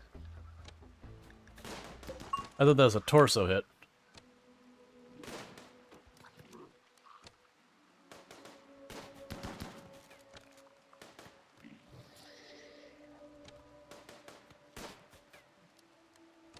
So good news is, I think that's technically blocking the door, so they can't figure out how to path to me, is what I'm guessing is going on here.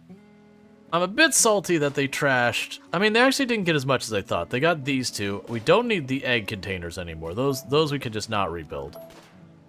They did destroy some stuff that takes components of Biofairy, which doesn't super please me. But that's okay. Is that all of them? No more floating around? I got some there bleeding out up here. We don't have any place to capture them, and they're not really that great. So we're just gonna let them die. Yeah, so you'll die on your own. You'll die on your own. Yes, they're all gonna die.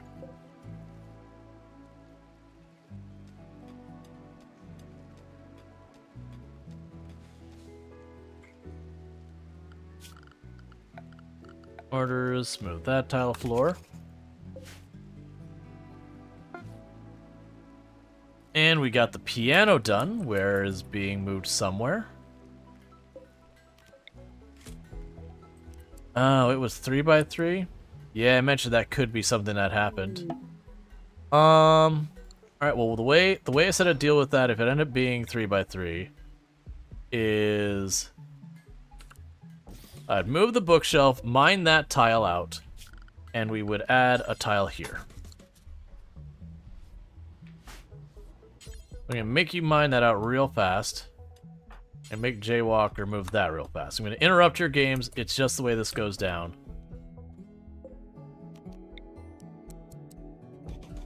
And now you got yourselves a piano.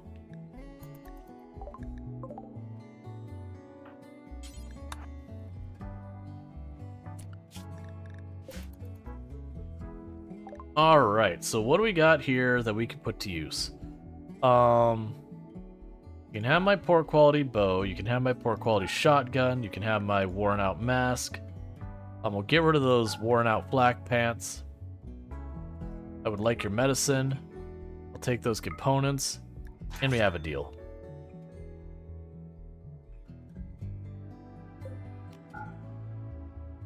I'm just salty because it tore down. It wasn't just a wall, it was a smooth marble wall. So it's one I actually could not just put back immediately. Like, it's just gone. I have to make a different type of wall, and it's fine. But also, I'm a little salty about it.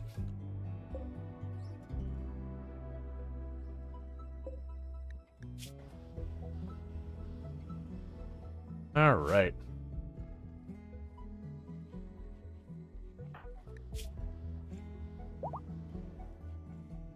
Yeah, considering you were up here, I believe, dropping off corpses when it showed up in between you and home. The fact that you didn't, like, get really, really badly trashed is very promising. Hey, Torlek, how's it going? Hope you had yourself a good stream, and thank you so much for the raid. But how was your stream, and what were you playing, and all that good stuff? Alright, let's see. Scooter's gonna want to trade them. Yes, how's your stream and all that good stuff? Alright. So you'll start getting close enough to do that trade. But like playing some RimWorld, Valorant, and just chatting recently. It was good, you're doing some TTK RimWorld? Gotcha. I hope you had a good time, and it wasn't too chaotic, because that's generally any time I've played TTK, how I've found it is just absolute chaos. It can be fun once in a while, but it definitely can be a lot. So let's go ahead and sell all this crap we don't need. Okay. So with that, we got a little bit of money. I'd like that medicine. Yeah, now TTK, which is the Twitch integration stuff, is pretty chaotic, pretty frenetic. So definitely, if you're looking for that, you can out. We ended the night with a mech cluster that killed 2 whole groups of allies. You called, right? To fight for me. Yeah, mech clusters, if they're well set up, can be pretty gnarly. We've been dealing with a lot of anomaly stuff, and oh, I need to change. Yeah, that's already set to low priority. We've been dealing with a lot of anomaly stuff, and we've had some pretty jerk moves, like that pit opening up so it broke my smoothed marble wall, not brick, smooth marble, directly into our production room. Not super happy about that. Alright, we got a masterwork marble double bed. Cool. That can go to Alanorama. Packaged survival meals have been researched, so that's good news. What do we want to go for next? Let's go for the hospital beds. Those could be very useful, and plus, the vital monitors could be good as well. So, this will be Alanorama's bed. There we go. But yeah, no, it's not as bad as yesterday. The end of stream yesterday, we had overlapping plague, flu, and gut worms. It's just like, but why? You didn't lose much except one ghoul, the slave that had to use their death acidifier. That pit's pretty rude. Yeah, they do that. I've had a bunch of, you can see we had the big pit down here. Got the 2 pits up here that were recently done. And I keep having them break walls and stuff, and it's pretty annoying. We had another one that was up here that popped the wall here, so my geothermal generator got destroyed because, you know, it popped out and everything came out and just attacked it immediately. So I was pretty salty about that one. But it's going alright. We have a psychic suppressor. We've activated enemies new. Yeah, we can't do these because I am doing a pollution challenge. This might seem like a perfectly reasonable and healthy colony, and then I hit this little filter right here. And yeah, it's not a very nice place. This is not a great place to be. All that red you see out there is pollution. And the way the pollution works in this game is if I stand in it, I very gradually get toxic buildup. If the toxic buildup gets high enough, well, if it gets 100%, you just straight up die. But any percent more than 1%, you have a risk of developing very serious health conditions like dementia and cancer and stuff like that. So generally, pollution bad. And so that's the first part. I'm not allowed to take any pawns that are immune to pollution. I can't bag it up and ship it off the map. I can't bag it up and launch it off the map. The rule is I deal with the pollution on my map with people who hate it. And that's one thing. Also, we're on a map called Swamp Hill, so all that red, blue, and yellow is stuff that can't support heavy weight. So, building is very much a pain. So if you're wondering why I have this wood wall with just little patchworks of limestone around it, it's because it can't support heavier weight than the wood walls. We're fixing it. I've got moisture pumps going all over the place. But, you know, it takes time. And it's been going pretty well. We've been making good progress on the anomaly stuff. We've done a good, like, 3 or 4 void provocations and all that kind of good stuff. But a lot of it, we've been letting it happen naturally. We got the Revenant. It tried to make a break for it. It got from there to here before we murdered the crap out of it. So we're feeling pretty good. I didn't go out of my way to get chain shotguns. It's all the raids kept coming with them. So now I have 6 chain shotguns in my group. So anyone who gets close isn't around very long. Even though I usually prefer fighting at longer range. But it is somewhat entertaining when melee pawns try to get on top of us and just get blendered by the chain shotguns. Alright, we're finally getting our steel back up because we've been using that very aggressively.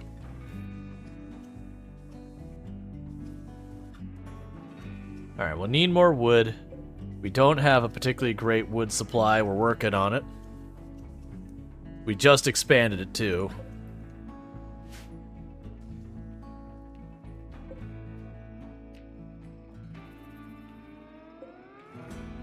So let's go to structure. Well, actually, we're not ready for it. Eventually I want to pull up that bridge. Because weirdly, if you have a bridge on top of actual ground, because like it was water, now it's not, it will still have a reduced carry weight, as if it wasn't on land.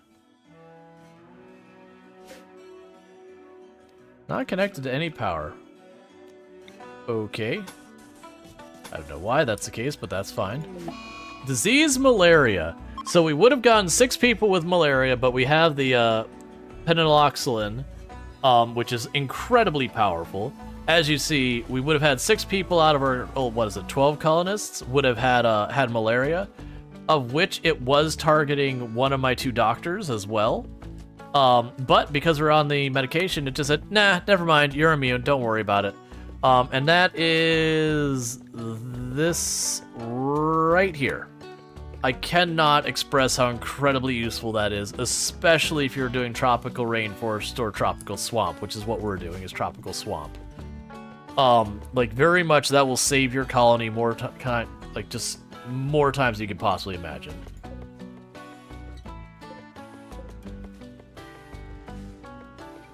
You like the Ancient Danger Turd Temple? Yeah. I was very low in space, and so it just worked out really well that it was there.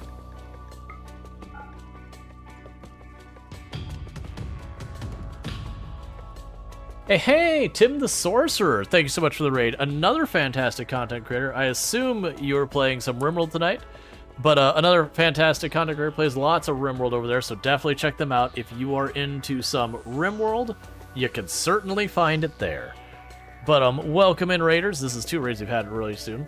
I should probably introduce myself as well. Dev So Dusty departure. Alright, so Dev So Dusty was not a permanent colonist. You're the one who got to survive. You're the one who got to leave. That's fine. I actually wasn't too attached to Dev So Dusty's character in this one. They were a researcher. But, yeah, finally got hydroponics on Ice Sheet.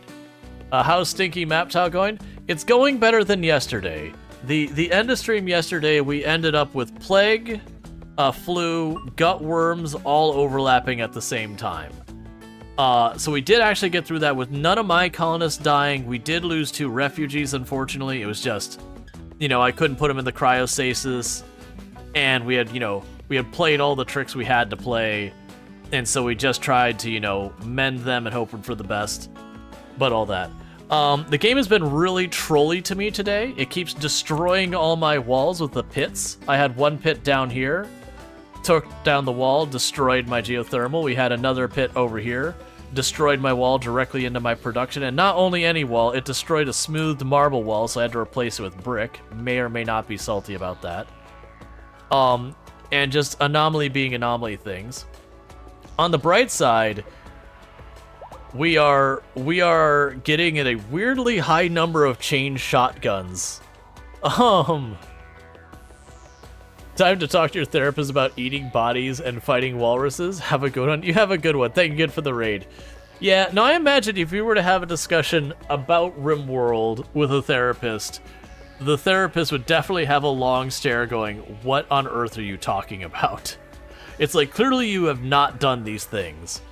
But also, what in the world are you talking about? Alright, so we're gonna go ahead and put our light back here that got knocked down. Underground, we found uranium. Wait, is there uranium like right next to this? Alright, I mean, I could live with that. But yeah, so we're in that late game where we can start making our own components. We're not getting the materials and construction fast enough, but that's not a big problem. Pretty soon we should also be... How's our gear going? I want everyone to have a disruptor flare pack. Oh yeah, that's what I like to see. And you'll get one soon. Don't worry, kid. Can you fly to space yet? No, we're nowhere near that. I do have the fabrication researched. It's pretty rare I actually build the ship. I've got a lot of wins under my belt. And it's not like I've done in my last like 10 or so runs, I've done a ship run. Man, so I've done recently we did another Arco Nexus. We did a ship run. We did a ship to the stars. I actually finished a ship to the stars recently. Which I said I would never do again because caravanning is awful. We've done 2 or 3 anomaly victories.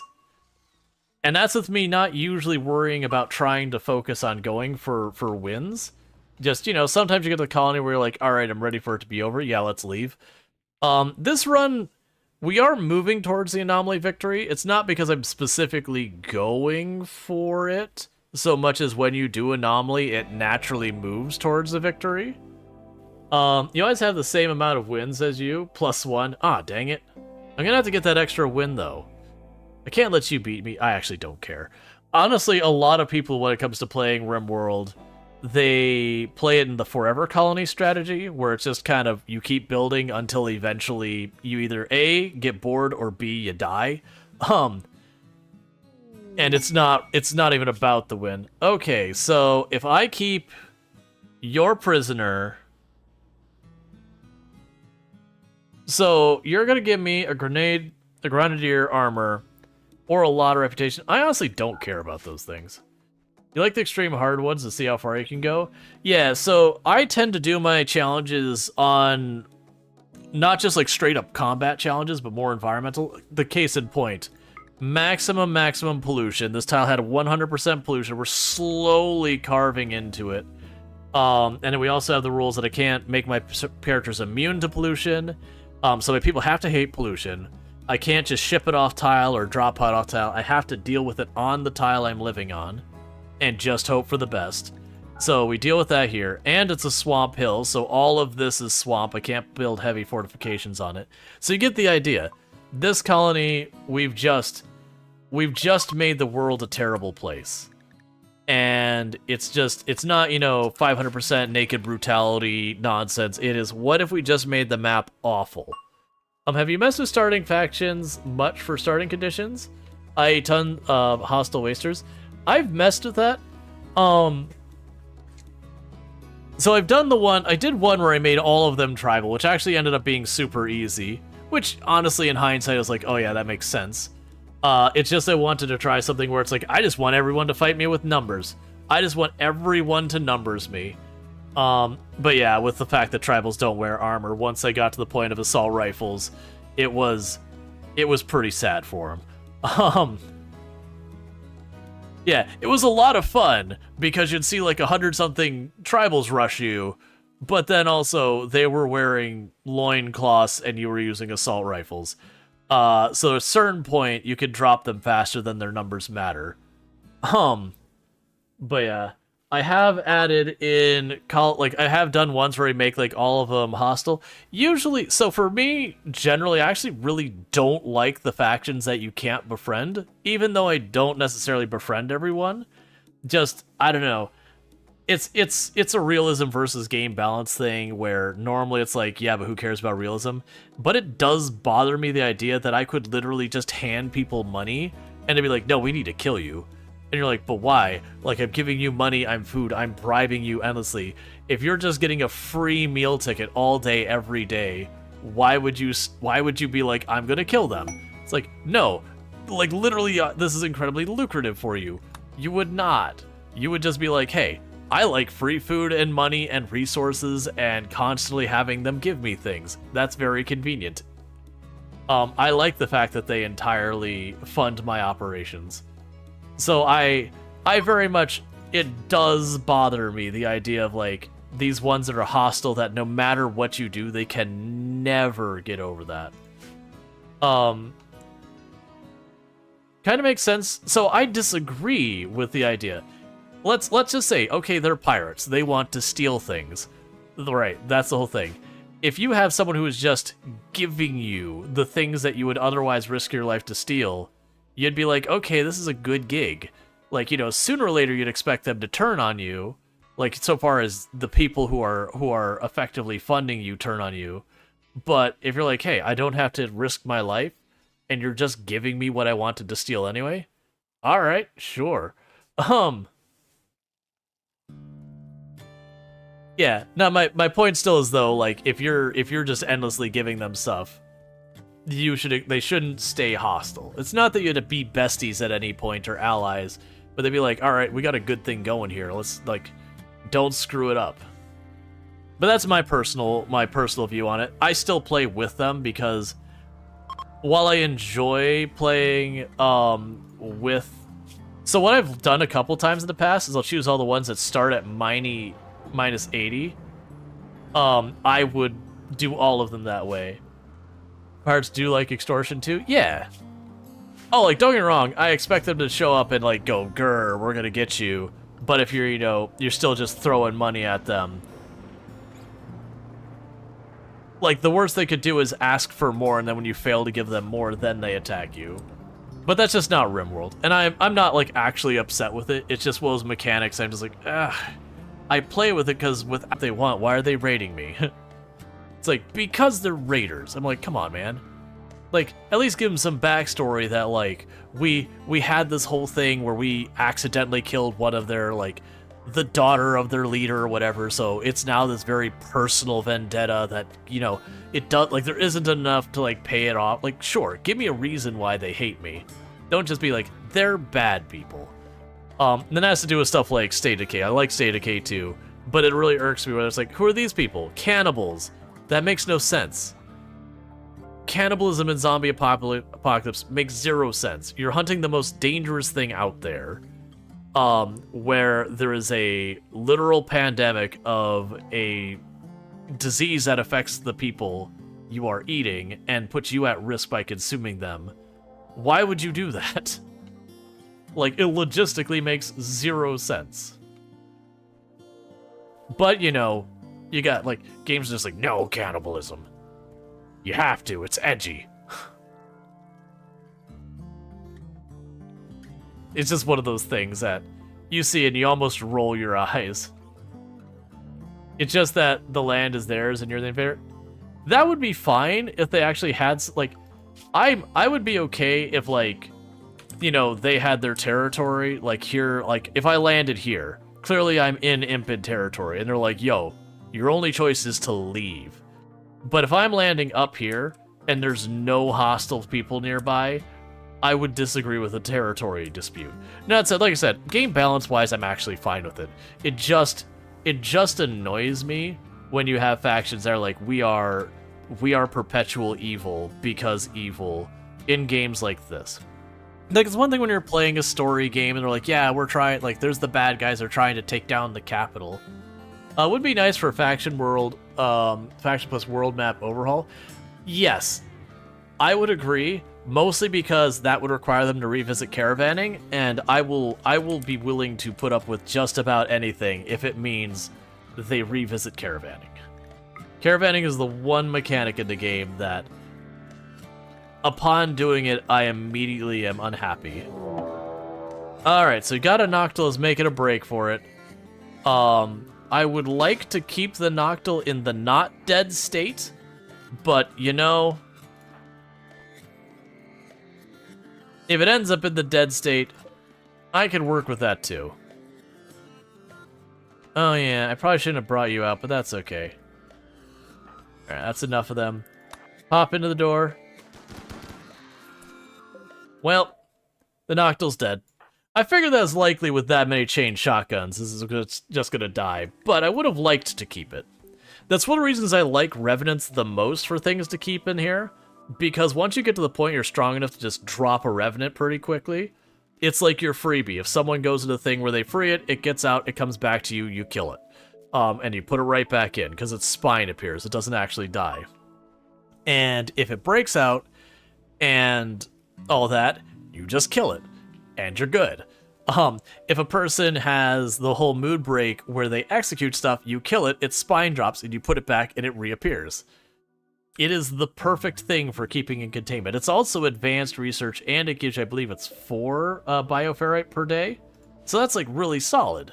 It's not the best by a long shot, but it's, like, a freebie to store.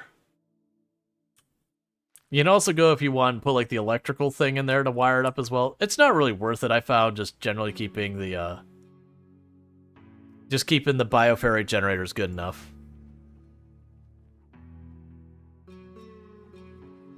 I'm gonna need to make a separate room for keeping the bioferrite generators in it.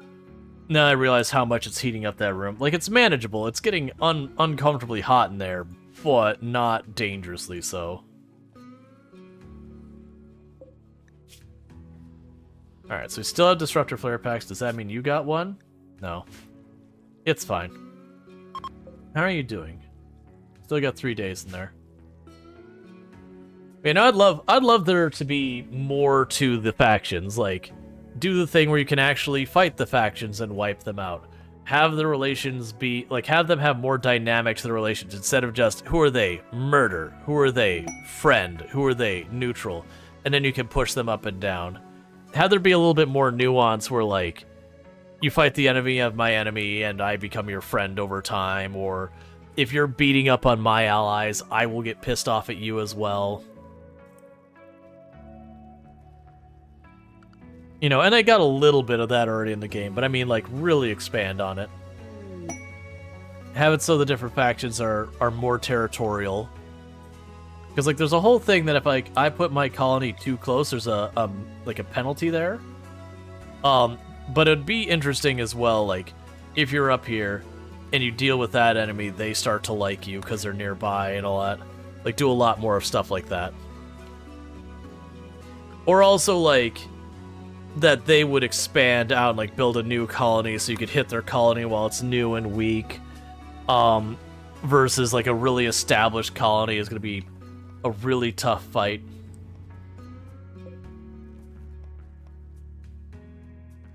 Looks like we're pushing the limits on our power. The exotic goods trading ship flying by.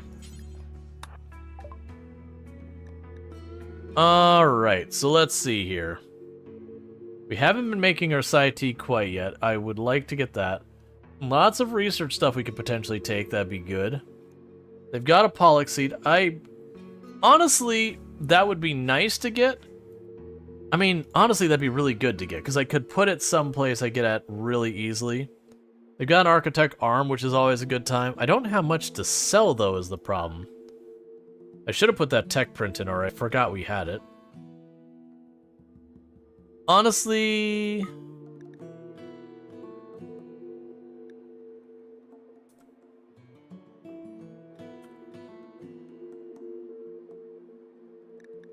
let's take stuff there. That'd be awesome, but we're talking about Civ strategy type game, not a colony sim. Well, I don't need it to be like super in depth. It's just if we're gonna have where caravanning has been pushed really hard in the game for this long, I want caravanning to mean something, because that's kind of my problem. Is caravanning mechanically is frustrating to deal with. You have to micro it so much just to get people to get that off your map. And like. That shouldn't be a thing I have to do, that I have to be like, no, I gotta, position this. Twisted Obelisk. A mysterious obelisk has crashed nearby. It hums with putrid psychic energy, gradually intensifies and approaches some dangerous limit. You can send colonists to suppress it and prevent it from activating. Yup. Suppress and study. Okay, so what we're gonna end up doing here, is in the meantime... I'm gonna box this off. That way, if it ends up being one of the ones I want to keep, we have it all boxed in here, and I'll eventually make like a safe little hallway they can cut through. But for right now, we can just box it in there so when it goes to research, we can have that happen.